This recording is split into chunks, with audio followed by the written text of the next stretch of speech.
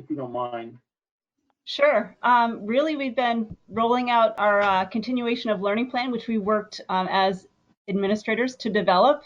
So the principals, as well as our director of curriculum, all worked really hard on that and getting it worked out. In addition to that, really, I've been supporting families, supporting teachers.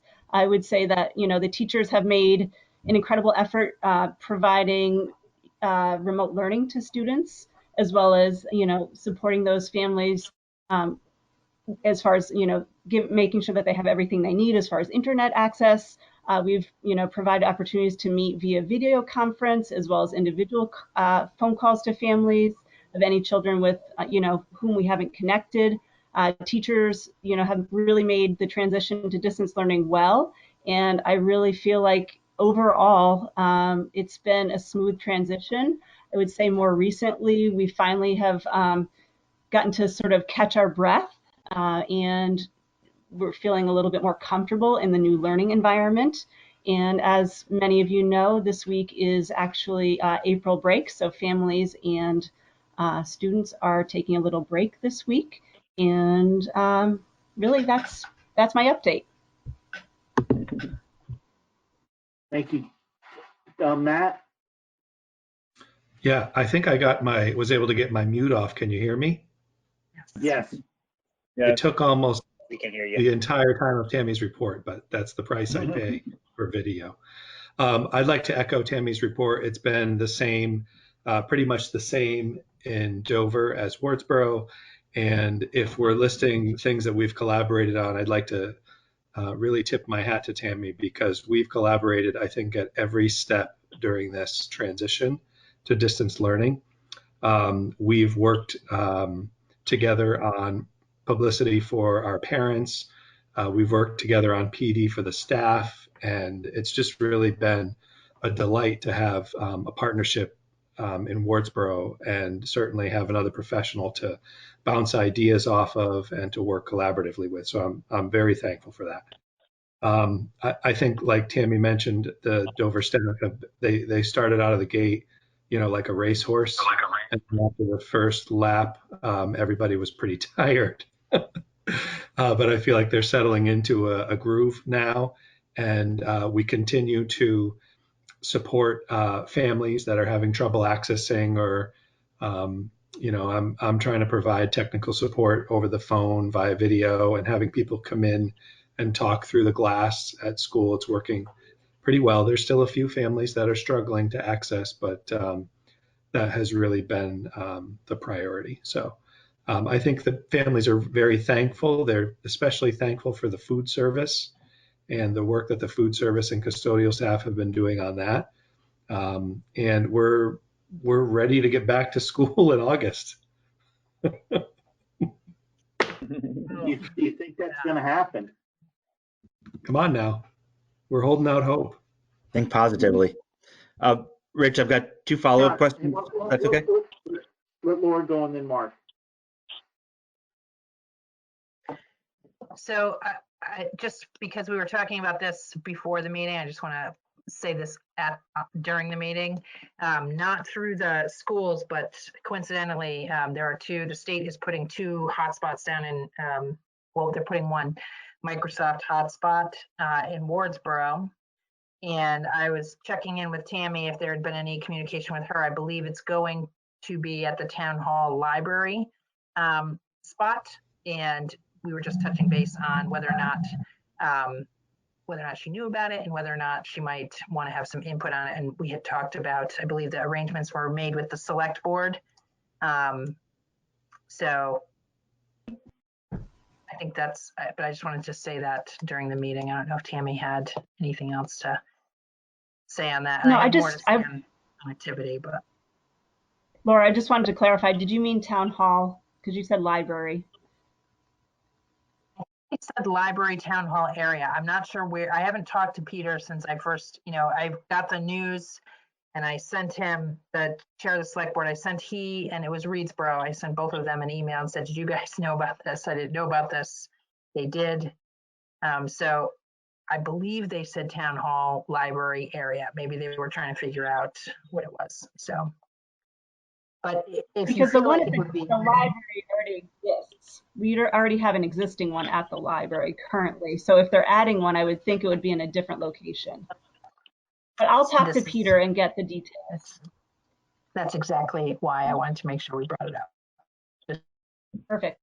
You had that info.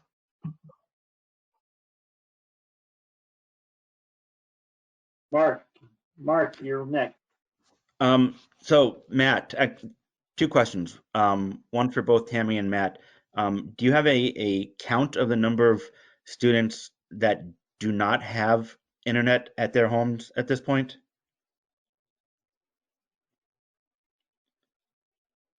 Matt, you shaking your head? Yeah, we have a count, and we're following up with those families directly. And in fact, we've been working a little bit with Laura on gathering some data around the district. And so the answer is yes, we have counts for that, and we're working with them individually. It's below 5 in Dover. Okay. So I feel a little bit luckier. We're actually, all of our families have internet service. It's just how reliable it is really the bigger issue here in Wardsboro. It seems like it sort of fades in and out depending on the day or the usage. I'm not really certain. Yes, so everybody fortunately has it. It's just whether or not it's working reliably. That's the bigger issue here. Okay. And Matt, can you talk a little bit about how IB has translated to the online teaching world? Yeah, it hasn't actually changed that much. The IB structure fits nicely into remote learning. The ability to be project based also fits nicely into remote learning. We've had to reduce the scope of work that we can do based on what the agency recommended for time of day and for what we've heard back in response from families in terms of the amount of workload. But nothing has really changed. It's we continue to focus on basic skills, and teachers continue to work IB units into their regular classroom meetings and regular classwork. It's just at a reduced rate based on the amount of time per day that we're able to provide instruction. Okay, thank you. You're welcome. Richard, you, if I might, I don't know if this is the place, but I do have a little bit more to offer on connectivity and broadband. I don't know if you want to do it here or elsewhere. Why don't we let Bill make any comments he wants, and you can follow up.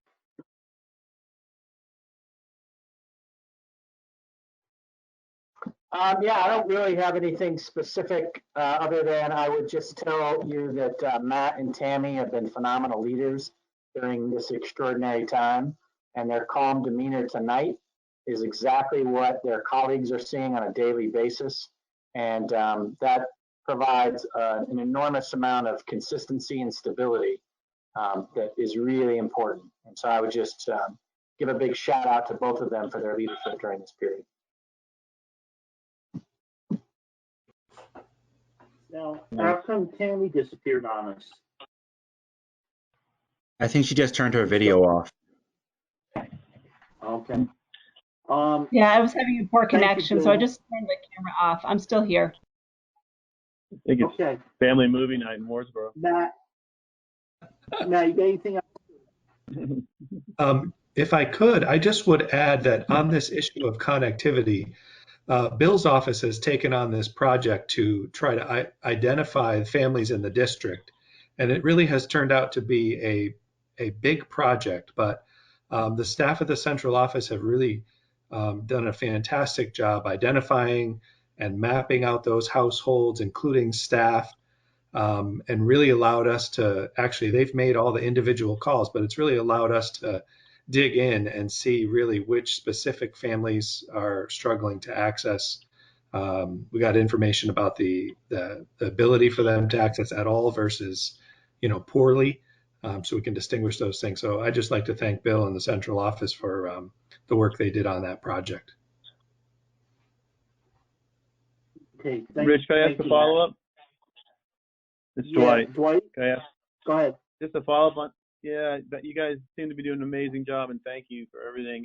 My only question was, based on the connectivity and some of the other issues, is there any absenteeism? Are you finding some kids just aren't at all of the, school classes they need to be at? And are we doing anything to try to catch those kids? And also, are we keeping track of those who aren't attending? You want to go first, Tam?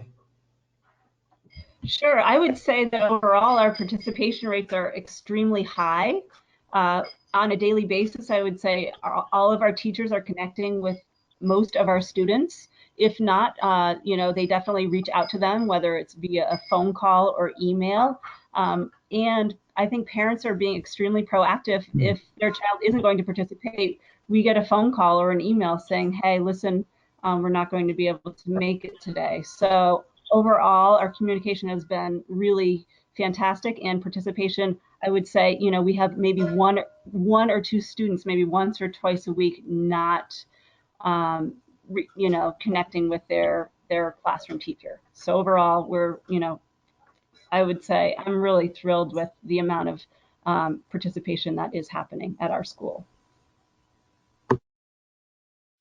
Just in terms of Dover, it's similar.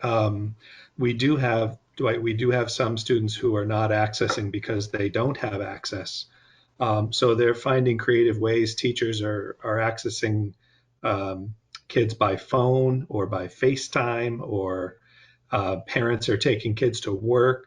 They're driving up and sitting in front of the school and using Wi-Fi. So there have been a lot of solutions to having the convenience of having the internet connectivity at home. But I feel confident that we're reaching all the families. It's not necessarily a one and done, like you reach them and it's over. I mean, this is something that we have to continue to support, and we continue to support daily. I don't know about Tammy, but we're constantly working with families to access the Google Classroom and send out their kids' credentials, and they're finding the phone app and getting that set up. And so there's a huge broad range of ways families are accessing, but some are getting printed out materials that they're picking up still because they don't have the ability to access the materials online. But those are down to one handful, literally less than 5. So that's going pretty well, I think. Thank you. You guys are doing a tremendous job. I'm only hearing positive things, and just really, really, just a tremendous job. Thank you so much for all you're doing, and all the teachers. Tammy, did you want to add something to that, or you came back online? Mark, you had a question? Yeah, I just want. Sorry, turn that off. How are the teachers holding up now that we're 5-6 weeks into this, and the staff? I'm just curious how they are doing personally.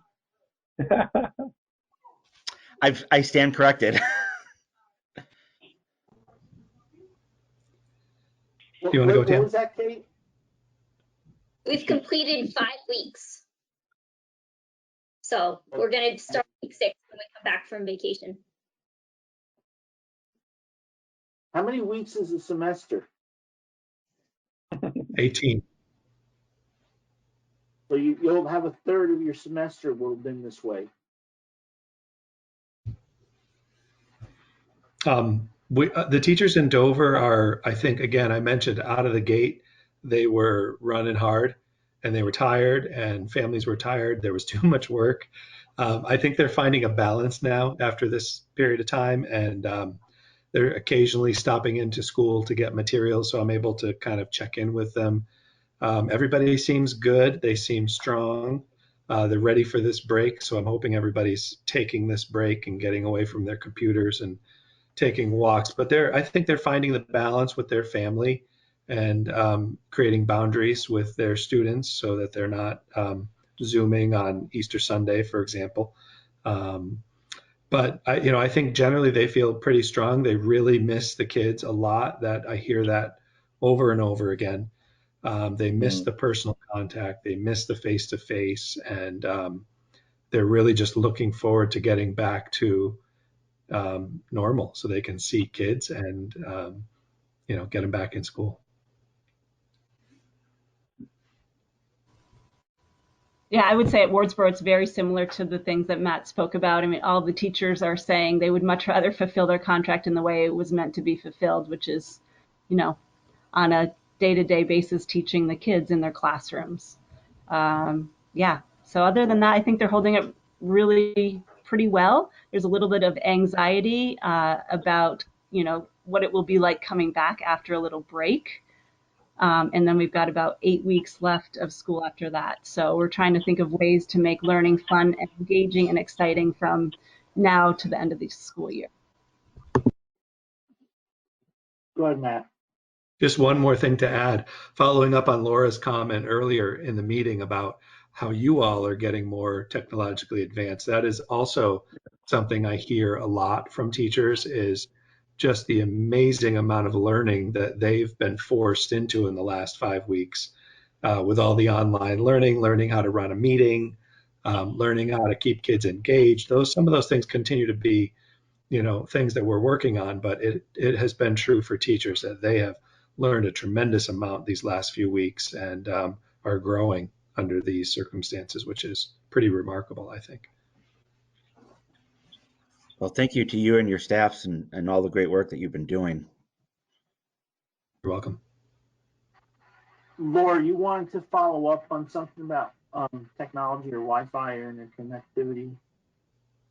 Yeah, I just also wanted to thank Matt for highlighting originally an issue that was going on with one of our providers, Bill for gathering all of that data, with my legislative hat on. I asked Bill and the superintendent in the other district I represent for that information. It's been a pretty high priority in my legislative committee for my chair.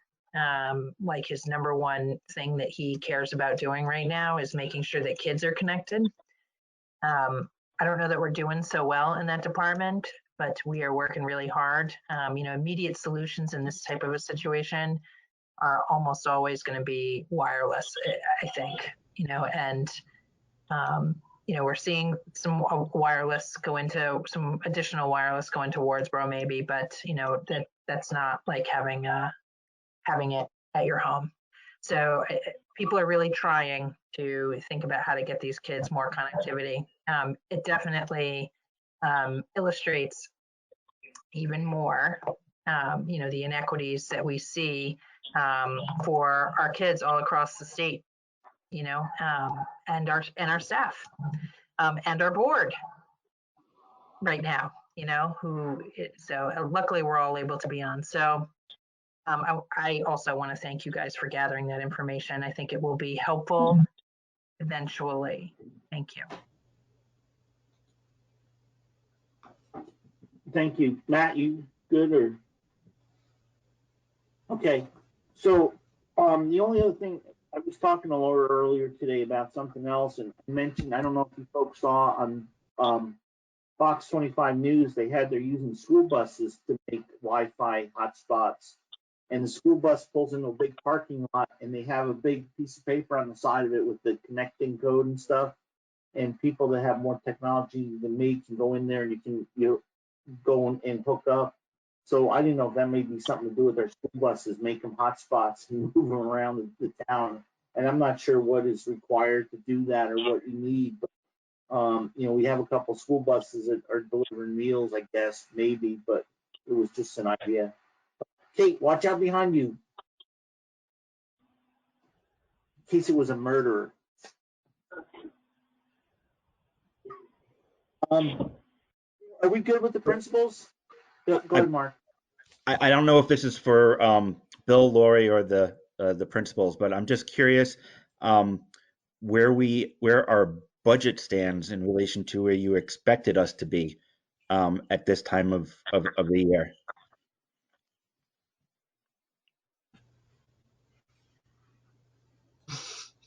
So that would be me, right?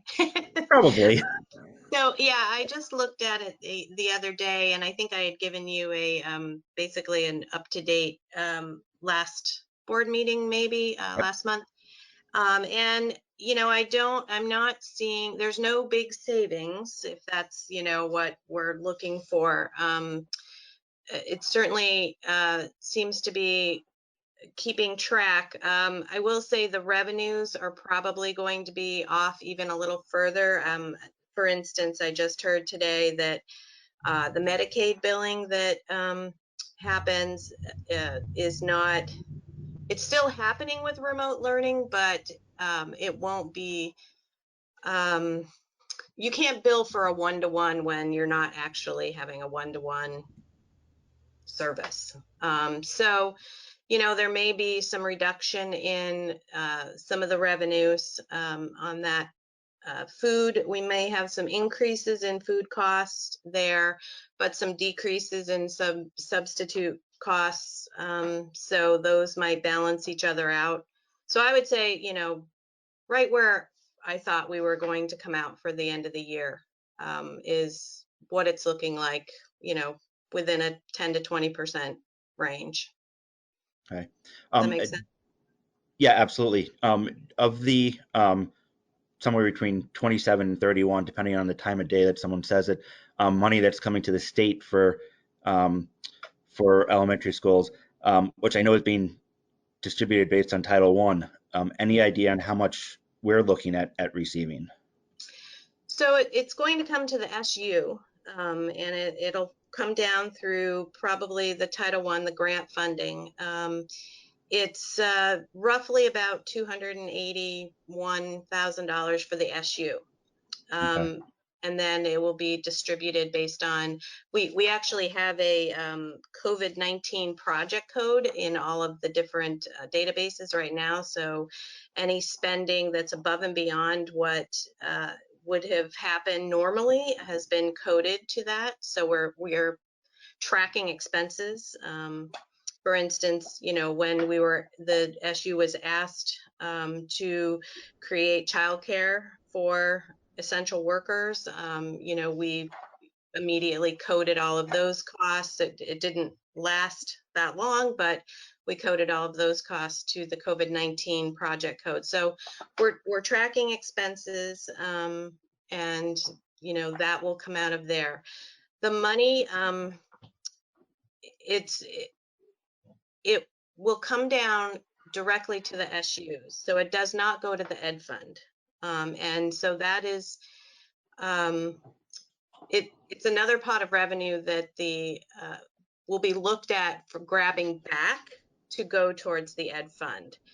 Trying to put it in simple terms of, I don't know if you remember, many of you were on the board, we had the healthcare recapture, where they, the estimated savings in healthcare due to the new healthcare plans, they reduced ed spending over a 2-year period by doing a healthcare recapture. And so I know that's been talked about. I don't know, and Laura could probably fill us in a little bit more about that, but I'm not sure where that stands right now. But we may see that 281,000 for the SU recaptured in a different way because this 31 million or 28 million dollars that you're talking about doesn't touch the Ed Fund, and they need it.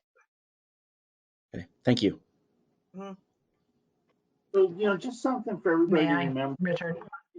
This year's budget is pretty well set. Most of our income is in. We don't have a lot of income stuff coming in, except for grant money when we even up. I wouldn't be worried about this year at all. I noticed when I just signed pay warrants, there was, we seem to be in a good position. It's until the legislature decides what happens next year, that's going to be the big thing. And we could spend hours discussing it, but until the legislature actually makes some decisions, we're not going to know what's going to happen. And it's, again, this year's are pretty much all set. Most of the money goes back and forth. We asked I think last time, Laura, you were at our meeting, we asked that we not spend any money, that we didn't need to spend, absolutely need to spend. hopefully we're going to save a little bit of money on fuel, even though it's coming down, because the buses aren't going to be traveling. But the big thing is going to be paying attention. Once the legislature decides what they're going to do, then we need to be nimble enough to be looking at it and see how we adjust the budget that we've already passed. And that's going to be the important thing. I think more so than this year's kind of, it is what it is, and we're kind of stuck with it. Laura, do you know what they're doing? No, no, I don't know what they're doing yet. I know that's been discussed in a number of meetings. And the other thing I was going to say is I was going to encourage all of us not to say they, but to say who we mean. Not to say they, but to say who we mean. I'm feeling very sensitive about us and them stuff these days. So. And I'm not saying it bad. I just, the legislature doesn't know. I mean, they have as much of an unknown as everybody else. It was not. It was not an attack on you, my friend. Oh no, I mean, sometimes I'll say the wrong thing. Like, I didn't mean to. I'm not nervous yet. I'm nervous about next year, but I'm pretty comfortable about this year. Lori, is there any reason not to be comfortable? No, I think that we'll finish out the year, like I said, somewhere in the vicinity of where I had thought originally. Unless they do something with this recapture for this year, and I don't know that will happen in time for this year. So, and they would be the legislature, and specifically the Ways and Means Committee and the Education Committees making a recommendation. Oh, yes. Okay. Is everybody okay? We beat that topic up enough. Mark, I think you brought that up. Are you good? Yeah, I'm good. I just to clarify, this isn't a worry. This is just trying to get the information. Okay. Now the dog's attacking Kate. Okay, so then if we're good on principles, let's move to Bill and the superintendent's report, which was a lot of information.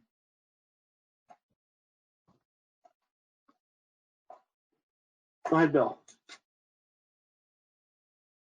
I don't really have anything to add. I mean, I'll take some questions. I'll capture the superintendent's report and the COVID-19 report, just to let you guys know kind of the landscape.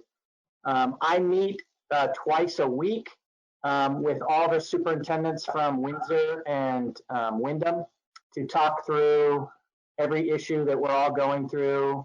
We're sharing documents, we're sharing concepts, we're sharing strategic approaches. So we're all trying to work lockstep together. We meet once a week with the Secretary of Education for an hour on Thursdays. He gives us a debrief of what's going on. We get guidance every single day in written form that we share with all the principals and the cabinet members. And then we take action based on whatever the guidance is. We meet once a week with our COVID-19 task force, which is our leadership team, plus the association, the nurses, the counselors, food service, just so everybody knows what everybody else is doing so we can stay in touch with each other. And just trying to keep things as normal as possible and routine as possible during a very unroutine time.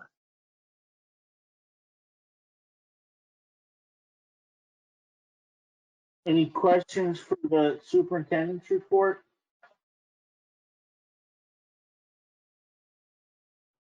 Okay, thank you, Bill. Thank you. Laura. Thank you, Bill.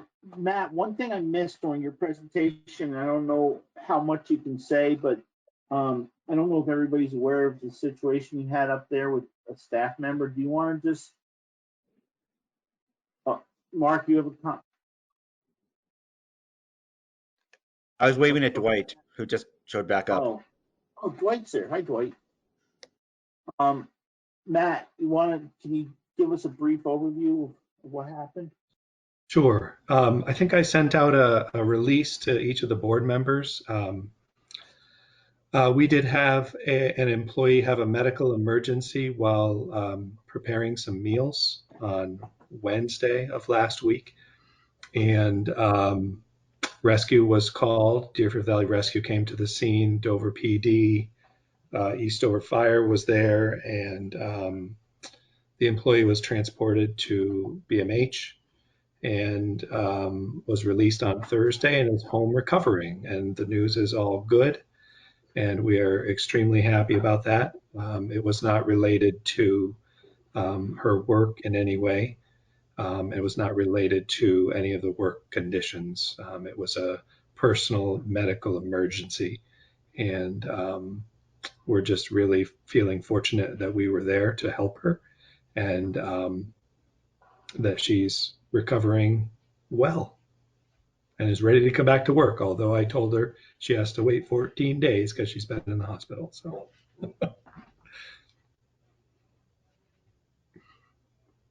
feeling very lucky. Okay. Is there any questions for Matt?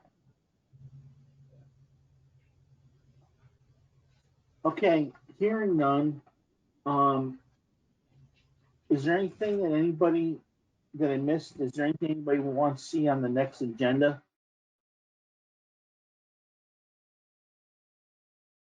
Mark, you had sent something that said go to meeting best practices. Did you send that to everybody, or was that just for me because I didn't know what I was doing? No, I sent that to everybody. There's one small correction to that, which is the link on there to the meeting documents. I mistyped it. It's only HTTP there, and it actually has to be HTTPS. Hey, Cabernet. Sorry, dog and cat are fighting. But no, that's it. So just how do we do an executive session now? We are going to kick everybody out who doesn't belong in the executive session, and then come back from it. And anybody who wants to come back in can, but won't be the easiest thing to communicate about. Okay.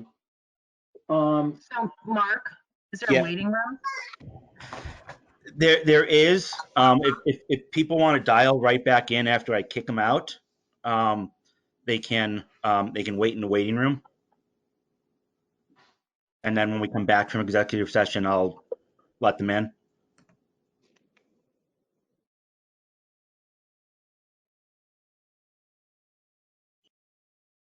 Do I need to wait to be sworn in to go to executive session? This is Kate. You should be, but I think we can, and I don't see Bill anymore. Is Bill gone? No, Bill's there. Bill, we can invite who we want to bring into an executive session, correct? Okay, we can invite you in. Okay. Is there anything I'm missing? Because I think all I have is contractual issue. Yes, Peter. How shall we know when to come back? Well, I don't know if we're going to make any decisions, so I can just send you an email again, like last time. I have that technology. Okay. Okay. Is everybody good then? Board members, just give a thumbs up if you're good. Okay. And I'm sorry, it looks like I'm looking off to the side, but I got a bigger screen in front of me and my computer's on the side. That's why I'm really not looking at you guys. So why don't we? Pardon? It's your good profile. Better profile. Thank you. Why don't we do an executive session for contractual issue? If somebody would make such a motion. Rich, Bill just asked whether you want Tammy and Matt to attend. No, as long as Bill attends, he can fill them in. We'll let them get off. Poor Matt is struggling down there in Guilford.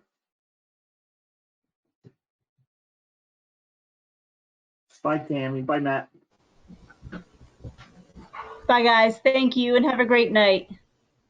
You too. Bye, guys. Thank you. Did we have a motion? I don't know. I'm waiting for one. I'll make a motion that we move into executive session for contractual issues. Okay. we have a motion. Somebody second that, please. Rick? A second. Okay, so we got a motion in the second. We should note in the motion that we're going to invite Kate into the executive session. Got it. Okay. Hi, Is there any everyone. discussion? Keep safe. Nice to see you all on video. Hi, Carrie.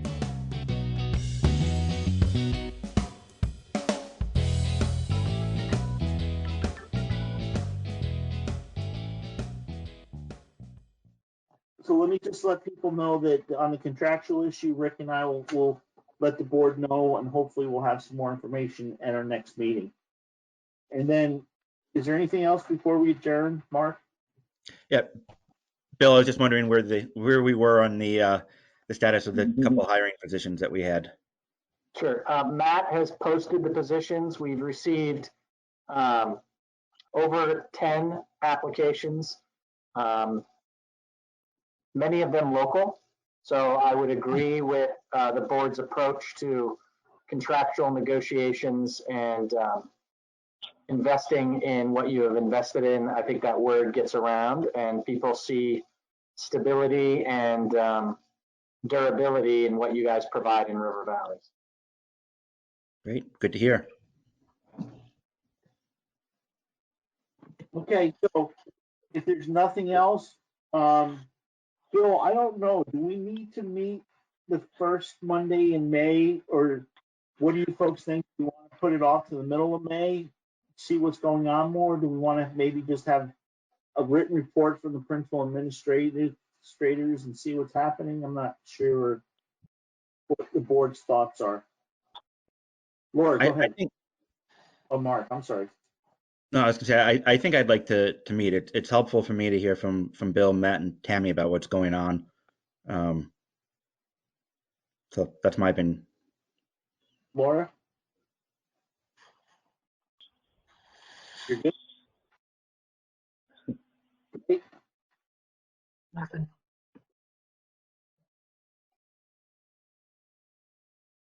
Oh, Dwight's muted. What's that? Dwight, are you up for meeting on May 4th? Yeah, I'm available.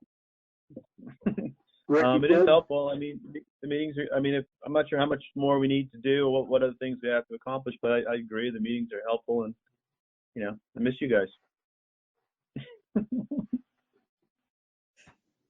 Now it really looks like that tic-tac-toe game, you know?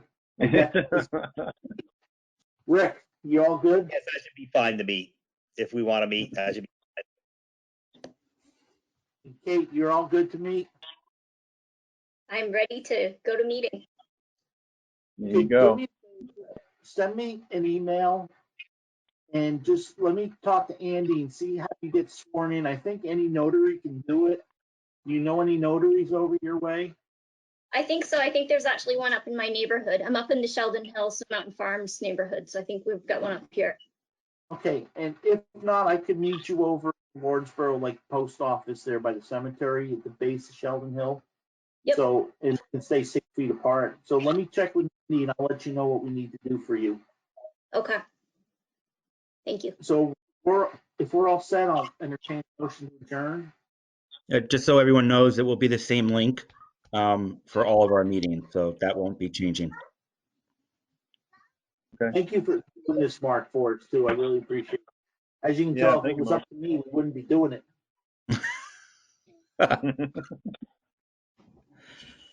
All right, motion to adjourn.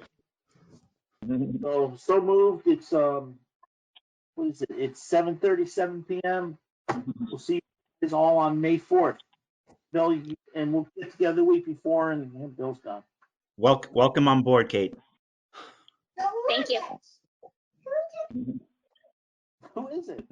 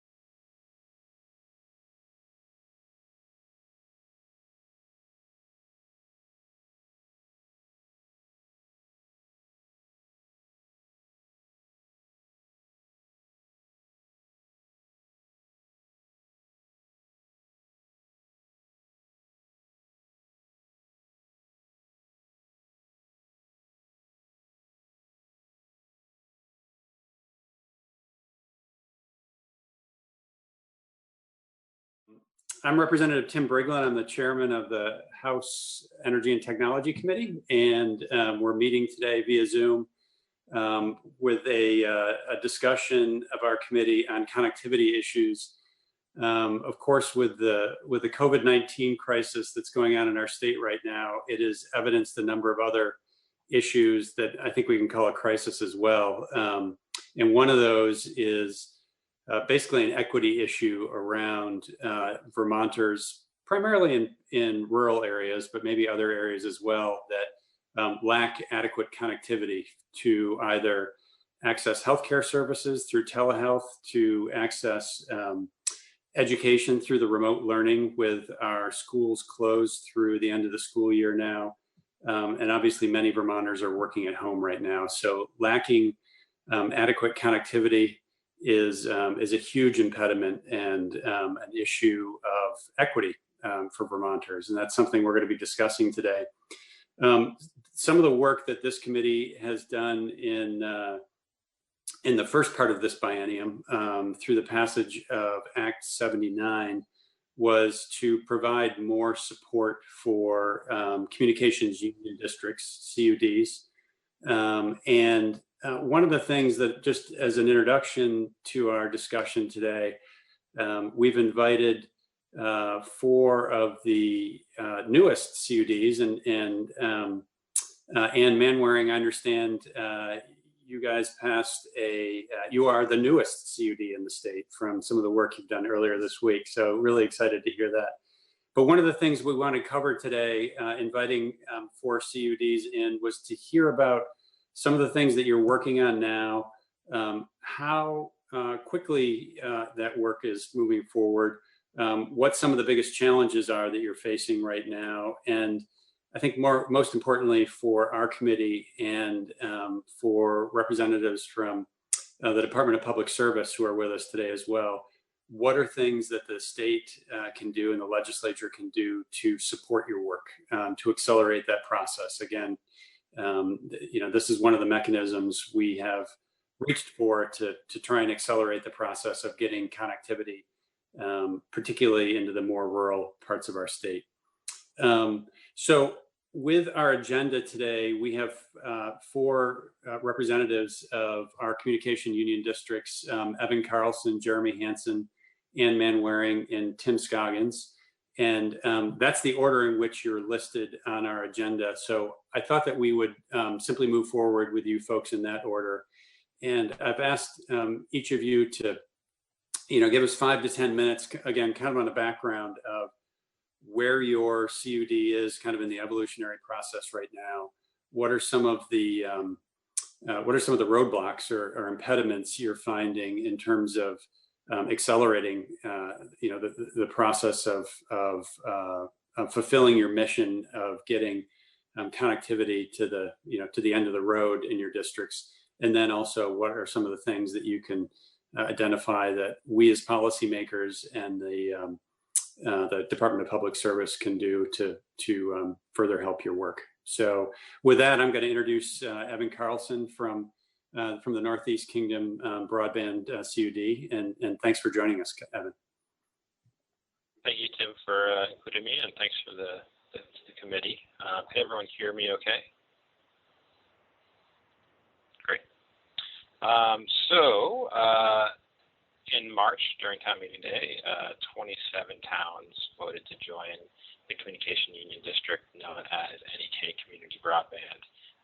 At this point, 15 of those 27 towns have appointed board members, and we're hoping to have our first organizational meeting late April or early May.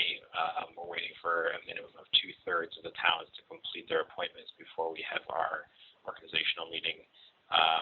The current holdup, which probably isn't coming as a surprise, is select boards trying to figure out how to handle remote meetings. So we've had quite a few select boards that were planning to do appointments in early April or late March that have now pushed out the meetings to late April and in some cases May. So we are expecting that some of these appointments won't happen until mid-May. So that will certainly hold up getting the entire board on hand, but we do not want to hold up the work that we're doing So we're hoping that 2/3 will get us to a place where we can feel comfortable moving ahead with some of the work that needs to be done. That said, the working group that helped get the CUD going is still actively doing work on behalf of the CUD to try to keep things going. NVDA, based in St. Johnsbury, has been doing quite a bit of work on behalf of us, or at least acting as an intermediary, and is contracted with the law firm PPE&C, Paul Giuliani's group, who has actually constructed quite a few of the legal documents that other CUDs are using in the state. But we've contracted with them to develop our bylaws, some of the operating information, and also looking at some letters of intent for some assets potentially. So in addition to that, NVDA is also contracted with Tilson on our behalf to conduct a second feasibility study. That feasibility study should have been passed off to the group and forwarded that to FACE this morning. So if you have time, I would definitely encourage browsing that. What that study did was really explore the concept of a public-private partnership with a vendor that would be able to help us become eligible to compete for RDOF funding. As a new CUD, we have no track record of operating a network or building a network, so we need to have a partner on hand ready to go to be able to actually be competitive. We would also need a CUD or a vendor that actually can establish a letter of credit, which many of the smaller telecoms in the area that might be able to be partners would not qualify for. So that's a pretty big hurdle for us, and something that we want to try to tee up for the CUD to vote on and try to find a partner on ASAP. So just a quick overview on what the latest feasibility study actually found. That public-private partnership was kind of structured as what Tilson called the developer model. So the idea being that Tilson would, or a vendor, would be the designer, developer, and operator of a network, which would then, after revenue is generated, be purchased out by the CUD. With the subsidies that were available, looking at RDOF, potentially some opportunity zone funding, and other smaller grants, even with those subsidies, the model doesn't become profitable to the point where most vendors would be interested in pursuing that partnership. So the feasibility study did do a high-level exploration of some other models that look more promising, specifically a retail model, something similar to what EC Fiber did. The challenge with that, obviously, is that we don't necessarily have someone teed up right away to be able to qualify for RDOF funding or compete for those. So it's not off the table, but we need to do some more work to kind of explore that. And we're hoping that with additional grant funding through USDA or DBG or the big grant, we'll be able to do some of that further exploration. But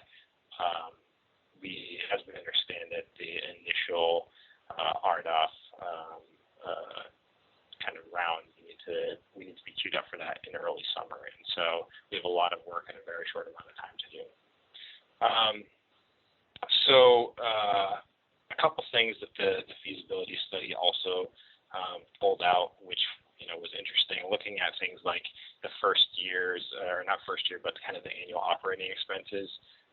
When we saw that there was about a quarter of the expenses going towards things like construction, plant maintenance, and pole licensing, it seemed like that right there kind of points to potential opportunities for collaboration with electric utilities, trying to figure out ways that they can assist, potentially offset cost, or where can infrastructure be shared to help bring down some of the cost of operating the CUDs. So, when Representative Brigman asked where can help be provided from the legislature, that to me seems like an opportunity to help open up opportunity for collaboration.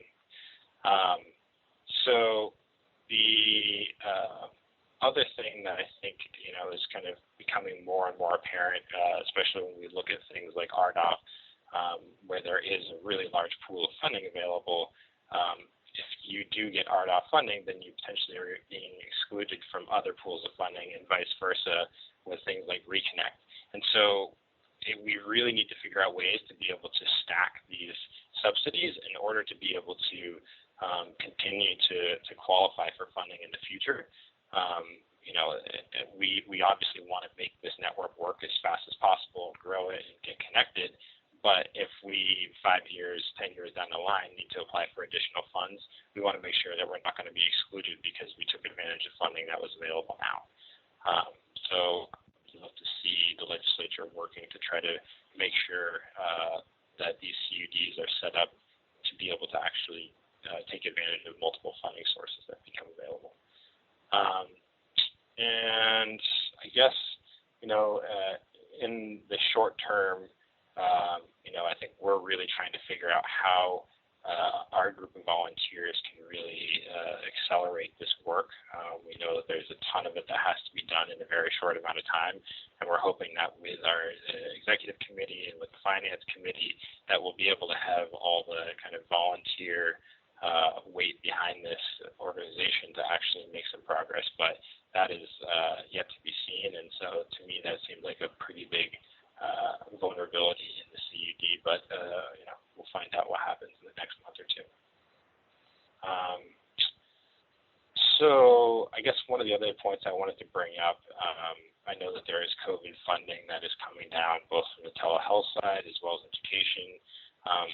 And in some conversations I had with NVRH, our critical access hospital here in the Northeast Kingdom, they seem to have a lot of the infrastructure that they need directly on site, but they said one of their biggest challenges is obviously for people to take advantage of any of the telehealth offerings, they need to have an internet connection or some reliable connection. And so how is this funding, or how can this funding be kind of expanded or kind of rethought to be able to help build some aspect of infrastructure that can be utilized by the CUDs, or potentially a private network built out by the NVRH or some of these hospitals that then can maybe be managed by a CUD in the future. Not sure what the total, how possible that is, but just thinking really creatively around how those funds can be used. And then, you know, in addition, just thinking more generally, I have seen a lot of conversations happening around really quick short-term fixes with wireless to be able to get connections to students that have no service. And I think that that is absolutely needed and absolutely important. But I would really love to see a plan that looks to continue service after the pandemic is done, not just using these funds for short-term solutions. You know, really we need to be driving towards this kind of end goal of getting connectivity across the state to the most rural areas. And when we have this amount of funds coming down that can help supplement this kind of more long-term build, I would really encourage us to think about how we can do some type of coordination across all the departments and the CUDs to be able to build infrastructure. That's kind of all I got. Evan, I just wanted to ask you quickly, have you, has your group had interaction with the department in terms of one of the things under Act 79 we wanted to make sure we funded was additional resources at the Department of Public Service in the form of a person to be working with CUDs around the state, a professional, understanding these are volunteer boards. Has your group been able to tap into that resource at all, or I'm just curious? Absolutely. Okay. Yeah, I would say that the new resource has been a really valuable asset, especially leading up to the formation of the CUD. Being able to have someone that can help us get mapping done or any type of kind of high-level questions around what kind of assets exist in our area. Mr. Fish has been very key in helping deliver that in a timely manner. And even now, as the COVID crisis is happening, he's been very key in helping disseminate information about alternative uses or alternatives for families, things like the hotspots that Microsoft is offering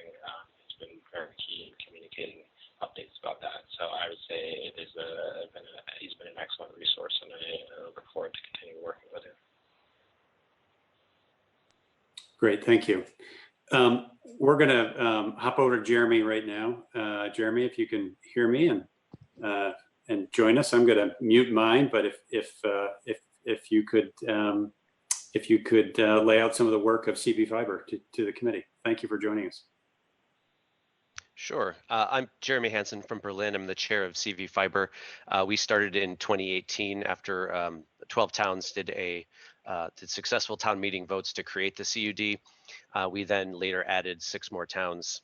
So we are currently at 18 towns in Washington, Lamoille, and Orange counties. Where we are right now, I actually got news from one of our board members who's working closely with our consultant that we hired, using the Broadband Innovation Grant funds that you all spearheaded and authorized last year. And I heard from him, he says they've mapped out 5 service areas and costed out 1 in detail. It will be about $25,000 per mile in non-electric space. It means we're not going to be running it along the electric wires. They said that they'll provide the team, that's us, with the draft feasibility study next week. So we will have that soon. And that will be some kind of concrete locations where we might start. And then the next thing would be writing the actual business plan, getting ready for applying for the VITA funds that also were enabled last year.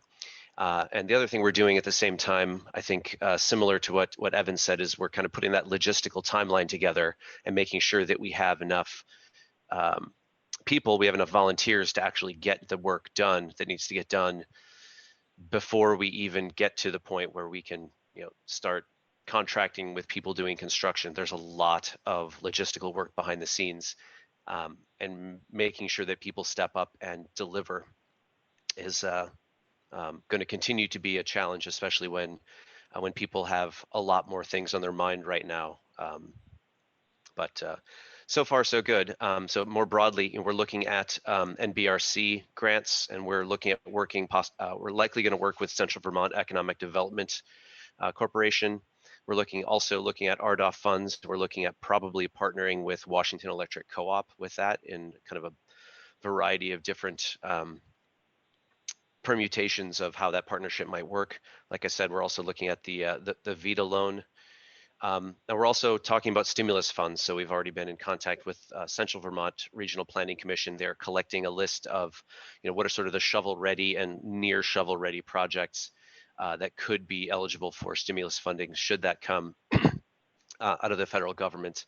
So we've essentially given them our idea of essentially our next 5 projects, our pilot, and then the kind of 4 subsequent ones that we would see going at about a year per afterwards, again, sort of following that EC fiber model.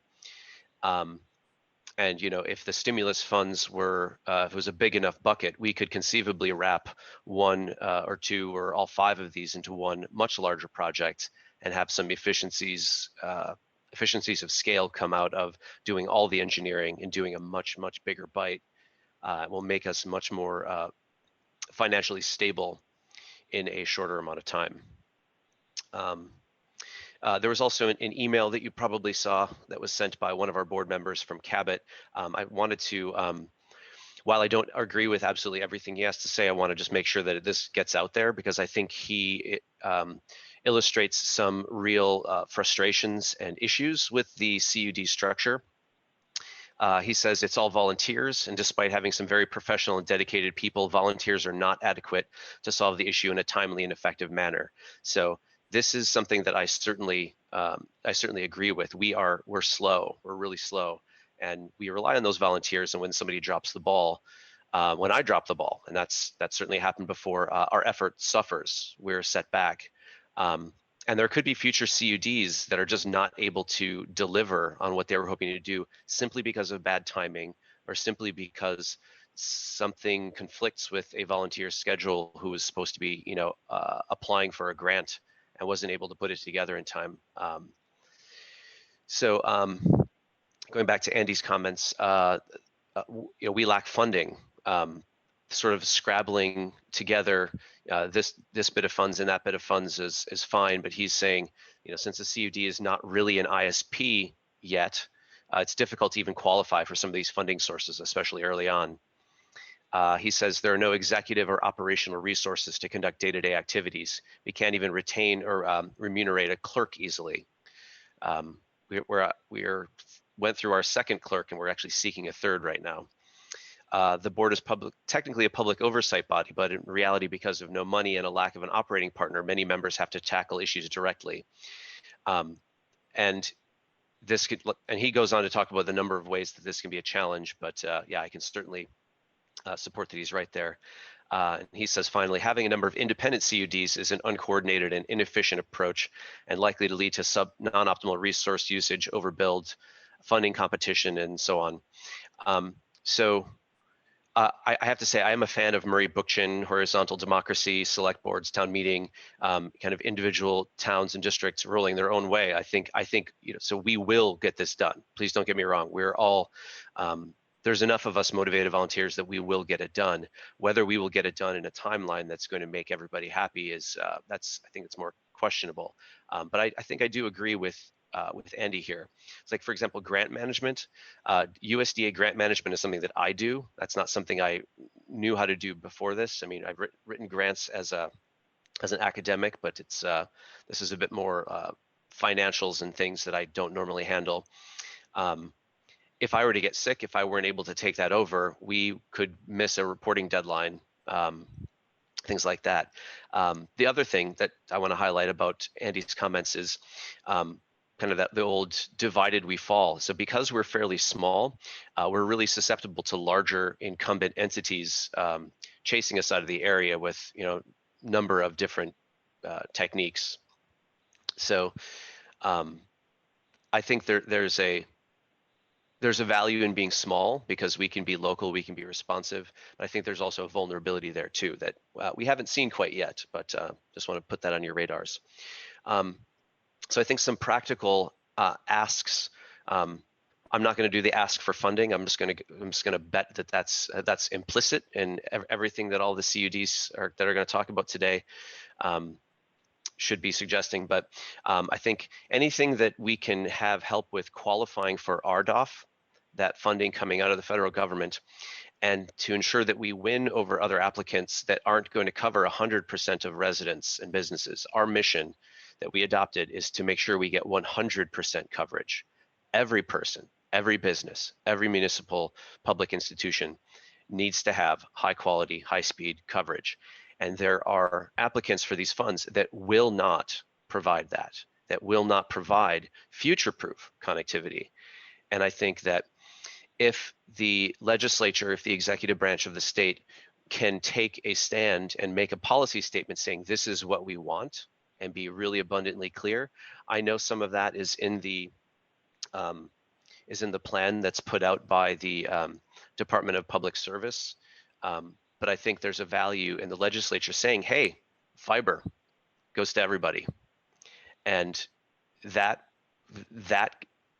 sort of posture can let everybody know that, that you're serious about going and pushing for a future-proof technology that's going to also support future development of other things like additional cell towers in places that don't have adequate coverage. That's something that you could easily contract with us, with public entities, to support those things, with public safety infrastructure, with any number of the things, telemedicine, education, like you well know, like you'll probably hear in the presentation a bit later about all of the reasons that we need to think about internet service, in particular fiber internet service, as a public good, as a necessity on the same sense as housing, as electricity, as phone service. So that first ask, help us qualify for RDOF so we can get there. Also possibly some administrative or grant writing support. Rob Fish has been excellent, a very, very valuable resource. Everything that he has done, every communication that I've had with him has been of the highest quality. So kind of geeking out here, it's like highest signal to noise ratio. He's not throwing us garbage. He's really giving us high quality information, and he is a valuable addition to the state. I really have to say that. However, he's not going to be giving us administrative support. He's not going to be writing our grants. And so that leaves it to what Andy identified. we have to write our own, which is fine, but we have to sort of carve out times in our increasingly, time constrained schedule to do that. So some help, RDOF, admin support, grant writing support, funding. How about that?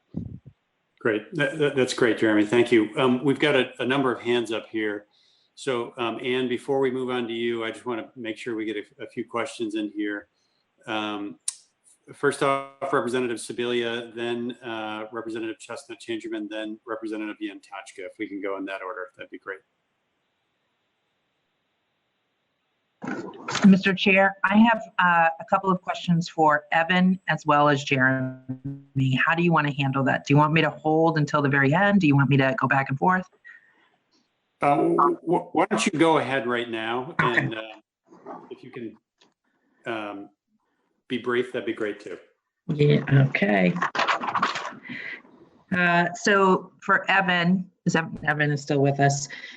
Just one question was around the feasibility study, and is that something that you would be willing to share with us?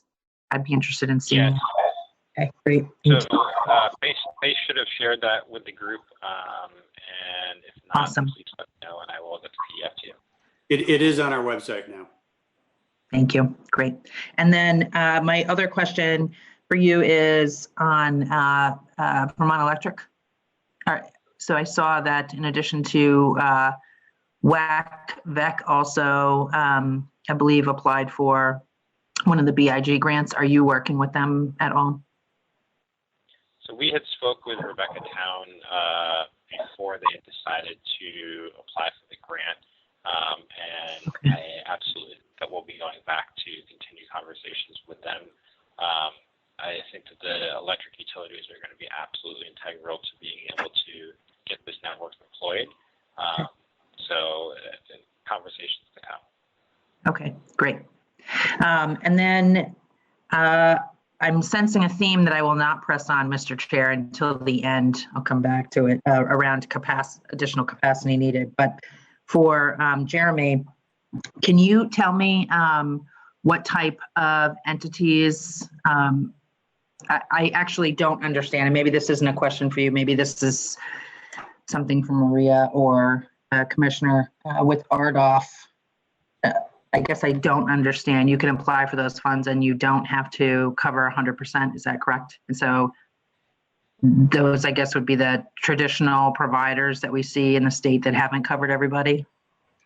Right. And I don't know the sort of nuances of, exactly how they have to cover things, but there is a real risk that, especially with geography and especially with, the one outlying person in a particular census block, that might not be obligatory for folks to provide. And so in groups like, Elon Musk's Starlink, could work, and it's appearing that they may be eligible to apply for RDOF, which is strange. But I mean, I won't go. I can send you a link to a discussion about kind of how they might qualify for that. But Please realize do. that there is a finite amount of bandwidth available there, and the moment you get more than the capacity, the argued, gigabit speeds, which I'm skeptical of, those gigabit speeds are probably not ever going to materialize in reality. But they will. Starlink will likely apply for the RDOF funds across the country, saying that they can provide gigabit speeds to every census block. That's my fear. Okay, and my final comment, not a question, Mr. Chair. In keeping track of technical assistance that I'm hearing, additional technical assistance we might need. I'm hearing grant management, finance, packaging financing, and just logistical admin help. So those 3 types of assistance I'm hearing so far. Thank you.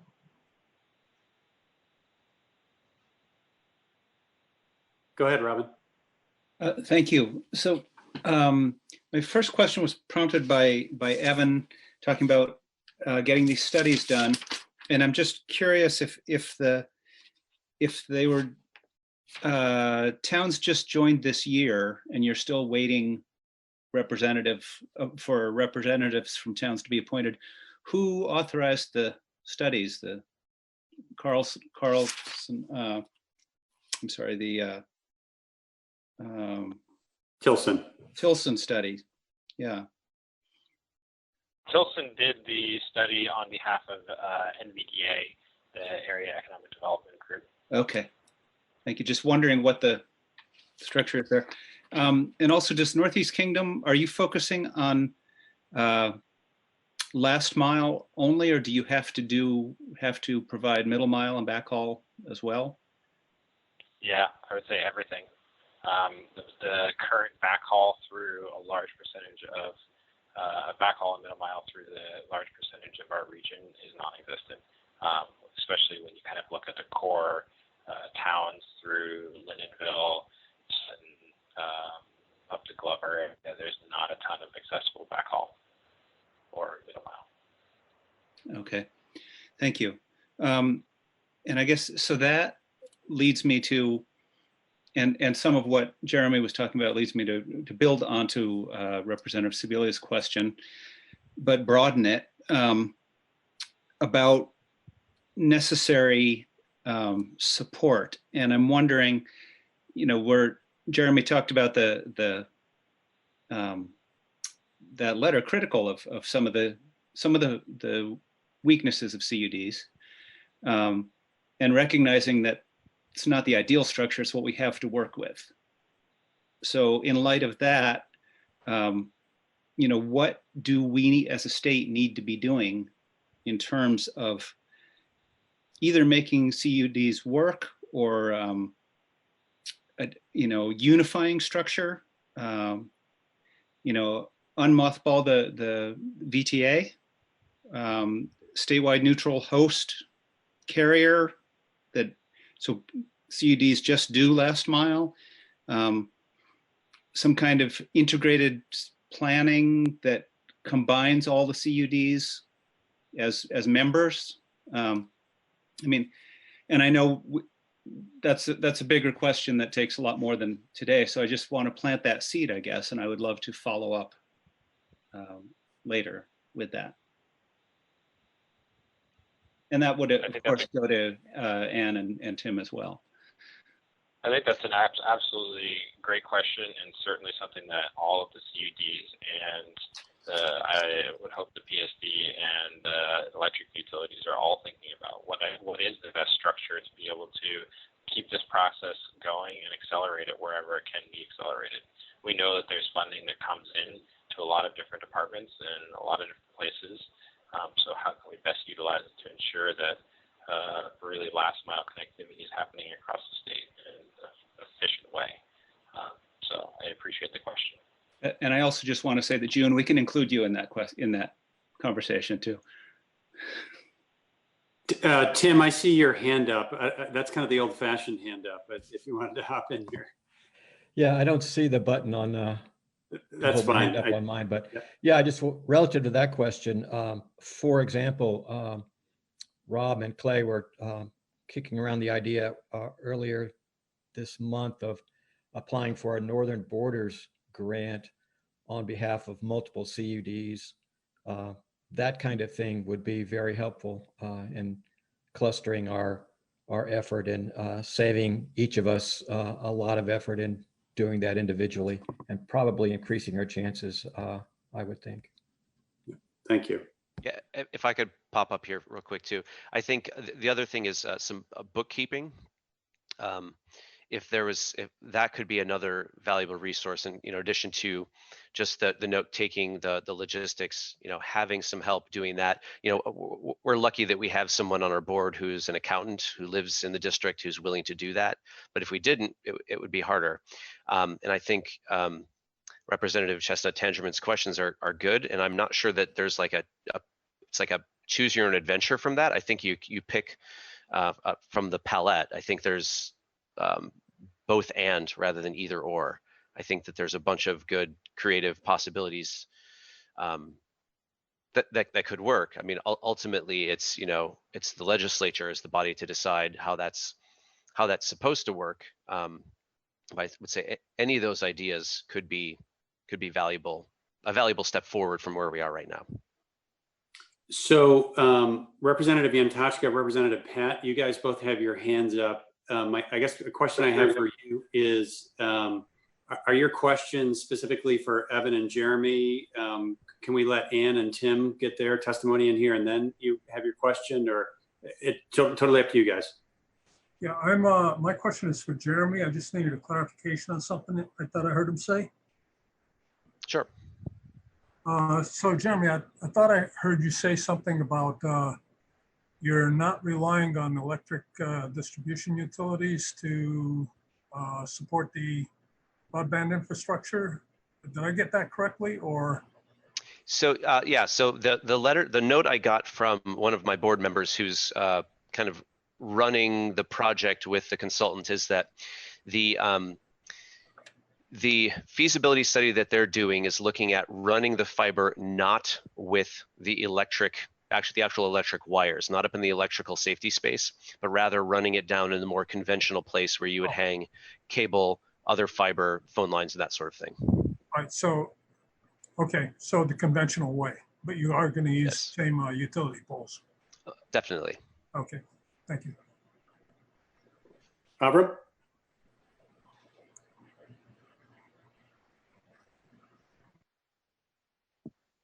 Hi, this is just a clarification question for Jeremy. When you were saying, I think in terms of, you were discussing the federal funding, that you were recommending that a condition of getting the funds be that it served everybody. Just to clarify, as you know, in our communities, there are areas that have decent connectivity now, and then there are large areas that are unserved or underserved. So when you say everybody, are you talking about everybody, or everybody that has little or no connectivity at this point? Initially, just as a business decision, we're looking at going to those places that don't have adequate connectivity. In the long run, we are hoping to cover everybody. Okay, thanks. Thank you. Ann Manwaring, welcome back to the legislature, even if only digitally. It's good to see you. You're still on mute, Ann. So if you can unmute your line, Ann, and join us. And also, congratulations. My understanding is that the Deerfield Valley CUD is, I think at your meeting the other night, you crossed the threshold of signing yourself on as an official CUD. So Ann, if you can unmute yourself, you're still muted. Oh yes. So there you go. Thank you. Okay. Welcome. It's good to see you, Ann. Thank you very much. And I see a whole lot of my former fellow legislators on this panel. It's nice to see you.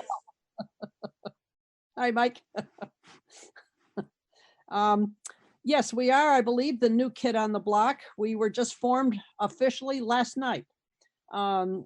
We began with 5 towns whose citizens voted at town meeting this year to be the founding towns, and we have since been joined by 2 other towns whose select boards have requested. So we are 7 towns, and we are very small. We're way in the southern part of Vermont.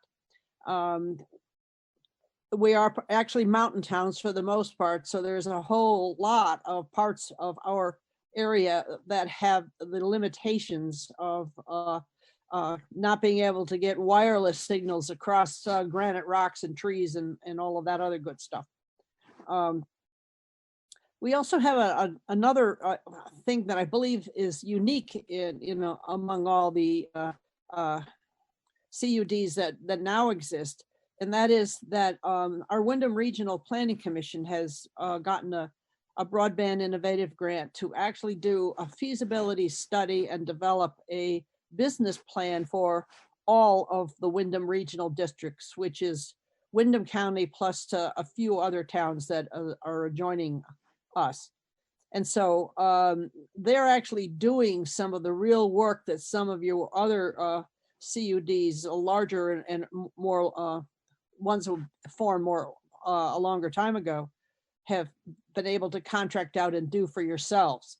The question we had is that we're just a small subset of the towns in Wyndham Regional, and we were never really quite sure how we were going to fit into all of that.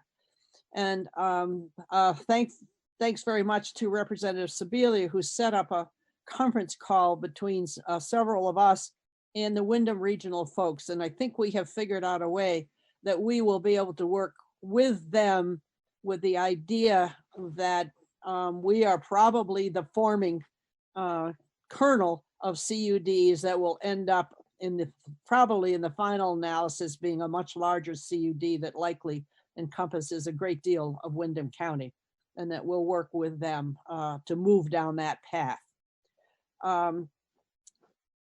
Just a couple of other things. I cannot stress strongly enough the concerns that I have from my very unique or early arrival on this scene that I've heard from the previous speakers of the lack of substantive skill sets amongst the volunteers, all of whom are very committed to getting this done. But where are the skill sets? We are not a university town. There's no universities anywhere near us, so we don't have a lot of the individuals who have those kinds of skills available to our volunteer effort. And we have no money to go out and hire anyone, let alone to support the administrative work that always needs to be done. Now it's all being done on a volunteer effort. So I had read the email that Mr. Gilbert had sent out before I got on this meeting. And it just, my eyes lit up when he said all that, because it is exactly how we've been thinking. Not exactly sure why we seem to be all having to reinvent this wheel. Everyone who gets on this path seems to need to reinvent this wheel. And I suspect that there's probably some practical solutions to that somewhere, and perhaps your committee would be able to find some of those kinds of solutions somewhere. We've also, in addition to the really very fine help we've had from Rob Fish, who really has been terrific. I can't say enough about him. I know, Commissioner, you tell him we said so. We've also had enormous help from Carol Monroe from ValleyNet. ValleyNet, or Carol Monroe, and another group whose name I might remember in a minute. I might not too. Have the contract with Wyndham Regional to do the feasibility study and the business plan. And so Carol has been very, very helpful to all of us in providing some of that. But yet there's this notion of divided loyalties, if you will. She's not working for us. We're not paying her. She's just been extremely helpful. But we really need to have the skill sets that I saw available when both Jeremy and Evan were talking, which right now are in kind of short supply in our volunteer group. So whatever you folks can do on your level, perhaps along the lines of perhaps something that Robin was suggesting, would be extremely helpful, because we're probably not the last group to emerge out of all of this. I suspect there's other groups that may emerge around the state as well. So. And there's a hand up. So I'm going to call on Representative Yantachka, who's got a question. Go ahead, Mike. Yeah, good to see you, Ann. You too, Mike. The question about getting no need to reinvent the wheel. Are you getting any help from Department of Public Service or? Well, yes, through Rob Fish, enormous help through him, but he actually can't do the work. He points us into some very good directions. He throws ideas on the table. He throws opportunities on the table. But to actually do the work, that's not his job. So we've had several communication union districts in the state that have already been in business for a while. And are you able to consult with them in order to, move things along a little faster, maybe adapt what they've already done for their communication union districts to yours? Well, we actually did do that in terms of getting ourselves organized. We used documents from EC Fiber and just adapted them to our location. We took all of the work that Paul Giuliani had done in terms of drafting bylaws and conflicts of interest policies and things like that. So yes, we have done it, but that's just on the beginning operational level. Part of our problem is the skill set of our volunteers does not necessarily know the right questions that we need to be asking when we go, look, I've had conversations with a couple of other folks from other areas, and that's been very helpful. And everybody I've asked to talk has been very, very willing to spend some time doing that. But yes, Mike, we have. But now we're ready to get into the more substance of the real work that this has to do. And it's a bit daunting. Okay, well, thanks. Representative Higley, I see that you've got your hand up. If you want to jump in, Mark.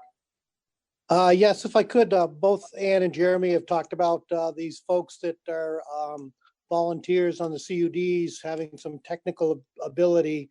I guess my question is to Evan, the 12 towns that don't have anybody up in the Northeast Kingdom district yet, could you either email me those towns? And I know that I think a lot of towns aren't aware that that would be a big help to have folks that have this technical ability that could really help them out. So if you could send me an email with those 12 towns, I could maybe reach out and make sure they're looking for folks that do have some ability.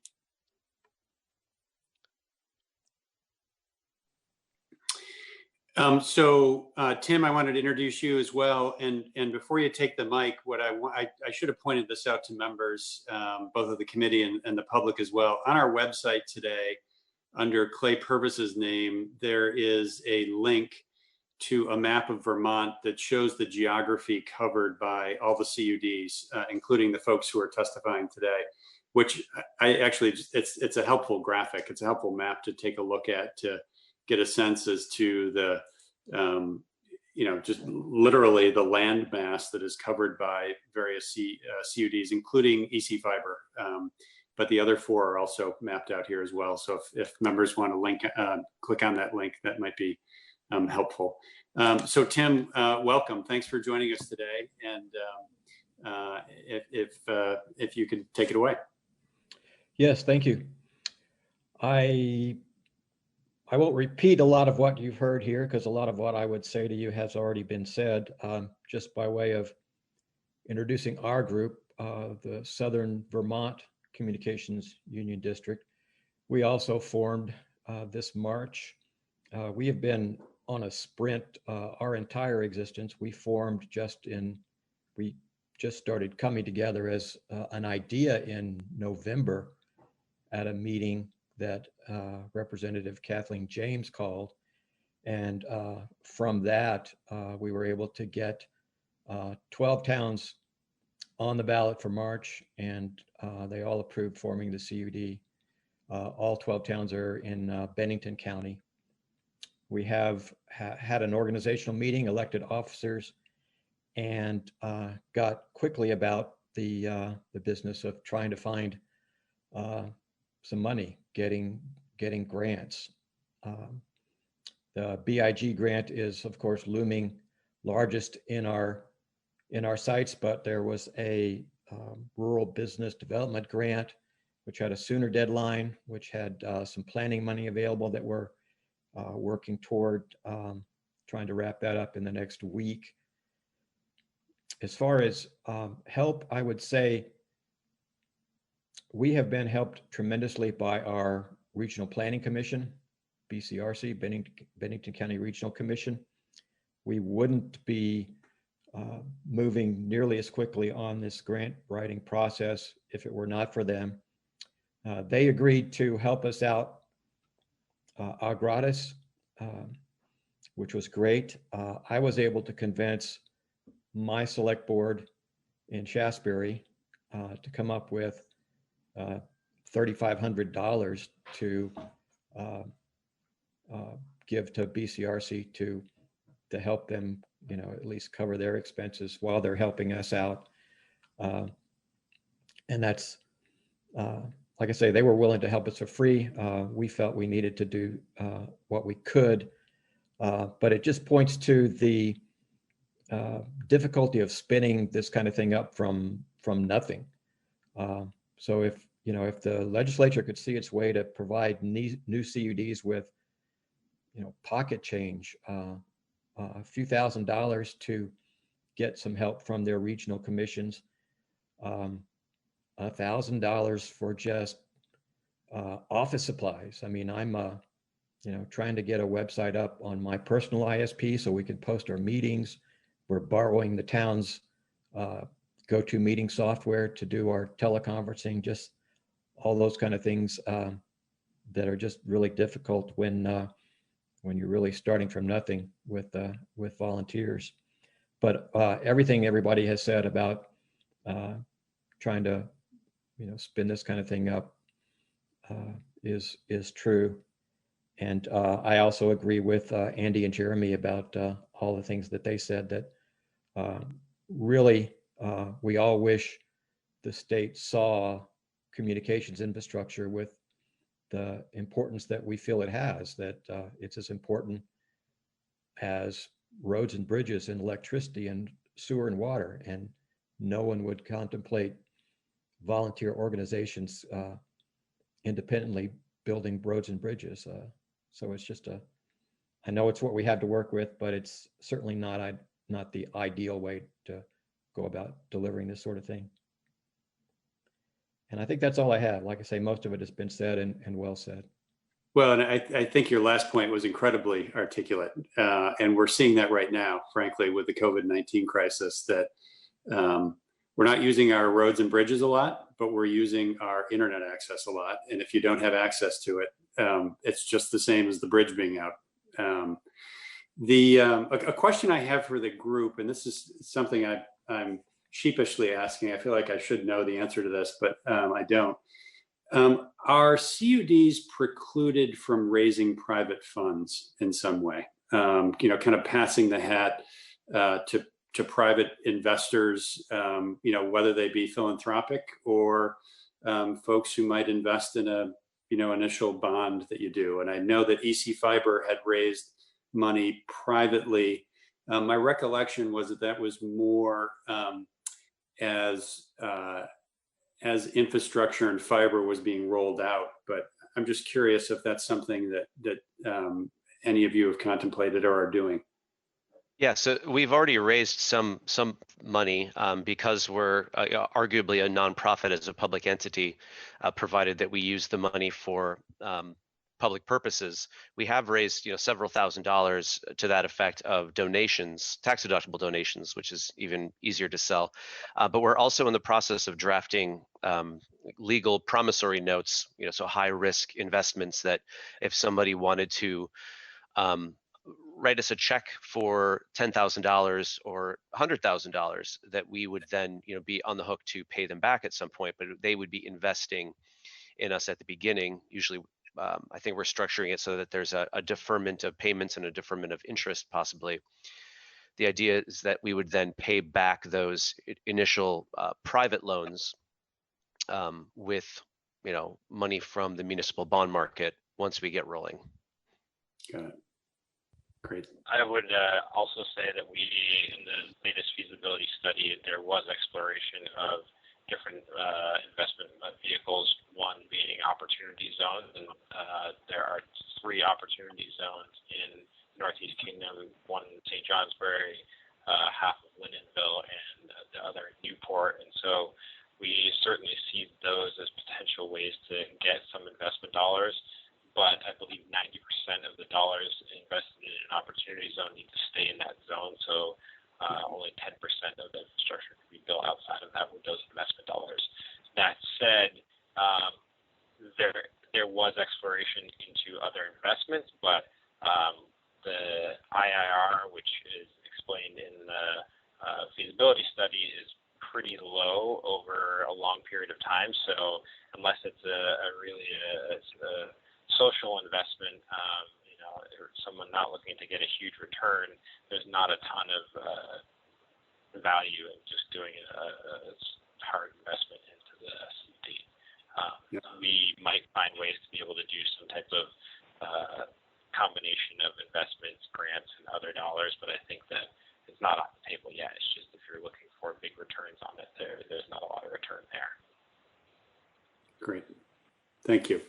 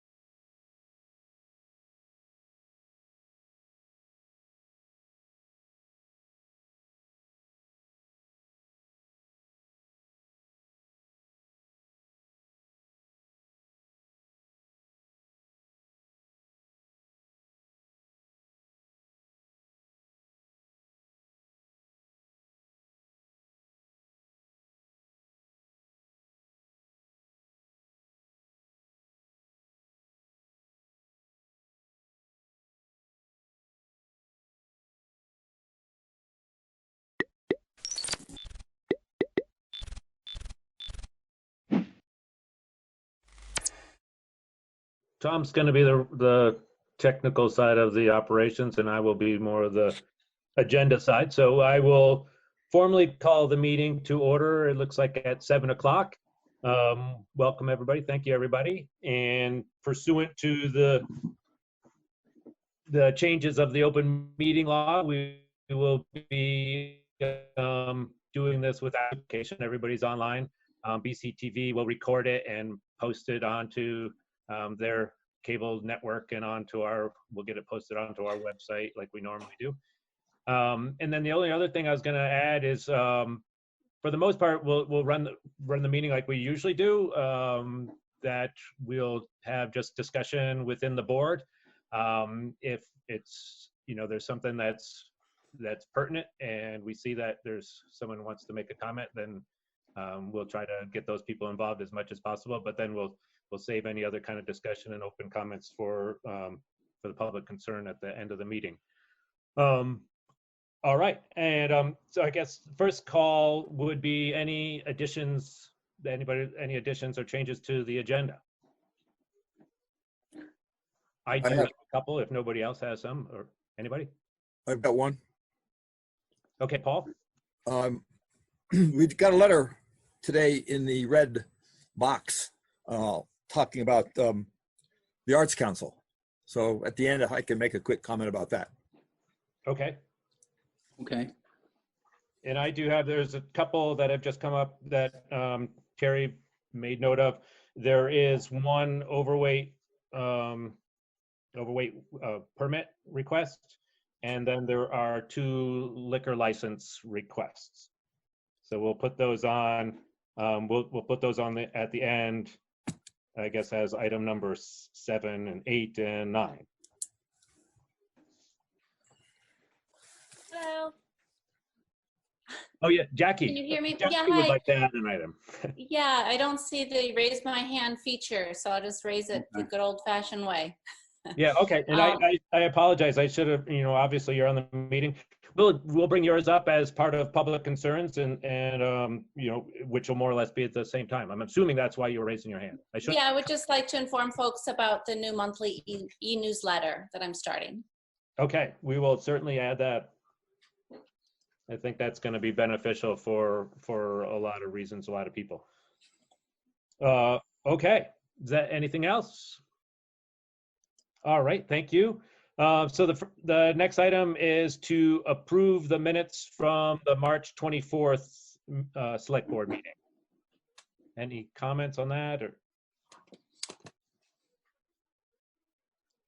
if nothing, I'll entertain a motion to approve.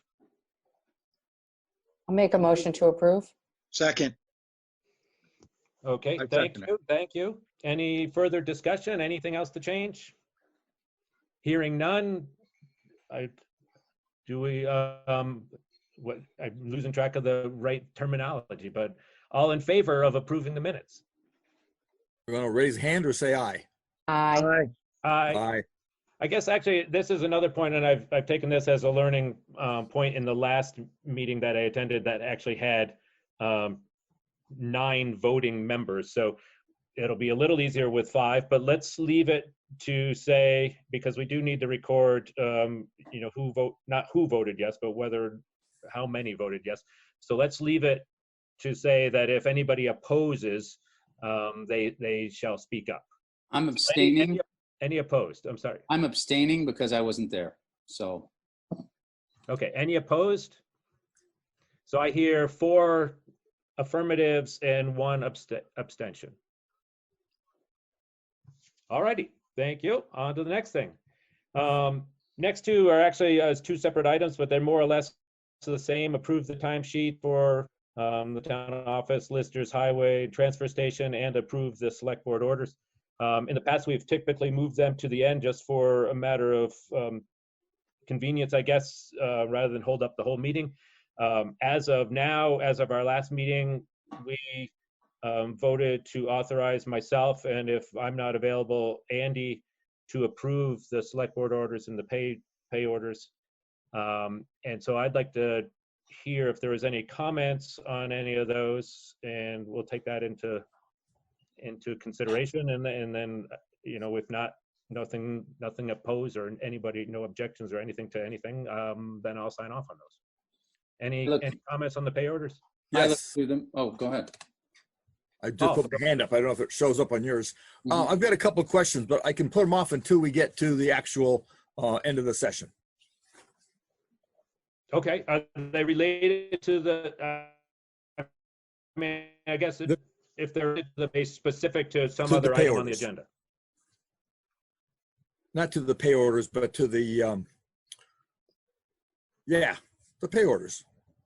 The invoices that we've gotten in on. Right. Yeah. Let's hear them now, I guess. I think that makes sense. You want to do them now or at the end? We'll hear them now. Okay. That's where they are on the agenda. I think we can follow the agenda, and there's no reason to push anything to the end. Okay, then I apologize for not putting them in the late additions to the agenda thing. I'm not sure where you'd like to put them for choreography. Well, if it's specific to a pay order, we'll take them now. Okay, first question. You and I talked the other day about having a porta potty that was outside, and the conversation was whether we wanted to continue or not. I just found out, because I was not aware of this, that it's $90 a month for each of the 2 porta potties that we had. I know if that was in my computation. Another item is, I'm wondering about the, on the water bottles, when we get the water, we're paying for the deposit for the bottles, but I don't see any credit for when we give the bottles back. And on the same thing with the bottles, we're showing rental for 2 coolers. Now, all this stuff probably could be clarified with 5 minutes of Terry, but I found this when I'm going over at home and she wasn't available. So I'm putting it out as I reviewed them, there's some things that caught me by surprise. Okay. So Paul, with the bottles, I mean, they're charging us a deposit every time? It appears so. They charged it on this last one, and I saw no responding credit for giving them back, because I've always thought it was a one-to-one exchange. Yeah, one-to-one exchange. So I do the same company, so it's a one-to-one exchange. You'd think.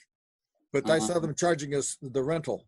And I thought, well, let's take a look at that. Maybe it hasn't been happening. Maybe it's an oversight. I don't know the answer to that.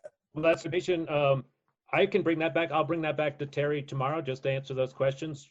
Yeah. The other question I had is, does the town pay excise tax? I know we're tax-free in some regard, but how about excise tax?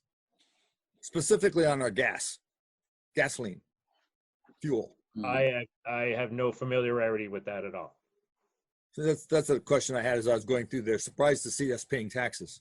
So that would be tax on the stuff that we get up at the garage? Yeah, the gasoline, well, our trucks, gasoline. If I had to guess, I would say we shouldn't be paying tax on it. I would think, but it's still showing up on there. So again, this will probably be cleared up with 5 minutes with Terry. I spotted them.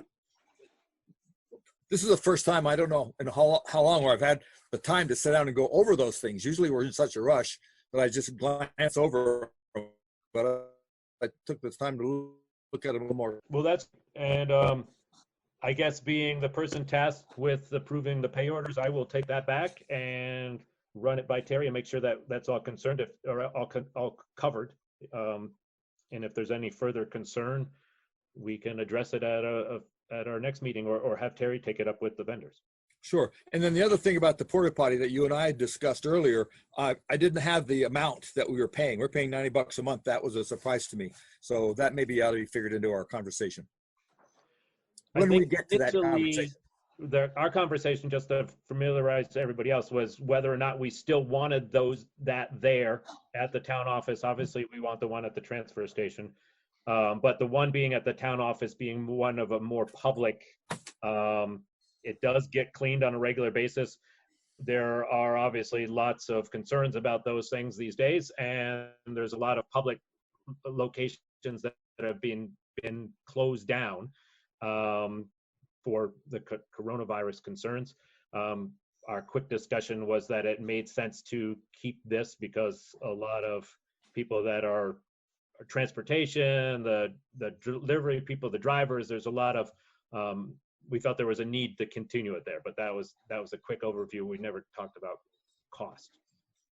I think we've already, decided that we're going to pay for it. So I don't know if that's a factor in any decision right now. Yeah, my only thing. Up, Anybody? Nope. Sarah, you have your hand up? Nope. I can say with like the rec committee, when we were doing the ball field, it's $90 a month. Yeah. And so, I mean, that's pretty much the going rate. And we're using Best Septic. Yes. Yeah. There's C&J too, are out in Londonderry, but they're not as responsive. Or J&J, I forget what they're called. I Well, bet getting it requoted if there's a concern about the cost. I don't know how that compares. Mm. I think our main question was whether or not we wanted to continue offering its availability. Any comments on that? It's not an agenda item, but it does concern an invoice. And when we were talking about it, when we were thinking about it, the concern I had was that it was, except in the summertime when it looks like it's a lot of tourist traffic, in the regular rest of the year, it's an awful lot of tradesman traffic. We're the only public bathroom between, I think, Rossonville and the Riverbend Market. And so that we get a lot of people coming through using it. And I'm able to observe that because it's right below my window. And I'm able to see that a lot. But most of the traffic in the summertime is tourists. So it's one of those things it's got good points and bad points, and the cost of it into the discussion. Andy, you had a comment? Yes, every year this comes up and we always vote to leave it there. Not that that makes any difference. We could always change it, but we've always decided to leave it there, and we're usually happy with the service. Yeah, so I guess I'll take this. It was not an agenda item, so it's not really up for discussion, but I will bring that back to Terry also to maybe just see if the cost is in line with what other people are charging. That make sense? Yes. Okay, thank you. So hearing anybody else, any comments on the pay orders? No, Yeah, I looked at them. I thought they were okay. Yeah, great. Thank you. I think this is a good opportunity that all of us can actually sit back and digest them a little bit. There's a lot of stuff that comes and goes out the door. So on to the next item here. We have, I guess the next item, and again, similar to last week, I don't want to, I mean, it's the updates and actions on the COVID-19 situation. Don't want to get too bogged down in all kinds of details of stuff because there's a lot of things that we really don't have any control over.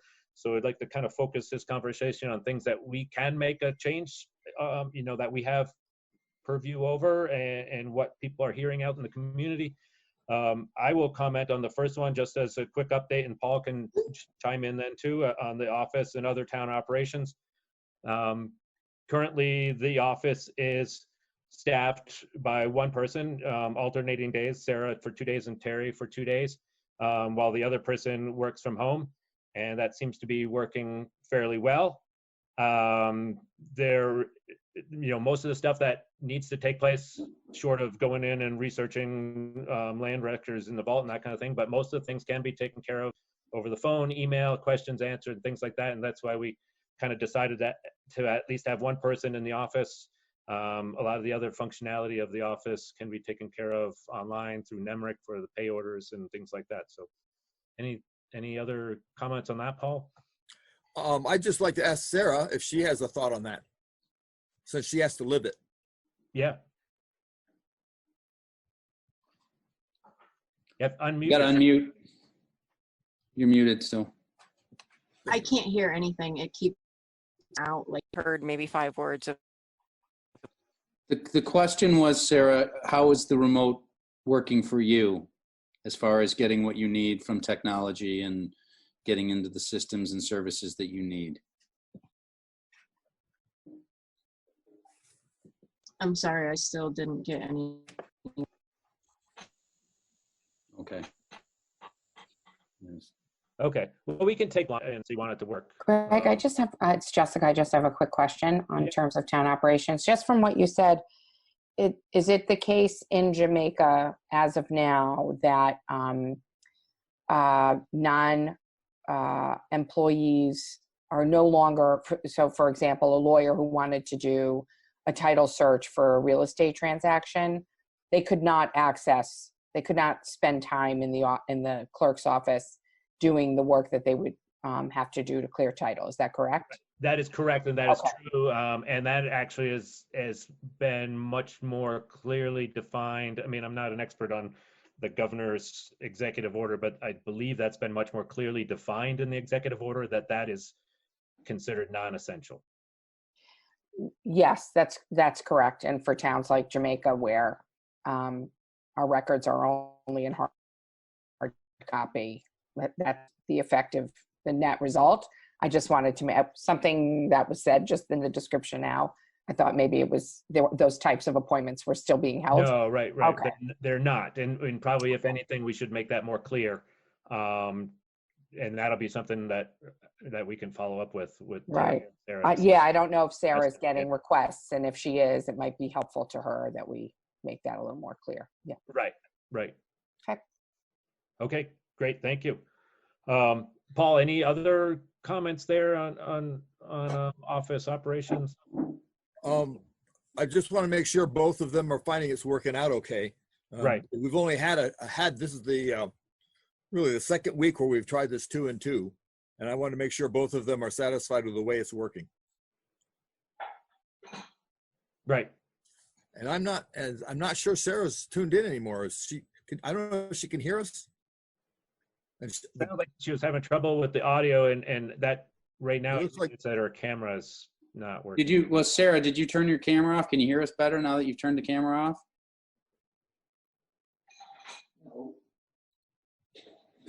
It's bandwidth. It's bandwidth on her end. Yeah. Well, I can say too, something Greg, we talked about this just to throw it on the film. I talked to Lou Brusso about the listers computers. Instead of upgrading them to Windows 10, we're just going to wipe them. They don't need anything on them. We're going to wipe them clean. Obviously, we got new computers for Sarah and for Terry, but we're going to wipe them clean, load Windows 10 on them, and then I'm going to do the one I have here at my home, bring that in. We'll give that one to Micah. Then we're going to get Micah's machine. I'll wipe that one out, reload that, and we'll give that to the other listers. So, and I think that's it, just the 2 machines there. So we should be good to go. Hopefully, we can get it done in the next week. And everything else I've heard. Sorry, I was going to say everything else that I've heard from Sarah and Terry is that using Nemric in the cloud is working very well. It surprised us with, more. It's going to give us all the updates we need, more security and things like that. So it seems to be a win-win.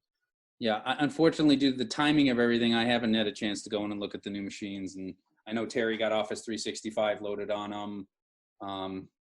We probably should look at some antivirus or something. But I again, now that the office is closed, I didn't get a chance to go over there because I was sick prior to the lockdown. So anyhow. Okay. The other one specific item that I wanted to bring up regarding the COVID-19 was, for starters, a big thank you to Chris and Karen, and I know a number of other people were involved with trying to coordinate, organizing and coordinating a volunteer program for the town. That is up and going, and it's fluid, like everything. It's evolving. But a big thank you to those guys, those people, to pull that together. The one thing I did want to get out here on camera, and hang on one second, I get it. There's really 2 portions of this. One was to seek volunteers, people, Jamaica residents, to assist with non-COVID, non-health related issues, like driving food or checking on their neighbors or bringing people to their normal doctor's appointments and things like that. Reach out to either Chris or Karen. Their contact information is, or Charlie Peck. Their contact information is on our website, and we're working on some ways. Tom and I were just talking on how to make that information jump out a little bit more. Right now the website is very chronological and not necessarily organized by topic. And then the second half of this is calling everybody who may be watching this on cable, that there is assistance out there. If somebody needs some help with anything, to call Neighborhood Connections, and they can connect them, the need for help with the people who can assist. So I don't know, Chris, did you have anything you wanted to add to that? And again, super thank you to you guys for helping with this. I think it's still there. Yeah. He's here. No, that's it. You covered it pretty well. Oh, good. Yeah. Well, thank you again. And for sure, forward information, give heads up on either, anything where there might be some lacking, whether we're not getting the word, there's our need for more assistance, that kind of thing. So okay, will do. Great. Hey, Greg, Sarah's back online now. If she wanted to talk about how the working from home is going, she says she can hear us now. Oh, great. Okay. Yeah, Sarah, one of the questions we were just going over, the operations of the town office and the fact that you're in there 2 days a week and Terry's in there 2 days a week, and just looking for general comments of what's working, what's not working. Are you getting, you don't have to get into every little detail, but just quick overview, or are you getting demands for things that we're not able to provide, or people wanting to get in, or any of those types of things, I guess?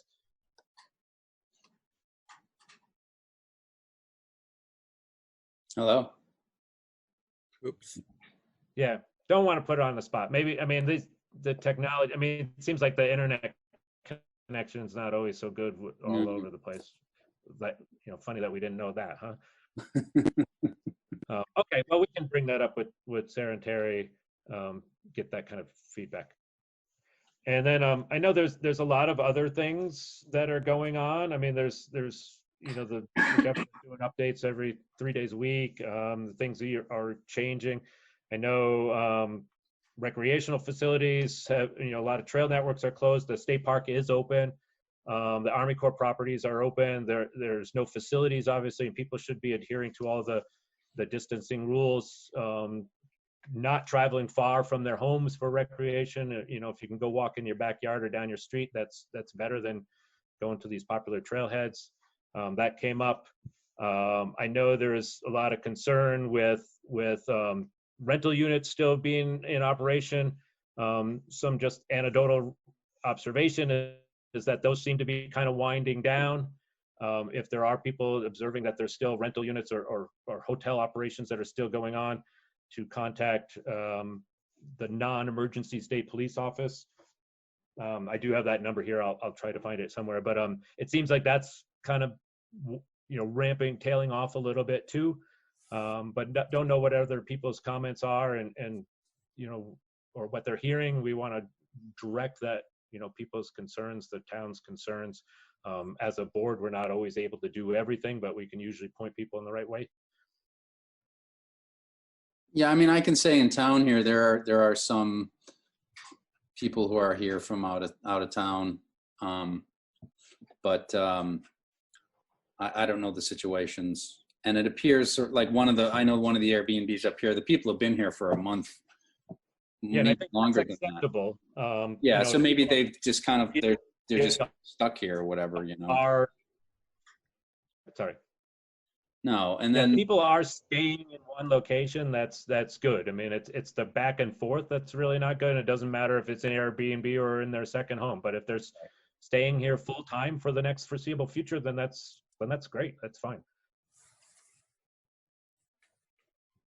Any other comments?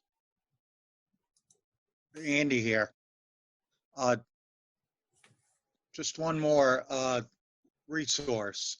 The Sheriff's Department, I know it was already in place already, but they are encouraging elderly, shut-ins, and self-quarantine injured or ill community members to subscribe to the Are You OK program. All you got to do is call the Sheriff's Department, and there's no number on this press release, but they'd be willing to come check on you whenever you need it, or give you a call. And then at some point, I would like to ask our fire chief a question about something I heard that other towns are doing concerning people who may be infected with this virus. Yeah, I think now's a good time, if that makes sense, Bob. Okay. Just if this could be to Bob, I saw that in some towns, a person at their own discretion or I don't know if we would encourage it, but that they would tell the fire chief of that town that they have tested positive for COVID-19 and that it is to be kept confidential. Do you know anything about that? I do in a way through the emergency management direction. Most everything, if anybody checks out positive, it usually is going through Rescue Inc. Okay. Since we only assist Rescue Inc. at the time.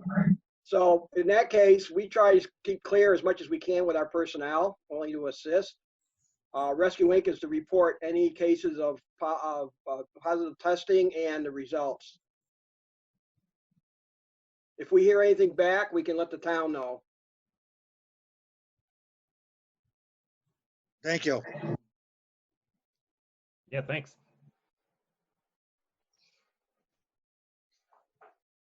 I guess anything else, Jessica? Anything to add on just discussion or any place where we could help that you're hearing? Sorry, I pressed the wrong button. In terms, not at this point, in terms of volunteering efforts with respect to COVID-19, is that your question? Well, in general, COVID-19 volunteer efforts would be one thing. I think just we're kind of all ears out there, and we're all observing a lot of things, and different people we know are coming to each one of us individually and expressing concerns, and Right. a lot of that is just to be somebody to listen, and then but also point people where they can find help. Right. The one kind of request concern that has been percolating, and you and I chatted about it briefly, was that there's an increasing number of individuals who are second homeowners in the geographic area of Jamaica, as well as neighboring towns, but within Jamaica specifically. We're seeing that through increase in numbers of PO boxes being rented, caretaking services or prepping houses and taking care of houses. There has even been a couple of requests from locals to go to New York City or area homes to pack up stuff and bring it back to Jamaica, which was sort of interesting to me. So the one thing that you and I had talked about that I had seen in Winhall and some surrounding towns was a reminder, a gentle or friendly reminder to people who are relocating, which we understand why, but that they self-quarantine for 14 days. Absolutely. Yep. So that was the one thing that had come up. Yeah, and that is a super, every little place we can remind people to follow the guidelines for safe distancing, quarantining. The recommendation is 14-day quarantine if you're moving from anywhere. It doesn't need to even be hot zones. If you're making the move and you're intending to stay in Jamaica, we welcome that. We ask that you quarantine yourself and that you're in your family and that you stay. Not that you're going back and forth every weekend. And then just in addition to that, if there's, I don't know, maybe we could talk to Jackie about whether it's maybe in the update or in her newsletter or wherever it might be helpful or gentle to remind folks. And then the other thing was whether Andy or Tom had heard anything just from their connections to the law enforcement community, and if there was anything worth mentioning. That was the other question I've kind of heard. I haven't heard anything from the law enforcement. I don't know if Andy's the liaison now. I can also put something on the website if we think that makes sense on the Jamaica website about the quarantining for 14 days. Again, that's a very friendly reminder, but who will go there, who will see it, that's the bigger question. Yeah. So, but I can definitely do that. I can do it after the meeting. It'll take me 10 minutes. Yeah, I think all those information pieces are worthwhile. After a while, there's so many of them though too. And Andy Right. and I were talking about that. You got to be able to sort through them all and what's important to each individual, and just us posting it on our website doesn't immediately solve the problem. But just more hands and eyes and ears out there, we can hopefully help. Right. It's more if someone were to see it, if someone were now basically relocating or had recently relocated, and we're familiarizing them, looked to the website for something and saw it. If they hadn't been being strict about it, it's like one more little thing that might, to reinforce. That's, Yep. There's no panacea for sure, but yeah. Super, thanks. I could just add that there's a lot of law enforcement out. State and our sheriffs have been around a lot. There's a lot of people not necessarily driving, but they're walking on Route 30 to just, I think I'm getting out of our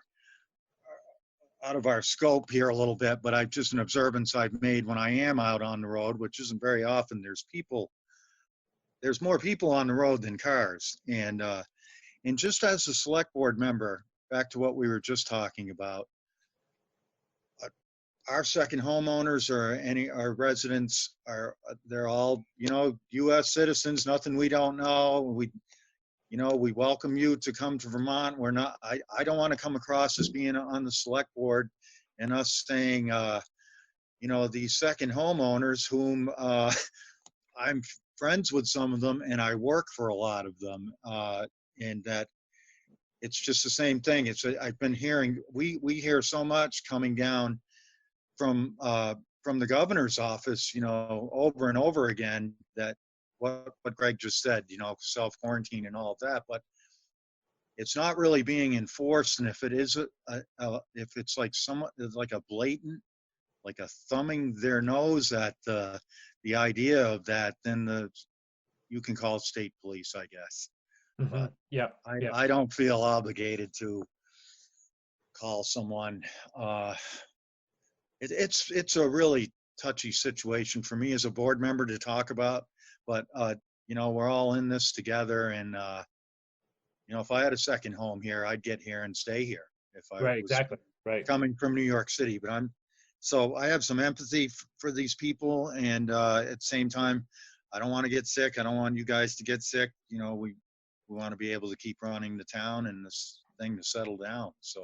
Yeah, and I think most people generally are doing it in the best interest of everybody. They're trying to keep their family safe. If they see an opportunity to move their home in Vermont, certainly it's welcome. But to stay here, quarantine. We're all part of the same community. So. Understand, but also understanding that the facilities here are probably less than what they would be where they live most of the time in New York or New Jersey or Boston areas. So, I think that's important too for the people to be aware of that the hospitals here don't have the capacities that they have down in the city. Mm-hmm. So, if we do have a spike, our resources are going to be depleted quickly. So, something to think about. I will also reiterate what Andy said, because obviously I've been working from home now for about a month, and there is an increased police presence. In particular in the village, I see a police car drive by 3 or 4 times a day. So they are monitoring things and they are around. So. Yeah, so if someone observes something that they seem to think is a little out of whack, definitely give them a call. Yes. Yeah, they're here. All right. Well, thank you, everyone. There's no real actionable agenda, although we'll take all these pieces and just try to facilitate the communication of them through our website and in the future through our email coordination that Jackie's helping to pull together, on a separate topic. But all right, well, thank you. We're now move on to the item 6 on the agenda, and Paul was going to give a quick little update of what's going on now with the emergency management plan, and take it away.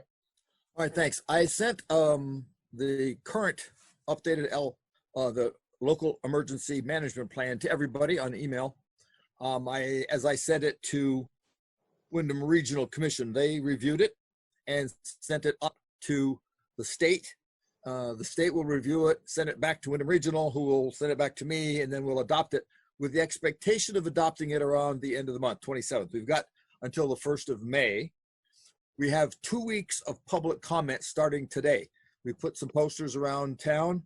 Public comment comes in either through snail mail or email or any comment they want, any conditions. Stop us on the streets if they can find us. But the idea is to give the public a chance to take a look at the emergency management plan and discuss it with us. And then on the 27th, which will be our next, I think the 27th is our next meeting, we can adopt it, assuming the state likes what we did. That's kind of where that is. But I sent it off to everybody, so you should have it in your email boxes. Super, thank you. Mm-hmm. Any other comments, anybody? Tom? So Paul, I mean, will there be, because the town office is closed, will there be any notifications to residents that, other than if they didn't watch the meeting tonight, that, hey, we're be looking at this? So should we have some posters we hang at the post office and at Karen's? We have. You do? Okay. I personally put one up in the transfer station, and I believe Sarah put them up in the other usual places. Okay, good. Yeah, I mean, where at Karen's? Because Karen's closed now. So is it? Well, that's a good point. I mean, you could put it outside on the bulletin boards outside, or still. Yeah, you're right. There's not a lot of foot traffic there anymore. So that's a good point. I don't know the answer to that. That's where we've historically done it. But you're right. With a rope across it, that may be difficult. Mm-hmm. We do have it located on the town, our office bulletin board outside, and we have it at the post office. It's at the post office. Okay, great. And we have it at the transfer station right there by the compactor. Perfect. And is there something on the website too? I believe so. I think we mentioned Tara. I said we've lost Sarah, but I think that she put it on the website. Or maybe I sent it to you, did I? Be aware that the management plan itself, I'm just sending out, this is the draft for people to take a look at it. And the final will be after we approve it on the 27th. So it's still a draft, but it should be fairly easy to get a hold of. Okay. Sarah's indicated that she has posted it on the website. Okay, good. Okay, thank you. Yep. On to the next, we have an overweight permit that has come in for David Che's excavating. Terry has informed me that they've paid their the fees and whatnot. It is for their full fleet. That was shared out there on the shared drive. So I mean, to me, everything looks like it's in order there. I don't know if there's any other comments, or I'll take a motion to approve this permit. Tom, you're on mute somehow. I'll make a motion to approve the overweight permit for David Chavez Excavating Inc. Second. Yeah. Okay. I raised my hand, but it didn't unmute. Yes. See a few hands. So Paul seconds. Any other comments? All in favor? Aye. Any opposed? Sounds like five in favors. Thank you.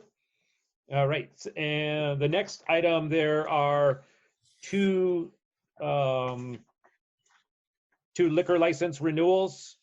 There is one for the Three Mountain Inn, and there is one for D&K's. I guess, I mean, unless we have any discussion contrary to this, I mean, we could approve them all at once. Well, so the Three Mountain Inn is actually 2 licenses. Correct. And then D&K's is the 3rd. Yeah, because they have they have the bar, and then they have the beer and wine. Right. So Three Mountain Inn is actually, right, as Tom said, 2 different permits, one for beer and wine, and the for which is their and then one for the more of the spirits. Right. I'll make a motion. Okay, sorry. I'll make a motion to pass the 2 liquor licenses for Three Mountain Inn. Second. Second by Andy. Any other discussion? All in favor? Aye. Aye. Any opposed? So unanimous approval for the Three Mountain Inn for their licenses. The next one was for D&K for a second class permit, which would include the sale of beer and wine. I'll make a motion to pass the liquor license beer and wine for D&K. Second. Second that. Second, Andy got in first. All in favor? Aye. Right. Any opposed? So we have unanimous approval on that too. Thank you. Moving right along, there was the next item was I think Paul for the Arts Council. Yes. So we had a letter that arrived at the town office. I found out about today. I would have told you earlier. I did not see it. Terry told me about it. Someone named Miller, I believe, wrote a letter to us thanking us for contributions we made to the Vermont Arts Council. He said very few towns actually do that, so he sent us a letter thanking us for doing that. Wonderful. That's essentially what it was. So we're being thanked. But I don't know. I didn't recognize his name. I believe it was Miller. Perhaps Tom knows him. I don't know. I don't know who that is. Yeah. That was nice. And this is something we passed as a appropriation? Some time ago, yeah. Yeah, I think we gave a donation to the Arts Council. I think they sent us a letter some time back. Okay. Yeah, so this is the Vermont Arts Council, I believe. Not the Jamaica, right? Correct. Right, as opposed, for clarification. I don't recall whether they were on the appropriations either. Certainly, we should send him a thank you for his thank you in appreciation of his, recognition, I guess. Might be good. Now that Tom brings it up, it might be a good idea to find out if we actually sent them any But money. Sarah says it was an appropriation. Yeah. Okay. Okay, thanks. Mm-hmm. Yeah, wonderful. That's great. Nice to be recognized. And yeah. And nice to support those types of organizations. Yes. Okay. The next one is we'll go to Jackie for just a quick update on what you're working on. Okay, thank you. Can everyone hear me okay? Yep. Yes. Well, first I'd like to thank you all for your civic duty as select people. I really appreciate all you do for the town. I'm just trying to help get information out to, first and foremost, residents of Jamaica, but beyond anybody who has an interest in Jamaica as to all that's going on here. As you know, there's lots of ways to stay connected. We've got the Jamaica Facebook page, and a lot of organizations have their own Facebook pages and such. There's Front Porch Forum. There's the website, which is great for people to go to. But I find that a lot of times people don't seek out information, and it's nice for folks in a community to have a newspaper, a resource to get information incoming to them. So I've decided to create a newsletter for the town of Jamaica, which I've told Greg about, and Tom, and Bob Stomsky. So I'm really happy to do this. And basically my intention is to get information out to people who have an interest in this community. And I'm going to be doing that on a monthly basis. So the first issue of the Jamaica Journal will come out on May 1st. And it'll be a monthly e-newsletter, and it will basically provide people, residents and people who have an interest in Jamaica, with information as to what's going on. I've reached out to 13 different organizations in Jamaica to gather information in order to help me make this useful and valuable to folks. And I've gotten some response. Thank you to Greg and to Bob for offering to contribute to the newsletter. Basically, it will provide information on what's going on in all the different organizations in town, but then as the subscriptions grow, as people sign up for the newsletter, they can also contribute. Individuals can contribute, businesses can contribute. Basically, it's just, it's basically just a forum for people to share their information as to what's going on here in town. So I'm excited to start it. I appreciate everyone's contributions. Tom Tolbert, my boyfriend, and I just created a link on the town page so people can sign up for the newsletter. And I'm welcoming contributions from folks. Basically, the deal will be get me your information by the 20th of a month for publication on the 1st. And on the 1st of every month, I will shoot out this newsletter to everybody who is in our database. And the database is through MailChimp, which is free. We can send to 2,000 people for free. And we could do that. I plan on just doing this once a month, but you could do it up to 4 times a month if you wanted to. So I just wanted to inform you of my intentions and to ask for your support. I've already gotten the support of Greg and Tom and Bob, and I've reached out to, like I said, to the town of Jamaica, to the Arts Council, to the library, to the school, to the state park, just wherever there's any information that we can share with people in our town. I'm happy to share that in this fashion. And I'm even thinking, with the coronavirus, obviously, so many things are shut down, but there's still a lot of information to communicate. Like, is there going to be a green up day? Is there going to be a whitewater release? With the class, with the school, these poor kids, aren't going to have a great graduation, but maybe we can recognize them in some way. Obviously, their parents receive information from the school, but it would be nice for the townspeople to see the graduating class in some way. Jackie, can I ask you a quick question? Yeah. Are you going to also be taking in maybe like artistic submissions, or is it just news? No, that would be nice. I see it as a work in progress. I was thinking, if there could be a gardening tip for the month of May, with gardening, everybody wanting to garden right now, that would be great. Or maybe there's a video of the month of, with the Arts Council not having concerts. Maybe it's an opportunity just to showcase a local talent just to build community, basically. Right. That's the big goal, is to build community and to share information to get people engaged. Perfect. Yeah. That's wonderful. Thank you. I know exciting. Yeah. Thank you very much. Comments that we need more information, and not that we need more information, we need to disseminate more.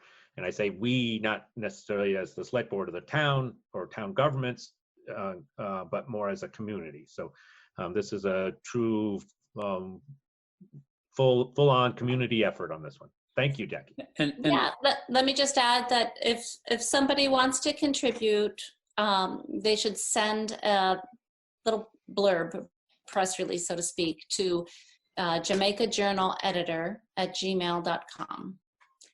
That's the address. And then if they want to sign up to receive the email, go to the town page. It's going to be called the Jamaica Journal, and it's for everyone's use and information. Tom, do you have something? I was just going to say, yeah, this is an opt-in thing, so we're hoping that people will go out to the site and sign up. And we're going to also try to be getting the word out, maybe with some posters and such at the post office, and when Karen opens back up, just to try to get excitement around, signing up, because the more people are on it, the more community that we have. So thank you, Jackie, for doing this. It's really great. Thanks. You're welcome. Yeah, Andy. Unmute. I was just thanking Jackie. Okay. Excellent. Thanks. Happy to do it. Yeah, well, great. That moves us on to public comments. Any other comments?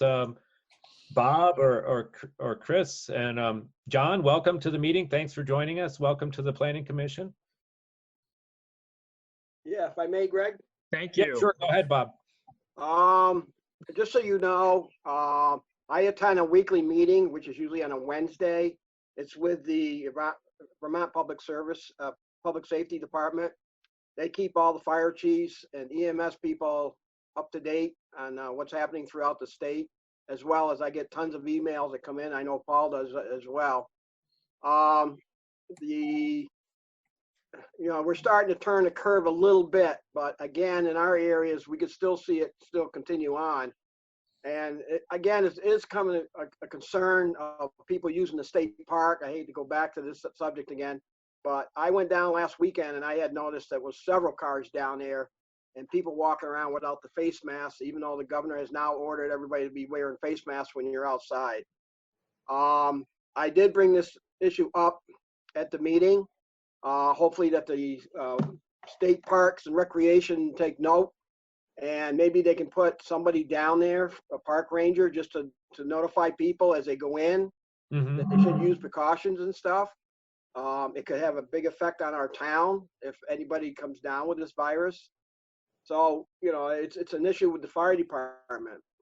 Also, we've also keep track of availability of personnel on the fire service and the EMS. We report in weekly if we've got anybody that we know that is out sick. I do have one person. We have two EMTs and two EMRs, that's emergency management responders, that are on our staff. And now I have one EMT that's out of service. So again, that puts a little bit more of a strain on us, but as long as the state knows about it, there's plenty of mutual aid assistance around the area.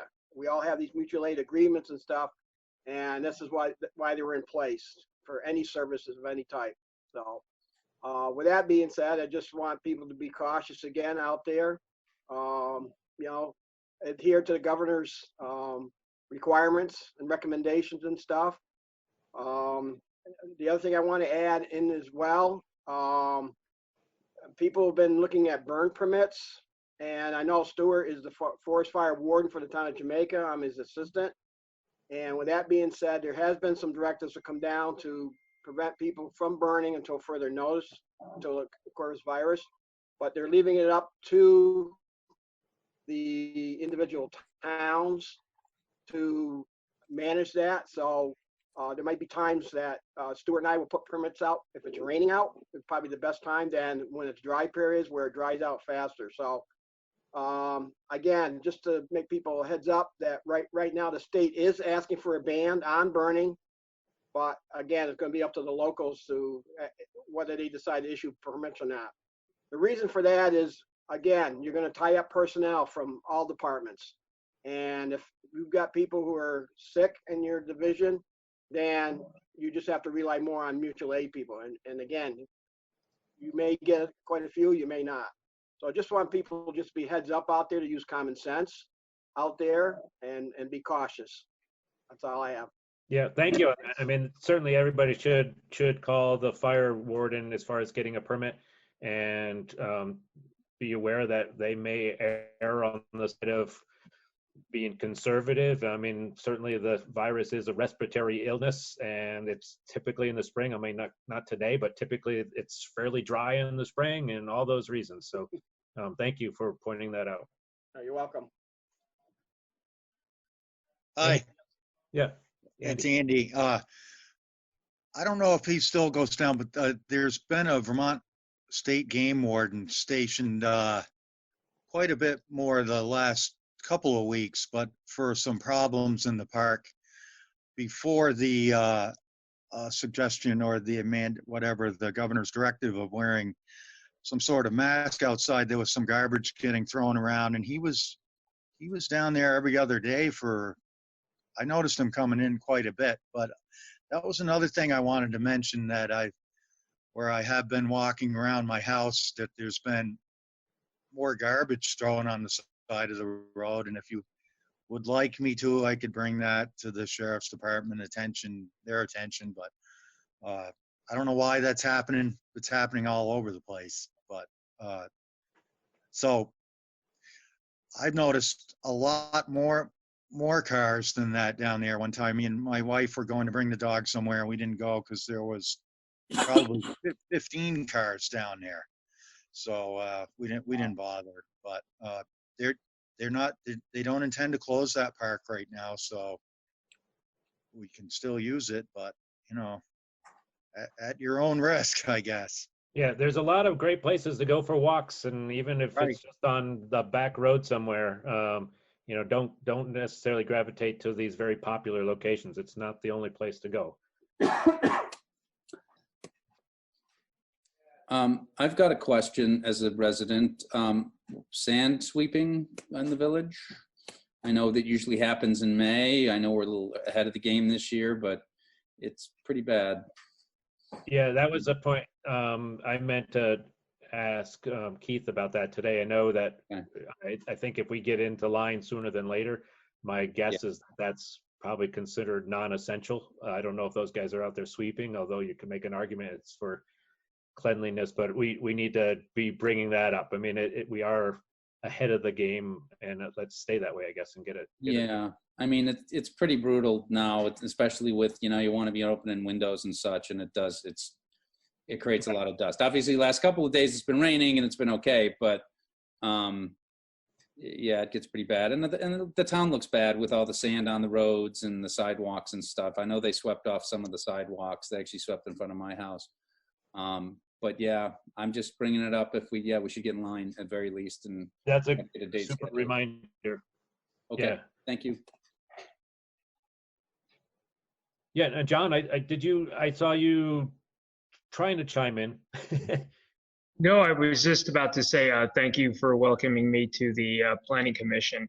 And I actually did have one question. I don't know if this is the appropriate time for it, but I did notice that as you come across Depot Street and you head towards Jamaica State Park, there is a pathway to the right, and that now has private property signs. Is that private property through there? I thought that was just a continuation of the West River Trail. That is private property. The West River Trail really is a right of way, an easement. It's not generally owned by the organization of the Friends of the West River Trail. Here on the northern section, we are quite lucky that most of the West River Trail exists on public property already between the State Park and the Army Corps of Engineers. In the southern section, it's a little different with some owned right of ways, but that landowner has always been open to usage of the trail, but not really in a public way. And I don't know now what's kind of led to that posting, but it is private land, so obviously they have the right to do that. I don't know much more beyond that, and I'm speaking a little bit more from the hat I wear for the Friends of the West River Trail versus the select board, but it is something I could look into a little bit more, but it is private property. Well, yeah, just to follow, if you come in from the street side, I think it's Gillfeather Road, there is a sign there that says no motorized vehicles, and it says Vermont Conservancy. So it is a bit confusing because you enter on that side and you think you're, you know, I guess part of the trail or something that's maintained by the Vermont Conservancy, and then you get to the other end and you see the private property sign. So right, wondering if you're trespassing when you're walking through there. Yeah, generally it is all public property. I'm sorry, all private property through there from the Jamaica State Park down to French Bridge. There's 3 landowners in there. The one on the furthest end where you're referencing to does have their property in a Vermont Land Trust conservation easement. So that's where that signage comes from. It's not literally part of the Friends of the West River Trail, but they do have their property as in a conservation easement. So again, you're absolutely right. It is somewhat confusing, but hopefully that defines it a little bit. Well, thank you for that update. I appreciate it. And again, I'm very excited to be part of the Planning Commission and adding my my 2 cents or whatever I can do to help make Jamaica a much more beautiful place for its residents and for all the tourists that come in here, and as well as a second homeowners. Yeah, well, thank you. Thank you. Anybody else? Any other comments, concerns? Super. I'll make a motion to adjourn then. And I welcome that suggestion. Second that. Second. All in favor? Any opposed? Thank you all. Aye. Thank you very much. A very nicely organized meeting. Yes. Before we go, we should thank Tom for Tom. his technical Yes. expertise. Thanks, Yes. Tom. Thank you, Thank you very Tom. much. Thank I'm you, glad- everybody, for amazing. I'm glad I could getting through I'm glad this. it worked as well as it did. I think it was pretty smooth. I mean, we had a few glitches with the bandwidth, but other than that, it worked really well. So yeah, Yes. you're welcome. Glad I could do it. Yes. Thank you. Thank you. Thank you.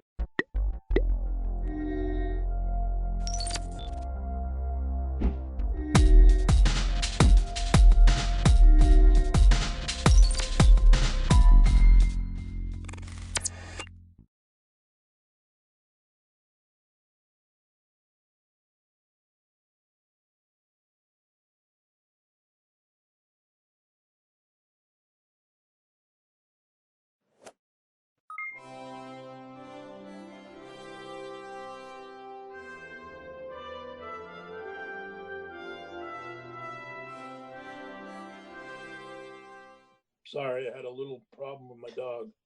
That's okay. So we're live streaming now, guys. All right, thank you. Mark, why don't you go ahead? I don't have a screen. What? There you go. Okay. Are you ready, Mark? I am. Thank you, Mr. Chairman, and good morning to you all. Good morning, Peggy. I'm sorry you had to do that struggle. You're great under fire. And hello, Ledge Console. I think Bryn Hare was on. Maybe she dropped off. Oh, there you are. So thank you for having me. I am Mark Hughes. I'm a resident of Burlington, and I've resided in Vermont for about the past 11 years. I'm a retired Army officer. I'm also a lifetime member of the Veterans of Foreign War and a member of the Will Miller chapter of Veterans for Peace. I'm the executive director of Justice for All, and I'm also the current coordinator for the Racial Justice Alliance.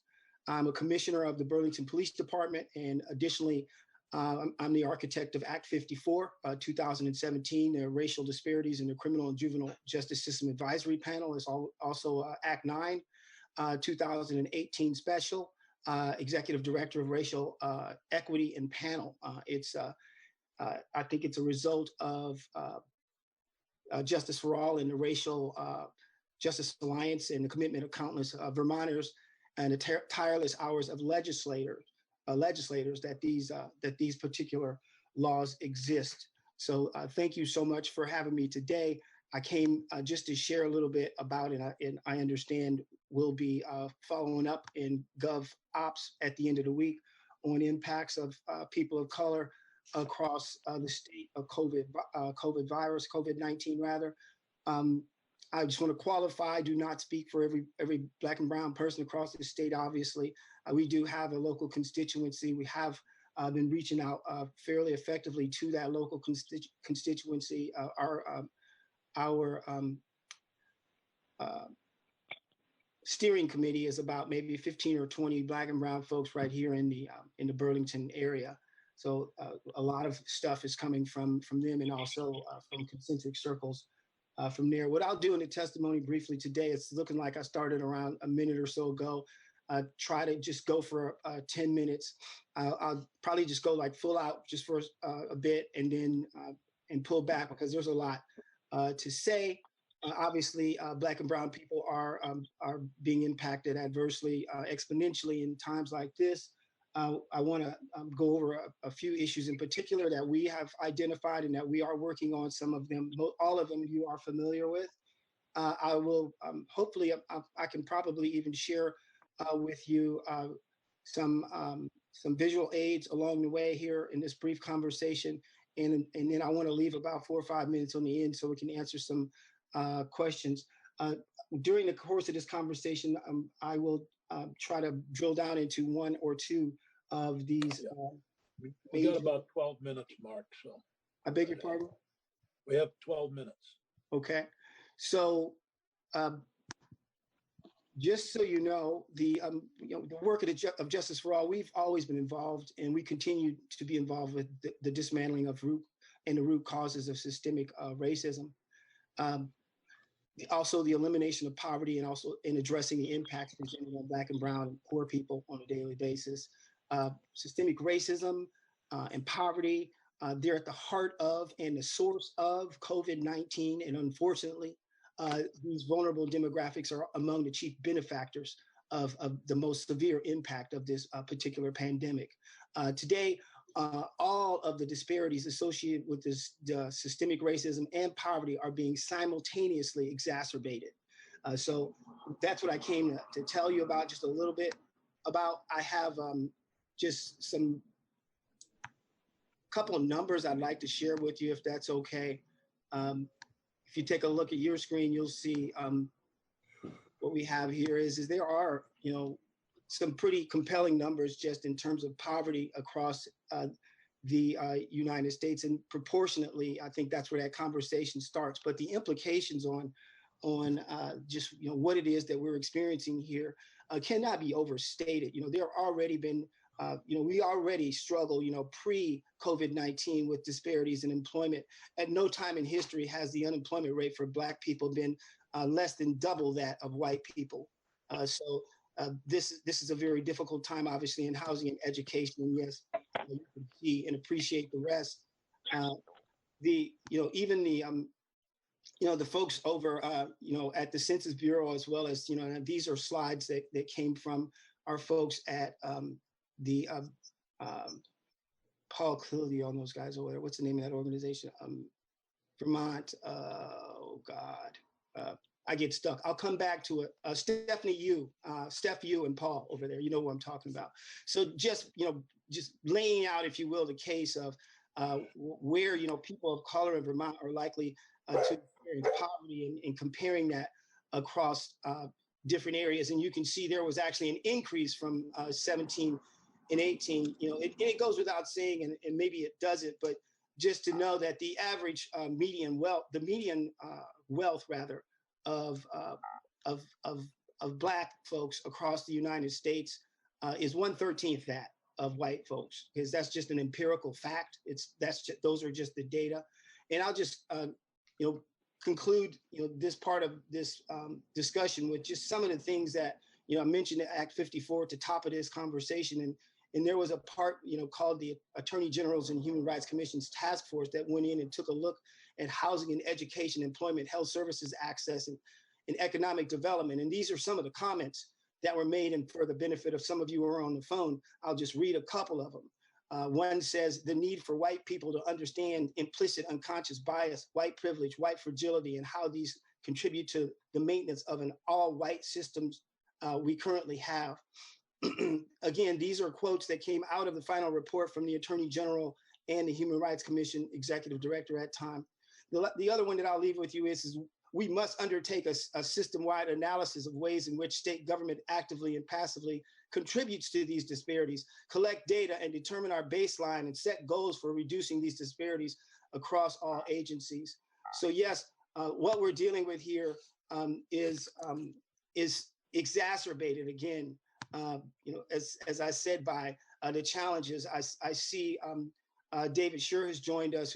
Thank you, David, for joining, and also thank you for your service on the Racial Disparities in the Criminal and Juvenile Justice System Advisory Panel, another apparatus that's been put in place to address what we've already identified as systems of oppression.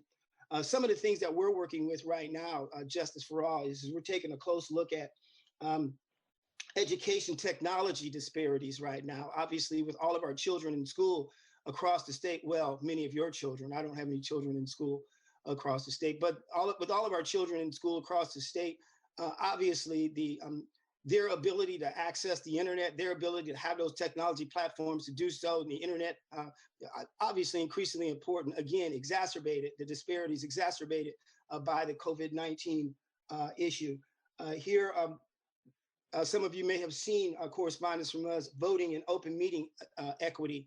Of course, when you take the process, when you propose a process and modify it by ballots, say, for example, being no longer requiring rather signatures on ballots and or mailing of ballots and changing processes and rules surrounding open meetings. It's incredibly important that these communities of color are aware of this and that they're notified in an equitable manner. And I'll go on and talk a little bit more about travel restrictions. I think it's pretty much a no-brainer that, with the current disparities in our racial, in our criminal justice system, and with what we know to be empirical data supporting the fact that there are racial disparities in that system, particularly on the front line with traffic stops and so forth, and also just historical exceptionism that we have here in the state as saying, no, not us. There is certainly a risk, that we have right now with the current situation unfolding, the governor's announcements of the restrictions, and how we balance that is incredibly important. Not just from what we already know and see in those things that we're balancing currently, but also the implications of the existing systems of oppression that were already in place and the impact of people who are Black and brown who are faced with confrontations with law enforcement officers, and usually with poor results. I'll talk a little bit about the eviction moratorium in just a couple minutes, and I'll also talk a little bit about decarceration. In fact, I want to go here just as a digression, if you will, to just briefly spend a few minutes talking about the whole decarceration. So we're kind of concerned about the decarceration piece, mostly for two major reasons. One is transparency, and the other one has to do with collaboration. We know and understand and respect the gravity of the situation with the emergency, but at the same time, there are apparatuses in place to facilitate those who've already been appointed by the committee of committees, by the Speaker of the House, by the governor himself, by the HRC, and so forth. Within that, again, David, the RDAP, and we strongly advise those who are currently doing this kind of work. Respectfully, Judge, and also others, like, say, for example, Matt Valerio and others. Thank you for joining, Matt. That we think it's really important right now that you're engaging that apparatus that's already been put in place, and those 5 voices are already at the table. This conversation should not be required because those 5 voices are already at the table. So, respectfully, I'm just strongly urging you to engage that apparatus, if for no other reason than to do so, to be able to have these collaborative conversations surrounding changing the justice system with every member that represents the justice system, all 8 members that sit at that table. But moreover, providing the transparency for people of color in our communities, those 5 people that were appointed by the Act 54, 2017. That being said, I would just quickly turn to, once again, this what is currently on the table in terms of what is pending right now. And I'll just, what I'm looking for is the rule. I think I'll just speak to it instead of pulling it up, because I'm believing that if I waste too much, I think I know where it is. Here it is. So there is. Mark, we got about 3 minutes left. So was hoping you'd get to the bills that are in front of us. Okay, well, time goes fast when you're having fun, I guess. So how about if I just summarize this with this, our take on the what's being proposed by, with this bill.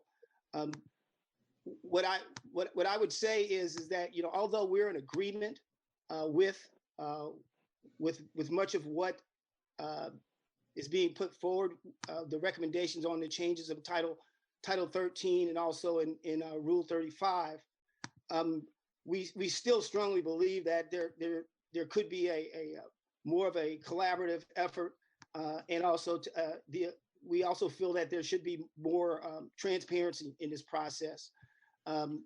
Also, we believe that the changes here in this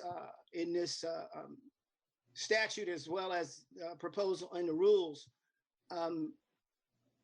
we really believe that they do indeed speak to the heart of the ability to go back and revisit a sentence, which is really extremely important when we know that there are racial disparities in the criminal justice system, and that it could have been a harsh sentence, and we could have folks who are incarcerated who could be, their cases could be revisited. So we certainly believe that not only are these changes necessary immediately, but these changes are, the absence of these changes serve as part of the reason why we have the current situation that we have in the criminal justice system. We certainly believe that these changes should probably be permanent.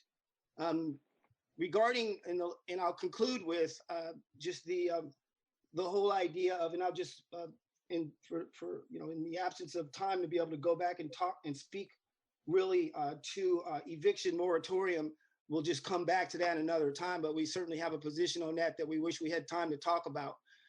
But I think that, what's really important, the only other piece here that's important that I really want to try to get across here is this whole landlord-tenant business and this idea of the moratorium.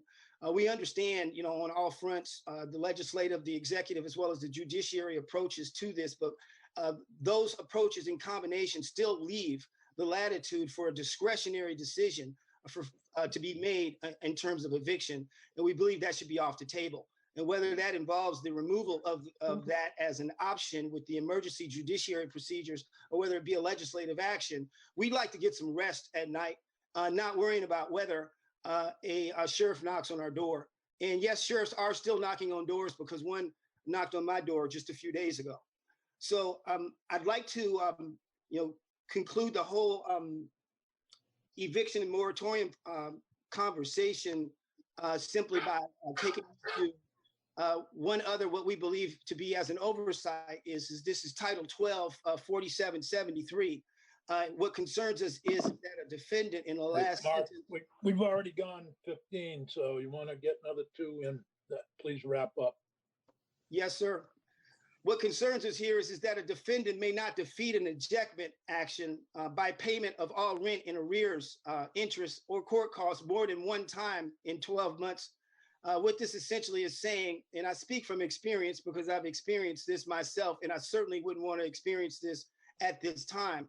We believe that is probably just an oversight, but I think that addressing language like this is also incredibly important at a time like this, because there's no way in the world that we should be in a time where if you go into an eviction, your second eviction within 12 months, that there's no way that you can defeat it.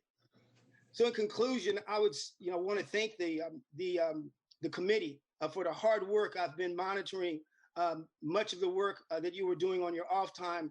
I want to thank the judiciary as well as those over in the state's attorney's offices and the attorney general's offices for the hard work that you have put in. And I don't think anybody on the call can be more acknowledged than our ledge counsel, as well as folks like Peggy. So we appreciate the opportunity to come and share with you some of the pain that we're feeling, but we're doing the work. We appreciate the work you're doing. Transparency is incredibly important. That ability to have that collaboration ongoing, so we're not getting stories from multiple sources is another thing that we believe is missing. Thank you for the opportunity, Mr. Chairman, to appear before your committee, and I thank you, committee members, for the work you're doing. Thank you, Mark. I wanted to make clear that whatever we do here right now, under the rules set for the committees, is that we can only do things that would expire at the end of the emergency. So any changes we make are temporary. Pardon me? I said that's unfortunate, considering that some of the things that we're talking about are the edifice of the challenges that we're dealing with. I understand that, but we're constrained by rules too, and just like everybody. And I think that at some point, this discussion about sentence reconsideration and evictions are more into the Economic Development Committee, but since Judge brought them up, but whatever we do here would be time sensitive to this emergency. And in terms of transparency, believe me, we're doing the best we can to try to be as transparent as possible in what we're doing, but these are certainly unprecedented times. So. Mr. Chairman, with due respect, the transparency, just for clarification for everybody on the call, the transparency piece that I'm talking about is the ability for people of color to be able to see into the criminal justice system and how these decisions are being made, because these are not just numbers, these are people's lives. Thank you. My understanding is that the Corrections Department has already dropped down to 1,477 people incarcerated in Vermont. And that's down from, I think, 1,620 odd individuals before in the beginning of March. So they're making efforts to reduce the population. We'd just like to see the demographics of those reductions. Well, we'd like to be involved in the process of understanding how those decisions are being made.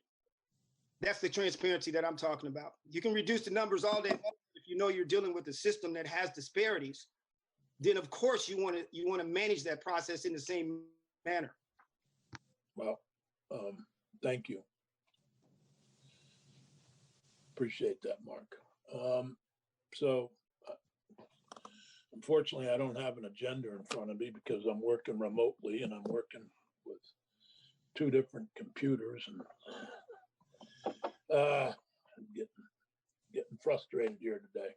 So the real issue right now, and Bryn or Eric, if you, I guess it's Bryn who's been drafting this. Yep, I have that. We've got. Draft is posted to the committee webpage if you want to talk about that next. Okay, I need to go to the committee webpage. All right. Let me do Which that. one are you going to address, Bryn? Your draft 1.2? It's my draft 1.2. It should be under today's date, under my name. Got it. Okay. Hold on just a second while I try to get there myself. Yep, I'll wait for a minute so everybody can get it up on their screens. Okay. Yep. Hold on. I'm there. And what do I want? Documents and handouts today, March 31st. That's right. Okay. And it's 114 draft 1.2, right? That's right. All right. We got it. Yeah, I got it. Okay, great. Rent into court expedited hearing. That's right. Presence. Yep, that's section 1. So I'll just start by saying that this is a strike all amendment to S114, which is that expungement of misdemeanor marijuana possession convictions. Yep. All of those sections of the bill are gone, and so this is really just a vehicle for the legislative changes that the judiciary proposed in their memo from about a week ago. So I'll go through all of these proposals are you've talked about already with Judge Grierson. They come directly from the judiciary, and they're based on the Administrative Order 49 that suspends all non-emergent hearings.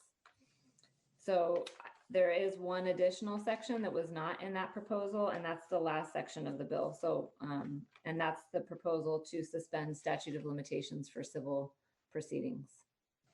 So I'll just go through the bill section by section. I'll try and do it pretty quickly. I know we've not got a whole lot of time. Since you've talked about these proposals already, hopefully it'll all be pretty clear. So section 1 is that change to rent escrow hearings. This is the change that gives judges the discretion to order payment of rent. So if you recall, Judge Grierson talked about how these rent escrow hearings are not emergency hearings, so they're not being held right now. So the consequence is that more rent may be due when the hearings are held again. So the only change here is to strike the word shall and replace it with may. The court may order full or partial payment into court. And that it provides for judicial discretion.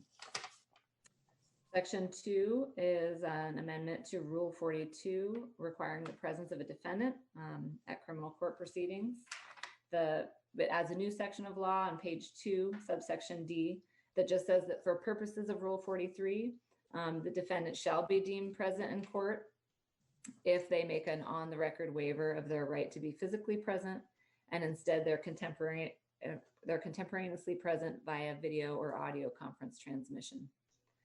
And it just indicates that the video conference or audio conference, those definitions match with the definitions in Rule 43.1, participation of testimony by video or audio conference. Okay. Next two sections of the bill, sections 3 and 4, are both dealing with the sentence modification issue. So section 3 makes that amendment to the statute in Title 13, gives the court that imposed the sentence the authority to modify that sentence beyond that 90-day time frame that exists already in statute, as long as it has the stipulation of the parties. And the parties mean, and we've specified here that the stipulation has to be between the defendant and the prosecutor's office that prosecuted the case. Can we, Bryn, just as a question, can we make that applicable to non-Big 12 offenses or non-listed offenses?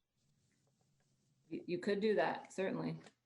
I'm concerned about certain criminal acts that might.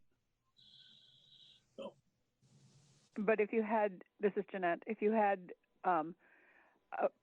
the agreement by both the prosecutor and the defendant, I would think that the prosecutor wouldn't agree. But I would guess that every defense attorney would feel they had an obligation to file one of these for every offender that's under them or that they represent. And I can just imagine if, and I'm not going to name the names, but you can think of certain horrific crimes that have been committed in Vermont. And if those people applied for sentence,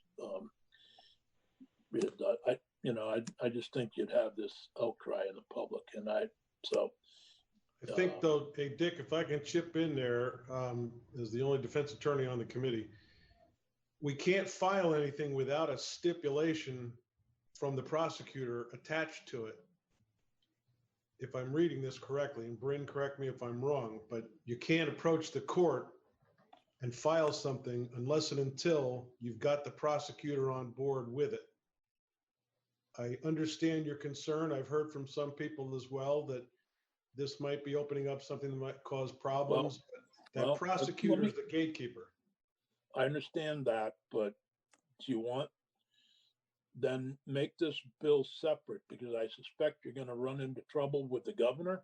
You may even run into trouble on the Senate floor, and definitely run into trouble in the House.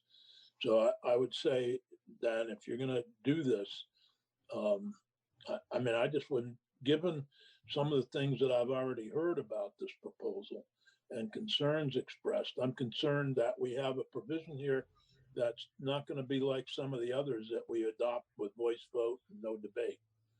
And so I'm trying to be mindful of how we can best present this so we can get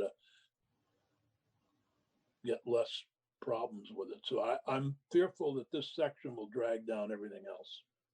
Nick? To be honest, unless we adjust it, as I just suggested, with something like, non-Big 12 offenses.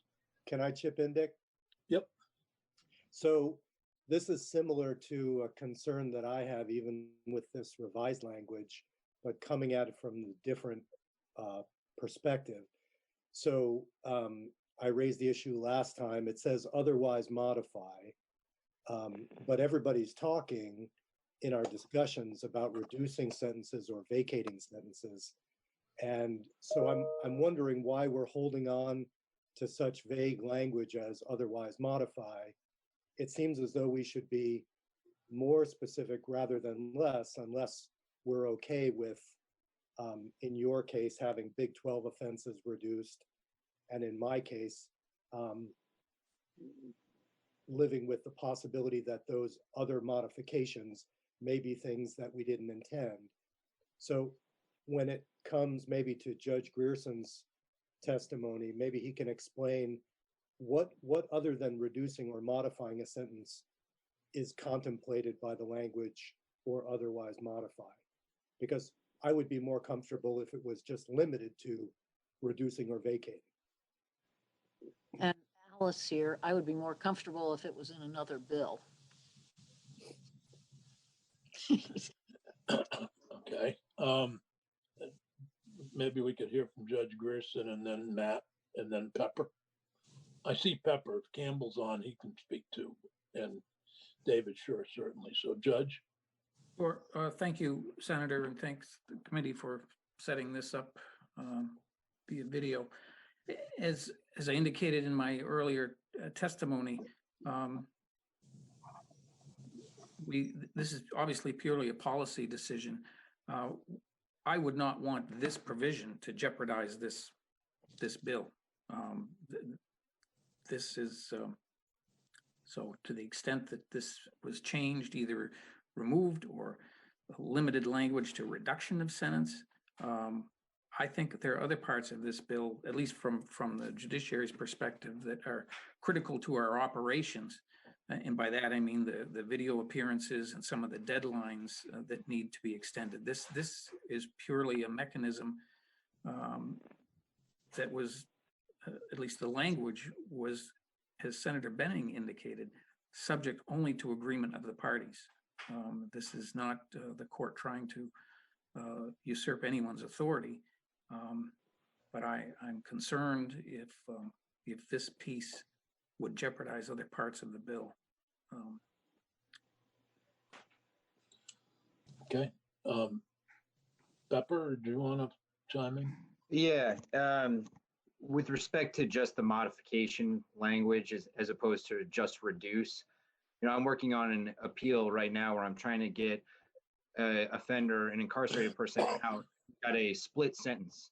And he wants to change the to serve portion of his split to a probationary period. So that would not be a reduction in a sentence, but it would be a modification. So he could be moved out of an incarcerated setting, but the total length of his sentence would remain the same. He would just tack that additional to serve portion to his probationary period.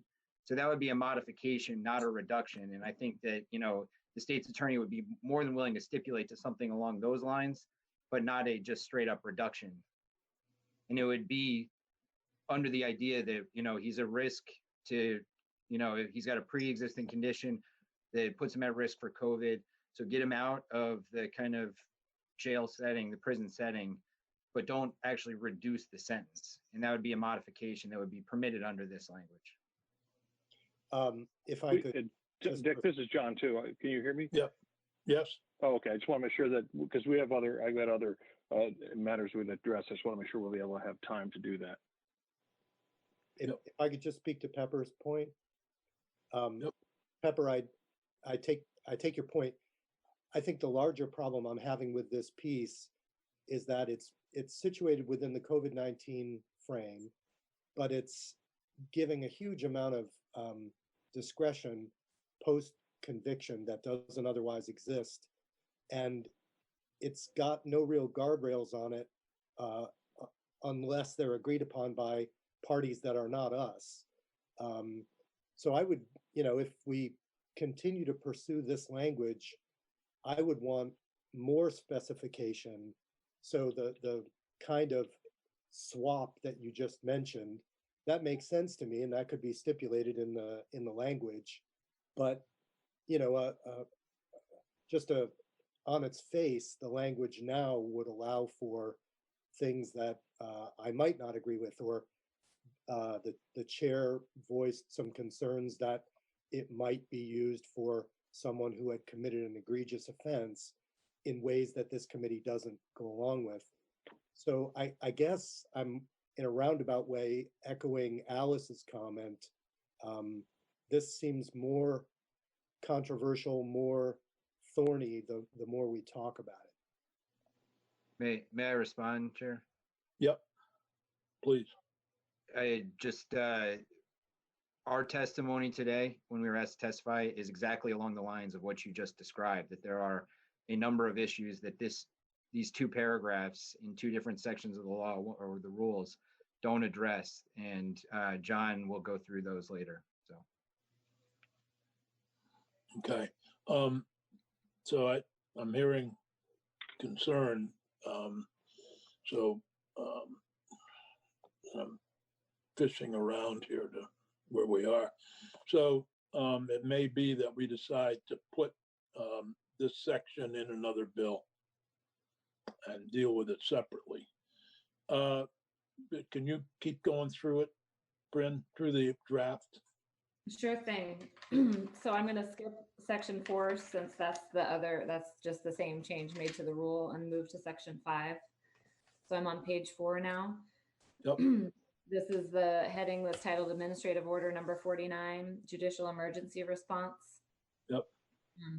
So this provides that during the period of time that Administrative Order Number 49 is in effect, the statutory timeframes for certain hearings or proceedings are suspended. So if you look down at the bottom of the page here, we've got A, B, and C. So the hearing on application for involuntary treatment, the hearing on application for involuntary medication, and then the preliminary and merits hearings on civil suspension of driver's license. Those statutory timeframes would be suspended just for the period of time that that AO 49 is in effect. If you turn to page 5. Sorry, did I hear a question? I have a question, but I'll wait. Yeah, I'll wait. Go ahead, Jeanette.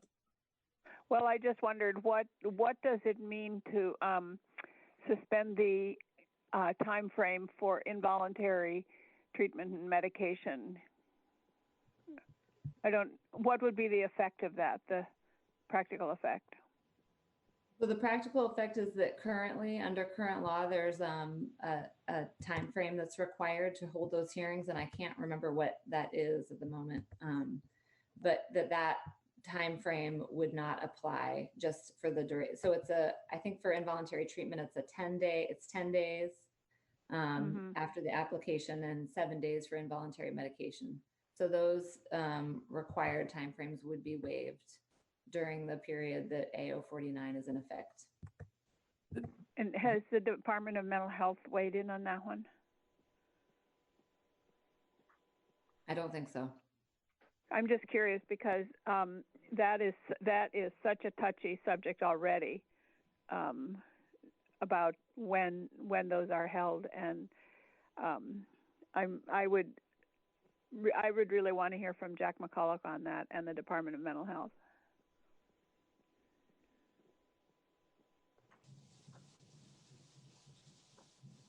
So I'll move on to the if it's all right, Senator Sears. I think you're on mute, Senator.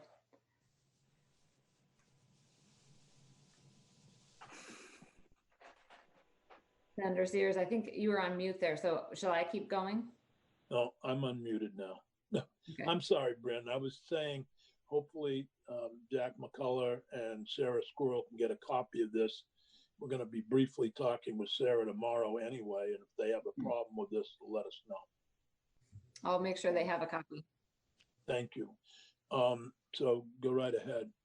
Okay, so I'm at the top of page 5 now. We're in the same section of law here. It provides that during the time that AO 49 is in effect and for 160 days following the date that it's terminated, all the statutory timeframes that exist in the sealing and expungement chapter would be suspended.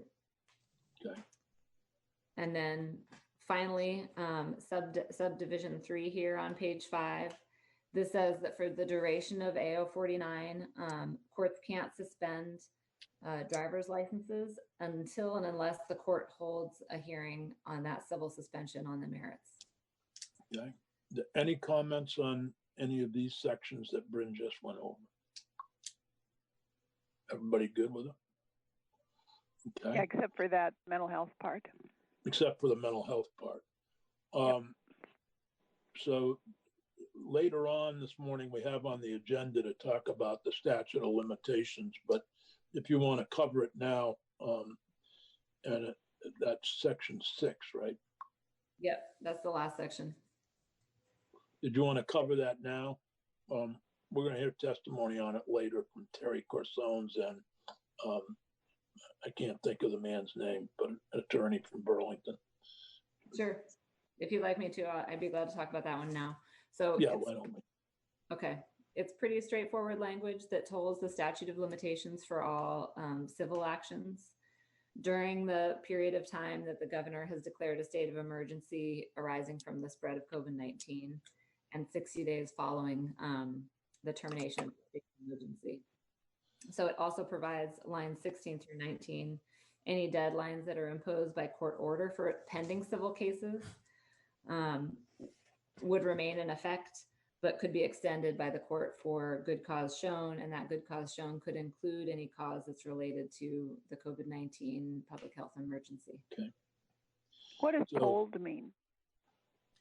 So told means that you would add that amount of time to the statute of limitations. But I would say that it's also just, it's not necessary the way that this. So for example, if the statute of limitations would otherwise run out on April 1st, the duration of this state of emergency would be added, that period of time would be added from April 1st. Thank you.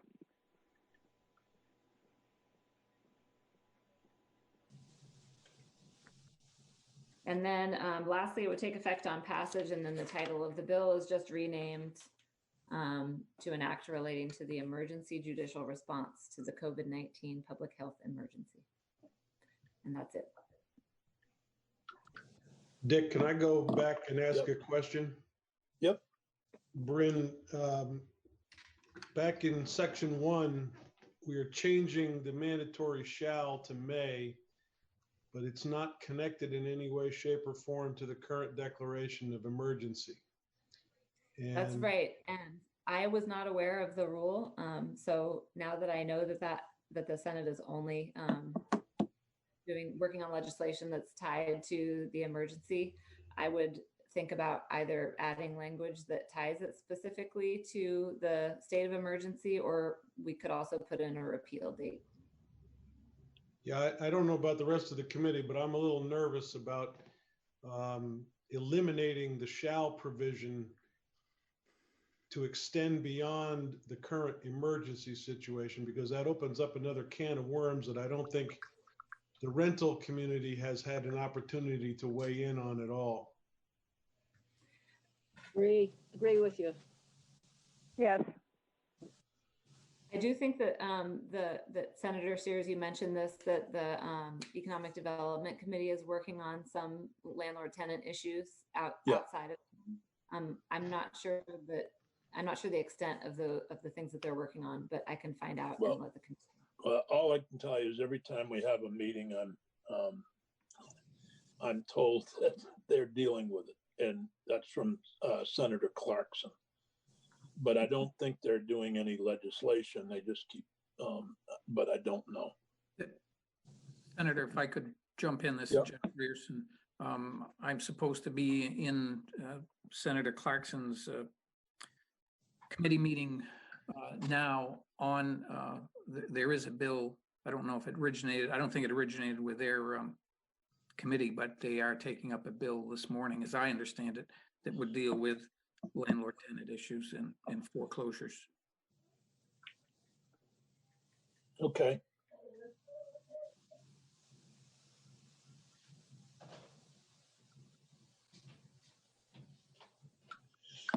All right. Well, here's my suggestion, Bryn. We have S-217, which is the bill that deals with the human trafficking that we're not going to take up because the House bill passed a similar bill. And we could do a strike all of S-217 with the sections that have to do with the sentence modification or sentence restructuring or reduction in sentence. So. Okay, I'll put that together. Okay, so we take that out of this bill. And are there any other comments on this particular bill? And then we'll do a separate bill on the, which would be S-217. Senator, again, this is Judge Grierson. I did send some language to Bryn, I think it was early this morning, so she may not have seen it, relating to Section 6, the statute of limitations. That's the only language that wasn't part of my original proposal. And what I had suggested to Bryn and would ask the committee to consider, we want to make sure that the tolling of the statute only applies to cases that the statute hasn't already expired. So on line, beginning on line, let me find it. At the end of line 15, we don't think that the lines 16 through 19 are necessary. We do that anyway in individuals' cases. The attorneys can file motions and we can still address them if they're of an emergency nature. So I don't think the language 16 through 19 is necessary. I conveyed that to David Mickenberg also this morning. Okay. But what we would add is a sentence in place that says, this only applies to deadlines that would otherwise expire during the state of emergency. This only applies to deadlines that would otherwise expire during the state of emergency. I'd ask the committee to consider adding that language and striking everything after that.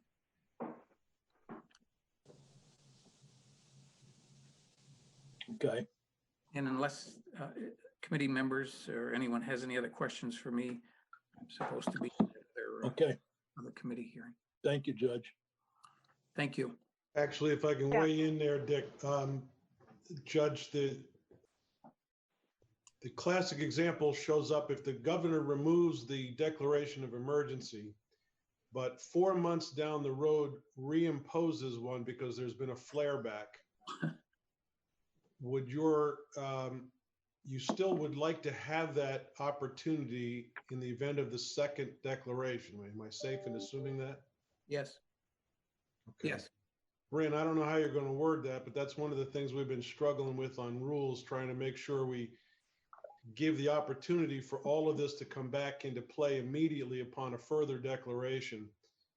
But it's just something to be cognizant of moving forward, that this is one of the potential problems that we may face with this particular pandemic, that we all of a sudden may have to redo everything we're doing right now for the immediate emergency, and to somehow craft language that takes care of another triggering of that declaration. Just a thought. Thank you. Thank you. Thank you, committee members. Thank you. Okay. And Bryn, if you need me, just call me. So. Could I other weigh than in the briefly? Pardon me? Could I weigh in briefly? Yes, sure, please. All right. I'm hearing the discussion here and regarding the Rule 35 and 13 VSA 7042 amendment. And I would just soon have you strike it from this bill and leave everything alone. Currently, there are some prosecutors who believe there's current authority to do what we need to do to get these people out under the current circumstances based on the existing rule, the existing statute, and constitutional grounds and various writs that we have. And I'd rather have you just leave it alone than diddle around with it and potentially limit the options that are available. Okay. Thank you, Matt. All right. So anybody else would like to speak on that? Dale Crook was on. This is John Campbell. Yep. Dick, you want me to just, I would echo what Matt said. I think again, there are glaring issues that I would raise on this and that our prosecutors have raised. I just don't think that there is sufficient time with this bill, which I think has got some extremely important measures in it to accomplish right now. So I also think that the best move would be to strike it from this bill, and then if the matter is you want to deal with it in another time, we certainly would be there to express our concerns and recommendations, suggestions, what have you. You could have a situation like in Massachusetts right now where the groups are going to the Supreme Court asking for emergency relief for certain individuals who are, because of age or whatever, um, subject to heightened, can't think of the word. So that's currently happening, just so you know, by the way, around the state. There have been many hearings. In fact, Judge Gerson assigned Judge Pax to hear those hearings, which are happening, and he has been ruling favorably for some of the incarcerated on this. Okay.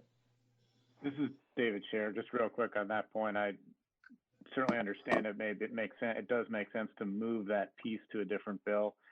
Certainly no opposition to that, but I would support having it in another bill so that can still be considered. Our office does support that in some form, and we think it should continue to be discussed. We understand if it makes sense for that to be done in a different bill, that's totally fine. All right. So Bryn will just draft 217 with that one piece in it. Are there any other comments on the other pieces?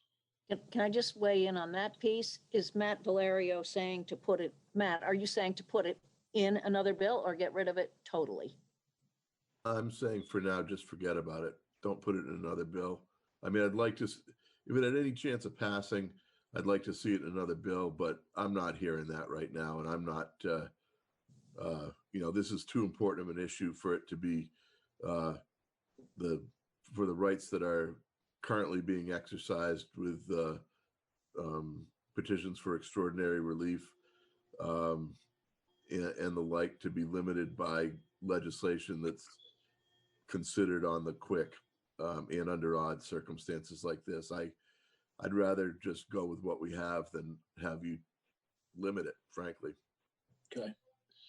So anything else on any of the other sections of this bill? So that other than section 6, which we'll take up a little later, are there any other issues with this bill that we could just be ready to vote on?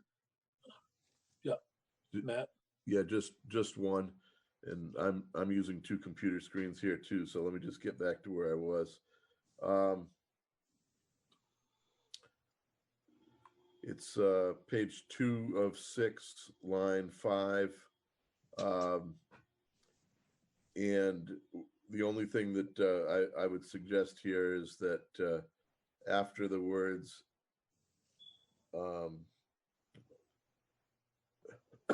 I would want to have the defendant have the opportunity to consult with counsel before they make their on the record waiver of physical presence, and that consultation could be by phone or video or whatever. But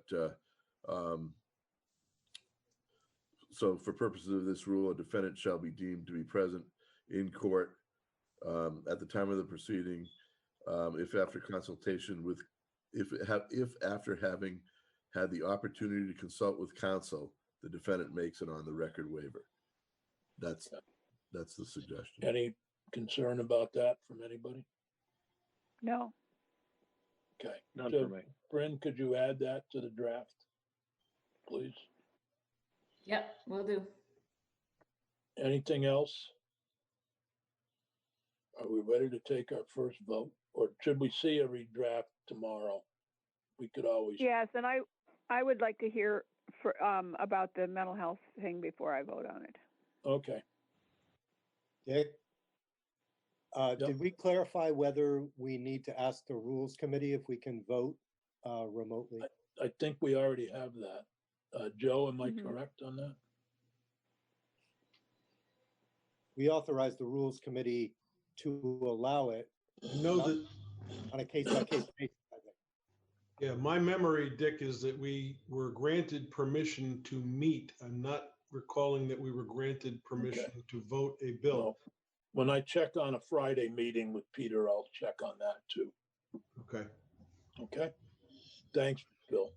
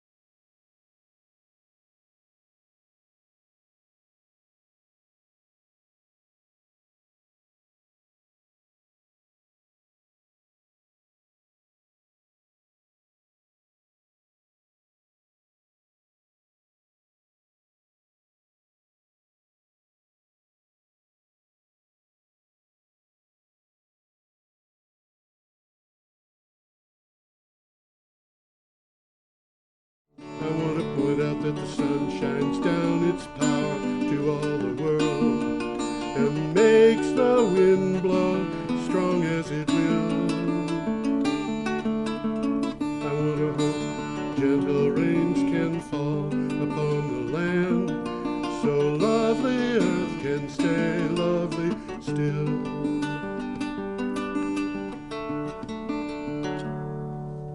Hello, ladies and gentlemen. Welcome to the 367th edition of Energy Week. We are recording this on Thursday, the 16th of April, 2020. And we are reporting news about energy and climate change starting on April 9th through April 15th. This information comes from my blog. I'm George Harvey. Oh, and by the way, here I am, George Harvey, Energy Week with George Harvey, me, and the amazing Tom Fennell. I should have done that right from the get-go. I haven't gone anywhere. Okay.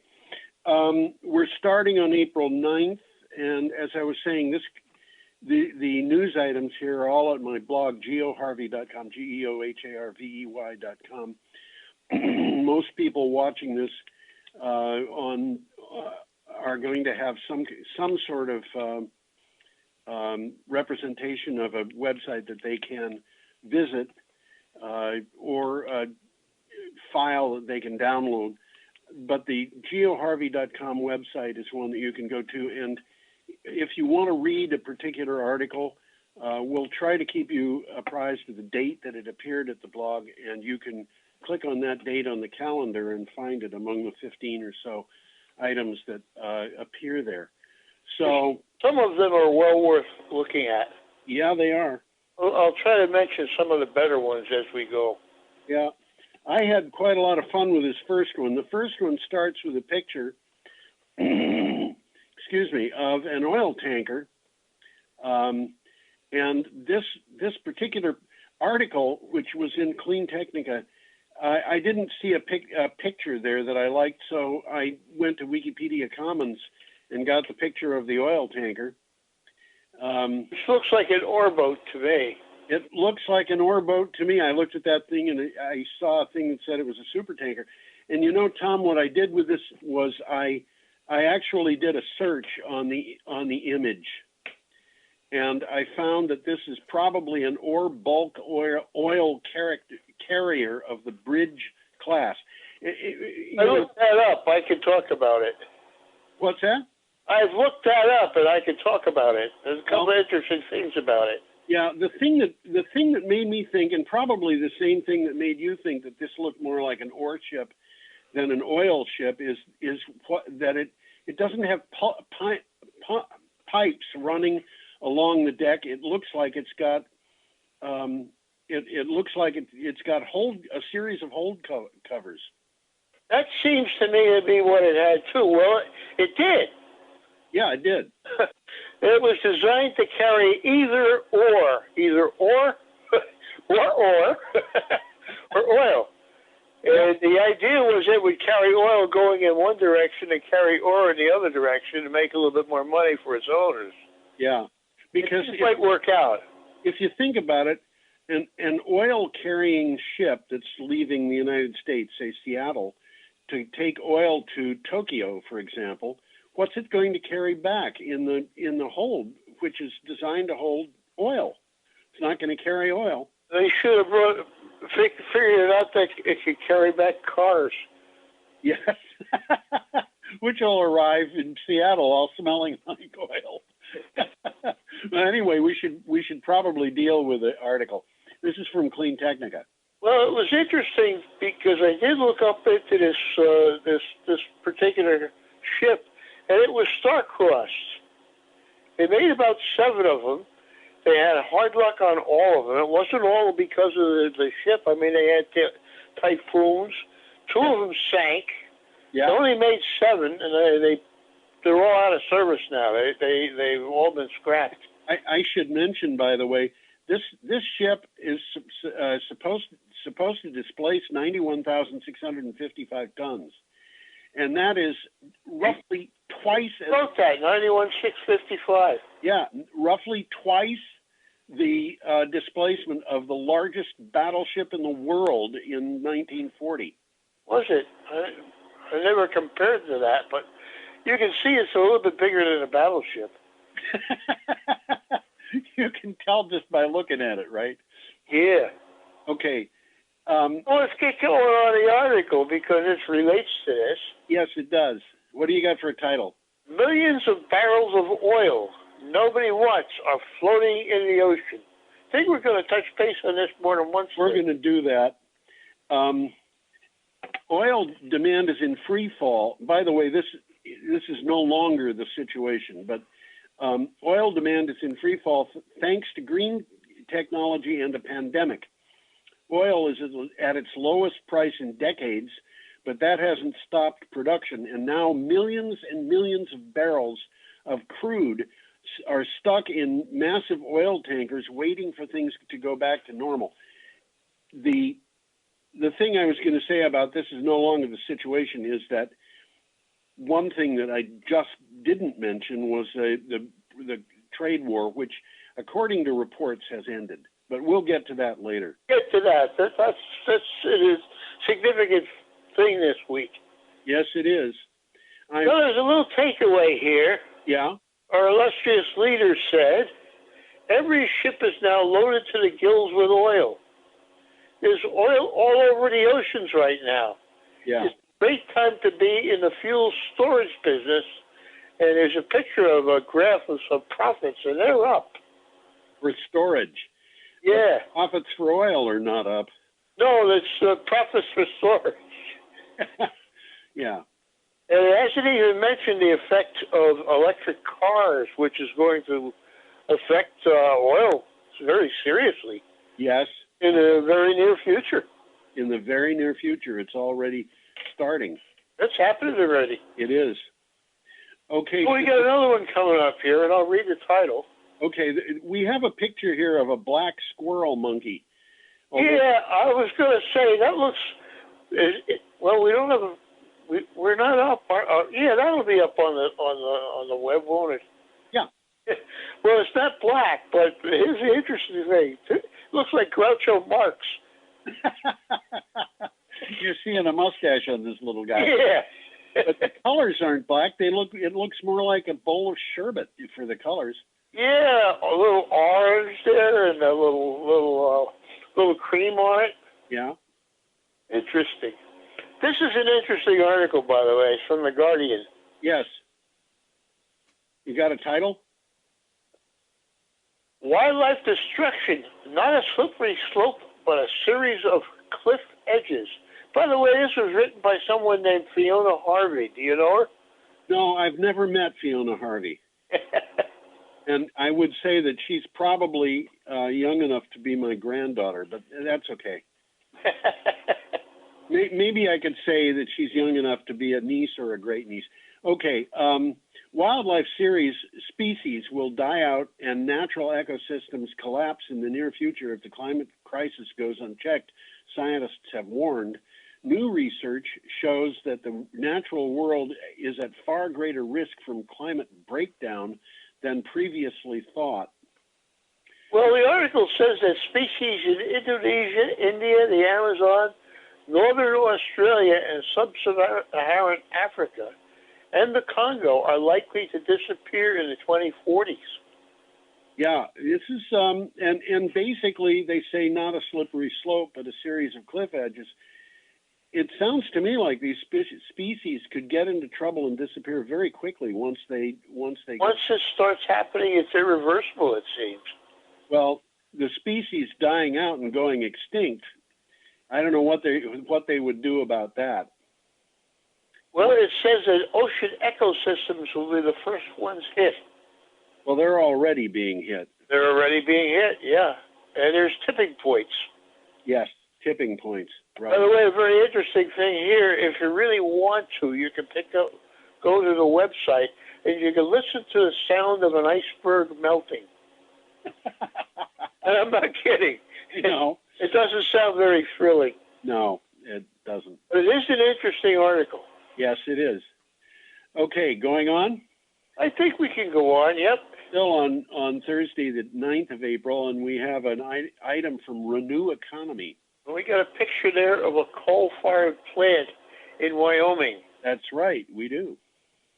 And it's from Renew Economy, and it says, despite Trump's big talk, U.S. coal production falls to the lowest levels since 1981. Yeah. Based on weekly production estimates, S&P Global Market Intelligence has said that U.S. coal production through the first quarter of 2020 fell to its lowest level since 1981, with production estimates suggesting only 151 million tons of coal were produced. Well, we've been talking about that. These companies are all going bankrupt. They are, and the coal is just not being used. In fact, I think it was last week we talked about how the Trump administration had seen that our domestic use of coal was in decline, so they were trying to build up markets abroad in order to keep miners employed and busy and profitable.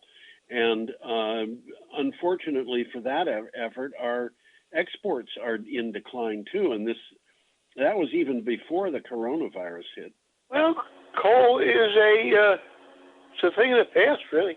Yeah, it is. So we got a quick takeaway here. Okay. Coal production fell during the fourth quarter of 2019 as well as the first quarter of this year. U.S. coal exports have also fallen, and Standard & Poor's is blaming plunging electricity demand due to the COVID-19 recession. Well, that's helping, but that's not what's doing it. Yeah, I was going to say exactly the same thing, Tom. And renewable energy sources will account for the largest proportion of new generation capacity in 2020. Well, wasn't it 72% or something in 2019? I don't have the number, but that sounds about right. Yeah. Okay, we're up to Friday, April 10th, and we have a picture of a solar farm being built. That's what it looks like. It looks like a rather large solar farm. That I looked at that and I thought those things in the background look like big brush strokes of, I think they're solar panels. They are the rails that the solar panels will be mounted on. Oh, is that what they are? Yeah. Oh, okay. So these are just laying there on the ground and getting ready to be assembled. Well, the solar panels will be attached to those. Yeah, but I mean, the solar panels we're seeing in the foreground are waiting to be attached to them. I don't know. Oh. I thought they were attached to a different set. Anyway, this article is from CNBC. Which is NBC. I don't know why they use the C, but it's the National Broadcasting Company. Yeah, the C is for consumers, and it's not national. It is National Broadcast Company, but it's the NBC. I've forgotten what that's for. It's not quite National Broadcast Company. That's what it meant, but it's just gotten so much bigger now. Yes. So what do you got for a title? Europe's largest solar power facility comes online as the industry faces coronavirus challenges. Yeah, a 500 megawatt PV plant described by Spanish utility Iberdrola as the world's largest, that's in quotes, is sending energy to the grid, a welcome bright spot for an industry that in months ahead could experience difficulties brought on by the coronavirus pandemic. Well, they have named this plant after Balboa. Yes. The Spanish explorer who discovered the Pacific. Yes. I think somebody else discovered the Pacific before he did. Well, he was the first European, supposedly. I mean, he saw it from Panama. He didn't go around the bottom of South America. Yeah, and he saw that the waves were lower than they were in the Atlantic, so he gave it the name Pacific. That's right. Yeah, because it was relatively calm and peaceful. In any case, this Balboa facility has 1.5 million panels, and it supplies enough energy to take care of 250,000 people. It's big. A 500 megawatt PV plant is big. There's no question about that. I mean, the one at the landfill in Brattleboro is 5 megawatts, so It's a biggie. 100 times that size. And when that went in, it was the biggest one in Vermont. Yeah, it was. Yeah. Okay, do you want to go on?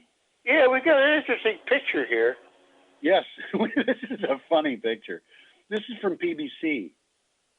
And the picture is a pumping jack in somebody's backyard. Boy, I'd hate to hear that. Yeah, yes. Gotta drive you nuts. This people in Vermont are afraid of wind turbines. Wind turbines. You know, I want to point something out here, Tom. Yeah.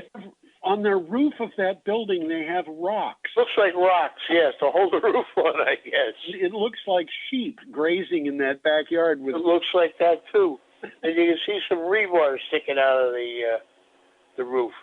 Yeah, that's right. I didn't know that's what that was, but I'm sure you're right. Definitely not in the U.S. We don't do that, but that's commonplace in the Middle East. Yeah. In Saudi Arabia, they got a law that you don't have to pay full taxes till you finish building.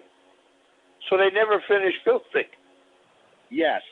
They always have these rebars sticking up to the roof for a potential second floor, which never gets built. Yeah. Well, that makes a great deal of sense. Not that we didn't do that here. I mean, we had at one time taxes on windows, I think, or something, and there were a number of taxes like that were you know, our architecture during the colonial period and after was influenced by the taxes. Let's move on to this thing. There's a name to it. Oil producers agree to cut production by a tenth. Well, OPEC producers and allies have agreed to cut output by around 10% to counter the slump in demand caused by coronavirus lockdowns. The group said it could cut output in May. Now, May is next month, and June by 10 million barrels to keep to help prop up prices. The cut. There's more on this that's happened just during a week, which we'll touch a little bit. Yes. Based on later. I read this and I said to myself, is this really going to have any effect on the price of oil? Yeah, it'll have an effect, but I don't think it'll be a big effect because I think a 10% cut in production is still going to have more being produced than is being used. It is. Well, we'll touch base on that too, but I think I agree with you. Yeah, okay. You want to go on? Well, the article says that helped to push the prices of oil to an 18-year low. Yeah. And it also says prices have recovered some ground since. Yeah. Well, They're still low. We've been talking about how the oil producers are in trouble for weeks. So here's. Well, we'll be touching base with it again. Yes, we will. Okay.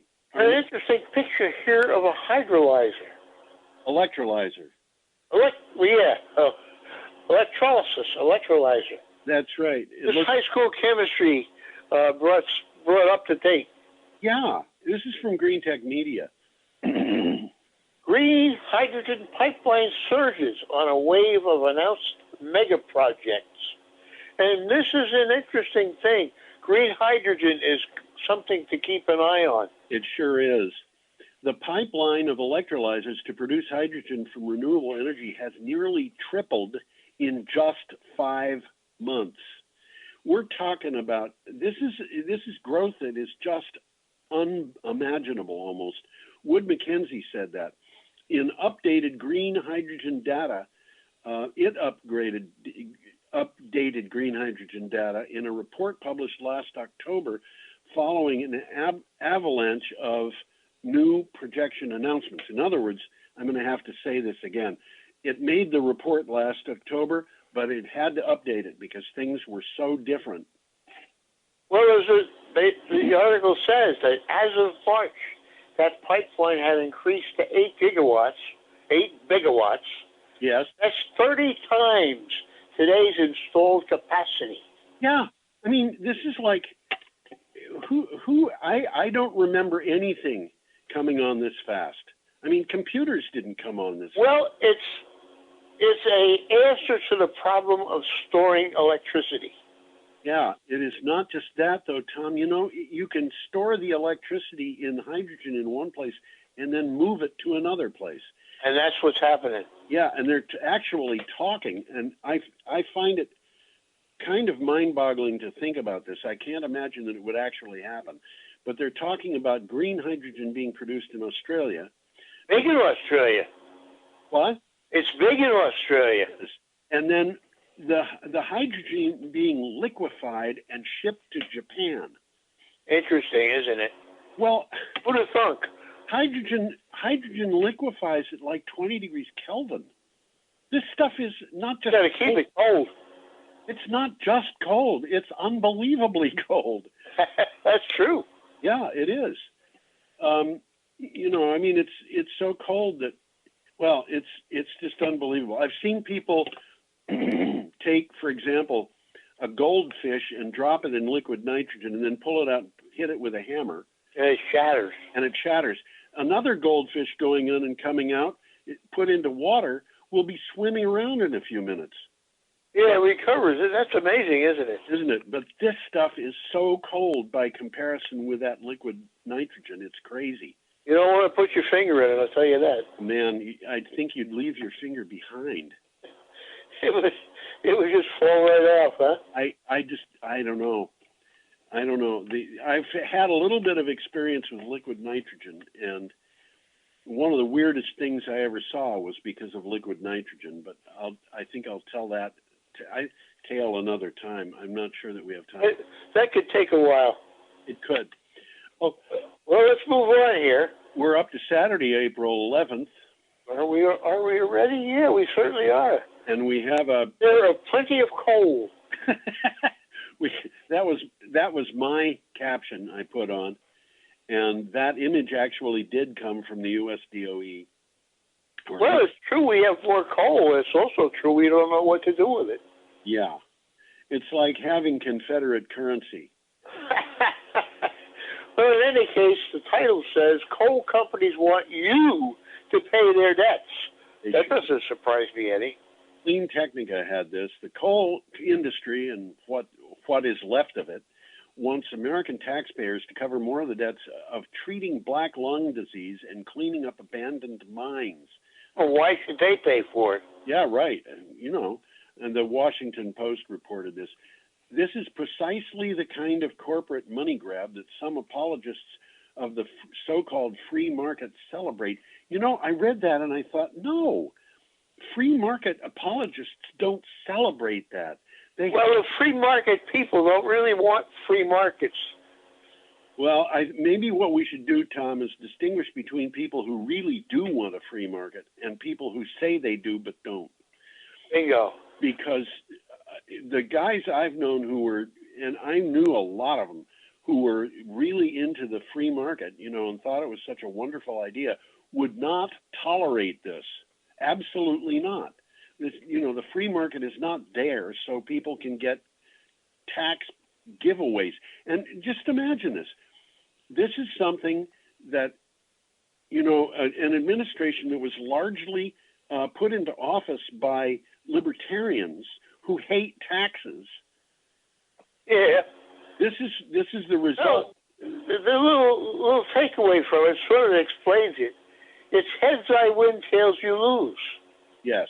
It glorifies corporate profits, demonizes big government, then sticks taxpayers with the bill. Yeah. They call us privatizing the profits and socializing the costs. Yes, absolutely. Absolutely. Little takeaway here. It's unrelated to it, really. I happened to watch a movie the other night by random called Mine 9. Mine 9? Mine 9. And it was interesting because it's about coal mining, and the picture was very genuine. It was actually taken in a coal mine. Oh, really? If you look up Mine Line and you watch that movie, it's about an hour and a half. It's not a great movie, but it's authentic. You'll see what it's like inside of a coal mine. Well, the closest I ever got was the coal mine exhibit in the Museum of Science and Industry in Chicago. When I was a kid, we'd go on class visits in one of those visits. I was in an operating mine, but it wasn't operating in the section I was in. Ah. But it's real. I mean, I went down there to inspect some equipment, some machinery. and really to inspect some cables because they weren't working the way they were supposed to. And I remember the guy from the mine holding up a piece of cable and flexing it. He said, "You know, I like this ITT cable. It talks to you." And it turned out to be the reason why the cable was failing. They made the cable with a piece of paper around the copper. Oh. And the copper was sliding around inside this cable. And it's all well and good if you're just going to trail it on the ground like an extension cord. But this cable was reeling and unreeling, and it was causing trouble. It was failing. Yeah. I remember those cables. You know, the one that I remember is Ethernet cables. And in the early days of Ethernet, just a little pressure on one of those cables was enough to make it fail. Is that so? Yeah, and we're talking big, heavy industrial cables now. I know that. This is a very different thing, and of the cables being wound and unwound, I can understand how that would cause failure. Well, it did. We solved it. Yeah. Well, we're going to move on here to a picture of some flooding in Baltimore. Yeah, in 2008, and this is an item from D-Smog. D-Smog, I don't even have that, but I got it later. Oh, we're going to talk about it again later. Baltimore, Rhode Island argue they're suing fossil fuel companies over climate deception. Right. This is an interesting article. It is an interesting article. At a time when fossil fuel companies are using public health crisis to demand financial and regulatory support, the governments of Baltimore and Rhode Island are calling out a, quote, decades-long campaign of deception, end quote, by those companies.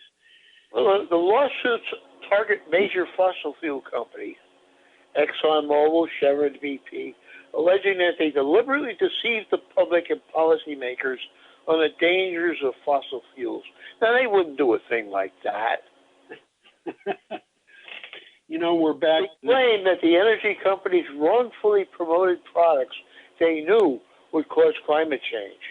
They knew what the harmful consequences would be, but engaged in a campaign to discredit the relevant scientific evidence and failed to issue any warnings that would have enabled the public to mitigate those harms. That's exactly what happened. Well, yeah, I mean, you know, people think this climate change thing is something that was just conjured up 10, 15 years ago or something. Well, 1957, they knew about it. Yeah, that's right. And scientists went and told President Lyndon Johnson, we have a problem. And which was, I think, in 1965. And, you know, this is something, the first projections that this was going to happen came from the 19th century. And it's basically unfolded pretty much exactly the way it was projected to unfold, except during the 19th century, they thought this was probably a good thing because it would mean that you could grow agricultural products in Canada more easily. And then along came the automobile. Yeah. Yeah. Well, we got a picture here of a biogas plant. We do. Which, by the way, is methane collected from dairy farms. You got that kind of power coming into your house, don't you? Methane from dairy farms? Well, it's power from dairy farms. Yeah, I'm buying cow power from Green Mountain Power.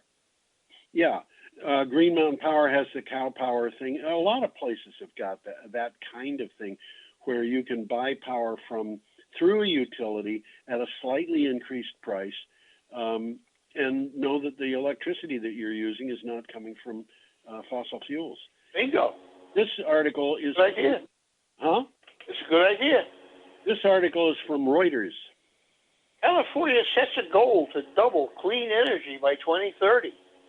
California adopted an emissions target for its electric sector that would double the clean energy capacity over the next decade and stop development of new natural gas plants. The target is a 56% reduction in CO2 emissions from 1990 levels. That's fairly early. By 2030. Some environmentalists, however, say this is not enough. Well, the electricity providers will need to develop nearly 25 gigawatts gigawatts of renewable energy and 10 gigawatts of storage to achieve this goal. That's about 8 times more than existed in the entire U.S. in 2018. Yeah, but we're in a situation now where the market is developing in such a way that this is going to be a lot easier to do than people might imagine. I think so. The times they are changing. They are indeed. There's a 300 megawatt battery that is being built on the East River. That's a bigawatt. Yeah. That's a bigawatt. That's in New York? That's in New York. It's 300 Staten Island. What's that? That's in Staten Island, isn't it? No, it's on the East River. I don't know if it's in Brooklyn or Queens, but it's what they're doing is they're tearing down 2 load-following natural gas plants to make room for one big battery. And yeah, that's in Ravenswood. That's in the middle of Queens. Okay. 59th Street. Okay. Yeah. A similar thing is going on in Los Angeles, where they're building a battery of about the same size to support solar power that is going to provide the city. And the reason they're doing this is because it's cheaper than natural gas. So that used to be a generating station. Yes, it was. It was a big generating station. It had 16 units. And now it's got 2 still going, and they're tearing down the last 2 to put in a battery. Yep. The times they are changing. They are, and that battery will be fed by offshore wind in the eventually. But yes, we're in a situation where reducing emissions is going to become a whole lot easier because it's going to be cheaper to reduce the emissions than not to. We'll touch base on that a little bit later too, I think. Yeah, we're up to Sunday, April 12th, with an item from Space there now, and we've got a picture of a satellite being prepared. Yeah, it's called SORCE, SORCE, which stands for Spacecraft Solar Radiation and Climate Experiment. Yeah. And the title says, NASA satellite ends a 17-year mission measuring the sun's impact on climate. Now, that's significant. It is. You'll tell us about it. I'll try to. A spacecraft measuring the amount of solar energy entering the Earth's atmosphere was shut down after 17 years. NASA said that greenhouse gas emissions from human activity have over 50 times the influence of changes in solar energy on global warming. I don't think they ever expected that. I don't know. I think the people at NASA probably did. Certainly, there are a lot of. What was that guy's name? Willie Soon, who was paid by Exxon and Exxon Mobil and so forth to produce articles saying that the sun was behind climate change. Do you remember that? I do remember that. I think the same guy was involved in cigarette smoking. I don't know about that, but I think he did. He wrote articles back in the day about how good cigarette smoking was for the health. Well, you know, when I was a kid, cigarette smoking ads featured doctors. Oh, yeah, they did. They did indeed. And there were people who thought that it would improve your health. Anyway, this thing, basically, the people from NASA were just measuring the solar energy. Willie Soon was saying in peer-reviewed journals of astrophysics that the sun was behind climate change, and they may have been peer-reviewed, but they weren't peer-reviewed by climatologists or meteorologists, so I don't think they count. And among climatologists, we'll get into this further later on, I think. Well, a quick takeaway here. This thing they call SORCE, as I mentioned, it monitors the amount, spectrum, and fluctuations in solar energy entering the Earth's atmosphere. Yeah. Okay, which helps scientists understand how much variations in the sun's output are responsible for climate change. Turned out to be very little. Yes, very little. Okay, that was from Spaceflight Now. Yes, it was. And our next one is from Solar Paces. And a picture there of some molten salt thermal energy storage in South Africa. with some very circuitous pipes. Very interesting. They're not doing that anywhere around here. No, they're not.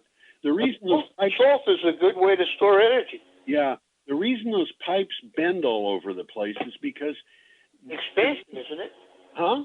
Expansion? It's for expansion, and they've got some really hot stuff moving through there. So what do you have for title? California looks for long duration renewable energy storage contracts for 2026. That's coming up real quick. Yeah, an optimal power portfolio for California to drive the world's fifth largest economy toward greenhouse gas reduction goals for 2030 and then to zero carbon by 2040 includes 1 gigawatt, as Tom would say, of long duration solar energy storage. I'm sorry, long duration energy storage, one analyst has said. 1 gigawatt is a drop in the bucket.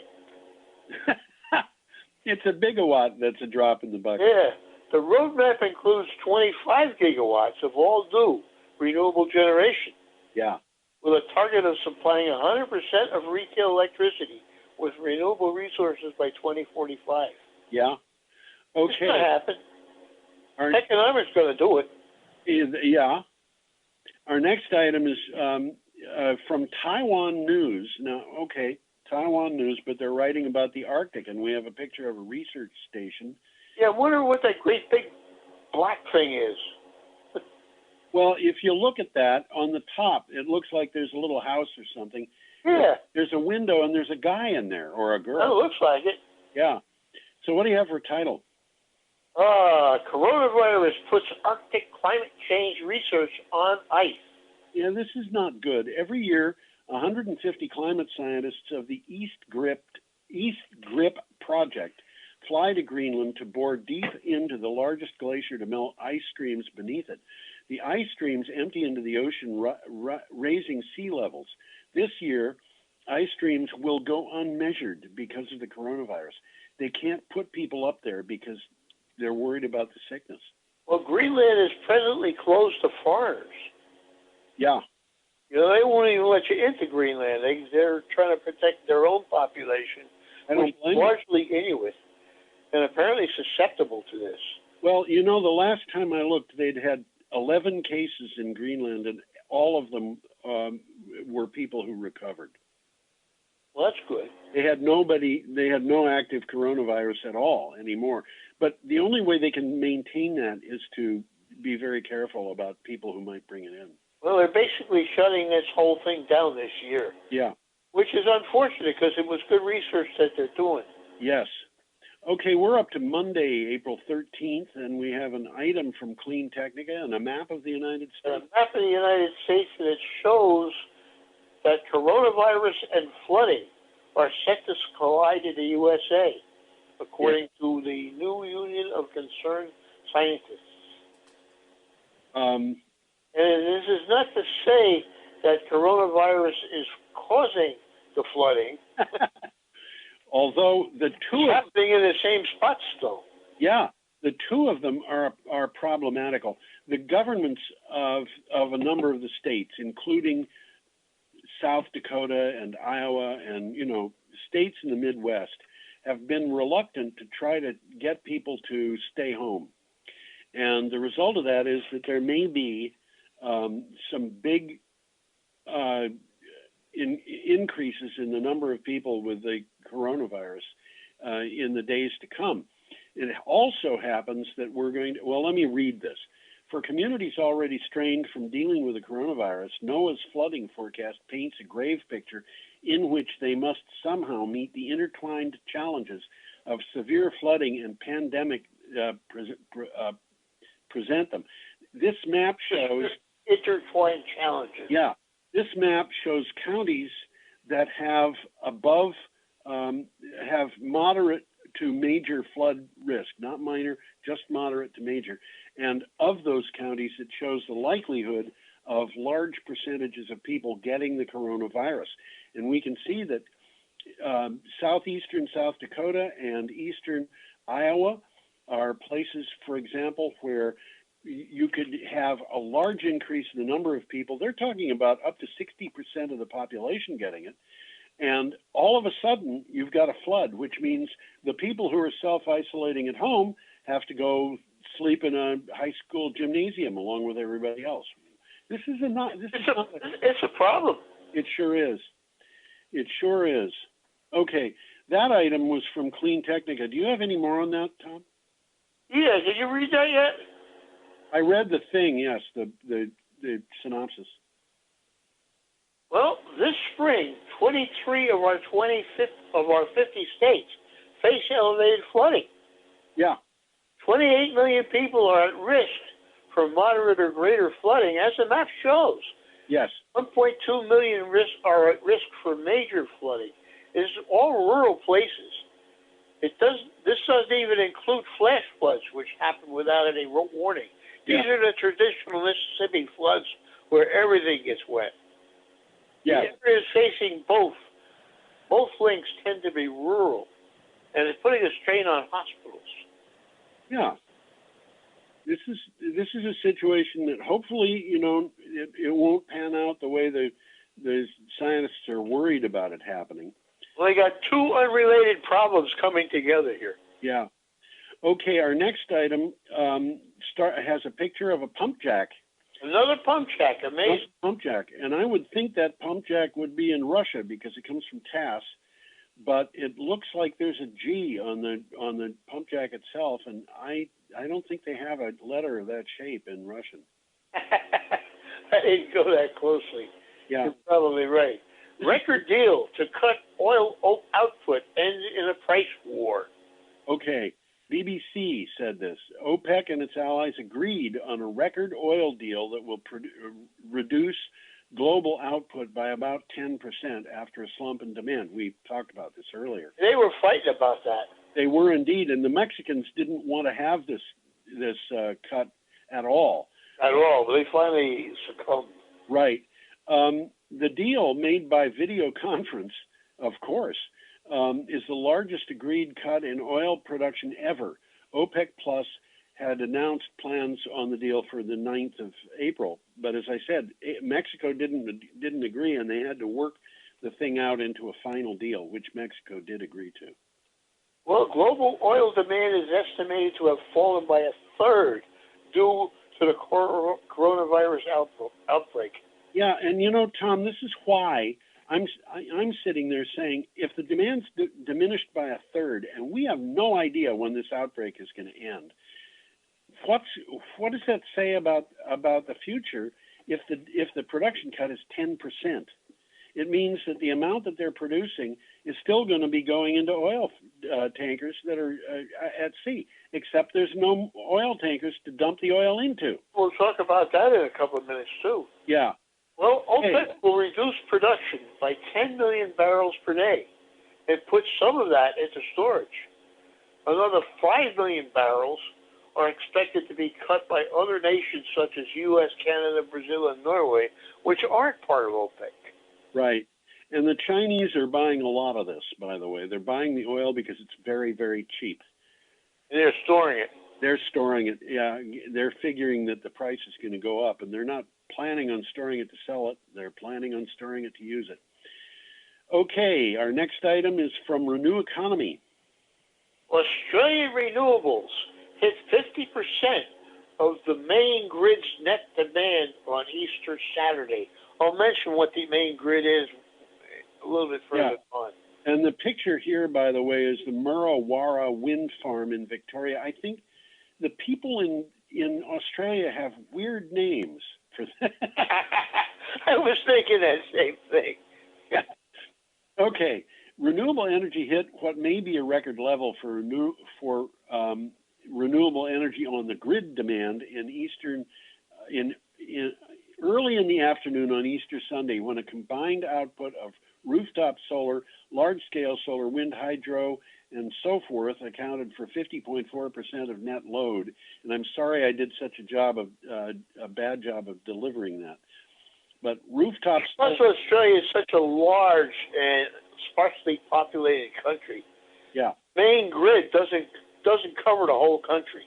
Well, actually, it only covers about half the country. the eastern states and South Australia, but it does not cover Western Australia, which is their biggest state, and the Northern Territory. So it's only, you're right, it's about half the country. About half the country. And the Northern Territories and Western Australia have got grids that are segmented all over the place. Nice picture, though, of that wind farm, I think. Yeah, look at it again. Interesting picture, yeah. Well, we should go on, Tom. We're up to Tuesday, April 14th. We've got 6 items in 15 minutes. So this is a picture of a penguin. Looks like it to me. Huh? Looks like it to me. But it's walking in green. It shouldn't be. It shouldn't be. That area that it's walking in should be covered with snow. Well, 5 visible signs of climate change in Antarctica. This is from Clean. That's the 5, but I don't think we got time to list them. No. Clearly, Antarctica itself is not disappearing, but Antarctica, we know, and the life that depends on its glaciers and snowy mountains is being transformed. There are visible signs of this transformation. Here are a few that present a troubling picture of a warming world. And basically, this article is just pictures. I think it's... This is a good article. All pictures. If you like pictures, this is the one to look up. Yeah, and this was the one picture I chose to represent it. But it's really quite vivid when you think what it constitutes. Yes, and you know there are penguins that live in areas that are. I think the Galapagos Islands are tropical, aren't they? I don't know. Well, there are penguins living on the Galapagos Islands. Yeah, it's down off South America. Yeah, which is in the ocean. Kind of warm compared to what these guys are, but oh yeah, they're an entirely different species that has become accustomed to living in warm territories. And yeah, this guy is in trouble, and you know, because the warming lands are not what he's used to. Okay, you want to go on? Yeah, let's move along. We have a graph here showing electric sources and another article from Clean Technica. Talk about the graph. Well, we'll talk about I'll mention what it says and then take a quick look at the graph because it is very interesting. Yeah. The fossil fuel renewable energy inflection point. Inflection point. Yeah. 3 perspectives. Okay, the world is struggling with a coronavirus pandemic, but even the darkest clouds can have a silver lining. Years from now, when historians look back and try to pinpoint exactly when renewables surged and fossil fuels contracted, this pandemic may be what they focus on. I can't read the article from my computer. The blue lines and the gray lines represent different things than the red line. Okay, the blue lines, which are darker, are the increase in renewables, which has been... It's demand, though, isn't it? What's that? Demand, that's what they're actually using. It's capacity expansion. Let's see. I believe it's capacity. Capacity, okay. Yeah. The gray lines represent non-renewable, new non-renewables. So they're going down. They're going down in the last actually about 10 years. They've been on a general decline where renewables have been pretty steadily going up. Yeah, and the red line there. The renewable share of the total, which is, you know, the one divided by the other, I guess, or the total the combination divided by renewables, is the renewables divided by the combination is the red line, and that's going up very steadily. Yeah, it's been going up steadily, and I don't think this article is right. I think the inflection point has actually passed a couple of years ago. Well, the article mentions 3 people, the Los Angeles Times writers in New York. Yeah. The New York Times. You ought to read it. It's pretty good. There's a takeaway from it. The Earth may not get another chance to avoid overheating to the point where most living things will be threatened with extinction. That's scary. An opportunity for renewables may be knocking, but someone has to open the damn door. Yeah, I agree with that. Okay, our next item is We're at the end here because I remember looking at these guys. our next item is from Renew Economy. We have a picture of a couple of scientists. John Geis and Ryan France. Yeah. Scientists set new solar power efficiency record at almost 50%. This is interesting because almost 50% doesn't seem like a lot. It does not, but you know, really good solar panels that you can buy today are like 20%. That's absolutely true. That's just what it says. Well, I'll let you read it. Okay, scientists at the U.S. DOE's National Renewable Energy Laboratory, which is called NREL, have a new world record solar energy conversion efficiency, producing an innovative 6-junction solar cell with 140 layers of semiconductor materials. It converts light into electricity at 47.1% efficiency. I read into this article, and it looks like what they're looking at is to gather more energy from the heat of the sun than from the light of the sun. Yeah. And, you know, the article doesn't say it, but they're looking to capture both. Yes. To increase the efficiency tremendously. Yes. And what this means, in effect, if you think of good solar panels being 20% and this thing being 50%, that means that you can get the same amount of electricity out of 40% of the space. Yep. Or more electricity. Yeah, you can get 2.5 times. If you have a rooftop solar system, you could put in a new one, a replacement, and get 2.5 times the amount of electricity. So interesting. It's going to happen eventually. It's going to happen eventually. It won't happen this year or next. So if you put in a rooftop solar system, don't feel bad about it. But we are up to Wednesday, April 15th, with an item from the Washington Times. It's a funny looking picture. It looks like an egg.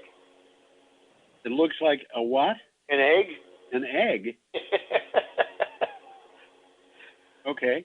It's a no, my version of it is kind of compressed, so it does look like an egg. But okay. This is the Earth as seen by NASA. Yeah, who knew that NASA was where you could see the Earth? Anyway, it's from the Washington Times. I'm being a wise guy and doing a bad job of it. What do you got for a title, Tom? NASA fights campaign to remove 97% climate change claims as the consensus is challenged. And they're talking about deception here. Yeah, this is something that I found very interesting. Nothing sends climate skeptics into orbit faster than seeing NASA repeat the 97% climate consensus claim, but the effort to have the Obama-era declaration removed from the government website is suffering from a failure to launch. Well, NASA's looking back and they're saying, hey, guys, we were right. Yeah, they're saying this is true. Why should we take it down when it's true?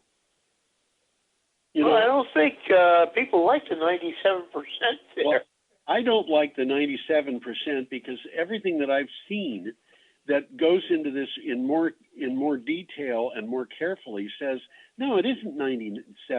It's more like 99% or even more. It's 97% is actually a low representation. Well, that's interesting. Well, this Competitive Enterprise Institute is pursuing the suit. And if I remember correctly, that's a Koch thing, or it's Koch funded. Yeah, this is what they're trying to do is they're trying to force NASA. Yes, they call it Koch, the Koch brothers. Koch brothers. They're trying to force NASA to take this statement down. Exactly, and NASA said, "Why should we take it down? It's right." It's right, exactly.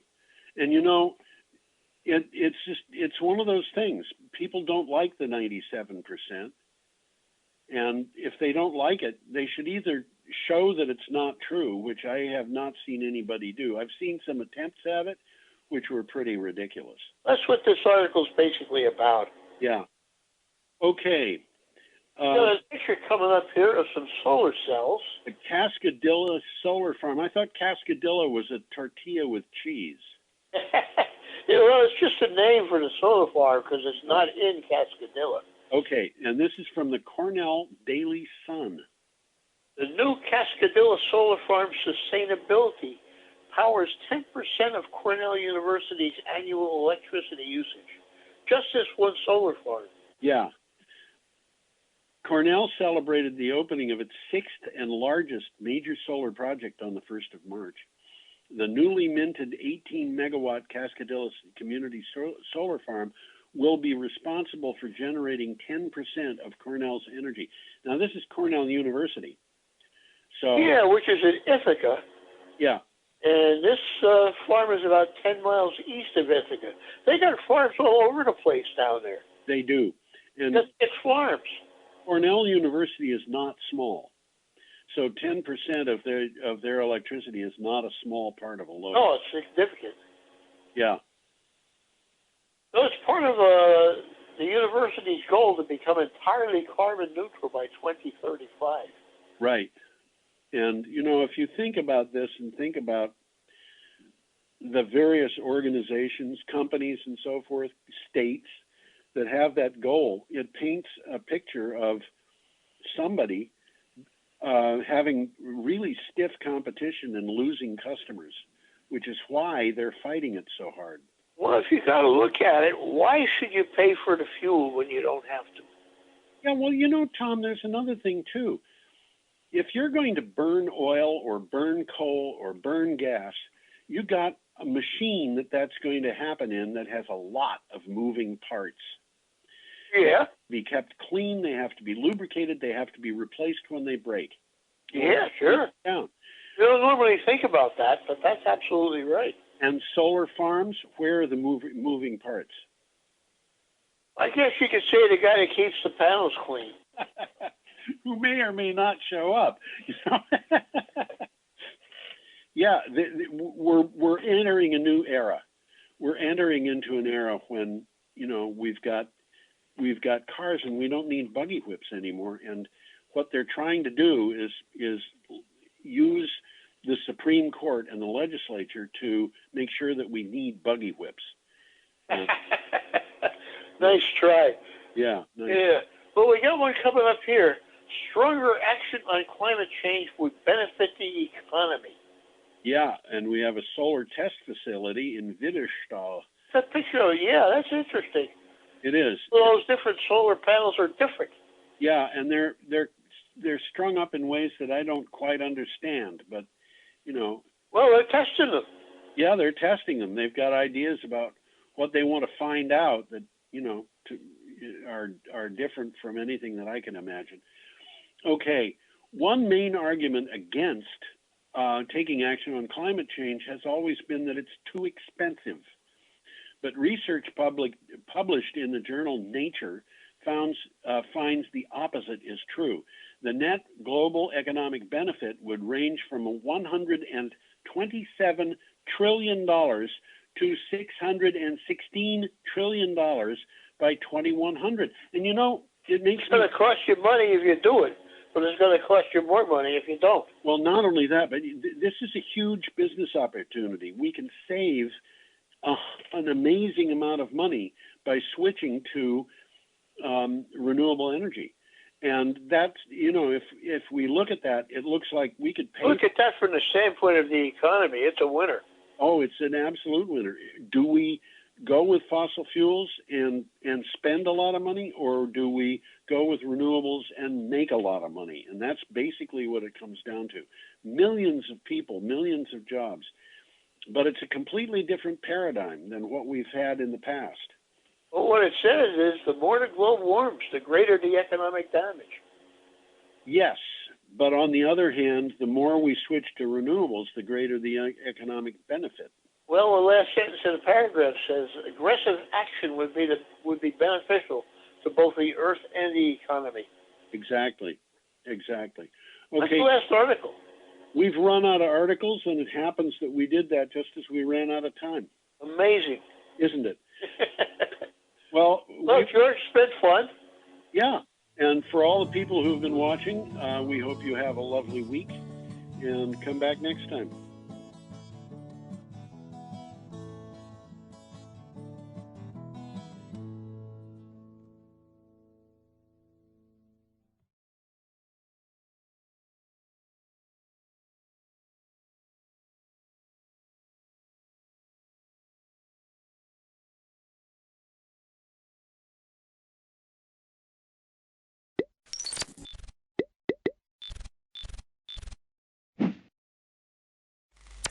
then the special educator might have a small group or a one-on-one later on with those students.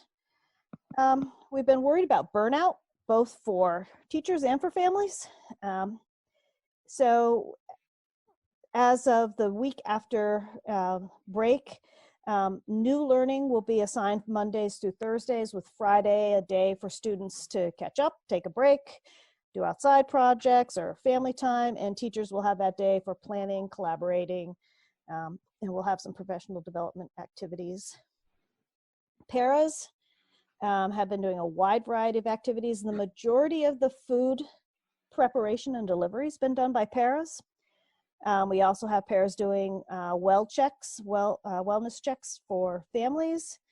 Some are reading stories, some are sitting in classes. And then Greg Stoller has been doing some research on professional development for paras. That's still a work in progress, but some of the PD that he's looking at for paras includes trauma-informed practices, things that will certainly be useful next year as well. We're still working on a few things: attendance, feedback for families. Let's see, just always reassessing what we're doing. Just so you all know, end of year guidance is still being developed at the state level. We still don't know, not a specific end date yet. We don't know anything about graduation if you have kids at the high school. Spring sports still hasn't been determined. So all of that is still to be determined. So I think that's good for now. All right.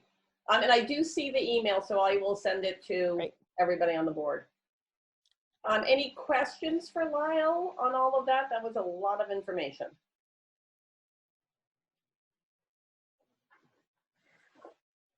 So Anna, do you have, oh, Walter? there's no plan like in other districts to furlough paraprofessionals. No, not at this time. No, so far, actually, it's pretty much all paras that are doing the food prep and delivery. And at this point, even the paras that have a reason not to go into a building to do work because they check any of the boxes, have been willing to step up and do other types of things like those that I listed. Any other questions? I think Hannah's talking, but we can't hear her. Oh yeah, Hannah. Okay. So I have a question, and it may fall under the end date or the still working on category, but is the assumption that provided that the kids attend all their classes, you have the attendance piece figured out, that they're going to keep on, or is there going to be some evaluatory measure taken? What does that look like? So right now, we're still working on attendance. Teachers are going to be taking attendance. We are supposed to show that we have 50% of our student body in attendance every day in order for it to count as a day for us. We're assuming that kids are in attendance unless for some reason they turn in no work, or so everybody right now we're considering as being part of the day. That parents and students when they get a little older, we assume that they can take care of their own getting in touch with their teachers. But that's one of the, I talked about the app where teachers can just text. And it could be something as simple as I'm texting everybody in my class today, and as long as I hear back from the family, then that family is considered in attendance for that day. We have, as far as I've heard, we're still going to have to put in 175 days. So we will still go pretty close to the June date that we had originally set. Okay. So my bigger part of that question was, will there be any testing of the kids as far as, I mean, I understand that everyone's going to be behind to a certain extent, Is there any chance that kids will be in a position to be staying back? Or I don't know if No, you can speak no. to that. Or I don't imagine if any kid were to be considered to be staying back, those conversations would have happened well before we closed. So Okay. anyone that's been, up to that point of closure, as long as they're trying to do some work and continue with some sort of educational activities, they would not be staying back. Okay, thanks. Other questions? All right, Mary, you want to give us a rundown of this? Sure, thanks. Can you guys hear me okay? Yes. I was kind of following along with Lyle, so I'm going to try not to be redundant, but to kind of go off of what Lyle was just talking about, and to Hannah's point, it's been about balance. I've had a lot of questions from faculty and a lot of questions from parents about, what's like mandatory and required and like what's next. I can't say enough about how hard our faculty is working between, food distribution, checking on social and emotional and just in general wellness, and are your needs being met from the health office, from the guidance office, from non-classroom teacher faculty members. I know Don Grove has been an amazing tech support person, in addition to Gary Parzik, and the Office of Curriculum Assessment is doing grade level meetings with classroom teachers and is going to extend that work to other teachers like music and art teachers in the coming weeks. But in terms of instruction, we're building the plane while we fly it, and nobody thought that this was a good idea to do with 6-year-olds. And so it's just sort of a matter of trying to have the dialogue open between faculty and families. And, I've talked to faculty about, if you have 3 kids and the parent of your kiddos have 3 kids, like think about it through that lens, just how much is going on, and maybe both parents are working or parents are dealing with the stress of not working right now. So we're really just trying to be flexible and listen to each other as much as possible right now. And I've just been so proud of the work that our faculty is doing. We had, some of you might have seen in the Reformer, and Martin Langenfeld picked it up. We did a little parade through town. That was one of the better things that's happened in the past couple weeks, just because it was nice to see kids' faces. And so I was glad that we did that. And I'm staying connected with some other stakeholders in the Vernon community, select board, emergency management, fire, sheriff's office, to skip sleeper over at Vernon Green to try to see, what are the community needs, what is everybody hearing, and I've been sort of giving a school report back to those folks. Nothing in particular that's needed right now or that's going on that I need to share, but it's nice to feel connected in that way to other Vernon folks. Our maintenance staff continues to be in the building, continues to be working very hard, doing a balance of making sure we're cleaning, but also and keeping clean and keeping the protocols in place, but also thinking about some summer work that could happen now while the building is, like, for example, they moved the bleachers the other day and did some cleaning and painting in the gym. Yeah, I mean, we miss our kids. We miss seeing each other in person. It's hard, but I think that the faculty is reaching out to each other and reaching out to their colleagues in other schools. And I hope that parents are feeling supported, because we know this is hard. So yeah, we're doing okay. Any questions for Mary? Carrie? Are there any teachers or any of the faculty that are having any that need help right now, that just need assistance with anything? Maybe if we need volunteers for any of that, just wondering. Yeah, that's really kind. I'll pass that along and find out. I haven't found out about specific things. I think it's just a general feeling. I think a lot of people's first instinct was, my students aren't with me and I want to do everything I can for them, but I'm not sure what that looks like right now. And so it's been a little bit of a, you know, kind of waves. But, you know, I will certainly reach out and see if there is any, you know, anything that's needed. I know that we've made sure that employees know about EAP, the Employee Assistance Program, where you can kind of like, you know, get some different support. I think we've reached out to each other. I know that parents have been, I think, pretty supportive of teachers and asking that question, Carrie, so I appreciate that. So I can report back at our next meeting, but there's nothing that I can think of right now. Thanks. Other questions for Mary or Lyle? Well, thank you guys for everything you are doing.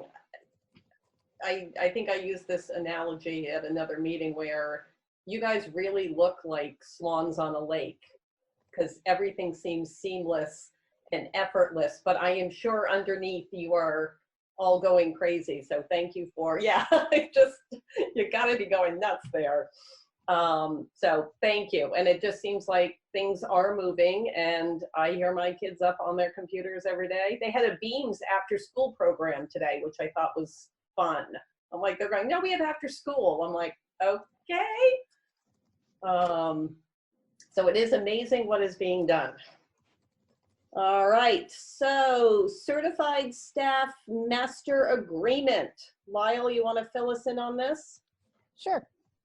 So we had come to an agreement with the certified staff, actually both classified and certified, but classified does not pertain to Vernon. You have your own classified staff agreement. So on March 17th, the WSESU board and the WSESD board agreed to ratify the staff certified staff agreement. Reviewed, Frank Rucker and I reviewed sort of the process that we went through, highlighting any major changes, of which language there are not, I would say not huge changes, things that we've been talking about over the past few years, just looking ahead to this round of agreement. So there was not a huge number of changes that we talked about that I can remember. Everything, let's see, we're still working on some language around announced and unannounced, but that's still to be determined because we're in a grievance session for that, so I can't really talk much about that. There was some language changes around sabbaticals. Don't remember other major. I got some union people here. I don't know, Scott, can you think of any other major language changes? I don't think of any myself. No, I don't think there's any major language changes that you've left out, Lyle. The only thing I can think of is just the health insurance changing to the state and how that, you know. Right, which we had really no, I mean, that wasn't even on the table to negotiate because the state had determined that ahead of time. So tell me where we are now. What are we looking to do? And I know David was trying to, I think, hit a pause button. Yeah, I'm not exactly sure why. Right now, what you need to do is ensure that you're the last ones to make sure that it's ratified. The other two boards have done it. You're the last one to do it. I don't think of any reason why you wouldn't do that. I know that there are some concerns about what budgets are going to look like with people having lost wages because of unemployment and layoffs, etc. But I do think that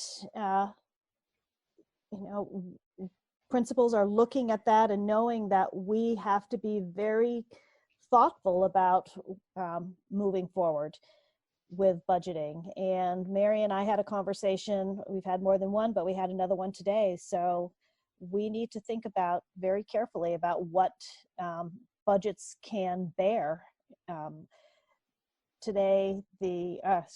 Thursday, I was at a session with the joint fiscal office at the legislature, and they're projecting deficits. Frank's working on where everyone is. So I don't think that there's any reason that you wouldn't ratify this contract, because I don't know that there's anything, how it would impact you negatively. I mean, you've actually passed a budget down there. So Yeah. you're better off than most. Go ahead. Sorry, Mary. No, I'm sorry. Is it, and stop me if this is not appropriate, but you know, I think we have members of the EA here, and maybe if other folks need to speak to anything, but I know that the leadership of the EA and Lyle and Frank have worked pretty hard to kind of put this together. And, you know, just if I can advocate as a building principal, that right now faculty, as I said, is working really hard. And I think, you know, if there's a lot of uncertainties out there with this whole new thing we're doing, and I think if we can provide a level of certainty by moving forward with this master agreement that's been negotiated, I think that's important right now for, you know, our faculty that's working so hard. I agree. Scott, Molly, did anyone want to add anything to this discussion? Or board members, do you have questions? So let me start with questions from board members. And if there aren't any. So the details of the agreement have not been made public yet? Correct. So when do the details of the agreement, when would they be made public? After everybody's agreed to and ratified. Barb's working on the language changes right now. So when Vernon ratifies, then we'll be able to make that public. So we're not obligated to know what's in there before we vote yes on it? Yes, if you have specific questions, something that I haven't answered, then yes, I would say that you would want to ask that question now. No, it's more philosophical than anything else. Nope, absolutely. This is your chance to find that out. Would we need to go into executive session, or is that not needed? At this point, I don't think so. All along, I've been trying to give you some updates about where we are in executive session. And then I think Frank came one evening to talk a little bit about the finances in executive session. So at this point, I don't believe that executive session would be needed. Okay. We're not talking about, I mean, if somebody asks a question and I might say, whoa, let's wait, let's go into executive session for that. Okay. But I don't see any reason why. Okay. Scott, you had something you wanted to add? Yes, thank you, Carrie. On the behalf of Wyndham Southeast Education Association, I'd like to encourage you to approve this tentative agreement. This tentative agreement is, you know, the result of about 5-6 months of hard work between Lyle, Frank, Peggy Maxiel, and Peter Canizero. As Lyle has already said, the SD and SU boards have already approved this. I haven't had a chance to check in with Norm Bartlett, our UNICEF director, or with the Vermont NEA legal team, but I have talked to Peggy Maxiel, and her take is that, no, your vote tonight only applies to your certified staff. It wouldn't apply to your special educators in Vernon because the SU board has already approved it. As Lyle already mentioned, it wouldn't apply to your support staff because the support staff is not part of our bargaining unit. You know, but we'd like to see all our certified staff, you know, in the entire district, you know, benefiting from this tentative agreement, which we feel is fair. Other questions or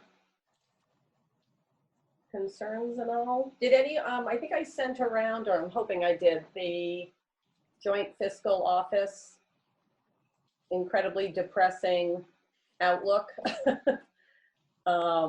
If you have an extra hour, watch the webinar.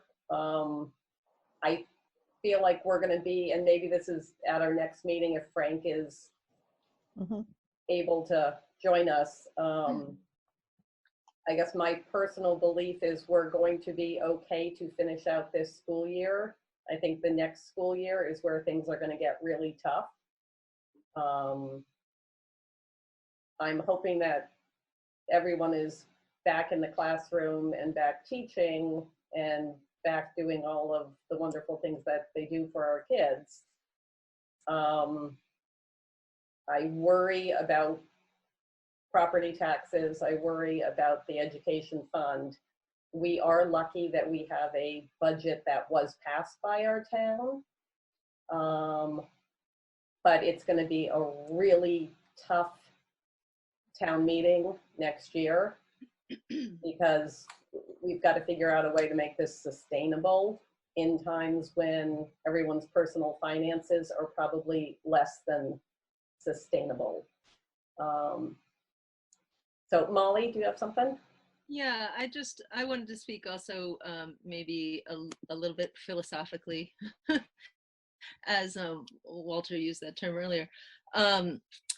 I guess I just am sitting here coming off the last 4 weeks as an educator and thinking about what Lyle said earlier, what Mary said earlier.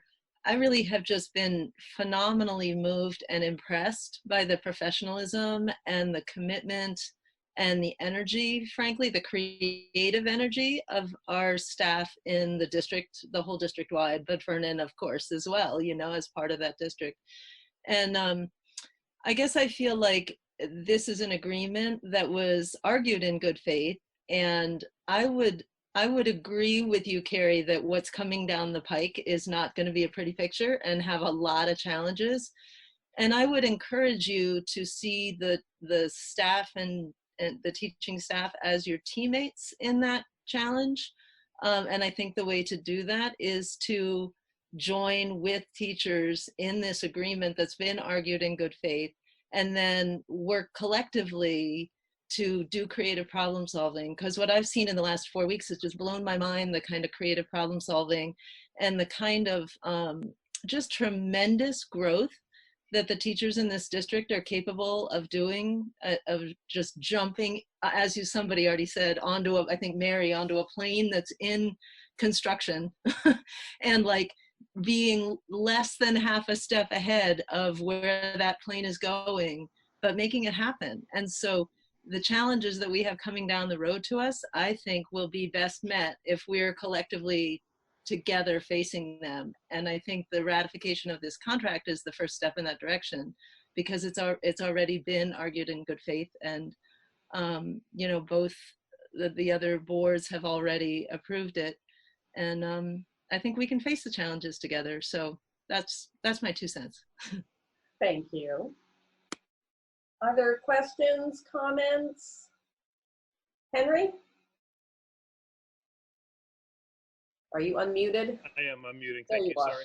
So I'm the VP for the high school and for the union for the high school and the middle school. And I just wanted to echo a bit what Molly said. It's been kind of amazing to me, the amount of work that's been put in by the teachers to really adjust full stop and keep the ship kind of afloat in these times. And yeah, I would just encourage you guys to think about the long-term consequences of supporting these people that are teaching in the district. Are not only teachers, but they're also salary earners. They're also people that are going to be contributing to the economy. I teach economics at the high school, and so just from an economics point of view, the more people that are employed and have money to spend and to be active agents of the economy, the stronger it will be. And so teachers are, as we all are, deserve food, clothing, and shelter as basic necessities, and the more people that have good paying jobs, and it helps our students, it helps the staff that help the students, and so there's what's called a multiplier effect. So the more people that are employed in good paying jobs, it'll actually help the economy recover when that time comes, which is hopefully sooner rather than later. So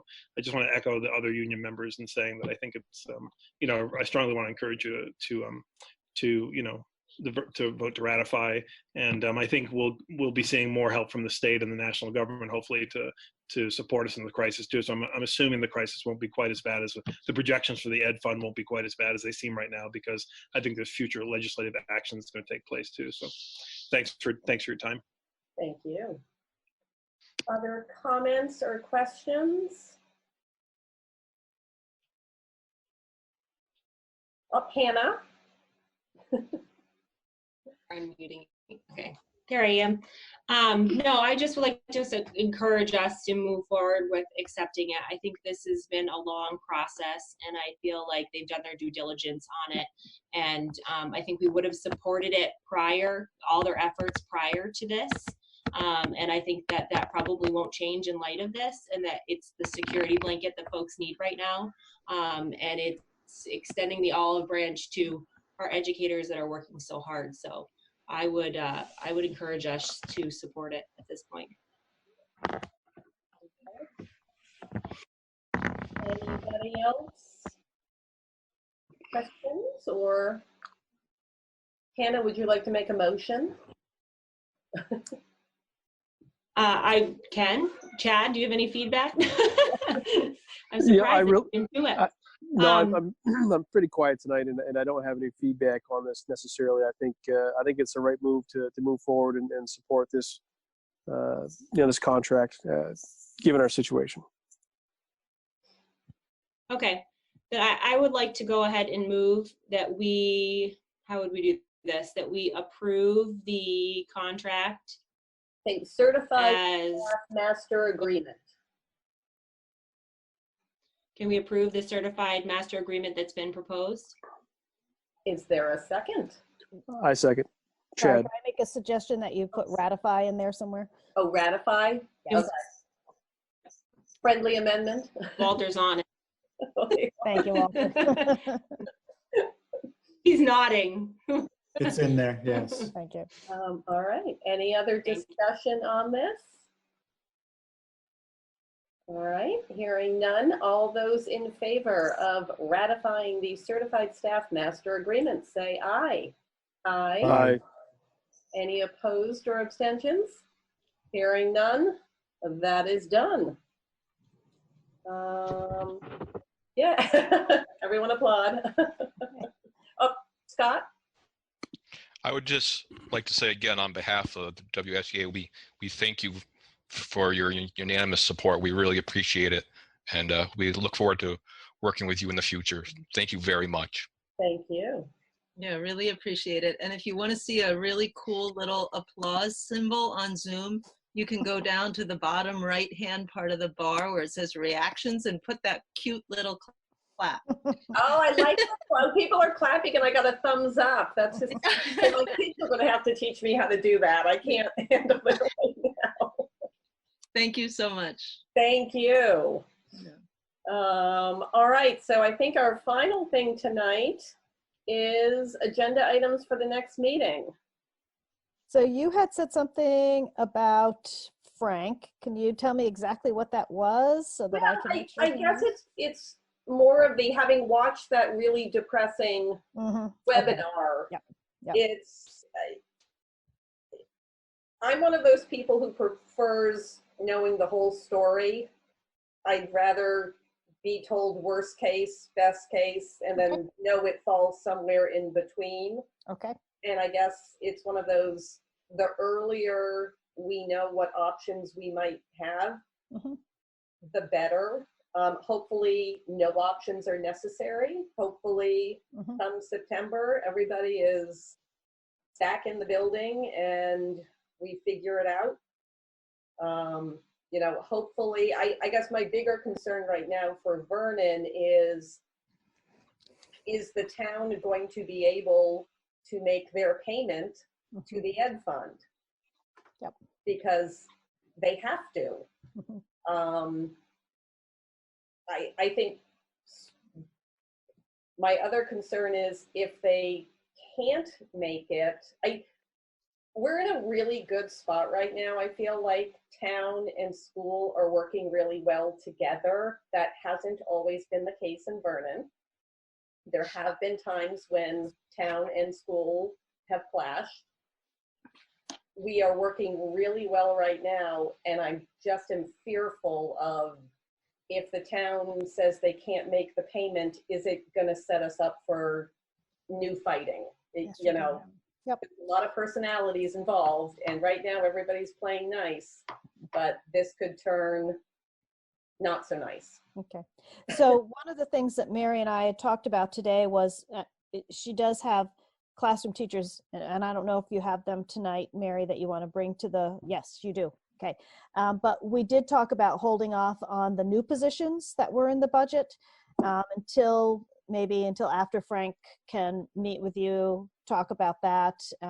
I'm meeting with outlying town principals and Frank tomorrow to look at some numbers to see where that, if that'll help, where that will help, how much that will help. So, so just so you know that we have decided to just hold off on the new positions. If you say no, go ahead and hire them, we will. But at this point, it seemed prudent to hold off on new positions, and rather than wait until we get to a place where we have to say, wait a minute, we need to riff a certain number. So that's where we are. Okay, that seems, I think being prudent right now is a watchword. Okay. I do think Mary had some new hires to bring to the table. Is that something we could put on the next agenda? I would urge you to listen to see if you could do that tonight if she has candidates, just because I don't want to lose good candidates. If she has. Okay, this is not the new positions. No. This is replacement for people that are retiring or resigning. Gotcha. Mary, take it away. Thanks for your time. Yeah, I had the opportunity with a panel of teachers to do this Brady Bunch thing and speak to some individuals last week.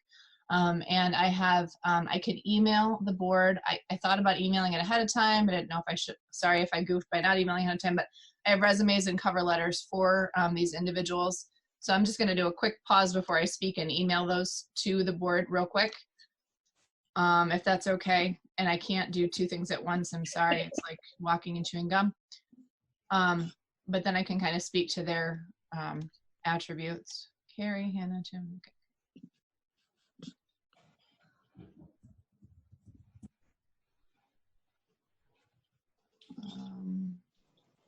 It is pouring out. It is really, really pouring out. It has no kidding today.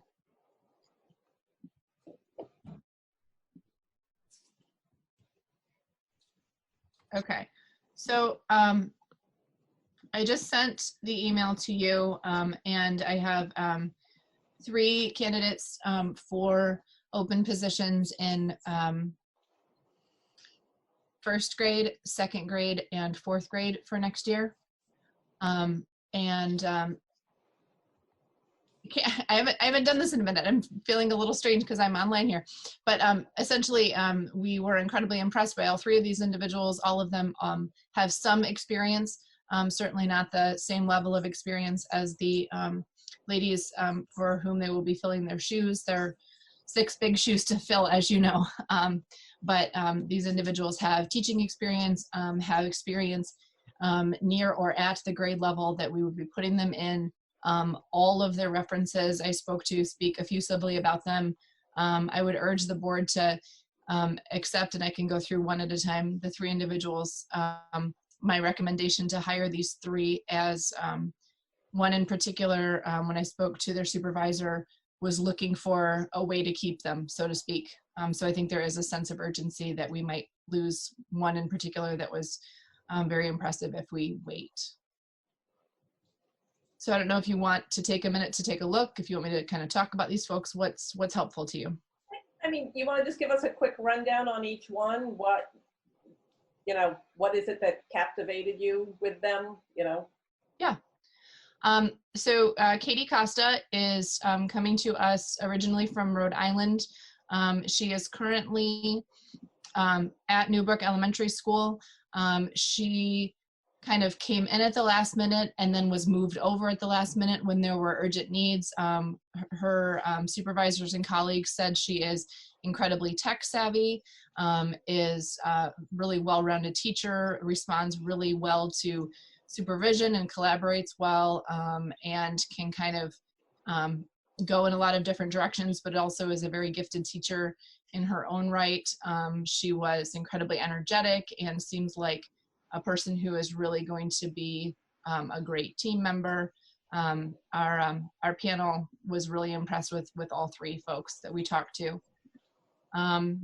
Next, Ashley Perkins. She is a person who is originally from the area and is hoping to relocate back to be closer to family. She's currently a successful grade level teacher up north, and her colleagues and her supervisor, again, I think the language they used was, "We'd be wicked sad to see her go." She's been a great colleague, great employee. Talked about her sort of creativity and ability to work on a grade level team, but also on her own, and just kind and easy to work with. And finally, Amy Tibbetts is probably the most licensed or the most experienced of the three. Not quite as experienced as I said, as the shoes were filling, but someone who, again, their supervisor and their colleagues said we'd be very sad to lose them, but understanding of the desire for the move, you know, kind of what's best for her, what's best for family. But she really spoke about getting to know each and every child and getting to know each and every family, and really deeply understanding the social and emotional needs as well as the academic needs of all students in a way that was very impressive, and definitely sat really well with all of the panel. We were incredibly impressed by all three of these women. Any questions for Mary? They look great. You're building a really good team. Well, we had pretty good work to start with. Yeah, we've got a great team, but I feel like this is awesome.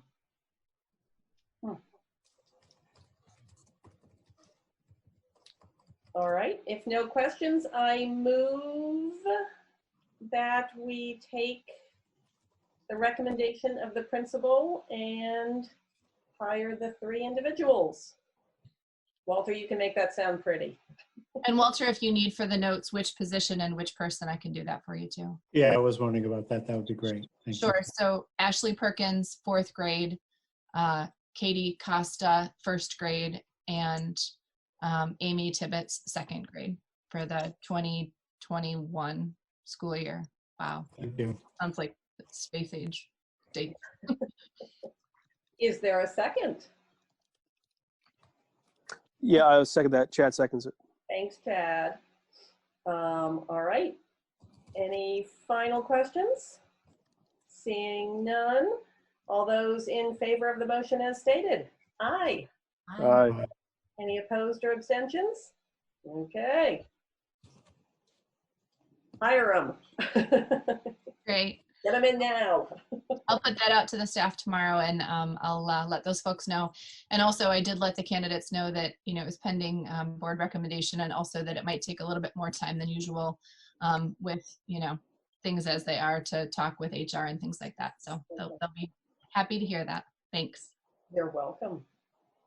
Oh, Hannah?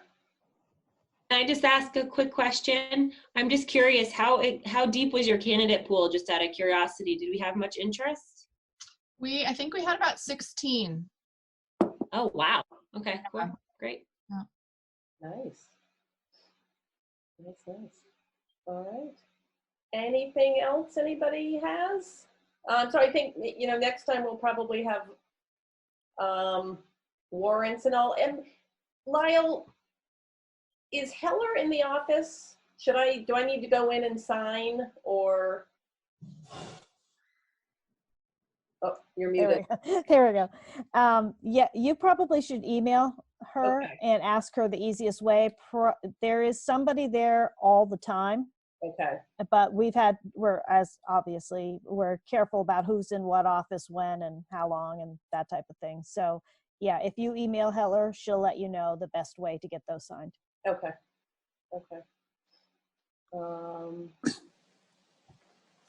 Anything else from anybody? But maybe next we'll have a conversation about finances. And yeah, I'll make sure Frank is able to be here. It's 27th. Right? Yeah, real quick, Carrie, if I can. This is Chad. Certainly unprecedented times we're in, right? I mean, it's odd having the Zoom meetings and not being able to see face to face, sit across from a table, and really kind of come to grips with what we're facing. But it feels good to me. You know, I mean, obviously, I had a chance to read the email that Mary sent us on these applications, but to have the full trust in Mary and in Lyle and the SU, it makes me feel good. You know, as a parent, as a taxpayer, you know, as a school board member, and certainly appreciate the efforts everybody's going through. It's just incredible, and I feel good knowing that you know, the school and the SU is in good hands, and we'll work through this. So certainly, I'm sitting here a little bit back, going, I wish there was more I could do. I wish I could support this. I wish I could support that. Wish I could go sit across with somebody at a desk and say, hey, what can I do to help? But certainly keep me in mind, and I'm here kind of waiting. So I'd just like to say thank you. Thank you, Chad. That was very nice. All right. Well, oh, Hannah. I just wanted to say something real quick too. I just wanted to give you guys feedback on the parent end with regards to the home educating and all of that and the food distribution. I think in general, and Carrie can correct me if I'm wrong, I think in general, parents have been feeling much more supported over the last 2 weeks than they were initially. And I think that they are finally getting into the groove and finding what's right for their family, but also really getting the support from the teachers to say, do as much as you can, but don't overdo it, because for some folks, a little bit is too much. And I think it's really cool that the teachers seem to be getting that support from you all on down, so that they can do with what they're comfortable with, and the families can do what they're comfortable with, because I think that we need to make sure people are of sound mind so they can be of sound health as well. And I think it's great that you guys have been able to offer that. Yeah, thank you. All right. And one last thing, sorry, Chad. This is our first meeting with Carrie Sparks in attendance, so I just want to say welcome. Love having you here. I look forward to future meetings down the road. We can sit down across the table, and but again, I just want to say welcome. Thank you. And I'm sorry I signed in under my son's name. I just realized that after we said that. Okay. Well, that way we won't have the confusion of Carrie and Carrie. So Okay. Carrie and Brady. Yes, Sparks, it's all good. He's new Carrie. I'm old Carrie. I'm like, Well, I'm really excited to be a part of the team, and you know, coming into this right now, obviously it's all different for all of us, so it kind of works. Yep. I'm impressed. We actually did this quite well. I can't say that there were Mrs. Kunkel's waiting to get in. Oh, we can all say hi to Mrs. Kunkel. Nice. Hi, bye. Mrs. Kunkel. Hey. Everyone wave at Kim. Oh, Kim. Oh, there it goes. So Kim, we're actually done now, so sorry. Anything else before we adjourn? I just have to say I agree with Hannah about like the parent end of things. I know. How old are your kids? So 8 and 10, so 2nd grade and 5th grade. Okay. And it's been the greatest part about it has been, like, if I'm struggling, there's no stress put on me at all from the teachers. You know, we're all working together, and they've been so helpful. So it's been great, honestly. My kids don't really want to do much, but that's besides the point. So I just wanted to say I agree with Hannah's statements that she made earlier as well. Good. No, I have not heard anything. I thought the parade was fabulous. I hope you guys maybe do that again. I mean, I was amazed to see so many people lining my road. And it was nice seeing teachers. So my kids were waterworks after. Oh, your kids weren't the only one. I had like a whole box of fishes. It was the sort of love hate thing. Yeah. Yeah. Yeah, I know. I hope the kids couldn't see me. I was like, and everybody, I just miss you. Yeah. Oh, all right. Well, if there's nothing else, would someone like to make a motion to adjourn? I'll move that we adjourn. Is there a second? Second. Sorry, it took me a while to get my mute off. I like this function. We're gonna let Hannah run the Zoom meetings because can we adopt this post Zoom? You guys are even like this way on Zoom meetings. I love it. All right, all those in favor of adjourning? Aye. Aye.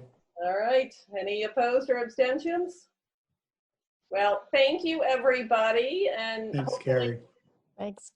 we'll only have to do this a few more times before we can get back into the school. That'll be great.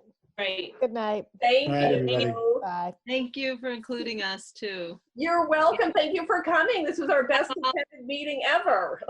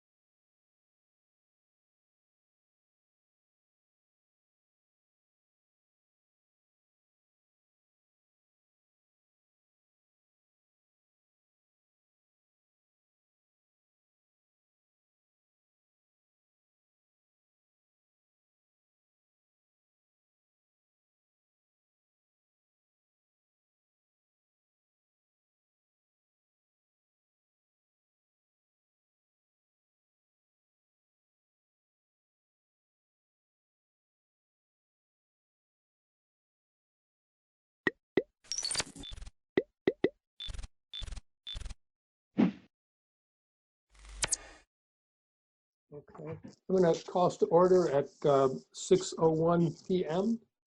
And Lyle, has the meeting been properly warned? Yes, it has. Thank you. Before we jump right in, I wanted to offer our congratulations and gratitude to Mark Spino, who has been named Vermont Elementary Principal of the Year. That's fantastic. I can see you all clapping and waving your hands. So, yeah. It's not a surprise to any of us, but it certainly is a nice honor and well deserved. Thank you, David. I really appreciate that. You're very welcome. Let's see, I think we're full. We have 35 participants. I'm going to ask you all to manage your mute buttons, please. If you're not speaking, please, you can mute yourself. Right now, about half of you are muted and half aren't, and it's nice and quiet. But if it, sometimes there's background noise and sometimes electronic noises. So if you would unmute yourself and raise your hand and put it right close to the camera, you'll notice I can see it if it's way up like that. So if you have something to say, please do that. As usual, we'll, the business that we are covering, the board will participate, we'll hear presentations when appropriate, and the board will comment and ask questions, and then we'll open it to the public for participation as well. And there'll be the recognition of visitors and the communications and the public opportunity to comment on things not on the agenda will be at the end of this agenda. So that's the plan so far. If you're on the phone, Kate is at the moment, and Deb Gass and Christina Mailer and Ann Beekman. *6 will, let's see, what does *6 do? *6 will unmute you if you get muted somehow, and *9 will put a little hand waving over the dark panel where your name is. And Kelly, same thing. So without further ado, I'm going to jump into the first item on the agenda, which is discussion of the powers of school boards. And this is part of an ongoing series of educational things we'll do together to make sure we all have the same understanding and the same information, the same background around what it is we're supposed to be doing. And I'm not sure if in the future, if there'll be opportunities for the chair and the superintendent to do their duty of doing, I think it's 8 hours of training over the course of the year. So I'm going to keep track of all of these things, and we'll count this. And I'll take a look at the statute and the regulation and make sure that we're covering most of the topics that are on there. And we'll see how that goes. So what I'm going to do is I'm going to share my screen where I have the document that I sent to the board. And it's the actual statute from the Vermont statutes on the powers of school boards. And I annotated and I changed some things to red to sort of point out the language that specifies what the power is or the responsibility is. And then I have to let a few more people in. And then and then we'll skip over all of the details in between. You're welcome to read that at your leisure. People coming in, please mute. Thank you. And then we'll just go through. If you have any questions as we're going, make sure I won't be able to see you. So you'll have to say something. So maybe the board might want to actually all unmute at this point. So if you have something to say, you can. If everyone else would stay muted, that would be great. So I'm going to share my screen, and you probably won't see me anymore.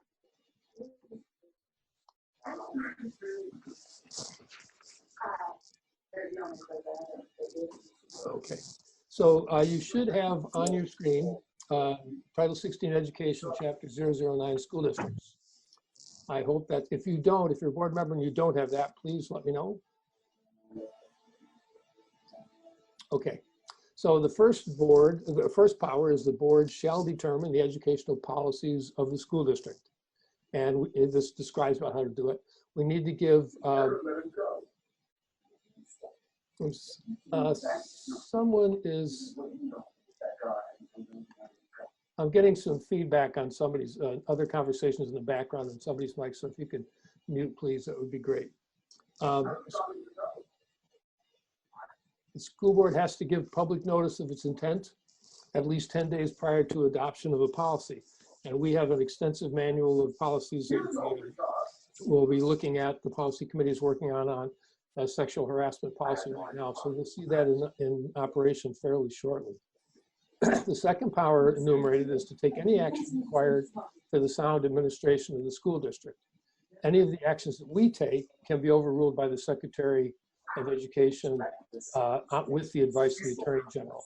But it's we're responsible for soundly administering the school district. The third one is we have discretion to furnish instruction to students who completed high school, who completed secondary education, and to administer early education programs, which we do. We have a number, I think it's 19 pre-K, private pre-K partners that we help with the administration. The next one, number 8, is establish and maintain a system of receipt, deposit, disbursement, accounting, control, and reporting. This is our warrants. This is the reason that we have several accountants in the central office, and this outlines the ways that we need to do that. The system of accounts is what you see in the budget. It changes from time to time, and that comes generally from the Agency of Education, or the Agency of Education. We have to report on the condition and needs of the school system, and we do that annually at our annual meeting and in the published report. And we have to prepare and distribute annually a proposed budget for the next year. And some categories are prescribed, and some categories I think we get to add as well. But that's become pretty formalized at this point. The next two are the provide at the expense of the district, public to approval of the superintendent, all textbooks, materials, equipment, and supplies. This we do sometimes have students pay for things, and that's something that we're going to have to be looking at some point. It's on the agenda of the performance and programmatic equity, the PPEC, and there are some courses and some participation activities where students are paying. So we need to have a look at that in terms of equity. But it's our responsibility to provide at the expense the materials that are necessary. And then number 15, which is kind of like the 10th Amendment in the Bill of Rights, shall exercise the general powers given to the legislative branch of a municipality. But this basically says, and I made this larger because this is really the catch-all. It basically says that we make the rules. It doesn't say we carry them out, which is an important thing to keep in mind when we talk about administrative responsibilities. And a little later in the season, we'll have a look at the policy governance model of operating school boards and school districts. And that'll make a little bit more sense. But basically what it says is that we have the legislative power, the rulemaking power. 21 talks about that we can borrow short term to cover projects and things that will be reimbursed by the state. But the state, at the bottom, it says the state will not pay the cost of borrowing funds under this subdivision. So if we have to borrow for something we're going to be reimbursed for, we can do that, but we have to pay the finance charges. Presenting information to the electorate, this comes up often, and sometimes some people have thought it means that board members cannot present information or take positions on political questions or questions having to do, my phone is ringing, so I'm going to stop that. Questions having to do with things that the board is doing.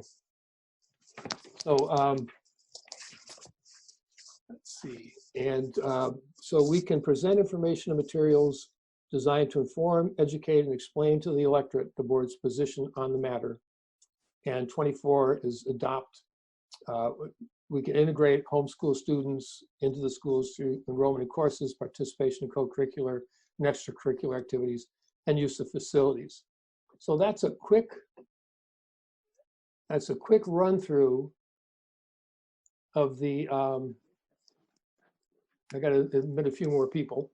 That's a quick run through of the powers of the school board If any of the board has questions, please ask me now. And I don't know if I can answer it, but somebody might be able to. David? Yes.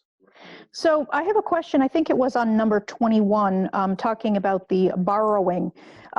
My understanding from last year when we had to, we almost, there was a lot of discussion about maybe having to borrow the 87% of, to cover the budget into this coming year. Mm-hmm. Since what my question is, if we had to do that because we were not able to, as this pandemic sort of progresses, and if it carries out further along than we are hoping or anticipating, if we're not able to make the budget vote in May, and we then have to go the route of borrowing the money, is it possible that the state would reimburse us for the cost? Oh, I mean, is there any leeway there? I don't expect that anyone would have an answer to that now, and it may be a moot point, but possibly if it does become an issue, maybe that would be a question that could be looked at. Yeah, all of that right now is up in the air. The legislature and Lyle and Frank were in a webinar yesterday that they are. Actually, it was today, on that topic, and we're updated on what the Senate is doing as far as what will be permissible if we don't have a budget passed. I think that sooner or later along the line, we will have to have a budget passed. But, well, Lyle, do you want to, or Frank, want to say a little bit of what you learned today in response to that? So I can start, and then Frank can talk maybe more about the 87%. Today, we learned that there are a couple of bills in the Senate. One would level fund us at the ed spending level from last year, which is a little over 40 million for us. And the other would level fund us with a percentage increase. So both of those are in the Senate. There's no time frame at this point. I am meeting with Becca Ballant tomorrow. I've sent out some emails also to some other of our representatives because it will go to the House as well, because that would actually be a help for us at this point if the Senate does state a specific amount for us to get the year started with before a budget is passed. Frank, I think Frank's here. Yeah. Yeah, the only thing I would add to that is regarding interest expense and borrowing money as it relates to 87%. Yes, that is part of a general ed spending amount. So there is no unusual payment process or liability associated with the interest expense on borrowing. That interest expense is just like any other expense that the school district incurs. It's just part of a total expenditure that is covered by the education spending grant, which is about 85% of what we receive, and then those other revenue sources that we talked about during the budget development. But as Lyle said, and David referred to, I don't think it's a particularly relevant issue for us today because there are these specific bills that Lyle just referred to that are being developed specifically to address the 18 school districts in the state that those budgets passed. So it's definitely a let's stay tuned to the legislative developments. Great, thanks.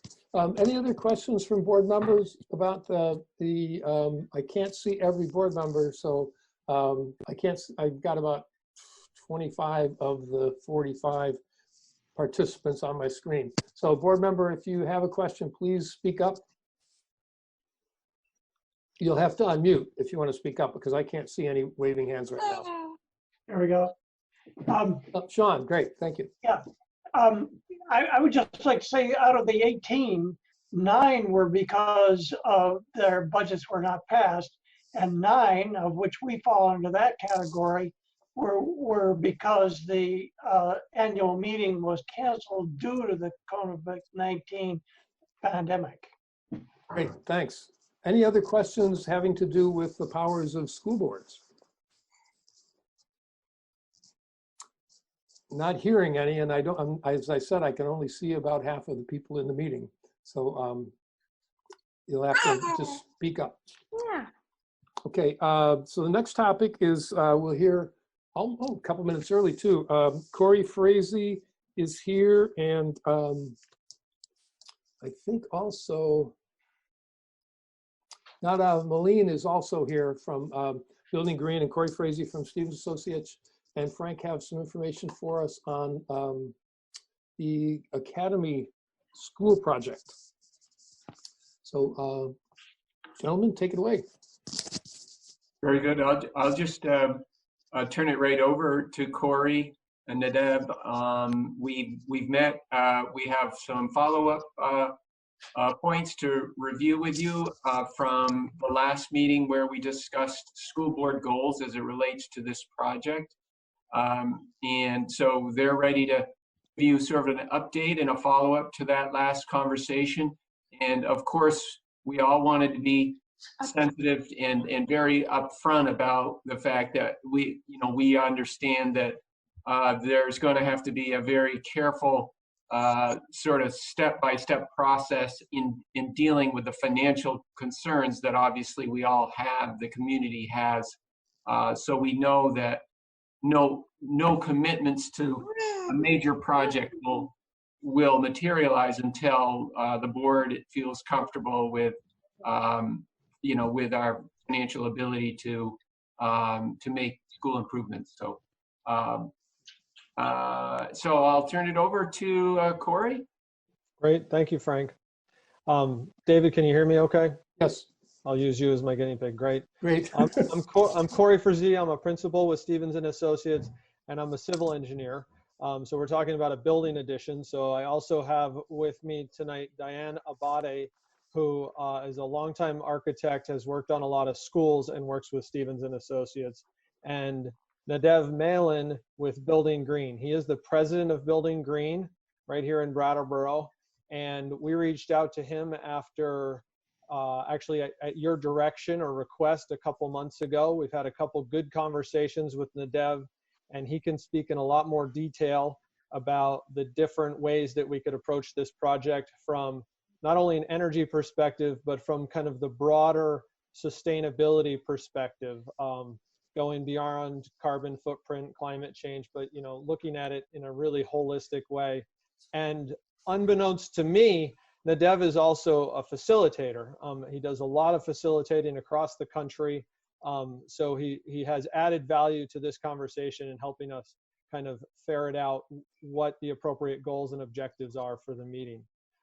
We have outlined a document which I believe was forwarded to the school board yesterday, and it talks about 3 specific discussion points for tonight. I wanted to check and see if everybody had that, because I think that could be a good guide. I haven't facilitated a meeting with 45 participants before. David, I'm not sure about you. Maybe Nadev can help us out in how to kind of navigate through this conversation. But do all the board members have that, that document from yesterday?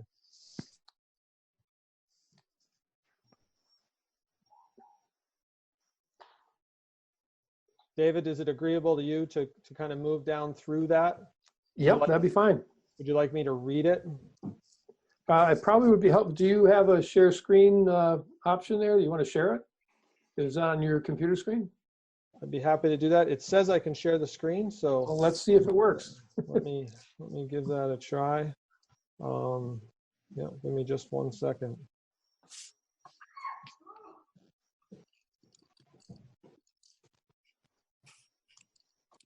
All right, here we go.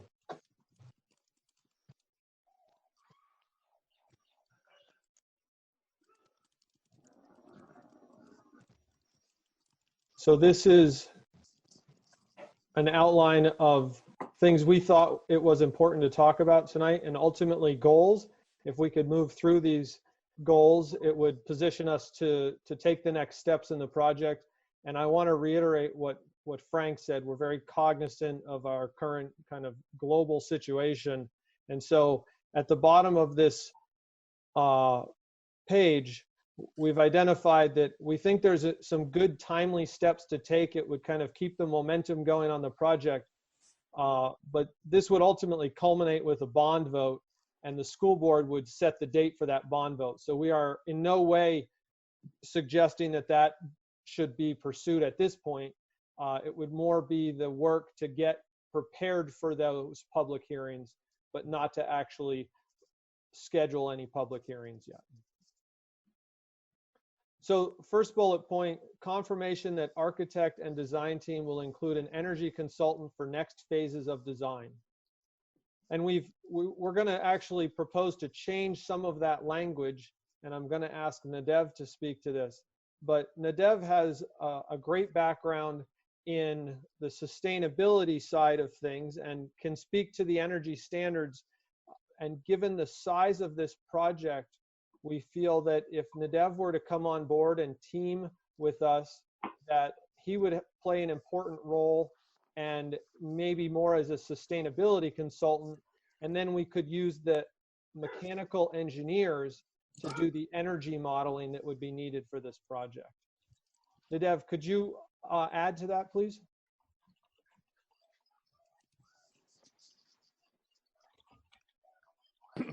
Hey, sure, Corey. Hi.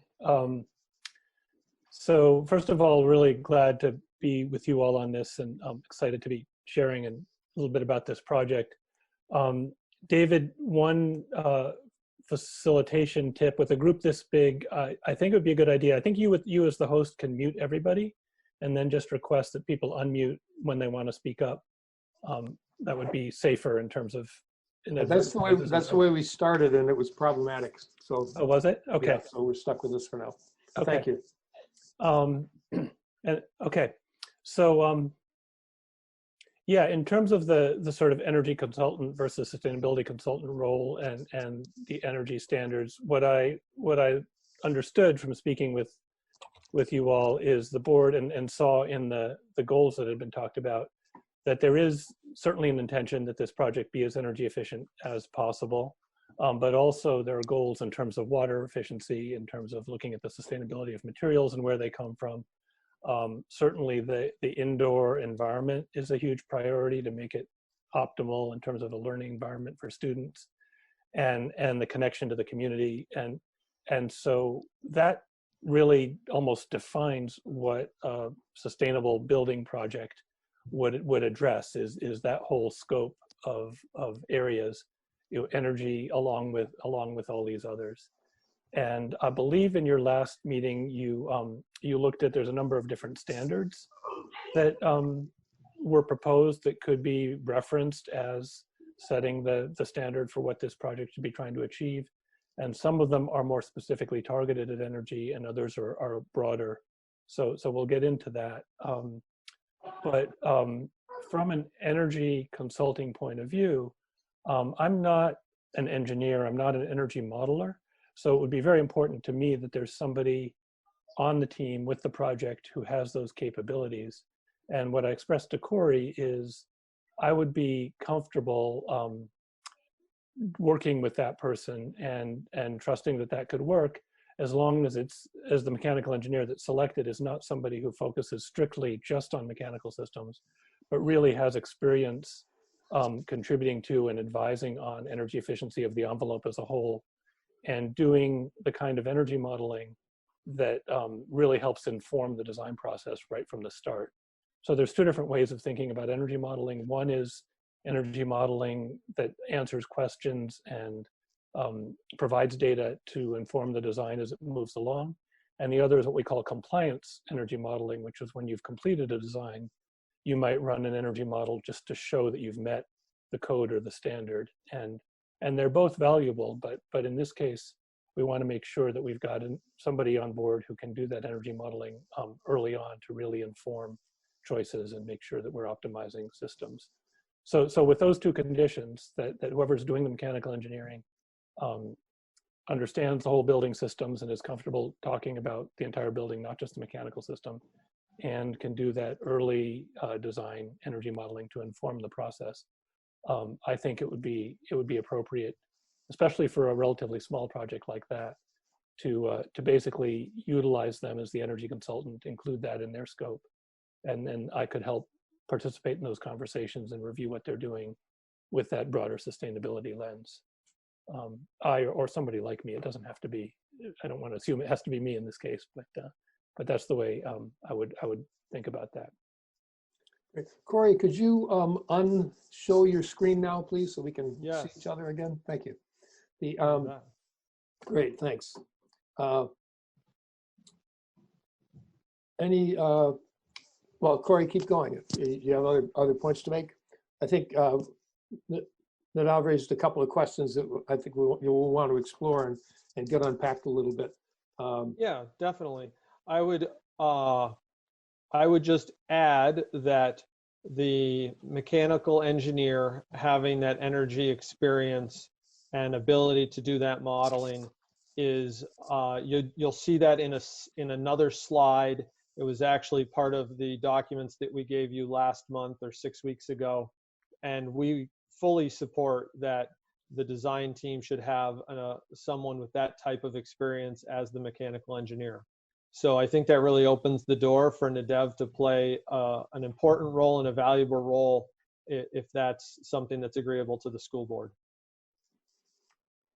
Great. I think we had been pretty clear in the last meeting, at least in my notes from it, not necessarily minutes, that we wanted to have an energy consultant. I think you're suggesting that we expand it to a sustainability consultant, and given the previous conversation, I think that's consistent with what the board is looking for. Great. So, is there other information for presentation, or can you take questions from the board now? Well, there's kind of those 3 discussion points. Do we want to? I think it would be great if we pause there, see if there's discussion or thoughts from the board on NADEV's role moving forward. Again, board members, I have to ask you to just speak up and hopefully do it one at a time, because I'm not in control of that at this point. Any questions or thoughts about this process? It really is consistent with what we talked about as far as the next steps that we wanted to take. I see Sean, but you'll have to.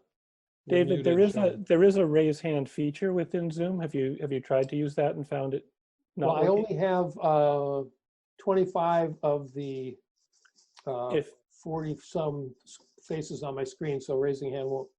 If people show the participant list, which you can do by going to the bottom of the screen and click on the little icon for participants, then you'll see at the bottom of the participant list, there's a little button that says raise hand. I'm going to raise my hand now.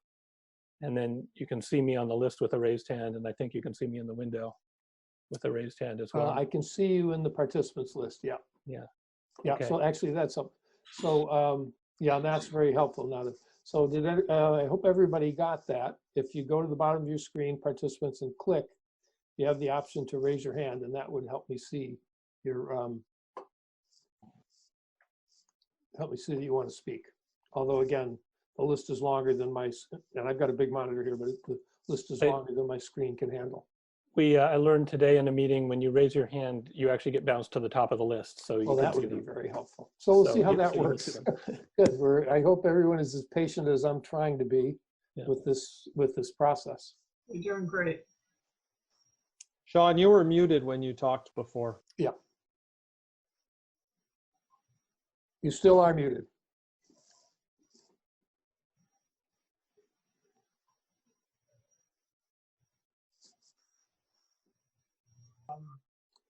Sean, try again, please.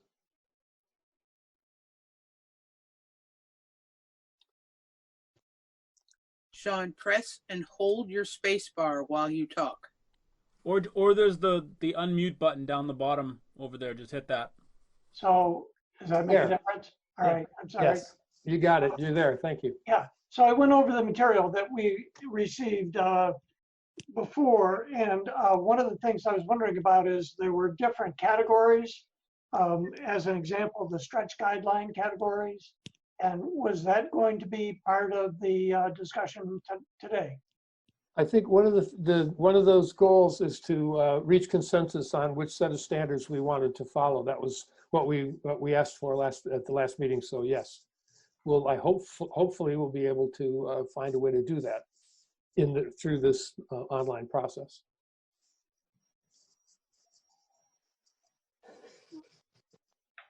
Other questions? Yeah. Go ahead, Corey. I see your hand. Yeah, that's a good lead in. I can't find the raise hand feature. That's why I'm laughing. So well, I'll work on that. But so I think that might be the next bullet point. And if it's okay, I'll toggle back to that and keep going with that. If there's not other discussion, Sean, that's a great lead in. Yeah.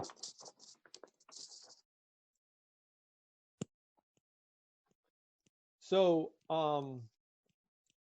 okay, actually, next bullet point I'll touch on quickly. That was consensus with the school board finalizing. These were the draft goals and objectives that we presented at the last meeting. And I'm going to see if I can toggle over to those now. Are you able to see those? Mm-hmm. Yeah, we're seeing them. Yes. So I'll just give everybody a minute to read through them. The fifth one, the last one, gets at this standard for, we're gonna continue to call it energy efficiency, but we know that we're broadening that up to a much broader discussion of sustainability and climate change, carbon footprint, and beyond. So design a building to meet or exceed an industry standard. So Stevens and Associates has prepared a recommendation, and I believe I have that recommendation available as well. Nope. I'll have to find that. Excuse me. There we go.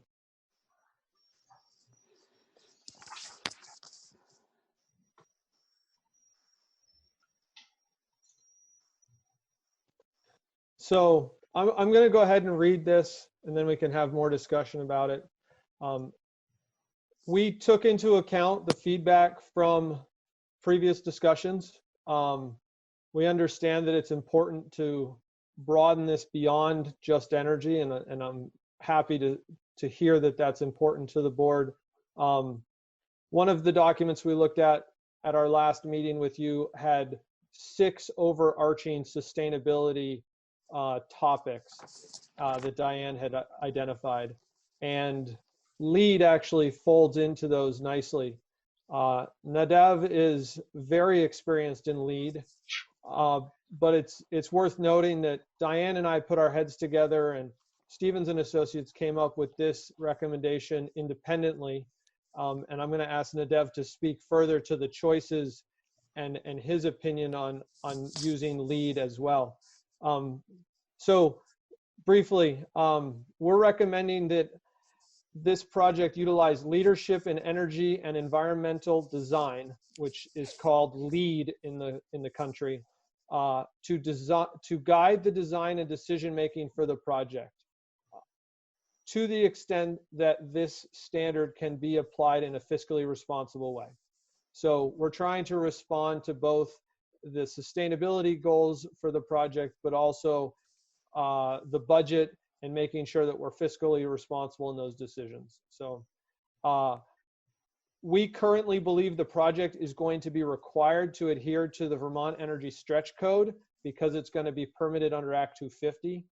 And that's a great baseline for energy efficiency. Adding LEED to that will provide us with opportunities to look for additional ways that the project can reduce carbon footprint, reduce impact on the climate, and I will add to that, be more sustainable. We feel that LEED standards will address the necessary sustainable building design concerns for the project. So it is a good overarching standard for us to refer to. We think it's appropriate to use it as a standard to guide design and decisions, but we're not recommending that we try to achieve certification for this project. There's a cost associated with that, and we would suggest that rather than being attached to a certain level of LEED certification, that we open it up to looking at all the different LEED standards and all the different opportunities that that brings to us, and working with Nadev and choosing what's appropriate for this project. In particular, what can we identify through LEED that's going to have the biggest return on investment, either financially, as far as life cycle costs, or for an impact to sustainable impact. And sometimes if you're chasing the LEED certification, you'll be required to spend money on something to check a box, essentially, so that you get the LEED certification that doesn't have a large benefit to a particular project. It's worth noting we also considered net zero and passive house standards for the project. They focus largely on energy. They're not just limited to energy, but because of the Vermont stretch code providing that nice baseline, or that high threshold for energy, LEED provides a much broader platform for us to pursue sustainability. And I will stop sharing. Thank and you. If people want me to put that up, back up, I can. And David, I'd like Nadev to have the opportunity to speak to that, okay? Yes, thank you. Great, go ahead. Well, I'm actually really curious to hear what board members are interested in hearing more about, because there's so many directions, so many aspects of this we could talk about. But I totally support what Corey just said. I think he described it beautifully. LEED, of the standards, I know in a previous meeting you reviewed or shared with you a document that went through a number of different building certification programs. And they all have their place, they all have their value, but some of them focus exclusively on energy. There's also some that focus exclusively on health and well-being, which is great. And then there's a few like LEED that really cover the broad range of all of these different things, and let you focus in on the aspects that are going to be most strategically valuable to the project in terms of making it the best possible project. And I think LEED does a decent job of that. And I also support Corey's assessment of you could choose to actually try to get the project LEED certified. It's not like it would be impossible to do that. I think it's very doable, but it will cost some extra money, take some extra time. And the question is that the best use of that money? Typically what we've seen is that for small projects like this, that money it's a relatively big piece of the overall budget compared to a very large project, and so it's just not as good a return on investment on a very small project as it would be on a much bigger project. So as long as you all trust that the team is going to stick with this agenda and these goals and follow through on them, the only thing you'd be losing by not going for actual certification is you wouldn't have the plaque on the wall at the end from the U.S. Green Building Council saying this is a LEED building. In other situations where somebody is concerned about whether or not they're going to actually get the performance that they want, then there might be a value to say, well, get it certified, and then we know. So that's really the consideration there, whether to certify or not. Yeah. Great.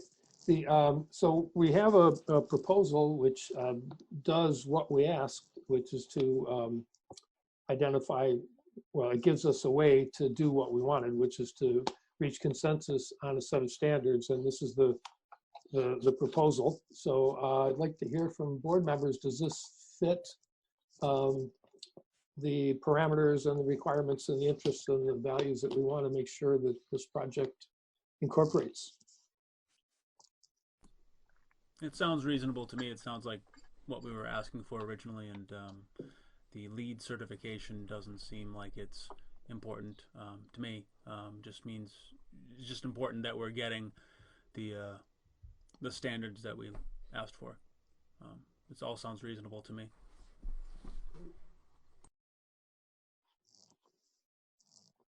Other board members?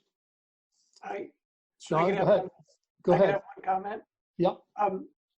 It seemed to me that looking everything over, that the stretch guideline that Corey laid out in the previous meeting, and additionally what he said here, use the stretch guideline, but also delve into the LEED's playbook, and so not pursue the LEED certification. So that seems like a very prudent approach.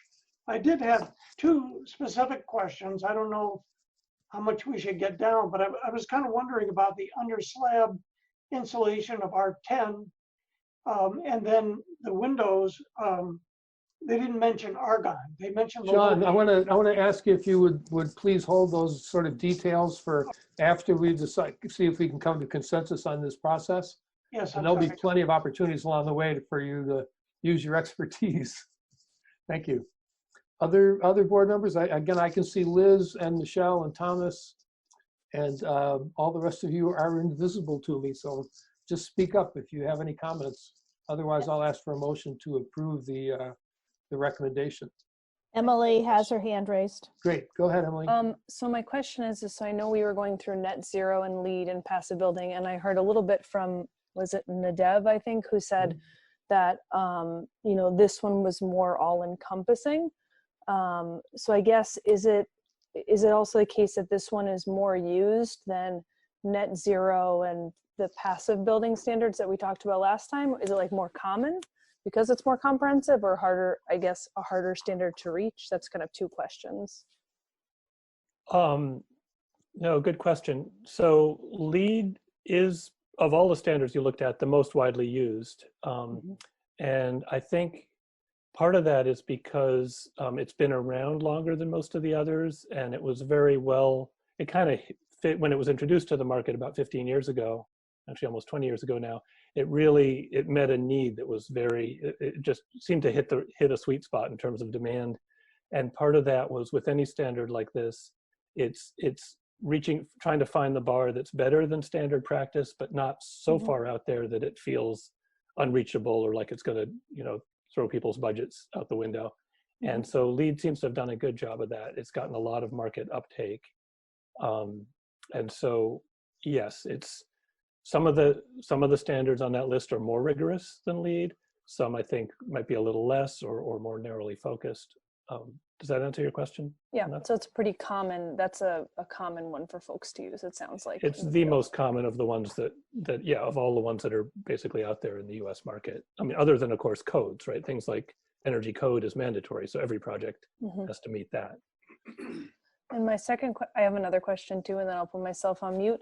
But my second question is, do you know from the state of Vermont, other schools that have looked into this and are pursuing LEED certification, or is it kind of like everybody is in the same boat and really just some maybe being mindful but not going for that standard? Wow, I'm a little embarrassed here because others may know this. I would be surprised if there aren't other schools in Vermont that have actually pursued LEED certification and become certified. I know there's projects at University of Vermont, you know, a number have done that. But because professionally, a lot of my work is actually all over the country and not local, I'm not aware, you know, I can't tell you about a specific one. I do know, for example, that the state of Ohio, at least for a while, had a standard where all state schools had to be LEED certified. It was that, you know, sort of ubiquitous there. And so schools in general are a pretty big market for LEED, and quite a number pursue certification, and many more do what we're proposing here, which is to use LEED as a framework, but not actually get certified. David, could I just make a quick comment? Yes. And Steve, you may have a little more detail on this, but I know that Brattleboro Union High School, that major addition, has been qualified as an Energy Star rated facility, and Robert Clark has done a terrific job working toward that recognition. And I don't know to what extent other board members are aware of that. But maybe Steve is aware of whether or not the project followed a lead footprint from a design point of view? You know, I don't know. I know that a lot of the work was done with Energy Star specs and with Efficiency Vermont, but I don't know that it was directly looking at lead certification. Okay. But I can check. Yeah. Thank you. Any other board questions or thoughts about this? A couple of things I just wanted to mention. In looking through the descriptions that we received at the last meeting, the thing that stood out for me about the LEEDS project, aside from things like making sure efficient use of water and energy, and it also focuses on materials and resources, but particularly indoor environmental quality and regional priority. And I think one of the things that this region has become pretty well noted for is green building, is sustainable building, and a focus on sustainability. There are not many towns in Brattleboro that actually employ a sustainability coordinator. And I think it really, it sort of represents this community really well in terms of our values. And innovation and design is another appealing characteristic of it. So I'm not hearing or seeing anything. So I wonder if we would like to entertain a motion to adopt the proposal, the Stevens Associate proposal that we select the LEEDS performance standards as our goal in this project, following the LEEDS standards as our goal in the project. So moved. Emily, second. Great. Tim, you missed your chance. Sorry. Oh, that's okay. I was just wondering to know if you know about the chat function. I'm sorry? Jackie and I, do you know about the chat function that Jackie and I have used? I do know about it, but I don't have time to look at it. Okay. Wendy, did you get the, you did, okay, great, thank you. You didn't get the names. The names of the people who moved it. Who moved it, please? I think it was Jackie and then myself. Oh, Jackie and then myself. Okay. And Emily seconded. Great, thank you. Okay, any further discussion on that motion? Hearing none, all in favor, please say aye or raise your hand. Aye. Aye. All opposed? We found consensus. Good. Well, we've got one thing done. And I think probably, Corey, we could dispense with the second part, which is the putting together a team that includes a sustainability consultant. And I don't know exactly how you articulated that. It was a series of statements on your list. I wonder if you could give us a sense of how we might form a motion to approve that. So you're specifically talking about including Nadev on the team? Yes. Yeah. So Nadev, I think we talked about the term sustainability consultant. And Diane, I'm going to look to you a little bit to make sure that we feel comfortable with this. If we're the kind of the architects moving forward. But I think just to simply replace the words energy consultant with sustainability consultant, and if the board wanted additional language on the reason for this shift, we could note that the mechanical engineer is going to be required to have the expertise to do energy modeling. And given the size of the project, Stevens and Associates is comfortable not having a separate energy consultant, but between Diane and Nadev and having a mechanical engineer with that expertise, we feel like we've got our bases covered. Okay, let me just clarify, because I think we're going to look for a really simple motion. Yeah, Rather so I than- can give it, yeah, I'll give you a simple one. Yeah, but just to clarify what you're saying, the change is going to be that rather than have a traditional energy consultant, we will have a sustainability consultant whose responsibility will be to sort of monitor the process and make sure that we are following practices and procedures that are would comply with the LEED standards. I think that's a great way to put it. Yeah. Okay, right. So that's in our minutes, right, Wendy? And it's also in the recording of the meeting. So that's really clear. So I think we could have a motion to the board would like to include a sustainability what was it, consultant on the team with Stevenson Associates and our business manager to take this project forward. I think we're going into the design and modeling stage of it. Is that correct? I'm sorry. We can talk about next steps. The design and modeling will be part of the final design. The third bullet point on that goal for this evening's agenda is the next steps, and that's kind of this piece of putting together information for the public. But I'll stop there and let you get through this motion. Okay, so do anybody want to have a go at making a brief motion out of what I just said? Nobody, huh?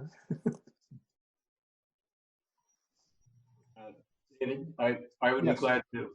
I would Thank be you. glad to suggest that what we're looking for is authorization to engage Stevens and Associates and Nadev Building Green to move forward with the project as the project architect and sustainability coordinator.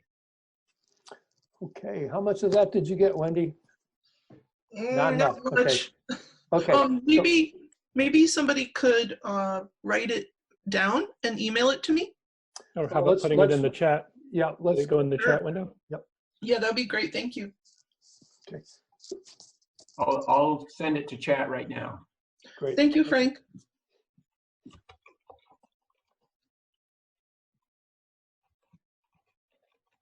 And in the meantime, Wendy's asked that people state their name when they move a motion or a second motion, please. Thank you. Wendy, can you read that back to us?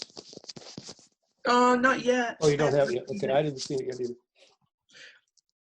Frank might be a fast typist, but that's Oh, really I thought he had it all on his screen. He was just going to cut and paste it. All right, we'll stop disturbing you, Frank. Let you do your work.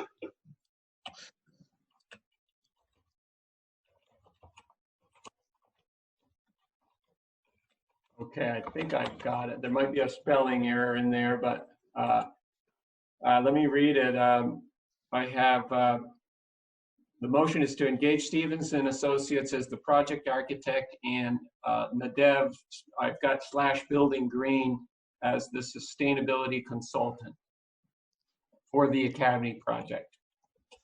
Great. Would someone like to move that for us? I know. Was that Liz? Yeah, Liz. Okay, Liz, thank you. And second? I'll second it. Thank you, Thomas. Thomas seconds. Any further discussion? All those in favor, please say aye or raise your hand. Aye. Thank you. Any opposed? Great, thank you. That has passed as well. So now on to the. So much. Yeah, and that is the business that we asked for, and I'm happy to say that you want to step. Not only did you prepare us really well for that, but want to step further with to outline the next step, which an initial viewing seems like a really good idea. So would you share that with us, please, Corey? Yeah, so this circles back towards working towards what will ultimately be a bond vote. And so what we've talked with Frank about and what's been successful in the past is that we will work on what we'll call kind of a public information packet. And so we will synthesize a lot of what's in the feasibility study, and we will prepare documents for the board. Ultimately, and Frank, correct me if I'm wrong, but ultimately the board holds the public hearing, the public information session that would be kind of preceding the bond vote. And of course, we'd be happy to be there if you ask us to be there and do the majority of the presentation. But the idea is that we provide public information so that we can bring the public into the loop, help the public understand what we have done to date and what the project is proposed to be moving forward. And so this is a kind of another opportunity to reiterate that we've done a feasibility study to prove out that there is a viable solution for this project. But there's a lot more work to do. So we're going to revisit a lot of design objectives as we move into the next phases of design. But this public information packet will provide the history of how we've gotten to where we are today. Thank you. I would suggest that you do that, the packet in a series of steps, and with each step of the project, that you kind of put together a package of information to present to the board, and something in a form that we could put into a press release, or that could go into the paper or go as a letter to the editor about this project and why we're doing it, the way we are doing it, and why it's needed. Obviously, that's important.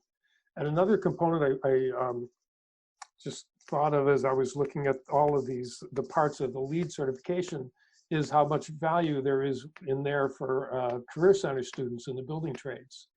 And so I would like you to talk with Ann and Nancy. Ann Beekman's the board rep on the Career Center Council, and involve them in the process as well, and see if we can't build some curriculum around that process, and maybe some student involvement as well in every aspect of it, but particularly the standards part and the sustainable building parts of it.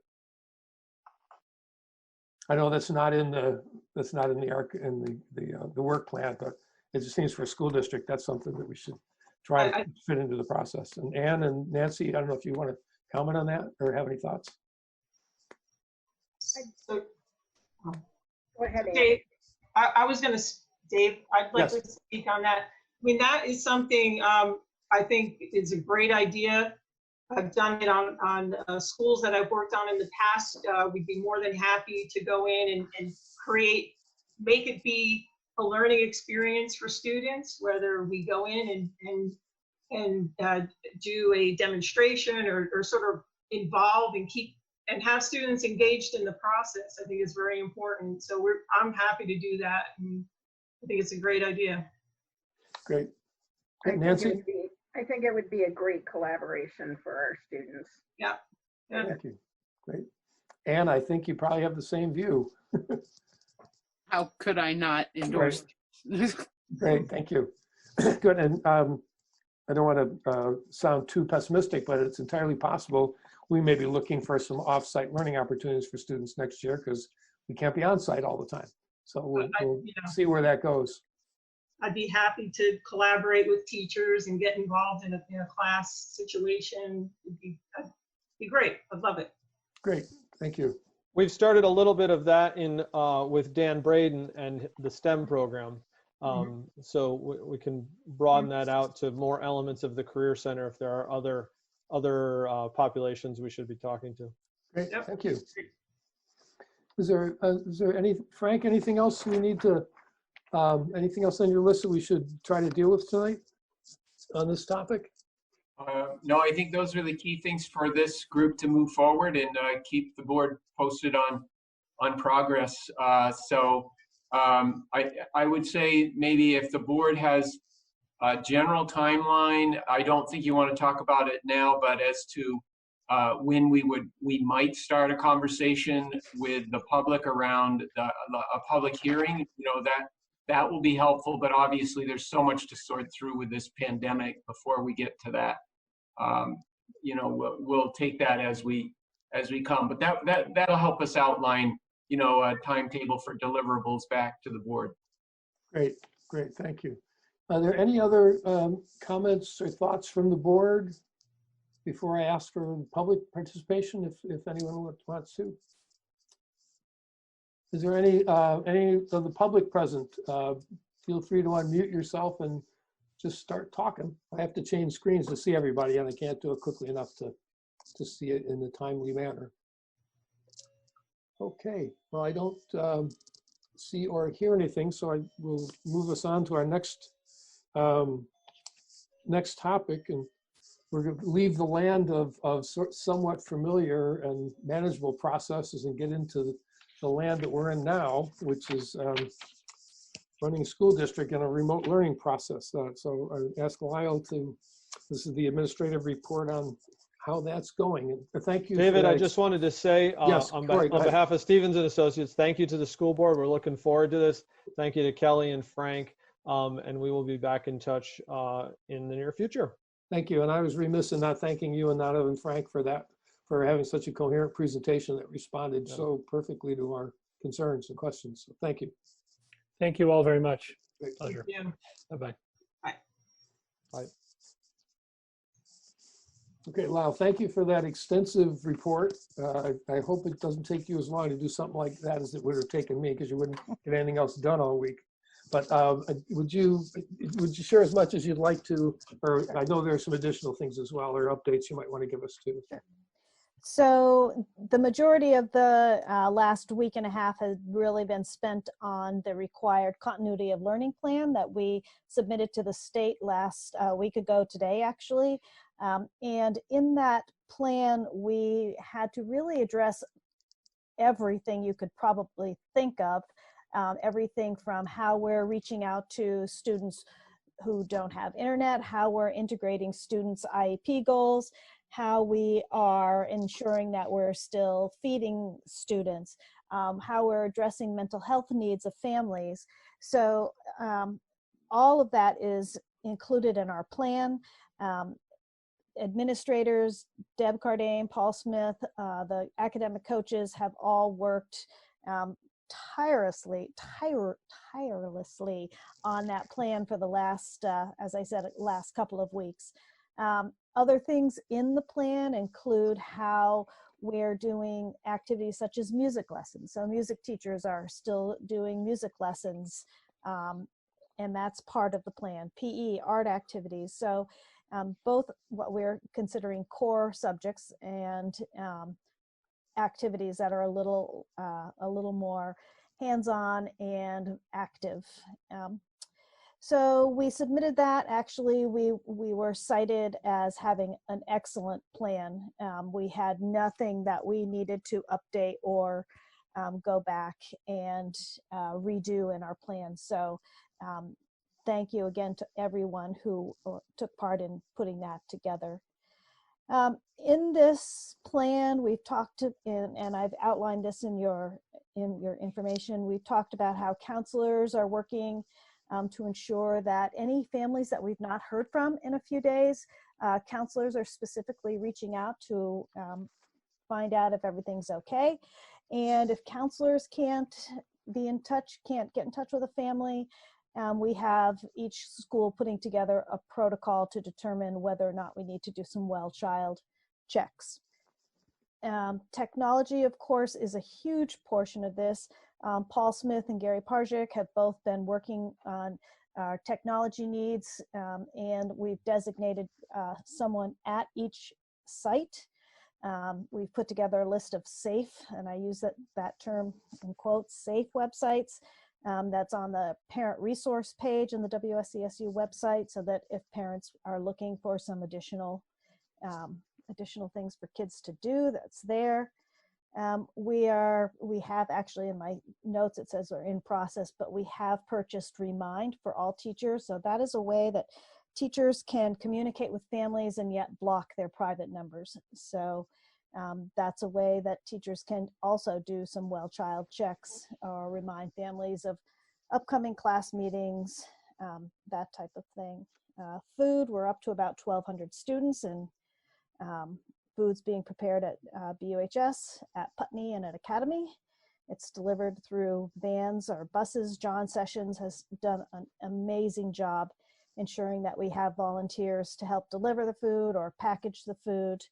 And we've used, we also have delivery points around the town. Many of the volunteers, it seems like John had said, we have up to 100 volunteers. We don't use them every day, of course, but many of those volunteers are para-educators.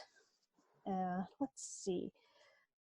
Putting together contingency plans so that any administrator, myself, any teacher gets ill and cannot continue with their job for a while, who's going to step in and make sure that our students are continuing to be educated.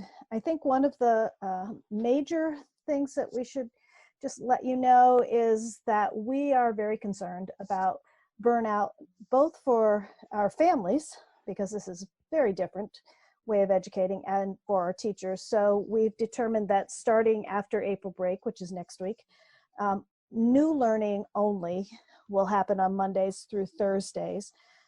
Fridays will be a day for students to catch up or take a break from online work, go do outside things. It's starting to be nice out.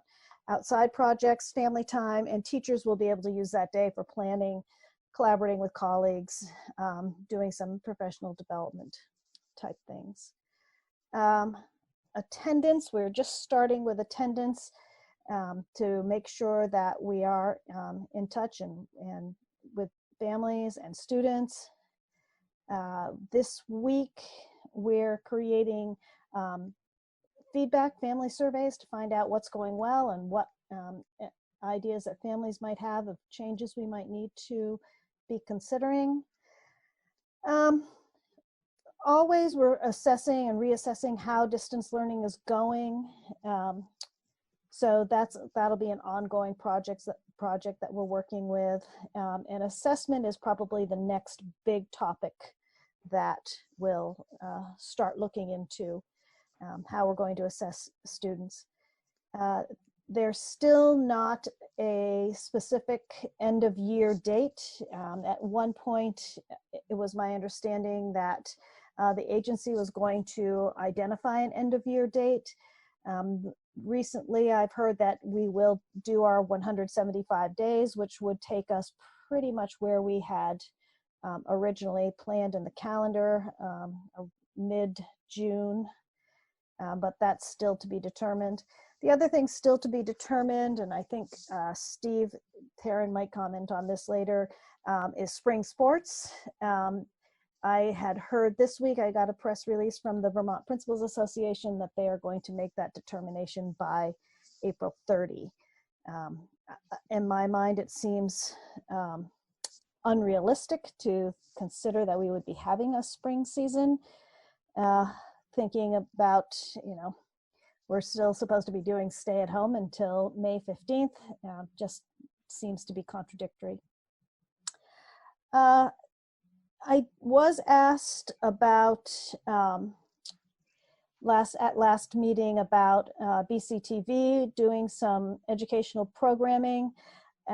They're willing to do educational programming of anything that we are putting together. I am very reluctant right now to ask teachers to do any creation of programming, but we do have posted on our website in the parent resources section, Vermont PBS at-home learning, and Vermont PBS is doing some at-home learning. So I think that's a quick rundown of what we've been working on. I did send out some new hires for Oak Grove, and we just had one confirmation today of a BAMS teacher. So would you like to do questions first on any of the distance learning? And then we could go to new hires and yes, resignation. Okay. That'd be great. Yeah, and I believe Wendy already has the names, but we'd like to recognize them publicly as well. Great. Yeah, so I guess we'll start with the board. Any questions? Who would like to go first, I guess? Is that Jackie? I guess I was just thinking about the students that are not attending and that maybe, because there's certainly going to be some that won't attend online learning and that we won't be able to reach out to. What is the plan for them? Will there possibly be a summer session, or will some students maybe need to repeat the grade? Just curious about how that might be handled. We do recognize that this is very definitely happening. And as I said, we're using counselors to do some reach out and do some well child checks. For some people that aren't participating online, it's because they don't want to let their children be online, which is totally agreeable to us. So we are preparing work. We talked today about summer school and how we're going to assess which students might need summer school more than others. The sort of question we still have around summer school is, are we going to be able to be back together? So yes, Jackie, those are all questions that we are still recognizing that we've got to get a better handle on. Especially with younger students who really probably need a parent to help them access some of their work, and not all students have that parent that they can count on being there to help them. Their parents are working at home themselves, or they have a lot on their plates right now. So, Thank you. You're welcome. Other questions? Emily, looks like. Can you hear me? Yes. Yes. Okay, perfect. So I had written down just a few questions. So first I wanted to give a shout out to Mark Spino, because I noticed in your report, Lyle, he got principal of the year. Yes, he did. Yeah. All of our principals are amazing, but really nice job, Mark. So the questions I had, one was on the food programs. So you said it's Putney Academy and BUHS, I think. So does that mean we're still utilizing, because I know different schools have different food programs. Does it mean that we've consolidated food programs for the time being, or we're actually still using different vendors for that? So Putney is still using their own vendors, and they're doing the thing that they've always been doing. The other two, Academy and BUHS, we've consolidated so that we're using the vendors. It is not the same quality food that we've been doing in Brattleboro Town. It's very difficult when we're thinking about 1,200 bagged lunches and 1,200 bagged breakfasts. That we have to get things that we can pack up and we know will be able to be eaten in a couple of days. We don't have any control over what happens with that bag once it leaves us. Yep. Okay, thank you. And the two other questions, I'm trying to consolidate all my questions. It's okay.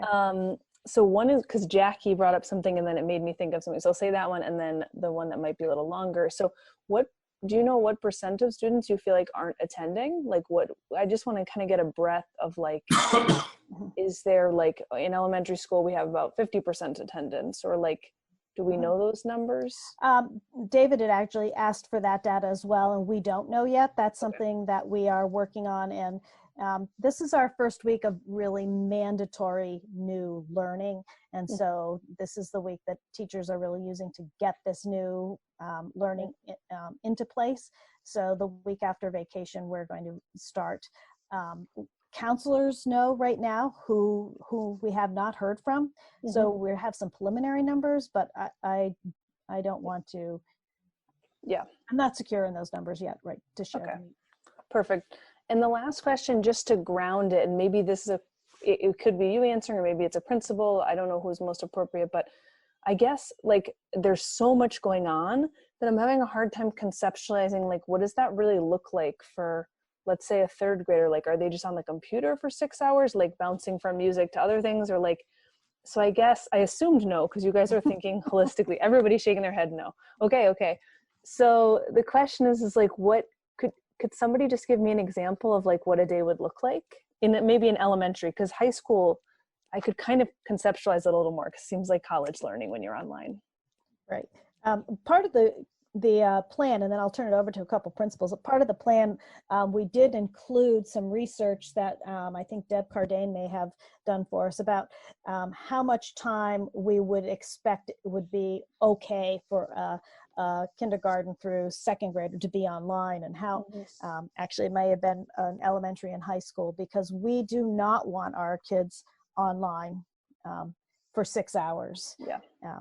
So is there a principal that would like to speak to that? Just unmute yourself and jump on in. Herb, looks like Herb. Hi, everybody. So one of the foundational tenets of this new landscape, this online learning landscape, really is that the number one mistake you can make is to try to replicate the school day, either in depth or breadth. And so we've avoided that at all costs. There are so many factors, as Emily just stated, that are at play here, that it's not even chess. It's like a chessboard where everything is moving around, controlled by a magnet that you can't see.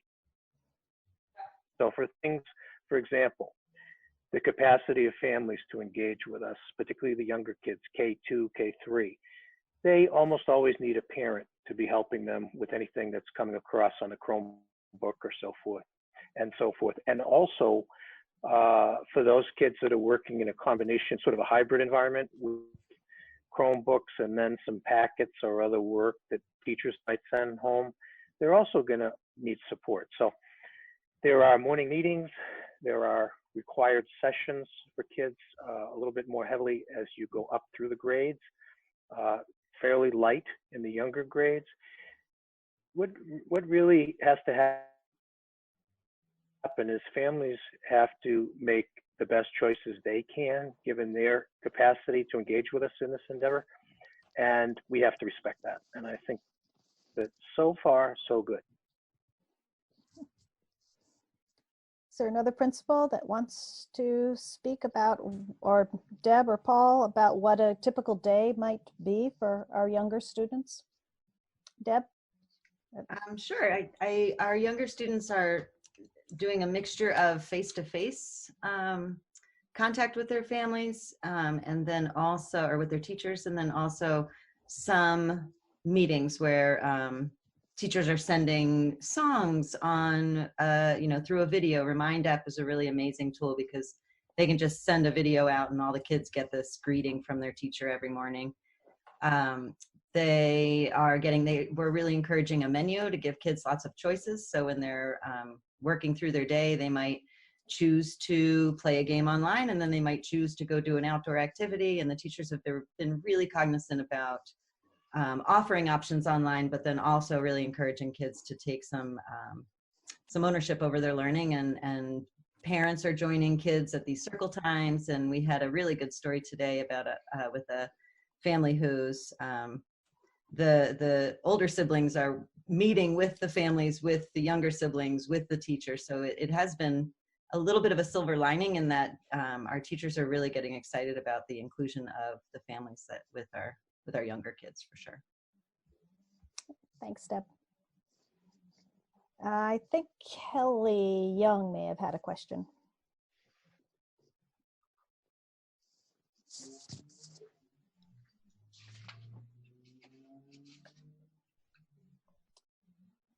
Yeah, I see your hand up, Kelly. Are No, you? I see your hand. Oh, great. I'm for some reason not hearing her. She's not muted. Nope, I don't hear her either.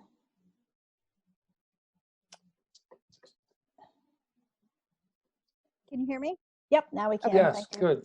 So my question goes to goes to a little bit further in the future, and hopefully this will not be an issue, but just to be prepared. Like, I don't think anybody was prepared for this, but let's say that this seems to kind of like we're down the down slope and things seem to be going back to normal. And we want to start the school year, and then from what I've heard, that there's the possibility that there could be a reoccurrence. I'm interested in how you are preparing and or preparing the new incoming superintendent or for in the fall, if we have a reoccurrence, it's going to be on him to be playing your role. So I'm interested in what your thoughts on that are, if any preparations are being made, that sort of thing. Thank you.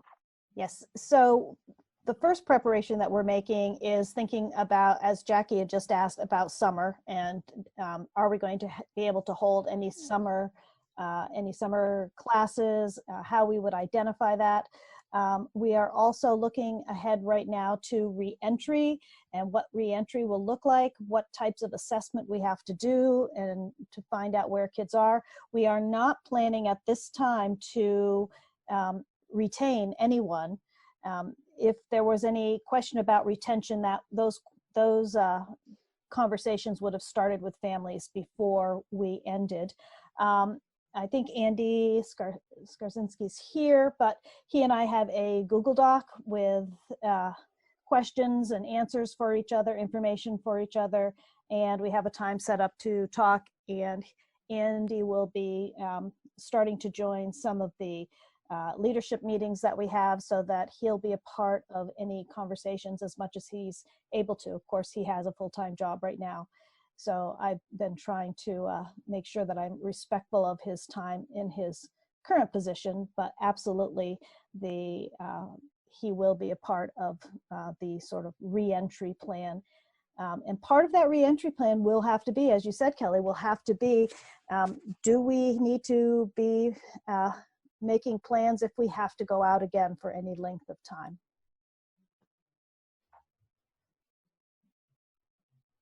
Mark Spino had his hand up. Yeah, I just wanted to emphasize that beyond all the work we're doing around academics, there's still a major emphasis, probably the biggest emphasis we have is still on relationship building with our students. Especially in the time that we're in right now, you know, our number one focus is connecting with families, committing to weekly conversations with parents, but still looking for creative ways to have fun with our students and to engage with them during our class meetings. And I think that's just a really important thing for you to know, is that that's probably our number one priority, is maintaining a connection with our students and our families, and still focusing on building our relationships, because that's what's going to get us through this. Students are going to keep jumping on these screens if they don't want to see us. So that's a major topic for us as we move forward in this world. And in our conversation today, I think it was Kelly Dias brought up that if we are able to do summer programming, a lot of that will be around socialization and getting back with your peers and working together as a team, as much as and more than academics, because our kids will really need to be able to come together and do those things with each other. Tim. At the high school level, how disruptive has this been to those students who were looking forward to going to college, applying for colleges and such? I know that Steve's been having some class meetings with seniors and with senior parents. So Steve, do you want to talk about that?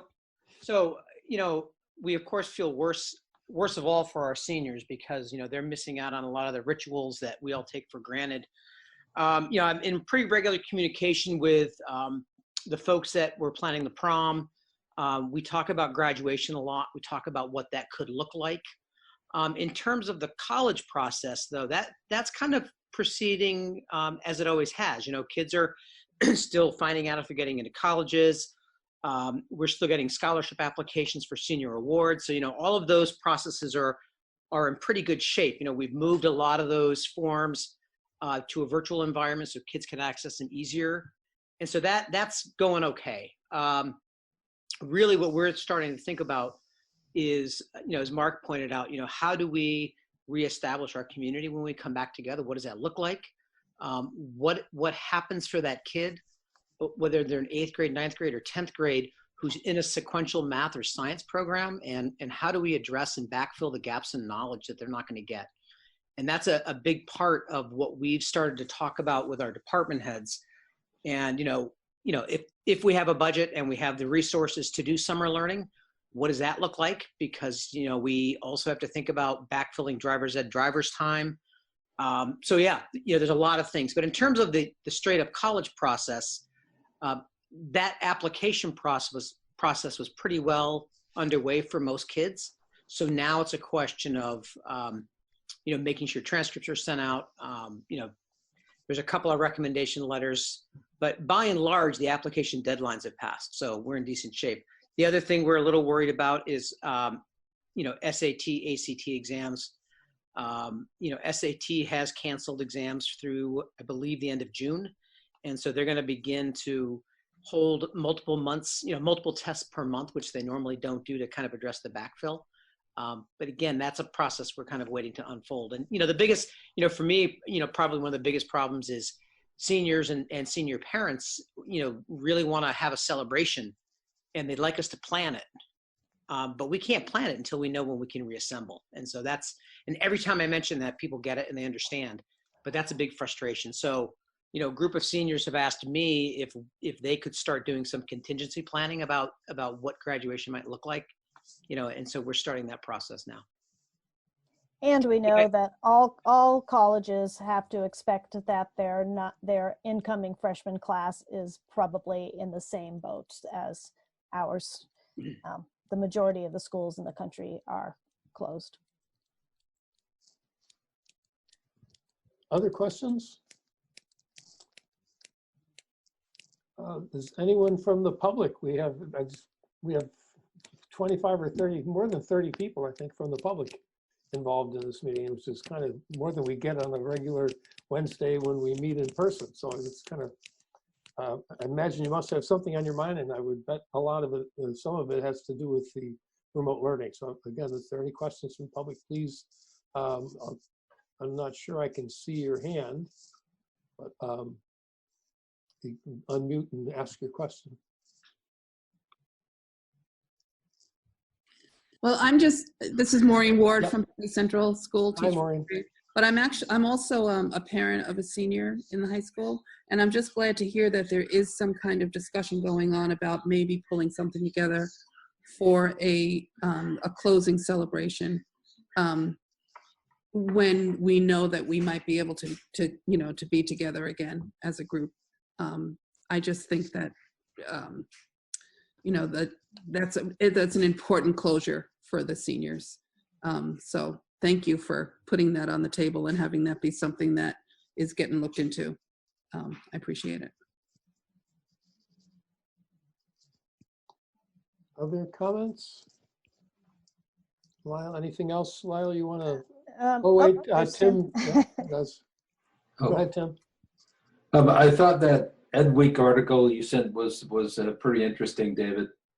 It noted, for example, that 77% of students who are doing online learning feel that it's just not as good as face-to-face.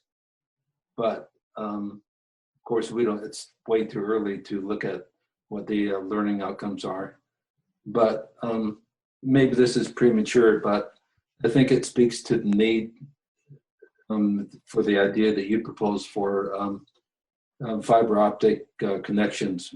And at some point, I think that maybe the school board could make what's a legal term, amicus curiae, a suggestion to the select board that we, as a town, move forward with fiber optics. And I'm still curious to know what percentage of our families are not connected. The article mentioned the lower the income, not surprisingly, the less connected they are. The good news is that the teachers in poor districts are using multiple means of teaching. But do you have any idea, Lyle, what the percentage of non-connected families are? I do not yet. That's part of the data that we're collecting. I don't have I think the highest number families was, we had heard about was 9 families in Putney, but we also have families that have been unresponsive to all of our attempts to try to find out if they need help with getting connected. So it's still sort of a moving target for us. It looks like Paul has his hand raised, and Paul's overseeing the whole tech project, so maybe he has some more information on that. I was going to say the same thing. It is a moving target. For instance, there are families that are taking advantage of the free internet offers that different companies are putting out there, but installation times are such that it'll be a bit before some of those installations happen. As Lyle pointed out, there are also families that are unwilling, uninterested in having their students connected online. And we need to honor that. And so that whatever the percentage is, it will encompass a number of different situations.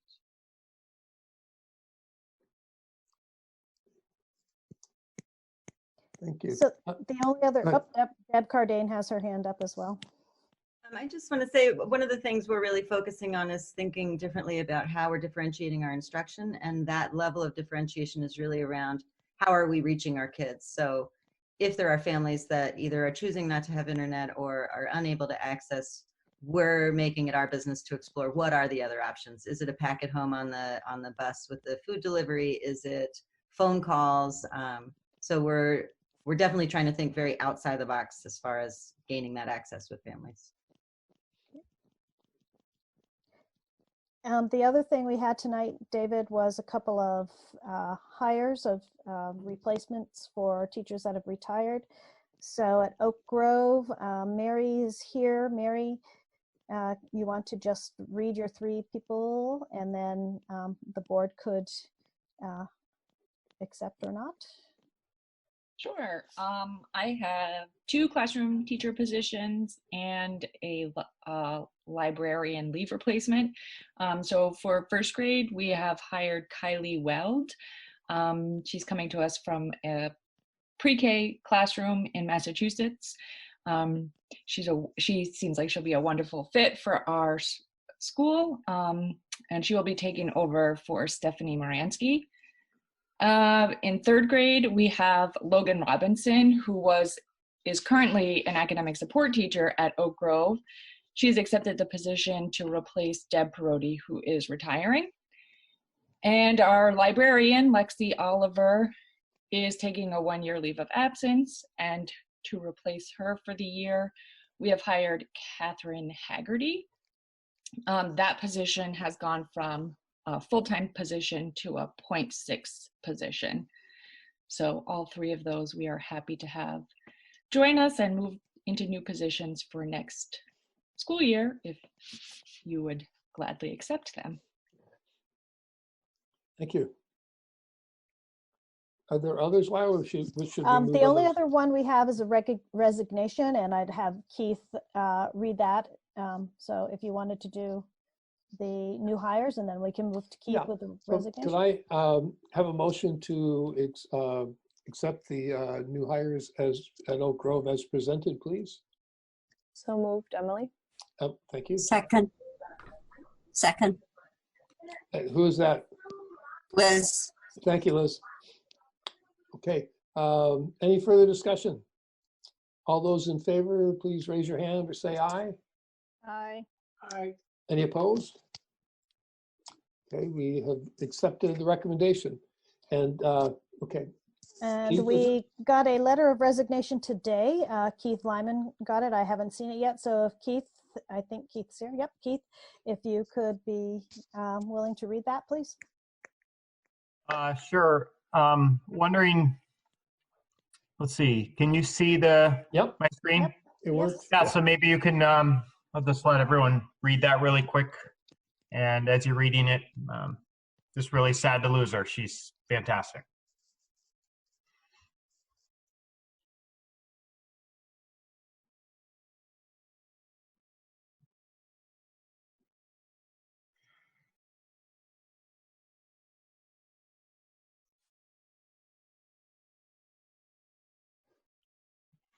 Thank you.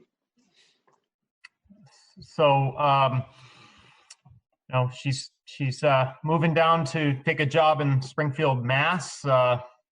Forest Park Middle School. So she'll get a new experience down there, and we're very sad to see her go. So I'll ask that you accept her resignation. Could I have a motion to accept the resignation as presented? So moved. Thank you, Thomas. Second? Second, with regret, Jackie. Thank you, Jackie. It's moved and seconded to accept the resignation with regrets as presented. All in favor, please say aye or raise your hand. Aye. Aye. Any opposed? Hearing none, we have passed the motion. Thank you. Okay, I think that's it for me tonight. Great, thank you, Lyle. You're welcome. Again, having that long report was really helpful. I think it saved us a lot of questions, probably. It's just good to be able to take it in bit by bit, sort of slowly. Okay, the next topic is financial stability.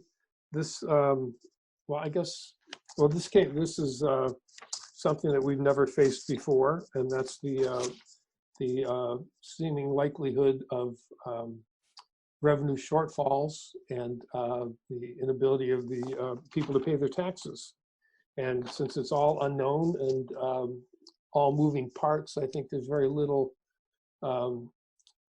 certainty we can get from conversation about this, but there are some numbers that Frank shared with us and some numbers that we got from a webinar from the state that can kind of give us a picture of what's going on. So I wonder, Frank, if you would maybe tell us, or Lyle too, a little bit about the webinar and the current state, and then we'll have a look at the numbers that you sent us, and you can kind of take us through those sheets.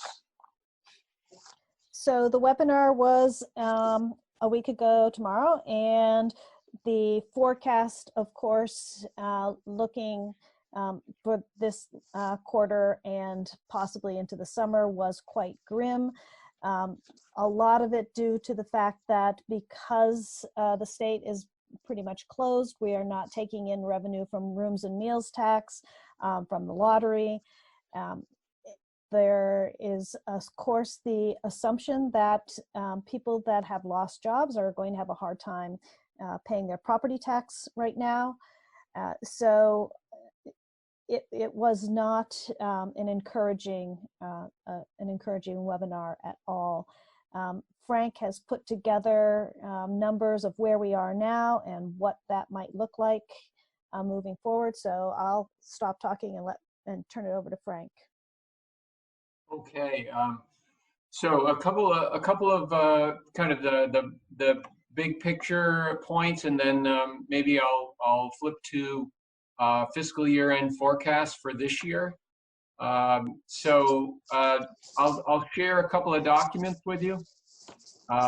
First is the big picture in terms of what's being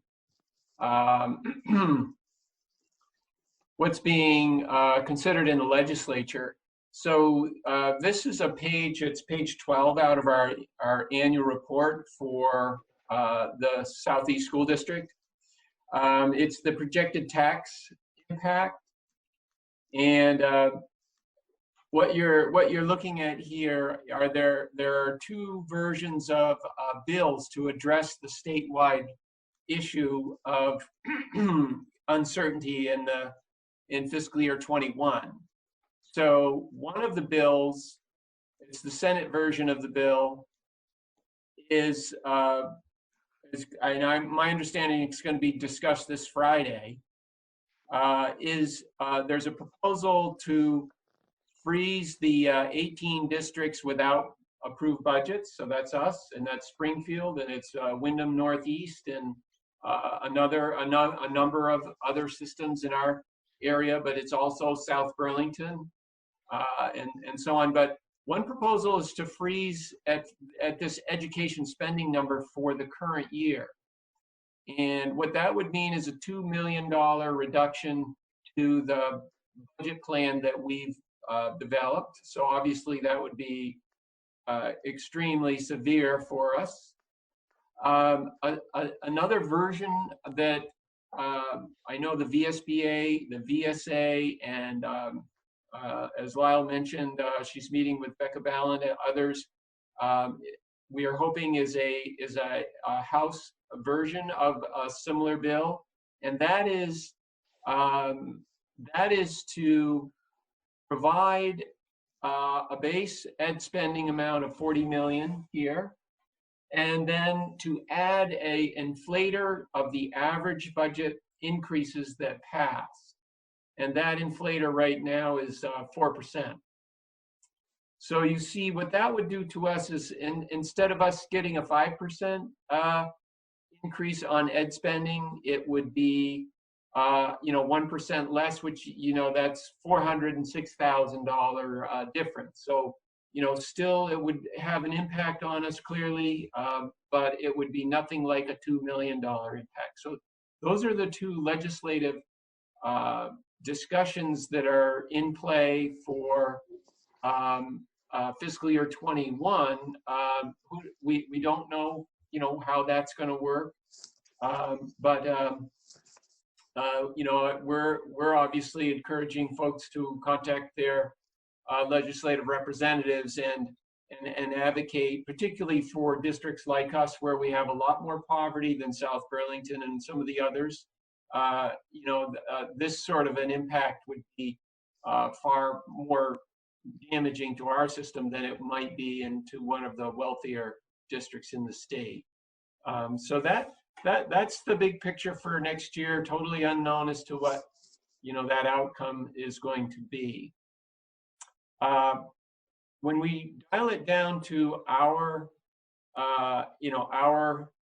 circumstances, I want to flip to this document. Did you guys see the flip to this other document? I just flipped my screen. Are you looking at the forecast? Okay, so I've got to share that one as well. So let me do that.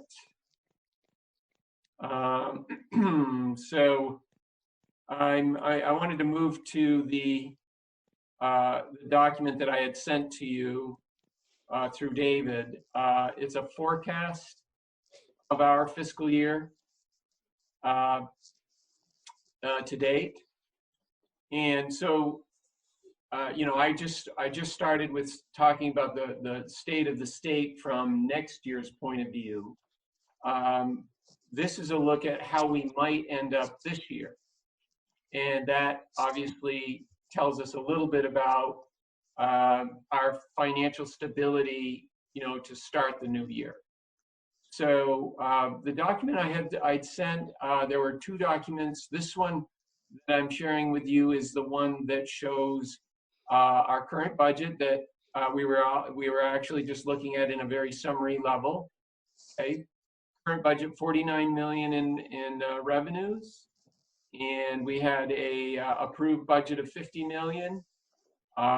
You can see that we proposed a budget that used $1 million of fund balance. That was the plan. That's what's been published in our annual report.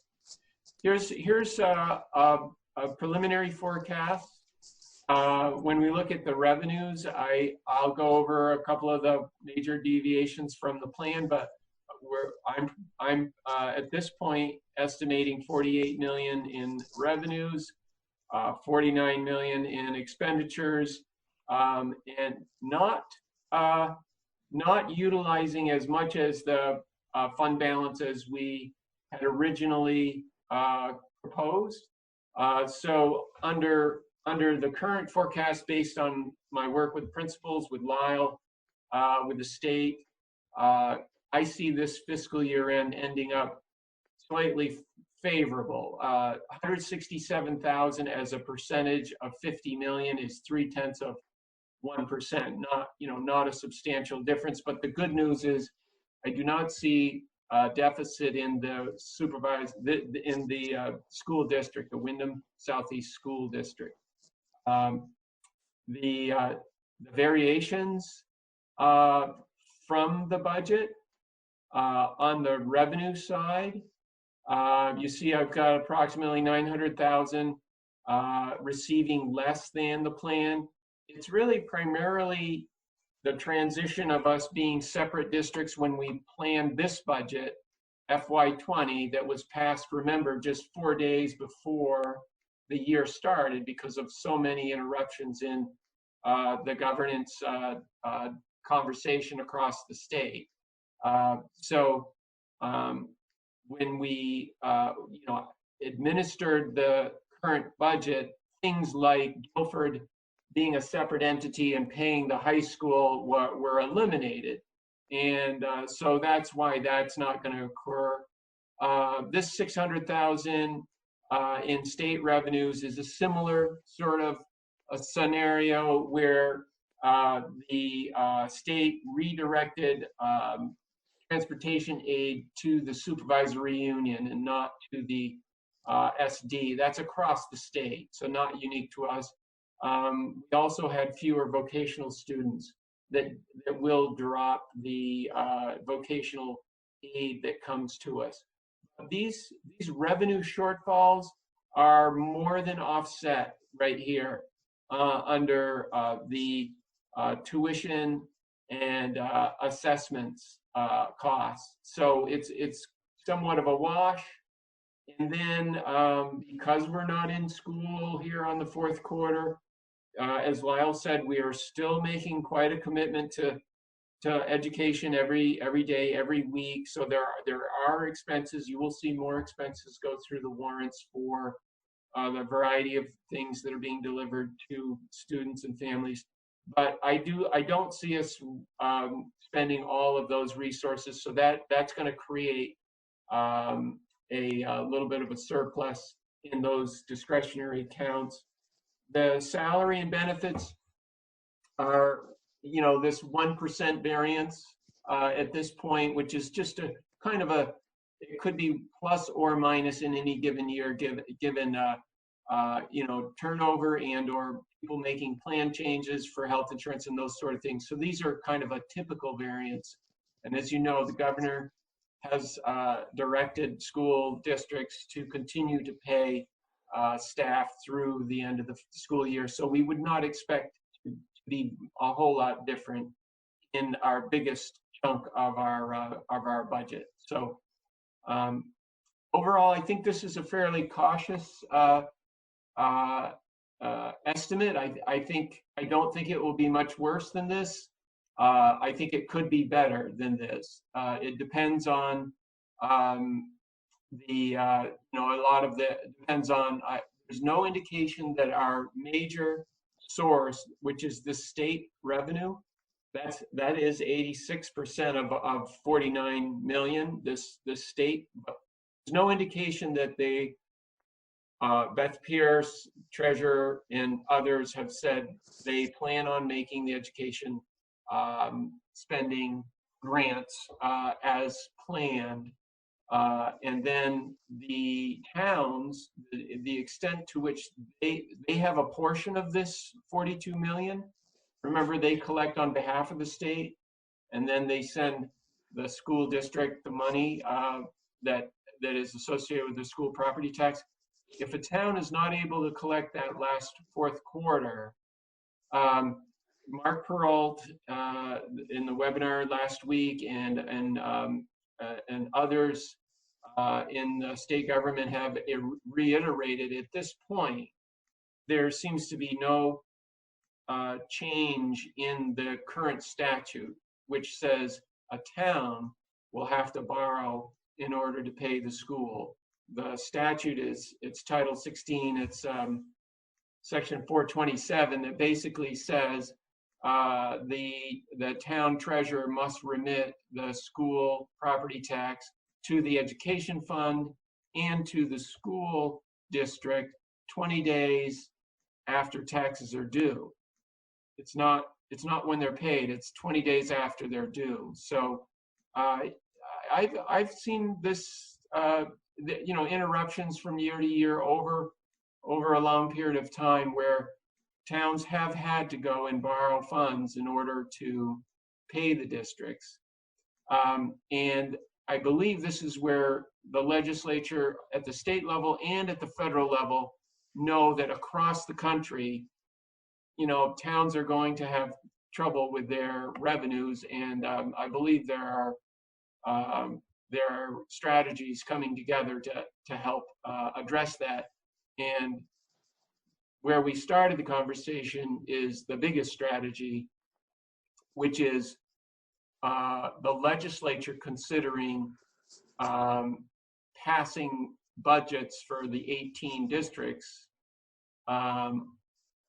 under these emergency circumstances. So that's all to be determined. So I think the takeaway from this outlook is that we're not bringing in a deficit into fiscal year 21. I think we'll close out, with stable financial condition. We have about $5 million in cash right now. So we're okay through the end of this year, but we know we're all working administratively in preparing for these contingencies that we know are going to be very challenging.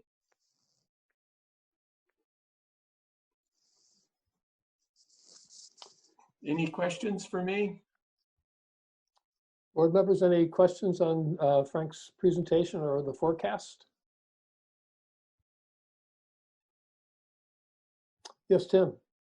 I heard the webinar too, Frank, and yeah, this year we're going to get through this year, but next year, my takeaway was that things look very, very bad.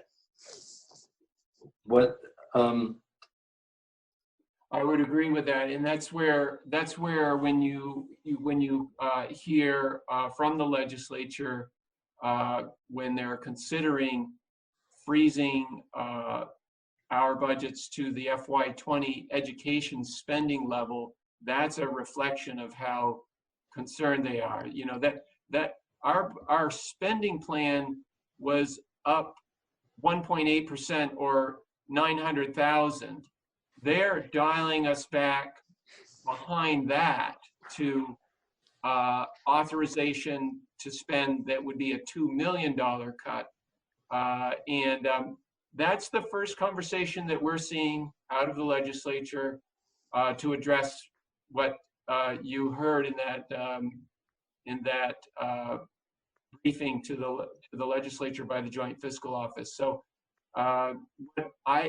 what was also brought up in that briefing is that there's expected to be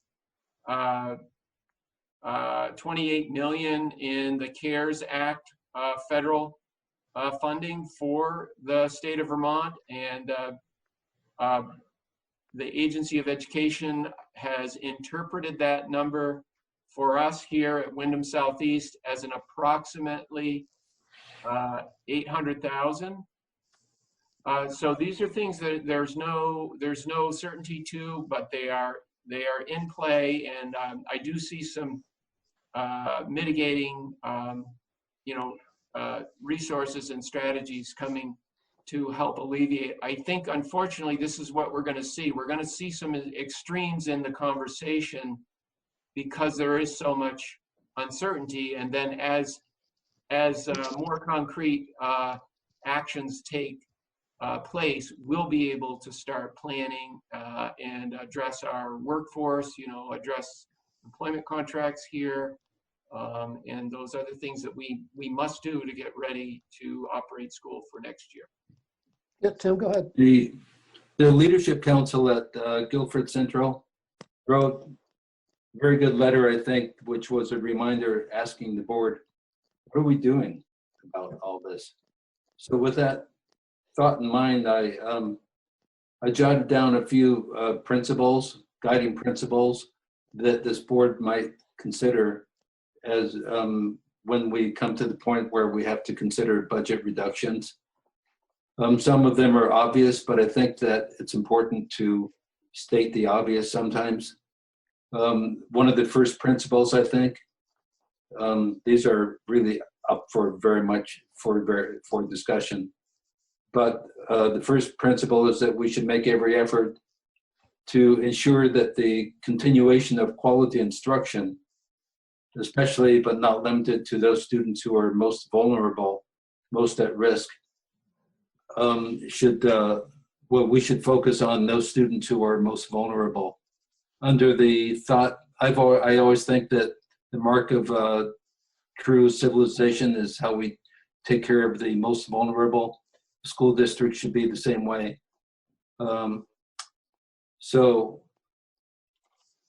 With that thought in mind, the discussion should focus not only on the number of students impacted, but the category of student who would be impacted.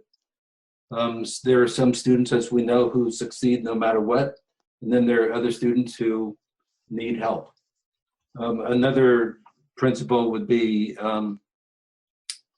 certainly before cuts are made, we should look at long-lasting impacts. This crisis isn't going to last forever, and I think that we should look at perhaps suspending programs that can come back after the crisis is over, assuming that the economy gets back to normal someday. I think we should state that as a merged district, budget decisions should focus on what's best for all students in the district. Again, obvious, but I think it should be stated. I think that, well, let me just stop there and ask for reflection on when we look at budget reduction, what are the guiding principles that should guide our thinking? And would you repeat the last part again, please? The last part is more or less we're a merged district. So we look at on what's best for all the students in the district, regardless of the size of the town, the size of the school. We're focusing on what's good for for most students in the district. But the tough decision, I think, is going to be focusing, and it's not tough at all for me. We should focus on classroom instruction above all else when it comes down to cuts. We have to determine what's least harmful to instruction in the classroom. So to make there's one more principle, I think. In my mind, primary grades are critical to the foundation of education. So in looking at reductions, I think that K3, for example, is much more critical to sustain that than higher grades. I know these are controversial, but somebody has to say it. Thank you, Tim. Other thoughts from the board about what principles should guide our consideration if and when we have to reduce programs or staff? Yep, Sean? Yeah, I would just like to ask Frank, I have called my representative and also one senator, and I think Frank alluded to the fact that there possibly are two bills in the legislature right now. One would be a little less favorable than the other. And if you could give us guidance, it was recommended to me by Sarah Coffey that it really means a lot when school directors actually reach out to their legislators and all the legislators. And if we had a specific guide from you, Frank, on those two bills that you mentioned before. Sure. And Lyle, do we know if the VSBA has distributed that document that was in development? I think it spoke to the two bills and it advocated for the one where we get the inflator on the current year ed spending. That's the one that's clearly to our benefit and would prevent us from being put way behind the rest of the state if we do have to go through an extended period of cuts. I don't know if Sue Siglowski was going to put that together today. I have not seen anything from her, although I would probably get it from Jeff Francis, not from Sue. But that I thought was going to happen after our session today. Yeah. They probably have numbers for those bills, but the legislators, at least the 3 Brattleboro legislators, had a Zoom conference on Saturday, and they were talking about those things. That they know exactly what they're brainstorming a range of ideas having to do with all the things that were raised at the webinar. So I think anybody that wants to contact their legislator and say that would be most helpful or at least damaging to give us a more than just last year's budget, or just mention that if you only give us allow us to spend last year's amount, we'll have to cut $2 million worth of programs and staff. It doesn't have to be really specific or really detailed or impressive. It just has to make the point that this is going to really hurt. And that's the voice that they need. That's what they need to hear. So I second what you're saying, Sean. I encourage people to take a minute to email or call our representatives. They're home. They're easy to find now. So other comments, Emily? Yeah. So I guess in the past, there has been times when we've reached out as a board. So I guess I wonder, is this a situation where it makes sense to draft something and have it come from the entire school board, or is it more powerful for us to individually reach out? I don't know if there's any legislator in the room or someone with that experience that could say. I think that hearing individually from people that they know is very impactful. And sometimes for committees where we don't have representatives, a letter from the board is also helpful. But I think the individual contact with the grassroots contact is really valuable. I'm happy to have a resolution, to pass a resolution and send it up tomorrow, or tonight for that matter. But I think both would be the way to go. Sean, something else? Yeah, what Sarah Coffey said was that either a letter or individual contact would be very valuable. And actually, she went ahead and sort of tentatively set up the idea that I could testify on Friday in front of the House Ed subcommittee. But I probably need permission from the board in order to do that.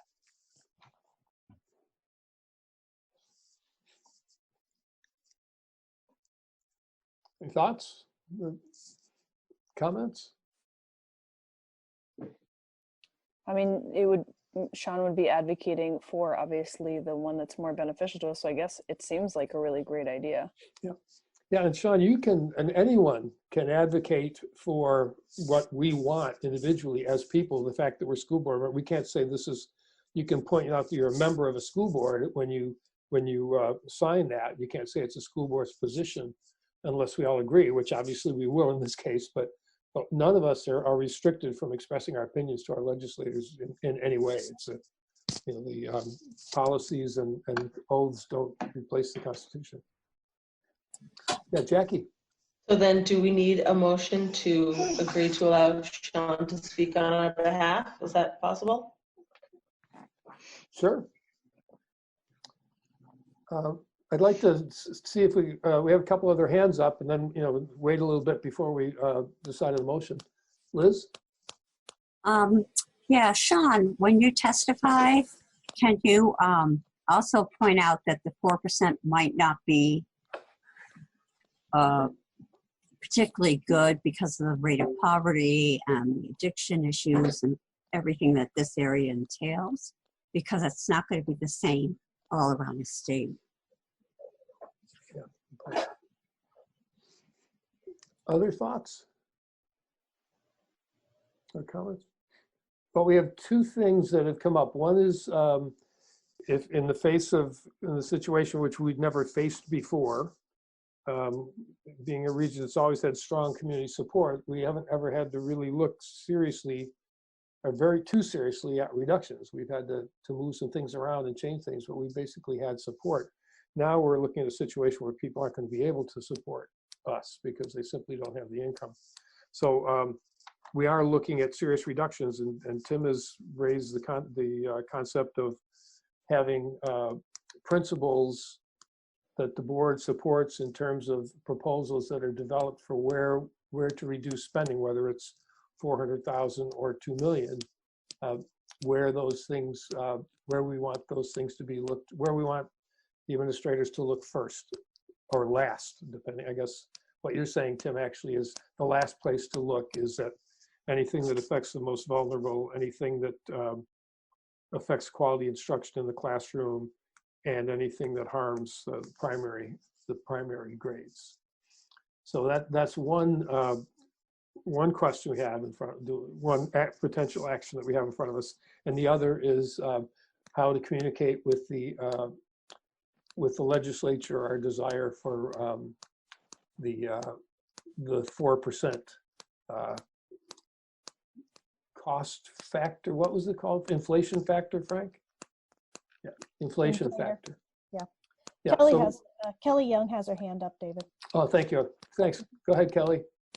So I would like to thank Sean for being willing to speak on our behalf. And so I would certainly support that. As far as the cuts, we all know there are going to be sacrifices that are going to have to be made, and it's going to be a scary process.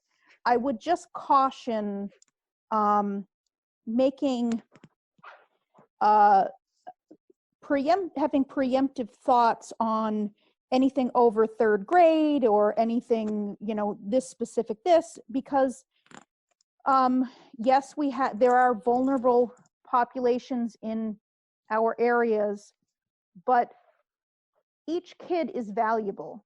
And I think we need to, before we start to say, sort of segregate certain portions of our school populations, I think we should be very cautious about that. And regardless of whether you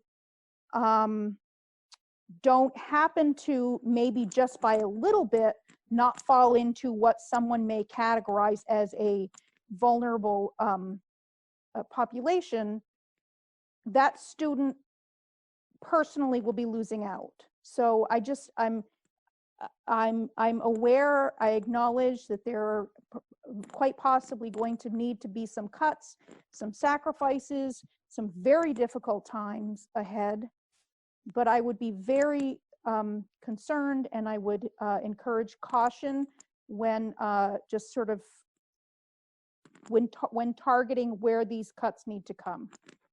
Thank you. So if I could just respond, Yes. I've met with all principals recently within the last 2 days, and we've the instructions I've given them is to look first at things that are going to be least impactful to our student body. We know that we are going to have students coming back to school on all levels that have been out of school for approximately 5.5 months. So teachers are going to need extra assistance with academic coaches, because we're going to have to differentiate more than ever. We need to really look very carefully at every portion of a child's education. You heard principals today looking at social emotional. So there are things that we are looking at, but there are also those things that we need to keep in mind, that we're coming back with students that need to come back into a community that haven't seen each other and been in a formal education situation since mid-March. So those are in our minds all the time. Other comments from the board? Yeah, I'd like to hear from everybody if people are willing. Emily, please. So I guess my question is, I thought we had kind of a reserve fund or like a buffer fund in case some disaster or something happened. So is it the case that this proposed $1 or $2 million, depending on how the legislature acts, is how much of that would be buffered by using some of or any surplus or general funds that we have? I guess it's directed towards Frank, maybe. Yeah. Well, we'd have to get voter approval. Frank, we have what, a couple of million in the undesignated reserve? That's right. However, the bill that is being contemplated, both of these bills, and at this point, I think they're more concepts than bills because they don't actually have bill numbers assigned. You can't actually find them in the legislative report. But the concept of those discussions right now at the legislative level is that this action would replace the public vote. It would put in place an FY21 budget, and there would be no public vote unless a board wanted to go for a higher rate. And then back to your question, Emily. Yes, so we do have a reserve. It is approximately 2 million, and I'm sure we would want to be looking at how we might manage the pain over an extended period of time. Most folks are thinking this is probably going to take at least through fiscal year 23 to work its way out, assuming we do come back to some kind of no longer stay-at-home orders and so on in early June or mid-May. So, that's the case for not wanting to use all of the reserves, obviously, in the first year. Thank you. Yes, Liz? So we will probably face some cuts, but I don't want anything coming out from this board that's going to panic people, because everything is still in play. We don't know what's going to happen with the state. We don't know what's going to happen with the feds. And I don't see any point in panicking teachers or staff at this point. I mean, if it comes to that, we need to establish some principles. But right now, we don't know what's going to happen. And I would caution the board to not set off some kind of stampede where all of a sudden we've got a whole bunch of teachers going, well, maybe I won't have a job, and then they go somewhere else. So that's my 2 cents. Thomas, would you share your thoughts? That's a very wise sentiment. I agree wholeheartedly. We have no idea what we're going to be facing in a month or 2 months, let alone September. I don't think this is the time to even talk about that. Everyone knows that we're going to have some problems. That's not in doubt. The question is, what do we do about it right now, aside from, worry people? Maybe drafting a policy, like Tim says, about our standards, like the principles we'll use. If we can think of something that is reassuring, that might have a positive effect. But I tend to agree with Liz at this point. Okay. Jackie, Michelle, Ann, thoughts on this? Jackie? I mean, I definitely agree that we're pretty far from knowing exactly what's going to happen, but it still would be prudent to at least start drafting some guiding principles. And, we might have differing opinions, but we have enough time now before we're really certain of what's going to happen that we could think about it carefully and vote on it. I think at least beginning to establish guiding principles for when that does happen is something better done now than later. Michelle or Ann, any thoughts? Yeah, yeah. Tim, I appreciate that this was on your radar and that you're thinking about it. I agree with those who have said that it feels too soon to really establish anything, maybe a general statement to reassure that obviously our intentions are always to maintain the best possible learning environments is, an easy thing, but to actually create bullet points, it just seems like we don't have enough information to know what we're doing moving forward.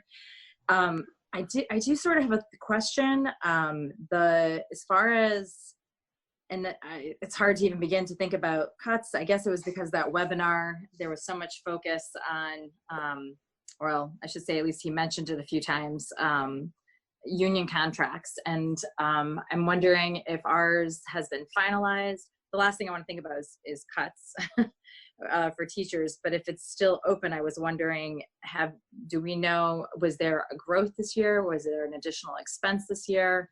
Do you understand my question? Is somebody able to answer that? Yeah, I think the Vernon voted Monday night to ratify the contract, so it's fully ratified. There may be some signatures that need to happen, but it's ratified. And there were, I think, well, I'm not sure what I can say until that happens. Lyle, can I address the percentage of increases, or do we need to wait on that? I don't see why you can't. It's all ratified. Both the union and the board has now ratified. So yeah, so the increases are in the 2% range. They get spread across the salary schedule, but it was in the 2% range, and that's 2% of approximately what 70% of our budget. So you can do the math. Yeah. Great, thank you. And Anne?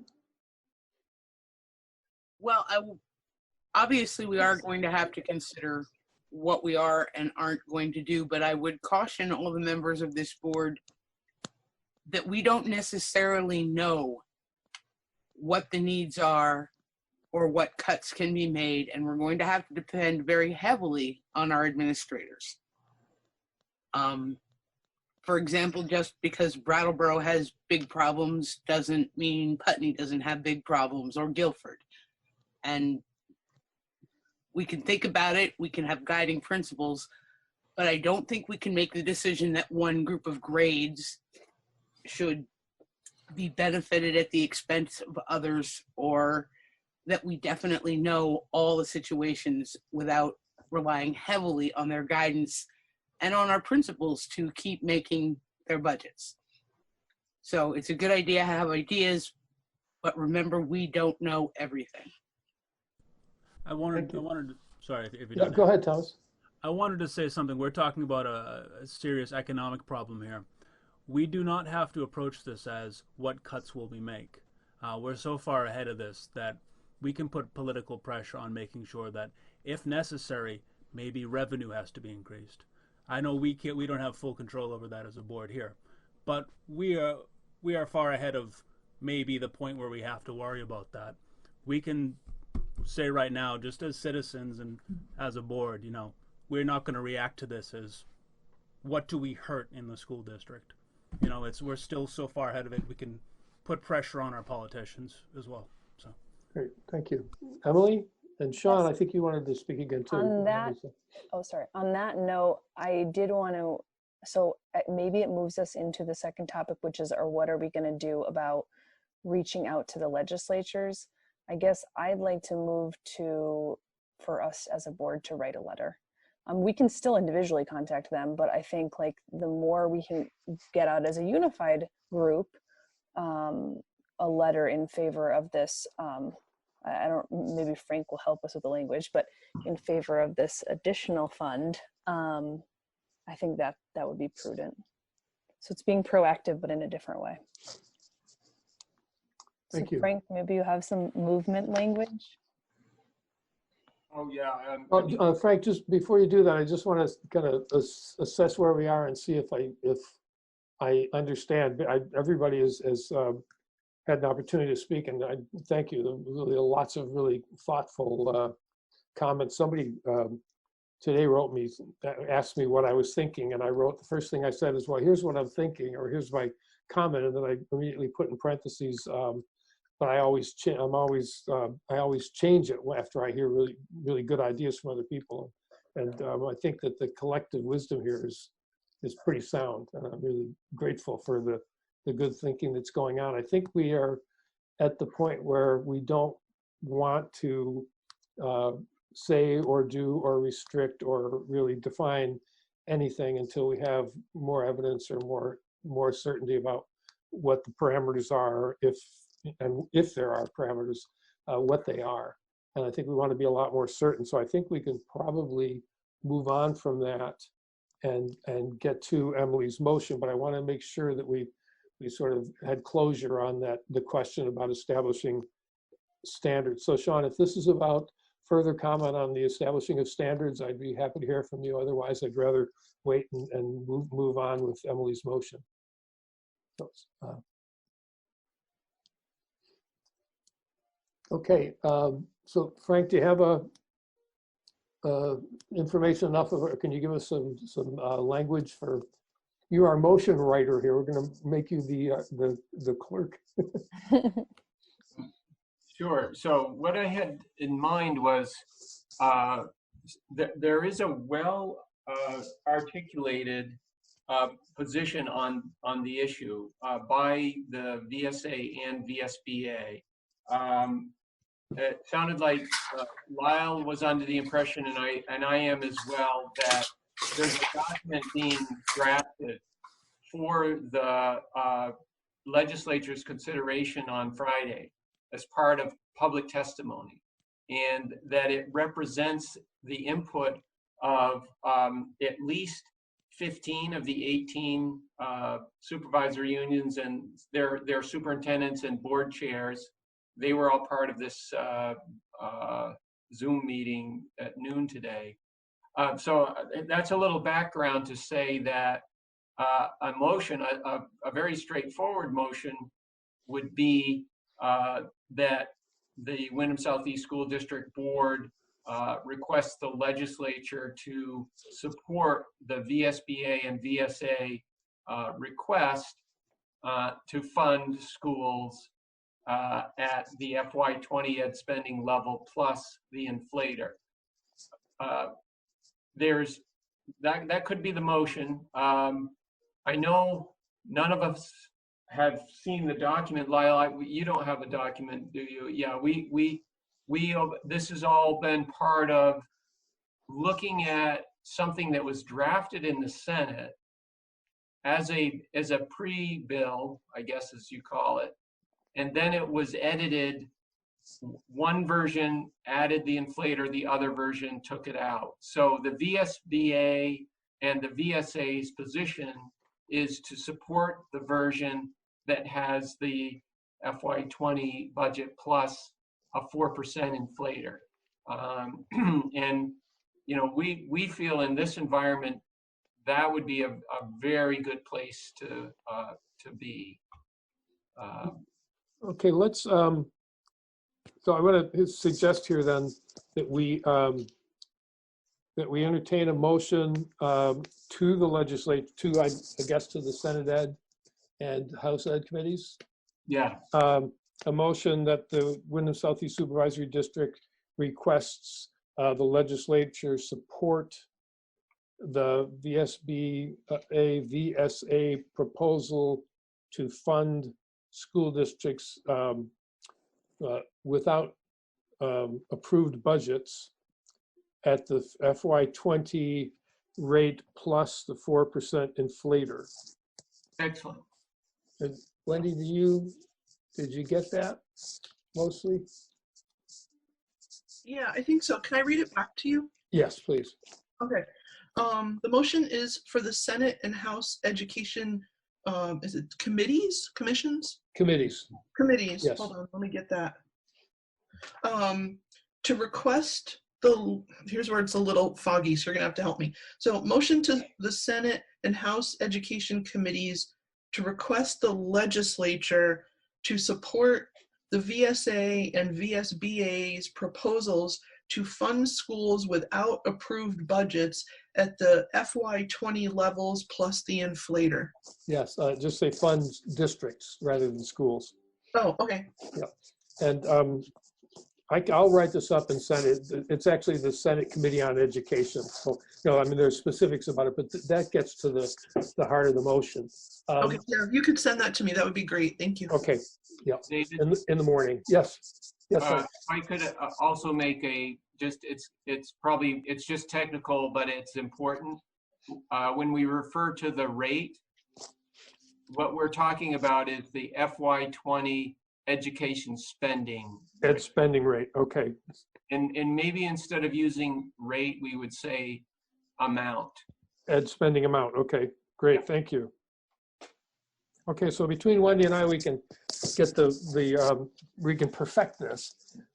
Would someone like to move this motion? So moved. Emily, thank you. And second? Thomas, thank you. Any further discussion? Hearing none. All those in favor, please say aye or raise your hands. Aye. Aye. Okay, great. Now, Sean, you had a question on this topic further? Thank Yeah, you. well, it sort of refers to, you know, contacting the House on Friday possibly. And one of the things I was going to highlight, if I do this, is to say that the reason we do not have a budget in the WSESD is specifically because of the COVID pandemic. Because we were going to meet on the 17th, yeah, and that was canceled. So just as, you know, so people start thinking, well, maybe we could use federal funds. That was a direct result of not having that budget passed, was because of the pandemic. So that's all. Yeah, really good point. And one thing, we've got this resolution now that we're going to send up to the legislature, but at the same time, writing or contacting our legislators individually is really, it's really more important than signing on to this. It's valuable. The more people that sign on to the proposal, the better. But the more individuals they hear from, the better. And I think Sean's point about we wouldn't be in this fix if it wasn't for this pandemic. That's why we don't have a budget. And you know, we shouldn't be penalized by that. Except, you know, I mean, we'll share the pain with the rest of the state, but we shouldn't be singled out more intensely, I guess. So I just want to double down on what Sean said about contacting the legislatures and making that point. Anything else on this topic? Yes, Liz? Maybe that should be in the letter that we send as a board too, because we didn't have our budget voted down like some of the other towns. We just never had the opportunity to vote. Yeah, I'd want to redo the motion at this point. I think it'd be just as effective if each of us wrote to each of those committees. You can write to the clerk. You can write to the clerk of the committee, and they will get it to each of the members of the committee. I know. As well as our. No, I'm talking to everybody now. Okay. Yeah, as well as our individual legislators. Great, thank you. Anything else? Okay, well, the next topic is committee reports, which will be brief, but we are going to do some committee assignments. Hopefully, get people to sign up for committees, and also talk about leadership councils. And so what I'd like to do is, we've been at it for an hour and a half now, is take say a 5-minute break, or make it a 7-minute break, and we'll come back together at 8:35. Is that agreeable? Okay, so we are going to recess for 7 minutes. Everybody get up and walk around.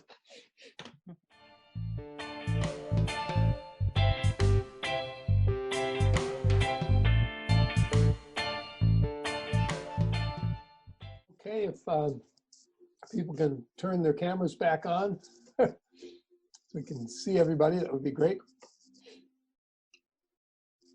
And we'll get started on the committee reports. I don't know that we have any actually committee reports. I'm not sure. I don't think any committees have met, including the supervisory union, in the last couple of weeks. Are there any reports or any updates? No. Okay. So the two things we need to talk about are we have 4 new members on the board, Liz, Jackie, Tim, and Michelle, and we have 8 committees, and we'd like to get the new people on some of the committees. And I've heard from a few of you about some of your preferences, but I'd like to actually hear from you again in terms of the options. So let me just briefly run through the 8 committees, and they have very short mission statements, so it just take a couple of minutes to go through, and then talk a little bit about which committees you'd like to be on. And then we need to talk about what work the committees to try and convene on a Zoom platform, and talk about what they can be doing in terms of what we're facing right now, what they can be doing to support the remote learning, and what else, anything else going forward. So if that's agreeable, I'll just quickly run down the list of committees and we'll see what we come up with. Can I ask a question, David? Yes. Just before. Yes, go ahead. So is it the case that all committees will have reassignments? Because I can imagine cases where, you know, maybe somebody feels like their skills are better suited. They've been on a certain committee, but another committee popped up and they feel like they maybe will switch. So, or are we just saying all previous board members are on the committees they were already on? I was assuming that people would stay where they are, but that's a really good point because there's no certainty to that. So I would say yes, if for what's it, legacy members, previous members, if you want to change committees, this would be the time to mention that. Although it can also be done, you can do it any time for that matter. No one's required to be on a committee. So the first is the Personnel Committee, which manages and reviews personnel matters, approves the 1% requests, which when we talk a little bit about the master agreement, we'll talk about what that is, but it's basically 1% of the budget that's available for teachers, administrators, and school board members to use for special projects. The board approves that, and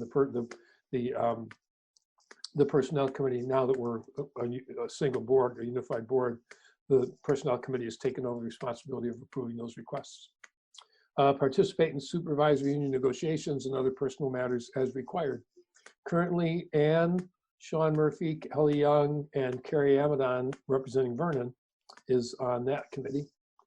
The Policy Amendment Committee, which is in the middle of drafting a couple of pretty important policies. We draft policies and article amendment changes, articles of our founding articles amendments and additions, and recommend and review the establishment of adoption of equitable policies for all WSC/SD schools consistent with education law and educational best practices. So that's the mission. And when we talk about we talked about the first document, the powers of school boards, and the first thing is to establish the policies for the district. That's that work. The very first work on the list is done in the Policy and Amendment Committee. The WSED Finance Committee reviews and recommends warrants, the capital plan, and the annual budget as determined by the full board. And Ann Beekman, Sean Murphy, Emily Murphy-Carr, and Christina Naylor are on that. Sean's the chair. I didn't mention who's on the Policy Amendment Committee. I'm going to go back to that. It's Ann Beekman, Sean Murphy, and myself. Tim Morris and Christina Naylor were on there. So that is very short-staffed committee at this point. And so I would encourage people who have an interest in a background in developing policy to consider that. It's an important committee. It doesn't have to meet a lot now that we're fairly well established, but there is some important work to do. The Diversity Committee this is not the School Diversity Committee, which is made up most primarily of teachers, I think, and some administrators. This is the board's Diversity Committee. And the mission is to foster learning environments in which all members of the school community are safe, feel valued, and are appreciated, as well as promote policies and procedures that value equity and diversity in our schools. That's Ann Beekman, Sean Murphy, Thomas Nolan, and myself. The Programmatic and Performance Equity Committee monitors school equity and performance and works with district staff to develop recommendations to increase equity and improve performance throughout the district. That's Emily Murphy-Carr, myself, and Kelly Young. Tim Morris was on that committee, so we need some more people on that as well. The WSED Communications Council mission is to increase public engagement with the board's work through effective communications.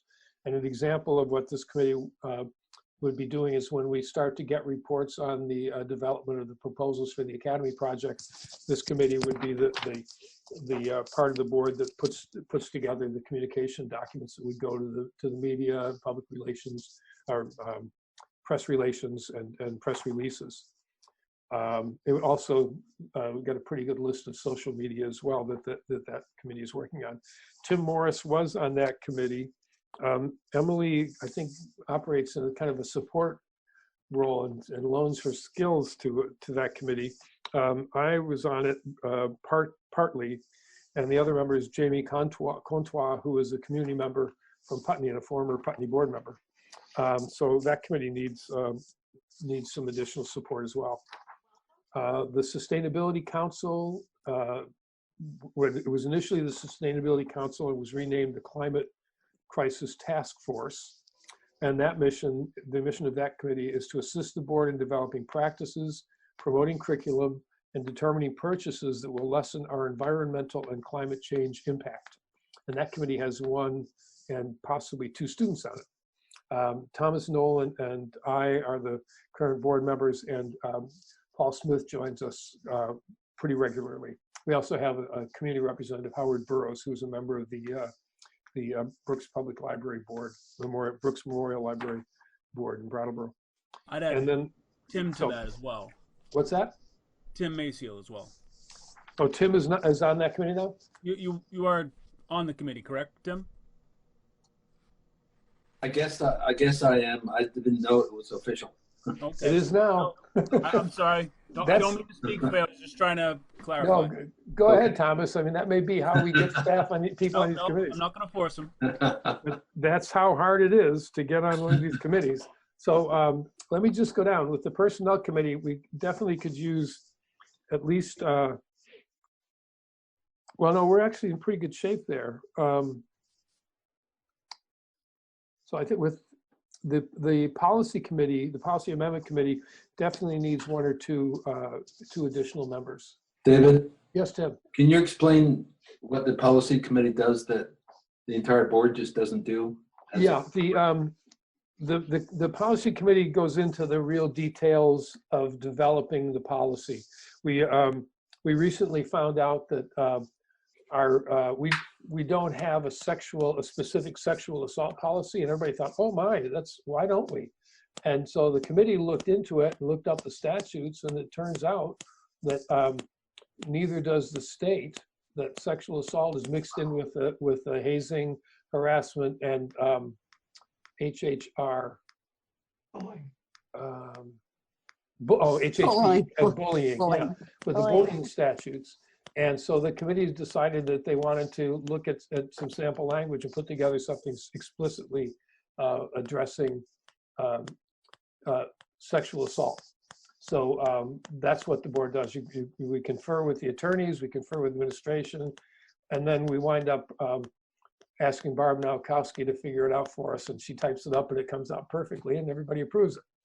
So that's the process. Sean, did you have something to add about the policy committee? I saw you leaning forward there. Oh, no. Oh, okay. David? Yes. Are you looking for volunteers now? Yes. Okay, well, I'd like to be on personnel and policy and oh, you do? Okay. Oh, yeah. No, wait. You want to be on personnel and policy? Yeah, and a few more. Okay. That's easily done. Okay. So other volunteers or people interested in the policy committee? I'll stay, Dave. Oh, thanks, Ann. Great. Well, we'll see how we do with 4, and maybe we'll draft Christina to continue to show up and help us with policies. The Finance Committee, I think, let's see, Christina is gone, so there's no representative from Dummerston. And I think, Emily, you had expressed an interest in that. Do I remember that correctly? No, I'm fine with staying on. Oh, okay, great. Okay, so And for the finance committee, we need at least a representative from Dummerston. So I don't know if Michelle or Thomas want to consider that or already know what would I had work. kind of wanted, I mean, unless Michelle really wanted to, that's the one I wanted to join. Yeah. But Oh, great. Unless Michelle wants to, because she gets first crack at it if she wants. You can happy to hand it to you. The only my only hesitation to pat my hand up on all the things I'm thinking is I was trying to connect with David before tonight, and I'm just a little bit unclear on time commitments and suddenly having 4 kids at home. I sent you a picture of my Zoom schedule. It's literally like my whole week is lit up. And so I just don't want to take on more than I can actually give just because we're in this weird crisis time. I think like the policy and amendment stuff is really fascinating to me. I have a feeling that would be too much on my plate right now with all my children home and doing this remote learning. So, is it okay if I connect a little bit more with you later, or would you like Absolutely. me to tell you what? No, you don't have to. You don't have to. If you have a it. couple of preferences, we should do that. Absolutely. Yeah, we can do that. And you can also connect with the chairs and That's a great get idea. more detail. And the other thing is that there's not going to be a lot of work to be done in the immediate future because it's just not things. I mean, well, there is some things to be done, but the difficulty of meeting in this format and the things you just described are true for all of us. You know, I have one child at home who happens to be a college junior who's actually working on a Spanish essay right now, and so you know we're all pretty crazy. But so yeah, there's no rush. I won't put it off. I just want to be thoughtful and Yeah, absolutely. Yeah, and the other thing is you can try them out. okay. That's a nice thing to You can do a trial run. Yeah. All right. Great. I'll play with Thank that you. idea. Thank you. David. Yes. How's the program equity and performance committee? How well staffed is that? Well, that's a committee that can. It's got Tim Morris was on it, and he's not anymore. And so it's me, Emily, and Kelly. So we could use, I think. This won't replace a Tim with a Tim. Okay, that's great. And David? Yes. I believe Ann, correct me if I'm wrong, but I think that you didn't want to be on the finance committee anymore, and I said I would do it. Sorry, my mute thing wasn't working. That's okay. Yeah, no, you wanted to take a turn at that, Liz. That's fine by me. You go ahead and take a turn at that. I can show up and be a pain in the neck if necessary. Okay. Okay, so Liz is going up to finance, and I also wanted to be on performance program, the PP&E committee. Right. Okay. So so now okay, so we're still on the programmatic and performance equity committee. Other interests, Sean?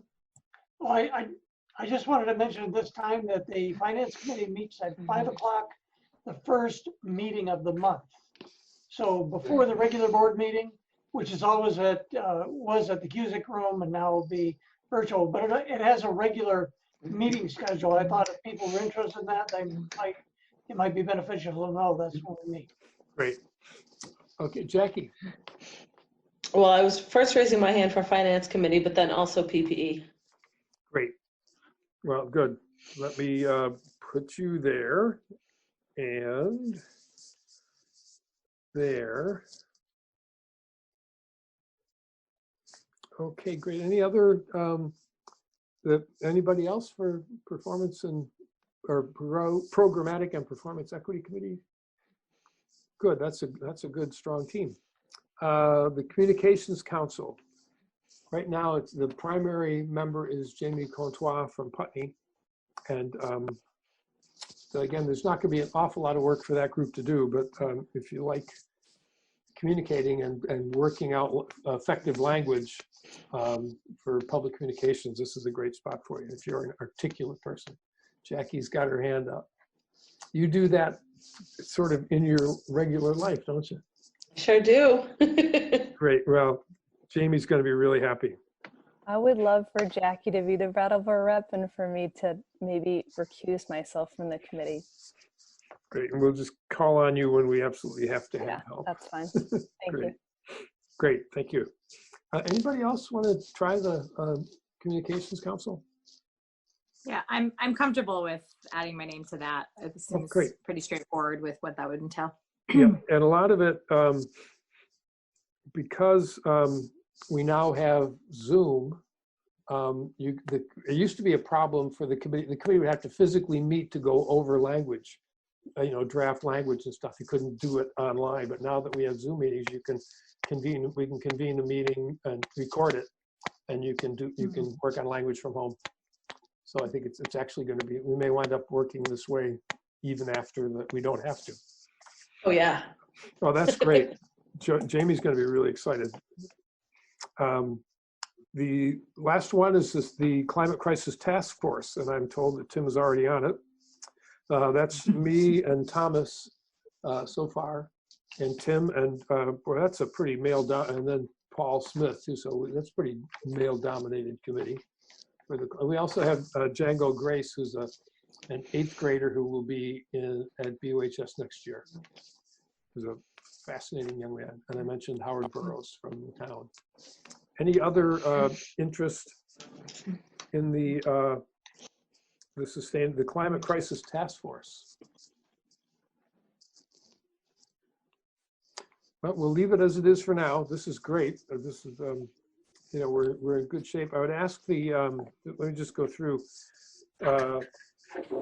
Thomas is the chair of the task force, so I'd ask you to convene. I'd ask all the chairs to convene a meeting, or at least make email contact, and see about trying to get together at some point in the next few weeks. Next week is a vacation week for school, so it's going to be even harder for people with kids. But yeah, Jackie, question?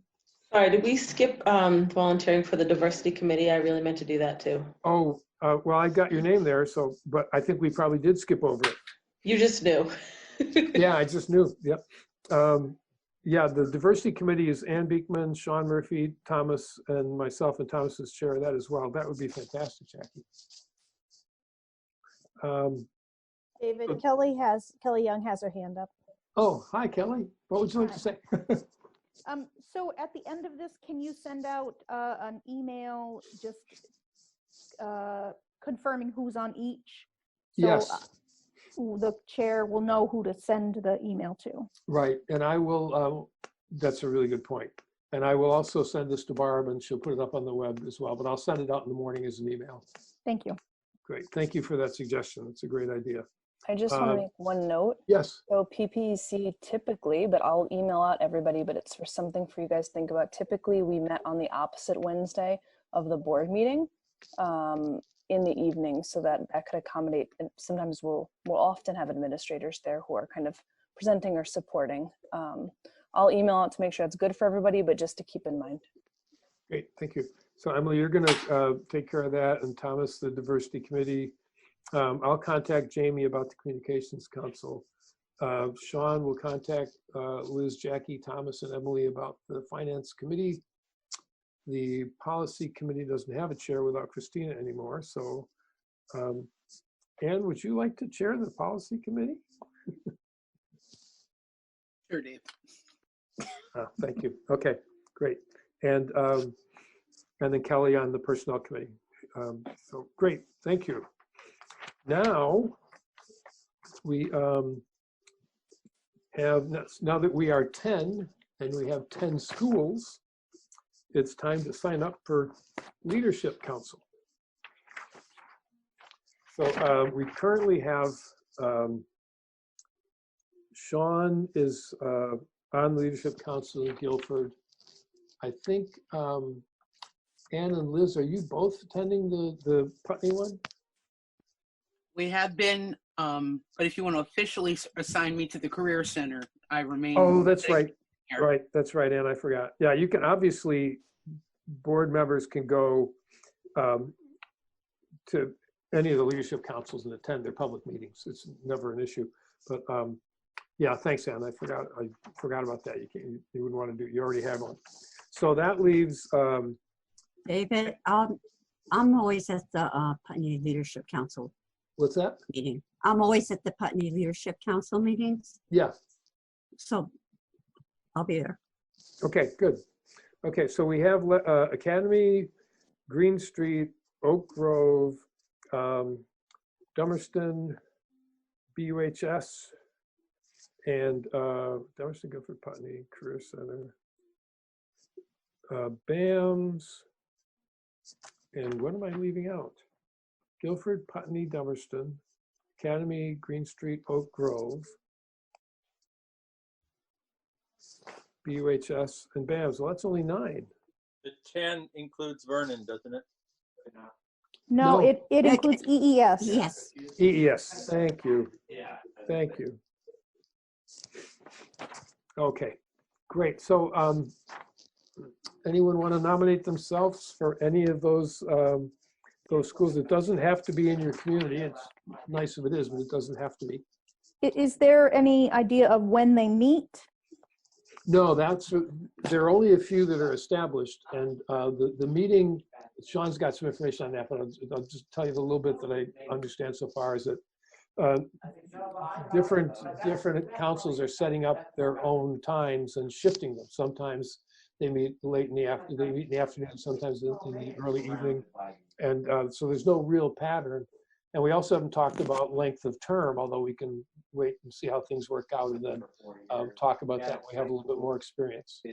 But no, it's up to the councils to figure out when they can meet. And there is a tension between teachers who don't want to have to stay and administrators who don't want to have to hang around necessarily for a 5 or 6 o'clock meeting, and then parents who can't get to a meeting until 5 or 6 o'clock, or community members. So that needs to be worked out. But that's up to the councils to try and find their way through. Putney has a meeting time. If anybody else wants to come, it's 4:30 the first Thursday of every month.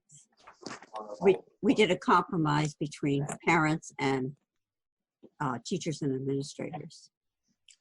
Great, thank you. I'll volunteer. Emily, go ahead. I'll volunteer for Academy.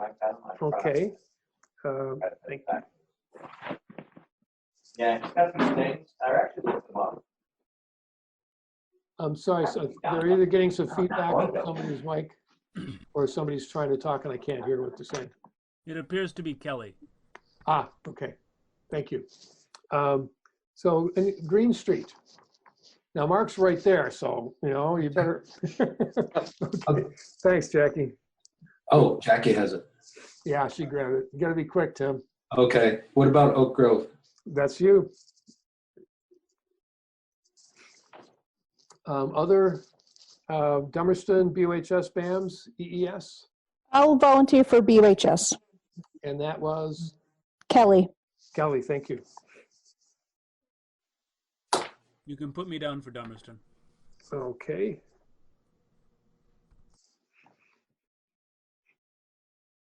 And Michelle, you want to wait? What's left? I was gonna say I would do the high school, but Kelly beat me. Well, the middle school, same location, the Brownwood area middle school. Okay, that's fine. Well, great, then I'll take EES.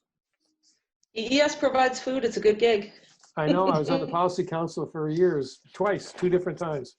David? And Be David, nice to be back. Deb has Yes. her hand up. Deb Who Gass. does? Deb Yes. Gass. Oh, thanks, Deb. Go You're ahead. welcome. So could we align this leadership council representation with our policy council, and so that could be part of our policy council? Yep, absolutely. Excellent. Yeah, Okay. you generally have staff there, and the leadership councils have staff. Yep. And you also have obviously parents. And the same thing is, the same is true for the Career Center, which has an existing council. What's that called, the Career Center Council? It's a state. Oh, the Regional Advisory Board. Regional Advisory Board, yep, the RAB. Okay, So great. it's not unprecedented. Yeah. Great, perfect. Thanks, Deb. Thank you. Thank you, Lyle, for seeing that. Well, that was easy. So I guess it's up to each of us to contact the administrator. Well, Liz, how has it worked in Putney? Does the, you've got your time set aside, or Sean, either way, how do you convene your meetings? Does the principal send out an email to everybody? Well, we elected to go with a chair and a clerk. So that goes, it goes to central office, but I can certainly let the board know. No, I'm trying to figure out how to convene, how each of these people each of us who just signed up for a board can find out when the next meeting is.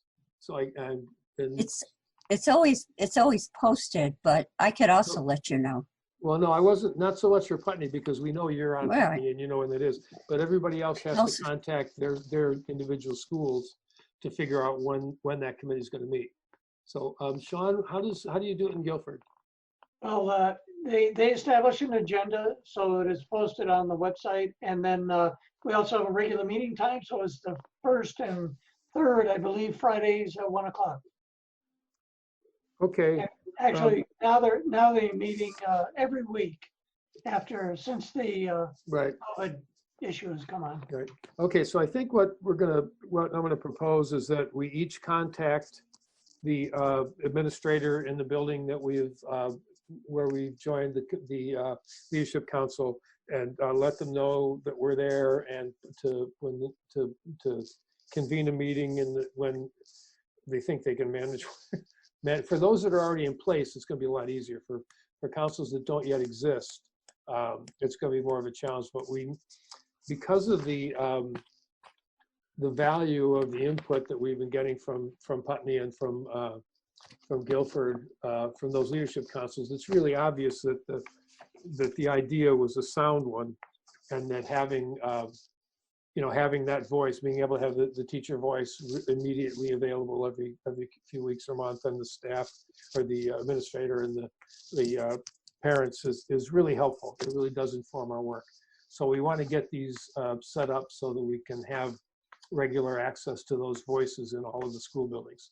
So please contact the administrator that you are going to be working with, and see what you can arrange to set up. It's going to be different in every building. There's not really a format except for the broad outlines that are in the policy. And so actually I'll send that out to everybody.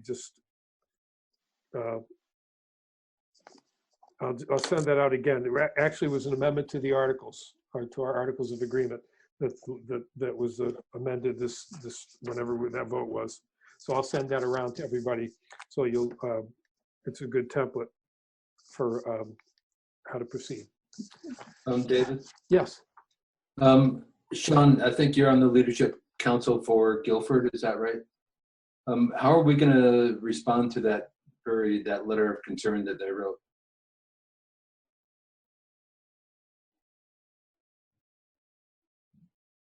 Well, I could report back to them at the next meeting.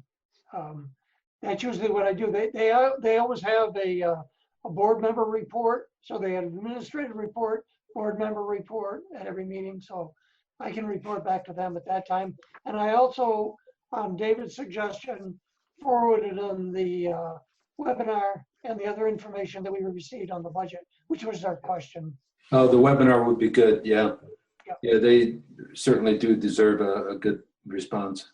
Yeah, and I also suggested that since this meeting is being recorded, and BCTV will have it posted shortly, you can watch the meeting, and I believe BCTV has actually I'll check with Rich after we're done tonight and see, but typically they have a little table of contents about what time any particular item was talked about, and the financial stability item, that'll be notated, and then the rescheduling the annual meeting, which is another question that they asked about in terms of our budget vote. Those, they can find those on the meeting and watch the conversation. So, but thank you, Tim, for following up on that. And thanks, Sean, for sharing that that concern from the council. It really helps guide the work. So I think we're good for committee reports and for leadership council. So now, next topic is to reschedule our annual meeting. As you probably know, the Secretary of State sent advice that anybody that had one scheduled during this time of social distancing should probably reschedule it. And they suggested May or June. Ours, I think, was scheduled for May 19th, was it? May 9th? I had it in front of me previously, but May 12th. May 12th, yeah, I was wrong both times. That's all right. But so May 12th.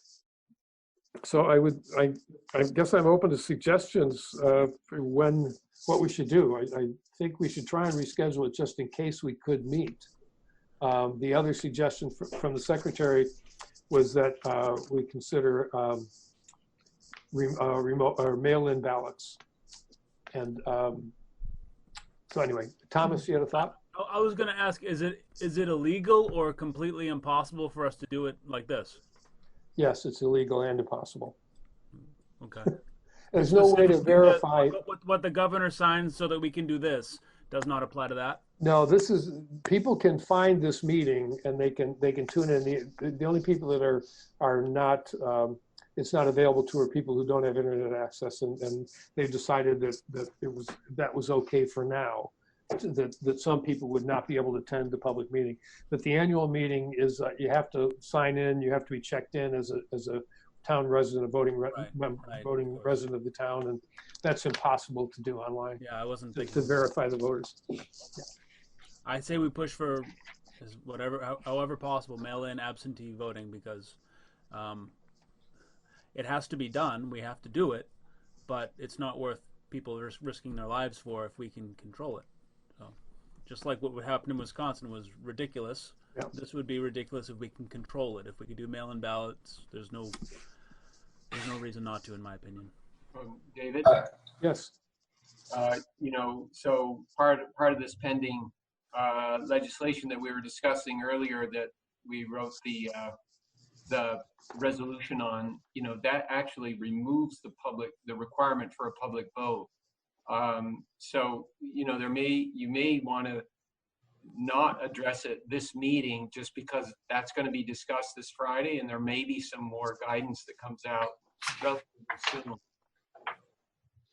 Oh, thank you. I didn't know that. That's really important. Is there anyone that I can't see any advantage, since they're going to be talking about this on Friday, and we might have some news about it within a week or so. I can't see any reason to schedule a meeting now and go through that whole process. Right. We'll have to eventually, we'll have to make sure, if we decide that we're going to have a meeting, we'll have to do the 30 day Right. warning. So that we'll need to keep in mind. I think part of the issue with Australian ballot is, can we bring the people in to count ballots safely? And that's one of the considerations that I think we'd want to make sure we're talking with town clerks about before we went down Right. that road as well. A whole new group of problems to solve. David? Yes. So unclear. Done. I'm sorry. Was that Ann? Well, it was. We put Oh, the floor vote in our articles of agreement, and by law, in order to change the articles of agreement, we have to have a vote on the articles of agreement. And I don't know if the legislation currently being considered would allow for that or not. I can't imagine. Well, I guess I can't speak now knowingly. I can't imagine that the legislature couldn't set that aside, given under these conditions, and or that if they passed new legislation that would, for this 1 year, that would override what we're saying. Yes, and I think in the guidance, either from Will Senning or from Jim Condos, it talks about 1 year in regards to the Articles of Agreement.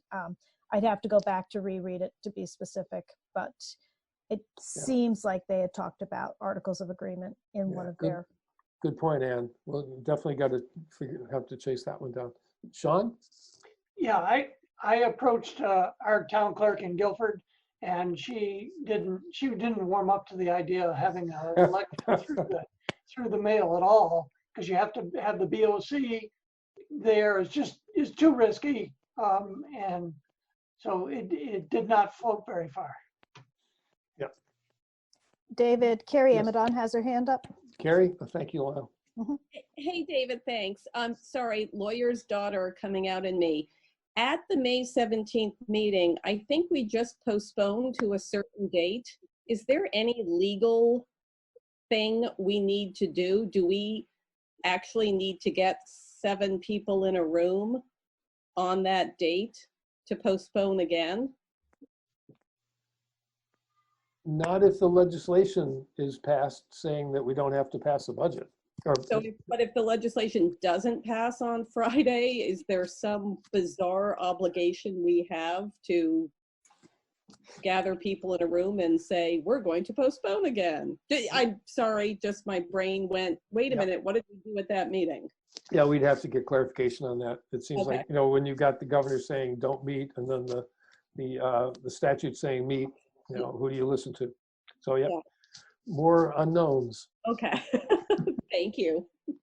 Put it on the list of unknowns. Any other?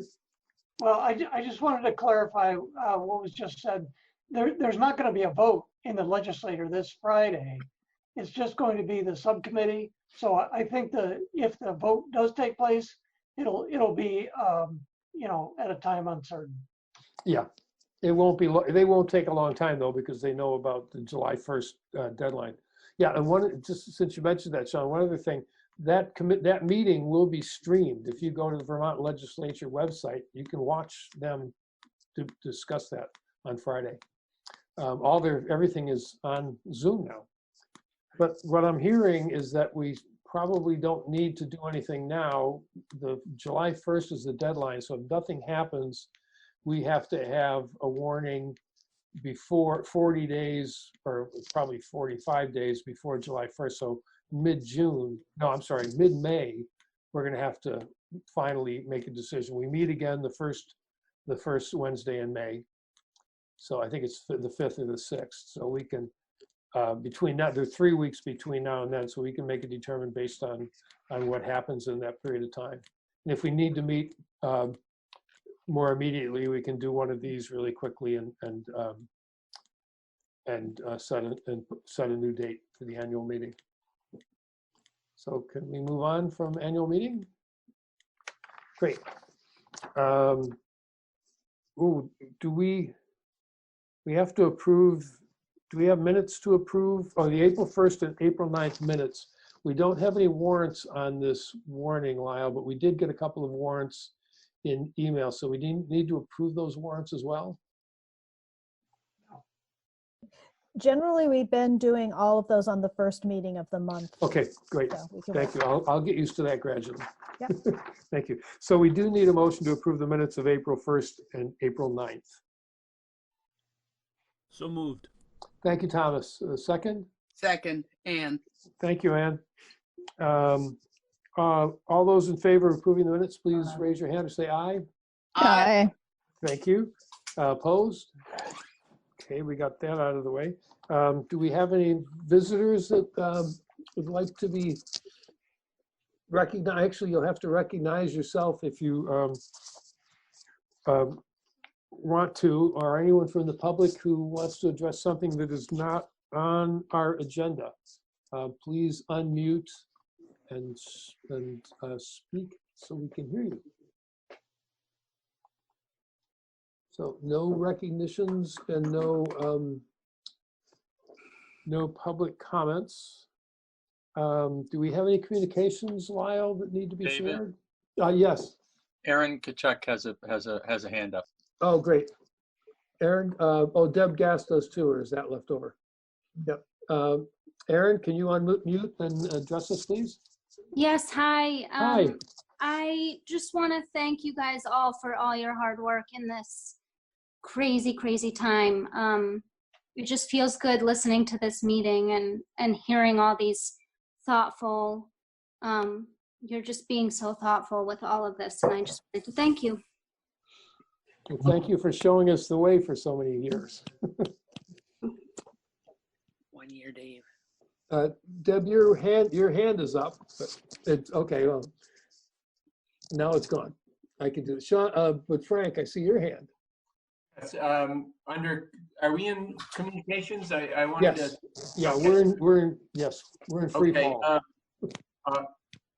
Let's see. We had. I'm not sure how correspondence came to between Mark Spino and Eugene, and then to me. But I just wanted to make sure I squeezed it in a point of information.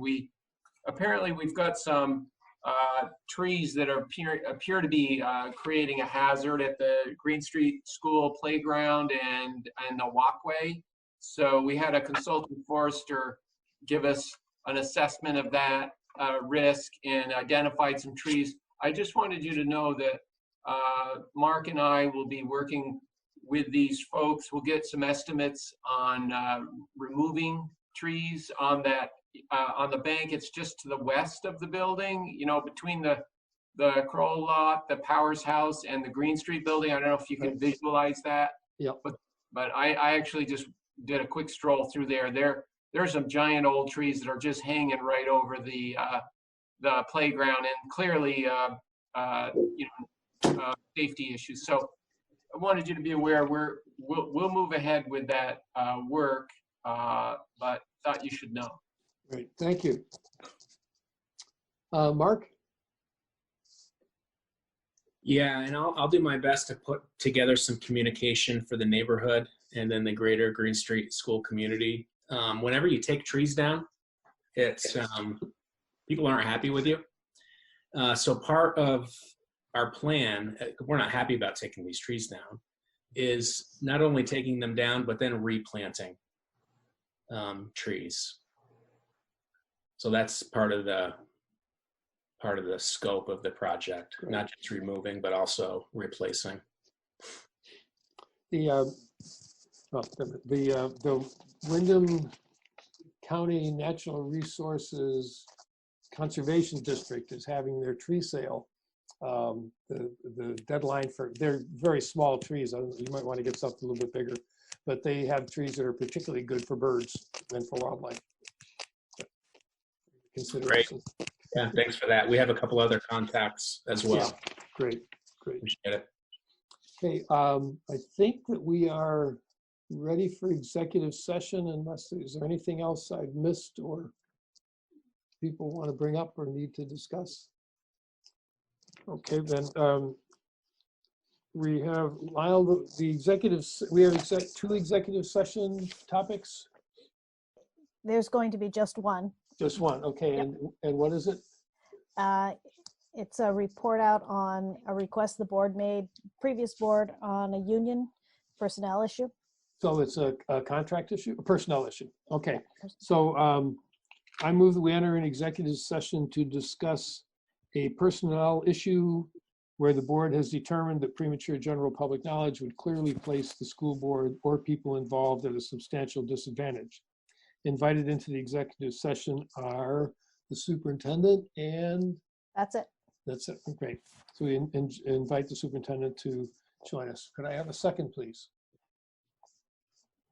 Thank you, Thomas. So we enter executive session at 9:20, and I ask everyone else that we will be coming out. If there is any action, it will be recorded by BCTV, and we will communicate it to the clerk, and then adjourn. I'm sorry? I said bye. Bye. Carrie's leaving. Bye, Carrie. And Wendy, I believe I'll after this I'll email you. You know who when we rose from executive session, all that. Okay. Okay, great. Yeah, that's what I was raising my hand about. Just if you needed me to stick around, if you were planning on coming back out of executive session, and I needed to be present for that. No, you don't. Okay, great. Thank you. Good night. Thank you. Good night.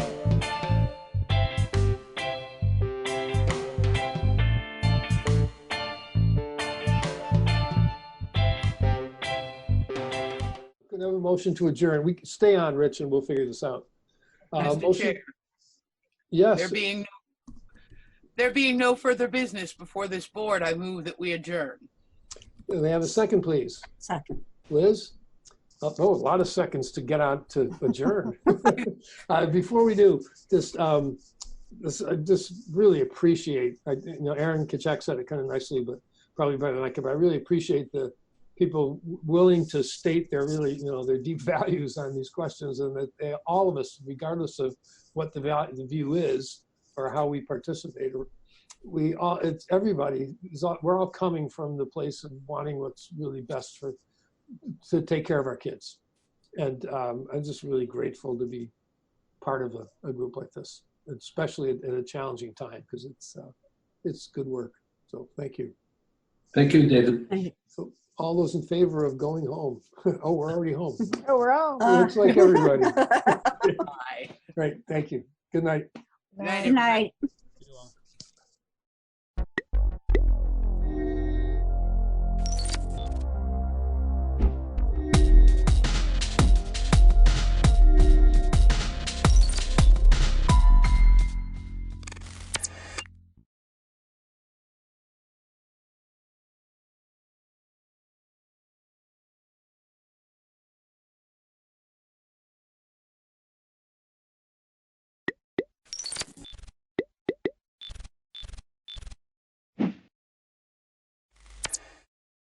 Recording, I'll quickly just read through who's here again. Crystal Mansfield, Will Bissonette, Steve Frisk, Sherwood Lake, Rob Wright, Irv Stoll, Helen Hunt, and Rich Melanson from BCTV. And me. And Carla Lumbra. Thank you. So we'll start with, I'll entertain a motion to approve the minutes from the March 24th regular meeting. So moved. Second. Second. Any discussion? Hearing none, all those in favor of approving the minutes for the March 24th regular meeting signify by saying aye. Aye. Aye. Opposed? Aye. Abstentions? Crystal, you don't want to approve the minutes? All right, so if we don't have a unanimous vote, we have to do it by roll call. So Carla, can you just read the roll and everyone can vote yay or nay? This is for the minutes from March 24th. Crystal, these are, okay. I just wanted to clarify that these were the minutes. I did approve them. Oh, you didn't get a copy? I see. Oh. All right, but we still have to. I did approve them. Oh, you said yay when I said opposed. There must have been a lag. Okay, let's do this one more time. All those in favor. Those in favor of approving the minutes from March 24th, the regular meeting, signify by saying aye. Aye. Aye. Opposed? Abstentions? Motion passes. I'll entertain a motion to approve the minutes from the Special Emergency Management Response Virtual Meeting, April 3rd, 2020. That was the Friday check-in that we're doing with Sherwood every Friday. And we did, in fact, form a board. So moved. Wait a second. Wait a second. Second. Okay. Second Any discussion? by Crystal. Any discussion? Hearing none, all those in favor of approving the special emergency management meeting from April 3rd signify by saying aye. Aye. Aye.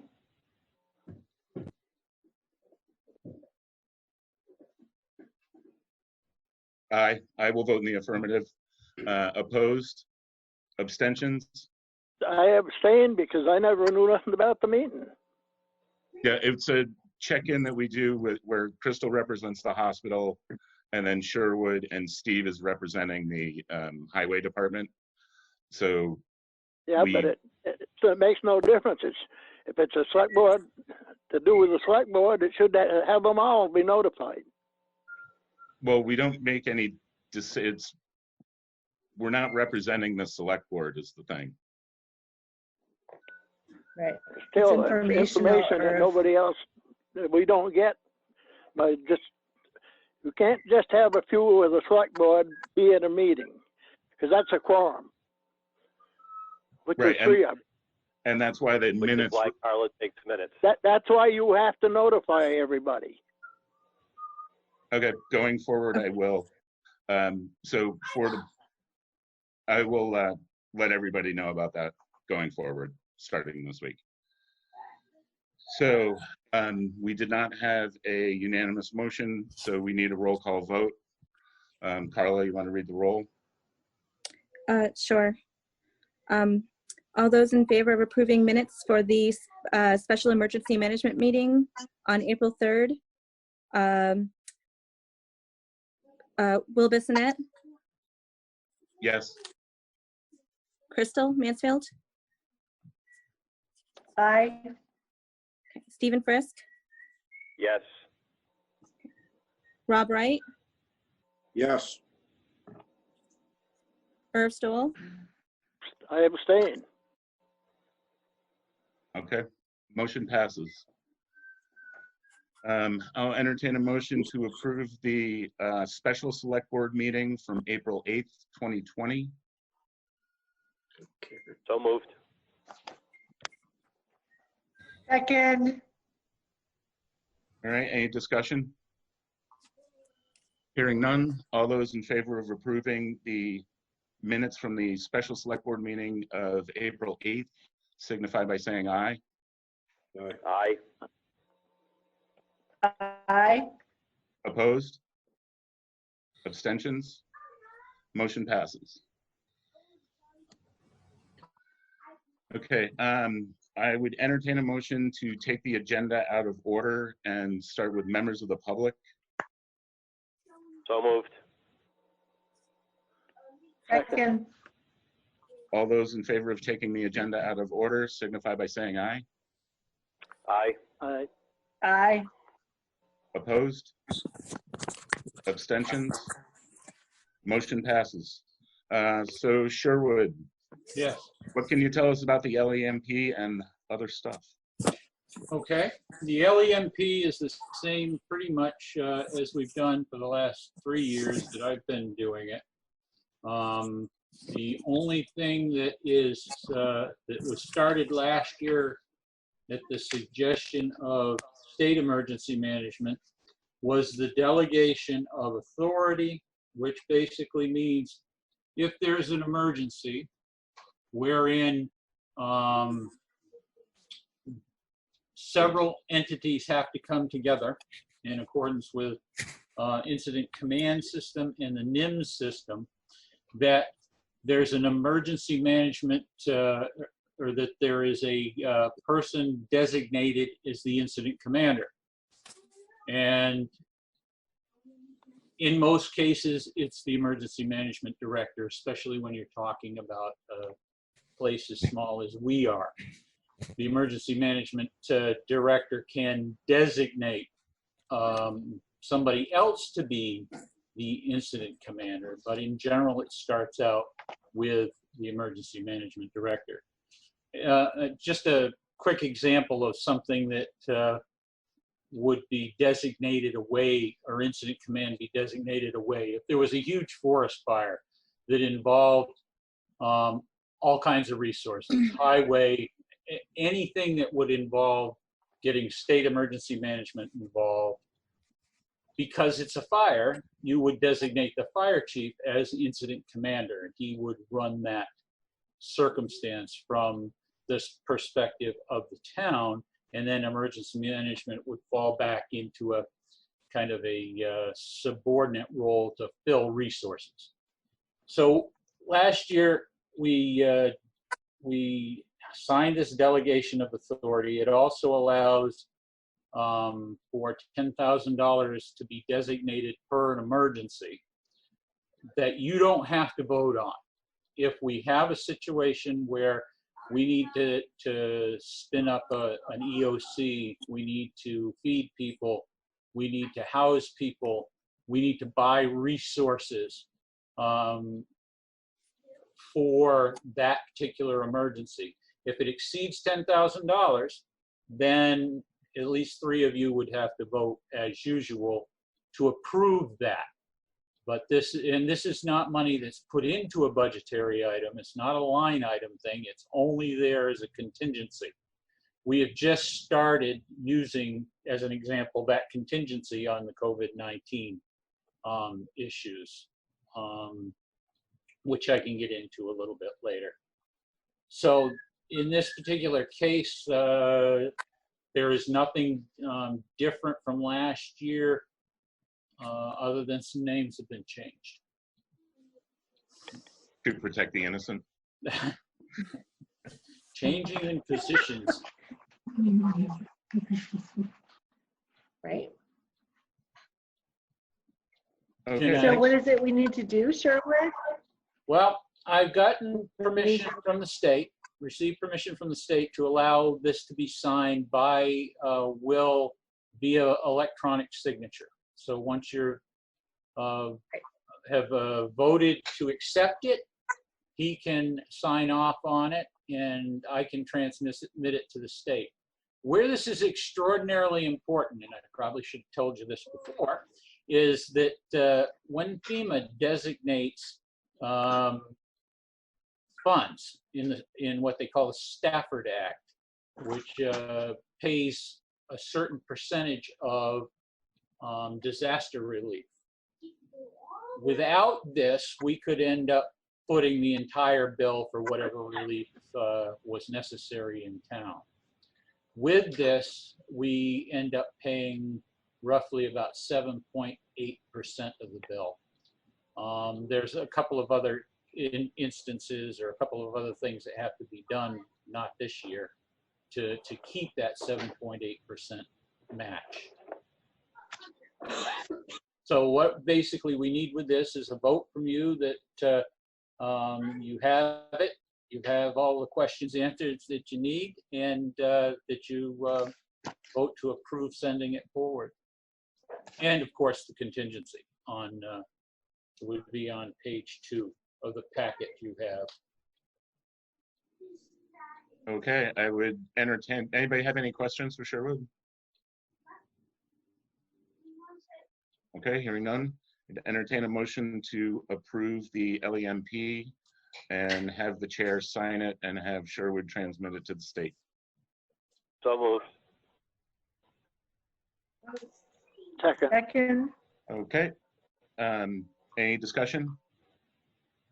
Hearing none, all those in favor of approving the updated LEMP and transmitting it to the state via Sherwood, signify by saying aye. Aye. Aye. Aye. Opposed? Abstentions? Motion passes. So Sherwood, I will get that signed and scanned and email it to you in the morning. Sounds good, thank you. Okay.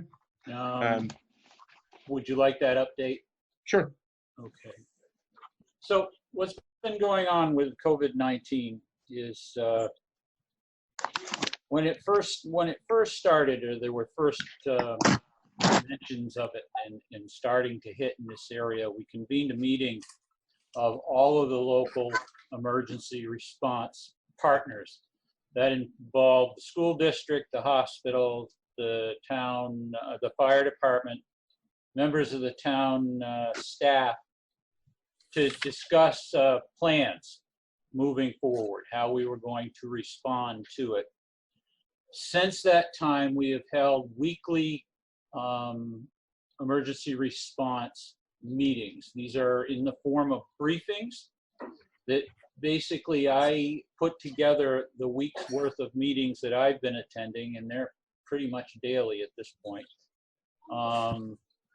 Meetings, training, any updates that are coming in from the different entities and they're discussed at these weekly meetings. They occur 6 o'clock Friday evening via this Zoom application. There has not been a situation where there's been a decision made but input collected. Fortunately for us, we have had very little impact so far. We are not at peak, according to the state. Although there were some encouraging numbers that came out today that says we're not doubling as fast as far as new infections. The concerning thing, at least for our area, is that we have now graduated to third on the list of total confirmed, at least the county has graduated to third on the list of confirmed cases. The other big thing that I've been working on, and I will have it to present to you at some point here in the near future, is the continuity of operations plan, which basically allows us to identify who will take over jobs as people get sick. Hopefully there won't be that situation, but if they do and it causes vacancies in positions, how we're going to fill that. That will be forthcoming. There's a couple of more pieces that need to be done. Okay. Anybody have questions? All right. Thank you, Sherwood. I appreciate that. You are welcome. Thank you, Sherwood. You are welcome. Take care. You too. Sherwood, see you Friday.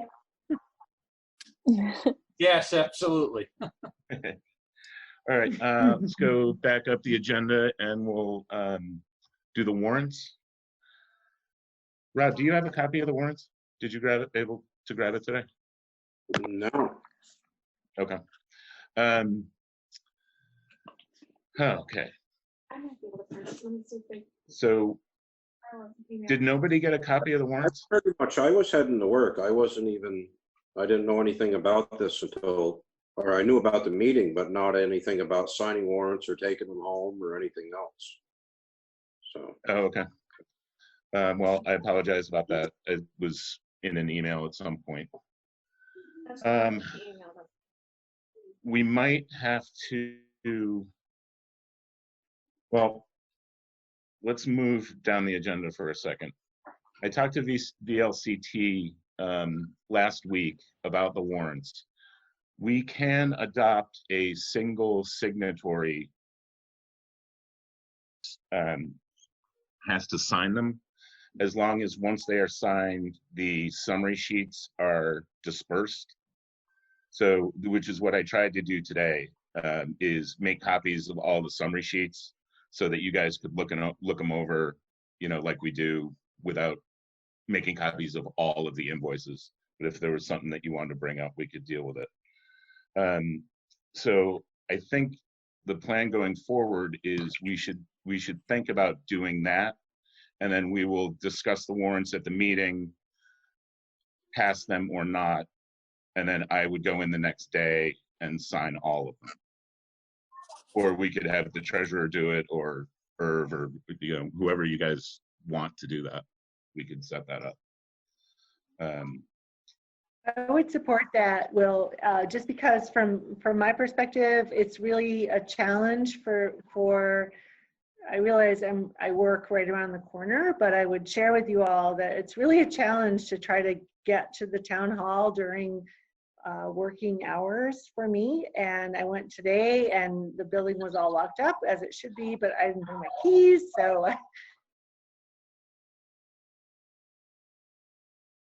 I'm sure, I mean, we all have other things that we're focusing on, and my sense would be if we could discuss them at a select board meeting until we're all back together and can review the files, then we just delegate someone to sign off on behalf of the select board and be done with it. Once we sign off on it, there's really no sense in discussing it, isn't it? Isn't there? Well, that's why I would do it. I would print this. I think what we might have to do in this case is maybe have a special meeting tomorrow so that you guys can all look at them and we can sign them. Because I went down today and looked through them and signed them.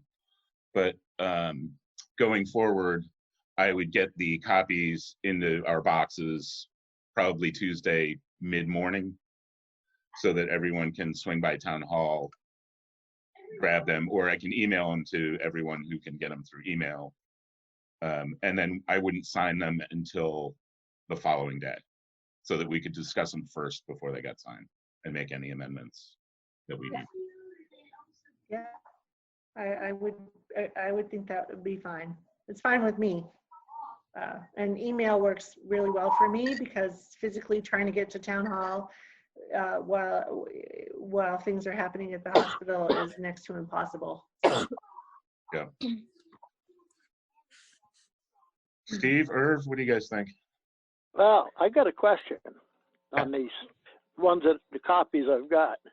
How come the highway is right in with the general fund? They always was a separate sheet of paper instead of the general fund, like the town clerk and all that was on one sheet, and the highway was on a separate sheet, so it went on to the highway stuff, and they're all mixed together now.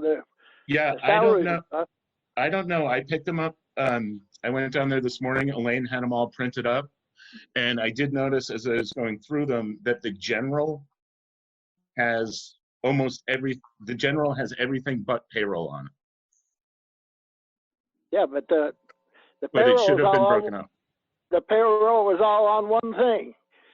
The town clerk and everything, the highway and the whole 9 yards. So that shouldn't be. That should be separate. So you have That might just be the cover. That might just be the cover sheet that Elaine was talking about on, I think, Wednesday. According to FEMA, I've been through this FEMA business, and you do it that way, and you ain't going to collect crap. No, I don't think that those are actually the warrants. I think that the warrants are like they normally are, always in the red folder, all separated out. I think that the cover sheets. No, this I took off the warrant covers and made. Yeah, and I don't understand why the general is so huge. Give me a straw. Okay. Then I don't know. I'm sorry. I knew Elaine was going to do something a little bit different for the actual She did. Cover she did, sheet, but that wasn't really useful. It was just a list of all the invoices. Like, especially for flood. If you don't have that documented to the highway and stuff, and you got to go back through all that stuff, you're not going to get nothing, because I went through it in '96. Mm-hmm. And it had to show in the highway papers what the wages were, what truck done, and what project it was on, in the whole 9 yards. Well, I'm not worrying about the projects, but the wages should be under the highway. Yeah.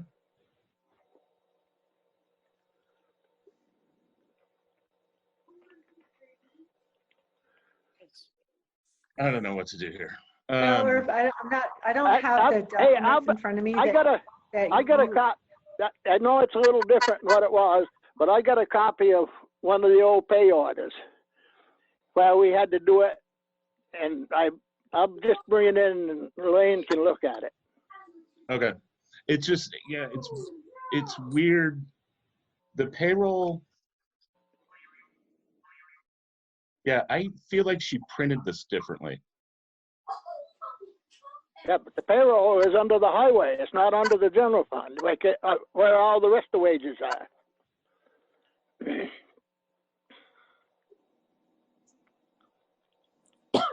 I'm gonna have to. You know what?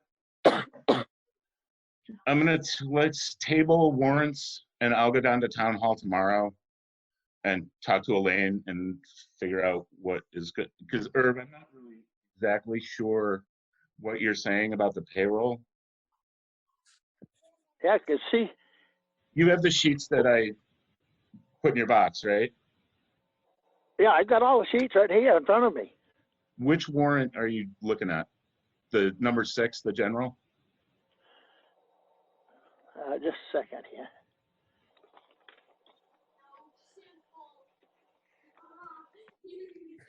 Oh, come on.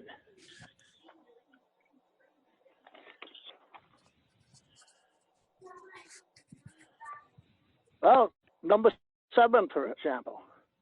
Yeah. You got Anita Bean, you got Stanley Mills, you got Jennifer No, Curry Cole. that's number 1. That's the payroll. Oh, well, payroll. all right, but also you've got Robert Gurman, Steve Fisk, Lyman Roberts, and Dombrowski, all on that same payroll. Yeah, What because warrant? Which one is he looking at? he's looking at number 1. Well, that's the way it's always been done. It's always all the payroll is together. That isn't always the way it's been done. Maybe it's been done lately that way, but that isn't the way it's supposed to be done. I've never. Go ahead. They're broken out by separate accounts. This is just a cover sheet for payroll, and then my guys are charged to highway, and the rest of them are charged to whoever they belong to. But this $11,016 doesn't all get charged to one account. Well, I tell you, if you get into FEMA, you're going to run into trouble because you've got everything lumped together. No, they're not lumped together, Irv. They are charged to separate Well, accounts. it is all lumped together because it's all coming out of the same order. If you go into the highway fund on the general ledger and look under the 200 accounts under wages for the highway department, that's where our wages are applied every 2 weeks. Yeah, but this piece of paper right here, if a FEMA comes in, they're not going to go looking all over everything to find it. You got to keep I'd like it to separate. say something. Excuse me, Yep. Irv. Excuse me, Yeah. Irv. Can I say something? I'd like to Yeah. say something. Thank you.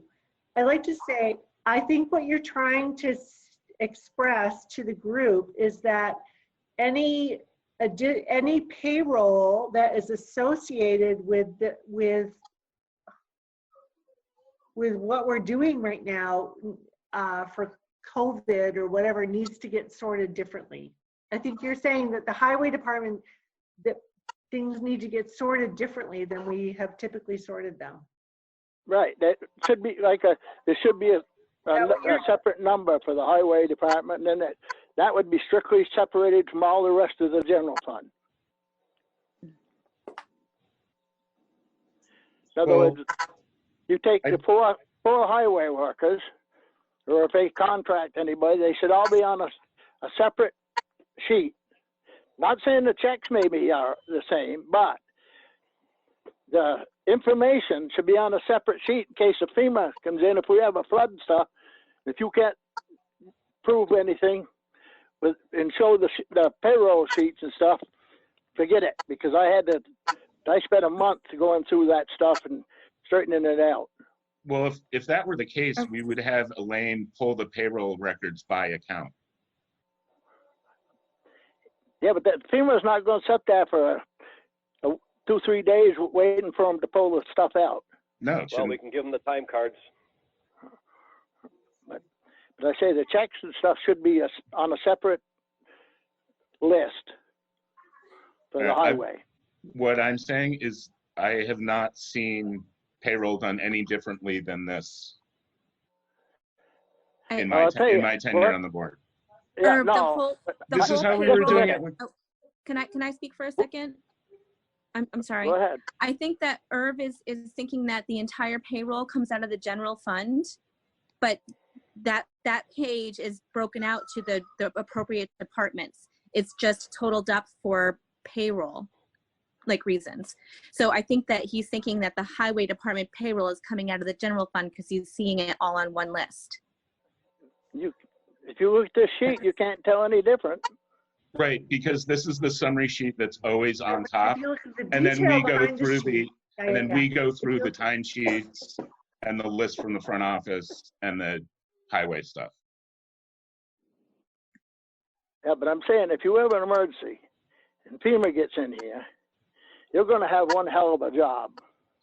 They're not gonna look at the warrants, or they're gonna ask us to pull up payroll specifically for the highway department, and that is something that Elaine's going to be able to do pretty easily. Hey, don't tell me they don't look at the warrants, because they do. I say I went through it. so I know. Time Grafton got washed out, and Spellsbrook got washed out, back road to Wyndham, and all that stuff. I had to come up with the payroll sheets and the whole works.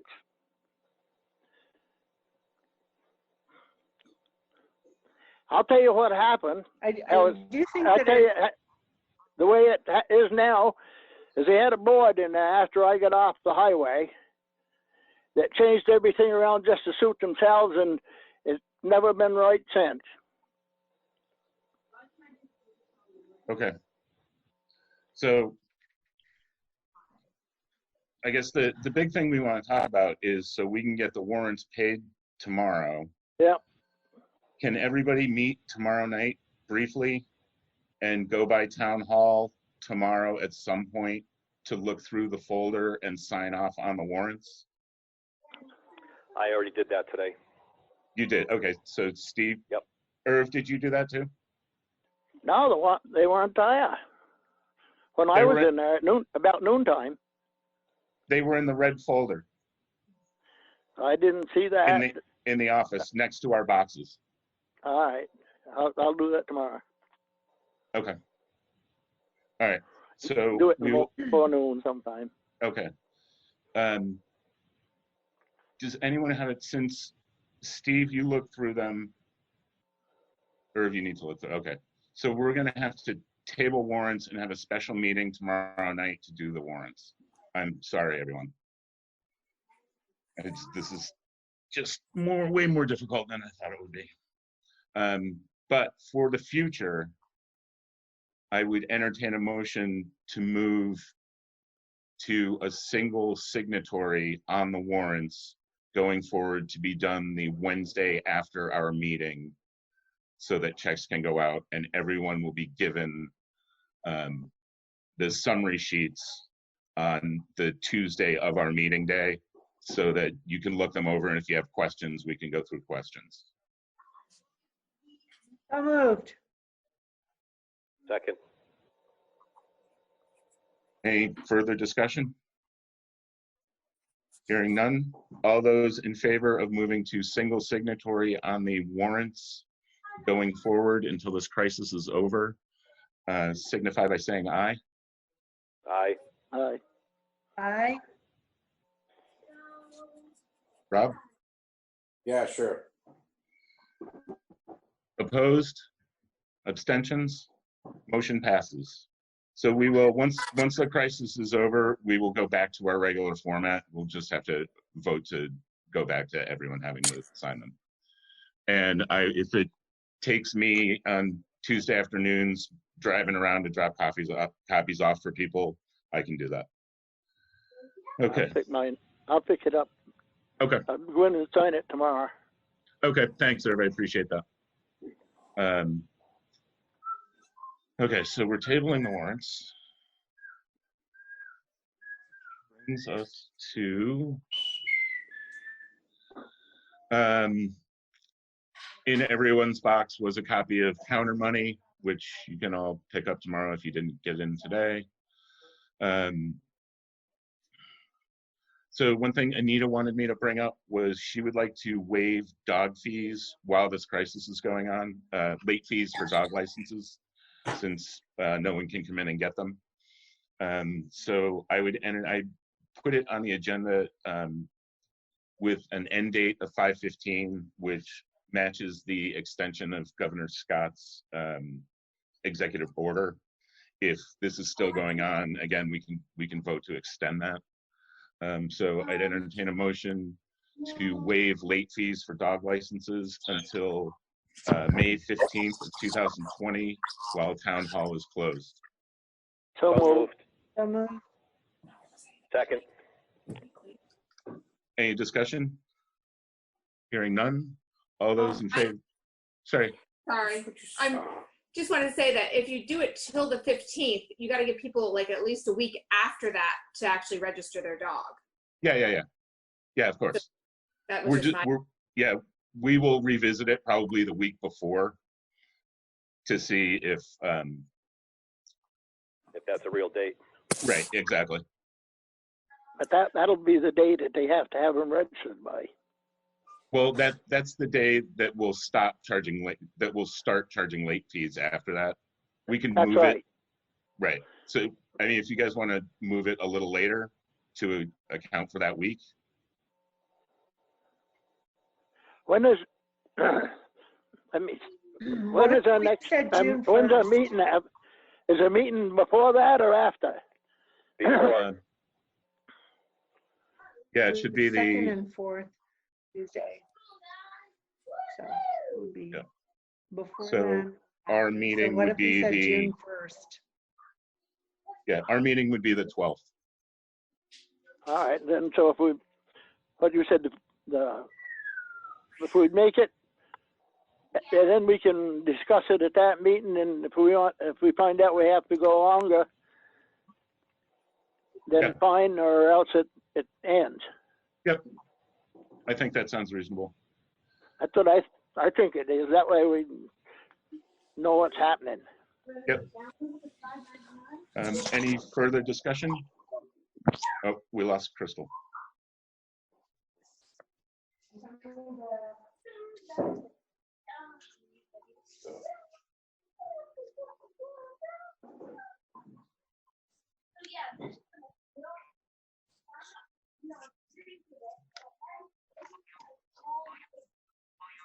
Okay, any further discussion on waiving dog licensing fees?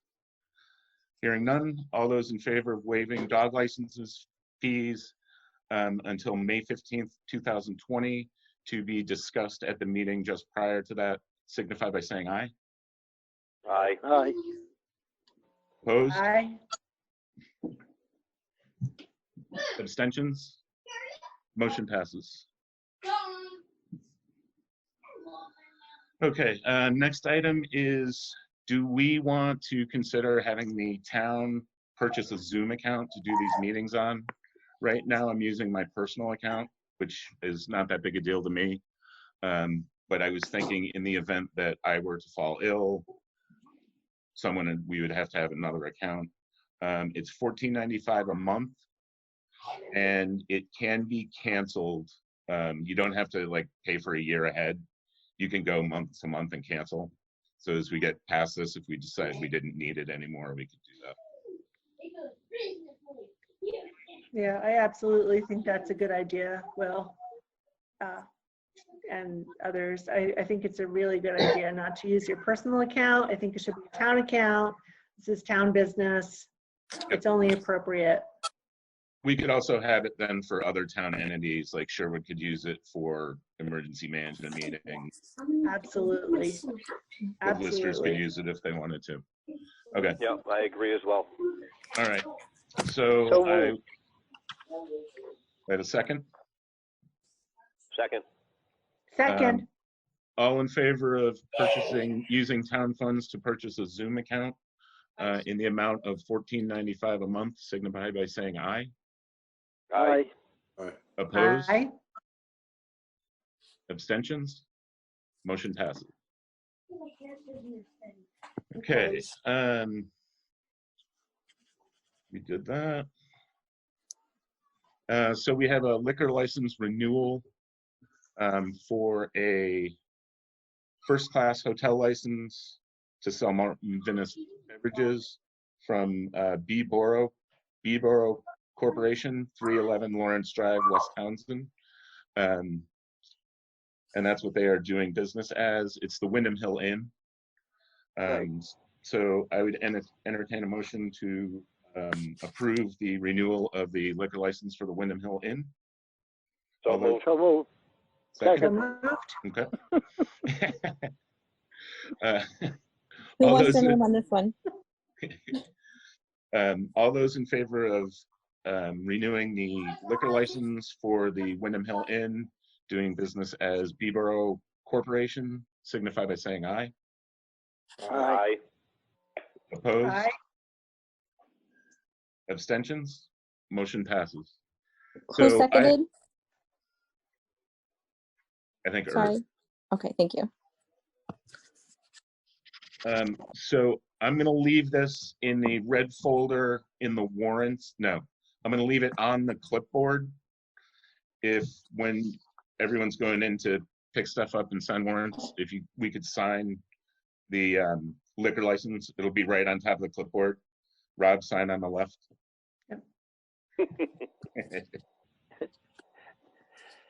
Didn't their license run out as of today? No, I think the whole state turns over May But they 1st. probably extended it now. But I say normally it's usually the 15th of April. Oh, no, liquor licenses are May 1st. Are they May 1st now? Yeah. They used to be the 15th of April. I suppose that was income tax time. Yeah, that's a bummer. Okay. Well, can I just ask you a question? Just procedurally, or maybe the whole select board, if the building is locked, how do we get in? I mean, I have a key. Yeah, we all have keys, right?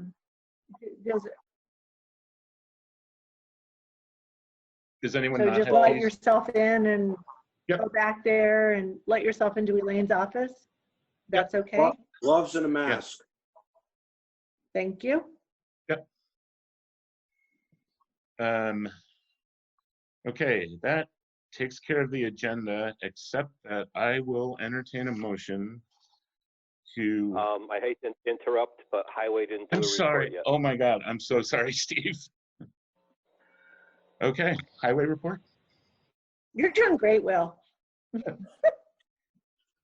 Wyndham Regional has suspended the Grants in Aid project that were approved for last fall, and we awarded that contract to Hunter Excavating for the Plum Road project. So that has been suspended, and Hunter Excavating has been notified of that. The reason for the suspension is because no one at Wyndham Regional is working in the field. There's no face-to-face interaction. So until the governor lifts the current ban, that program is suspended. Both small structure grants have been submitted, and acknowledgement of receiving from Megan Bronk for Bridge 43 and Bridge 34. Those are in, and like I said, have been received. Signs.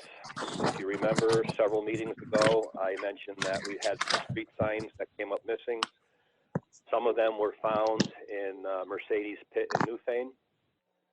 This weekend we were hit again with a dead end sign being removed from Jordan Lane, and the Acton Hill Grafton Road sign and post removed.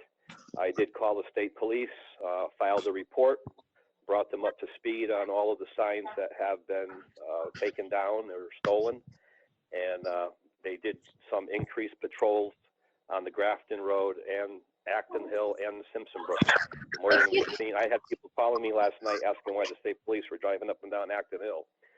So Anita asked me why they were driving up Simpson Brook. Yeah, so that's what's going on with that. We're had minimal storm damage from last night. We just had some trees down and some branches to clean up this morning. The grader was back out this morning doing road maintenance, and that's what we'll continue to do. And I would ask that for the next meeting, we put on the agenda how we're going to move forward with the food scraps with Wyndham Solid Waste. Yeah, we got to do something about that. Yeah, the clock is ticking, and we need to get something moving on that. I had a question for you, Steve, about road sweeping. Are we going to do that this year? No, we are not. For a reason, or? We don't have the accumulation of sand on the asphalt intersections. We have very minimal on the shoulders of the Grafton Road, and I don't see where we need to do it.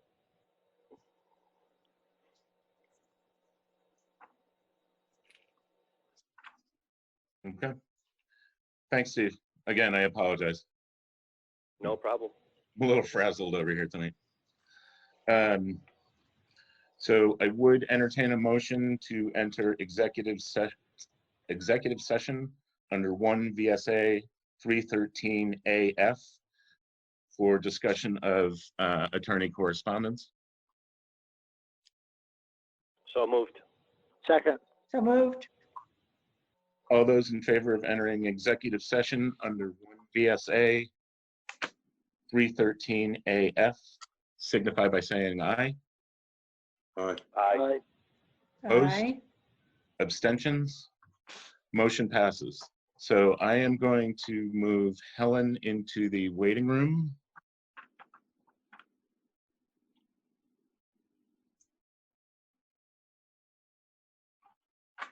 And that's just us now. Now I'm going to pause the recording.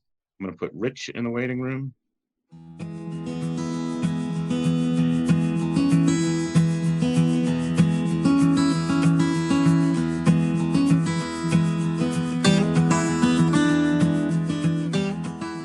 We have come out of executive session with no resolution.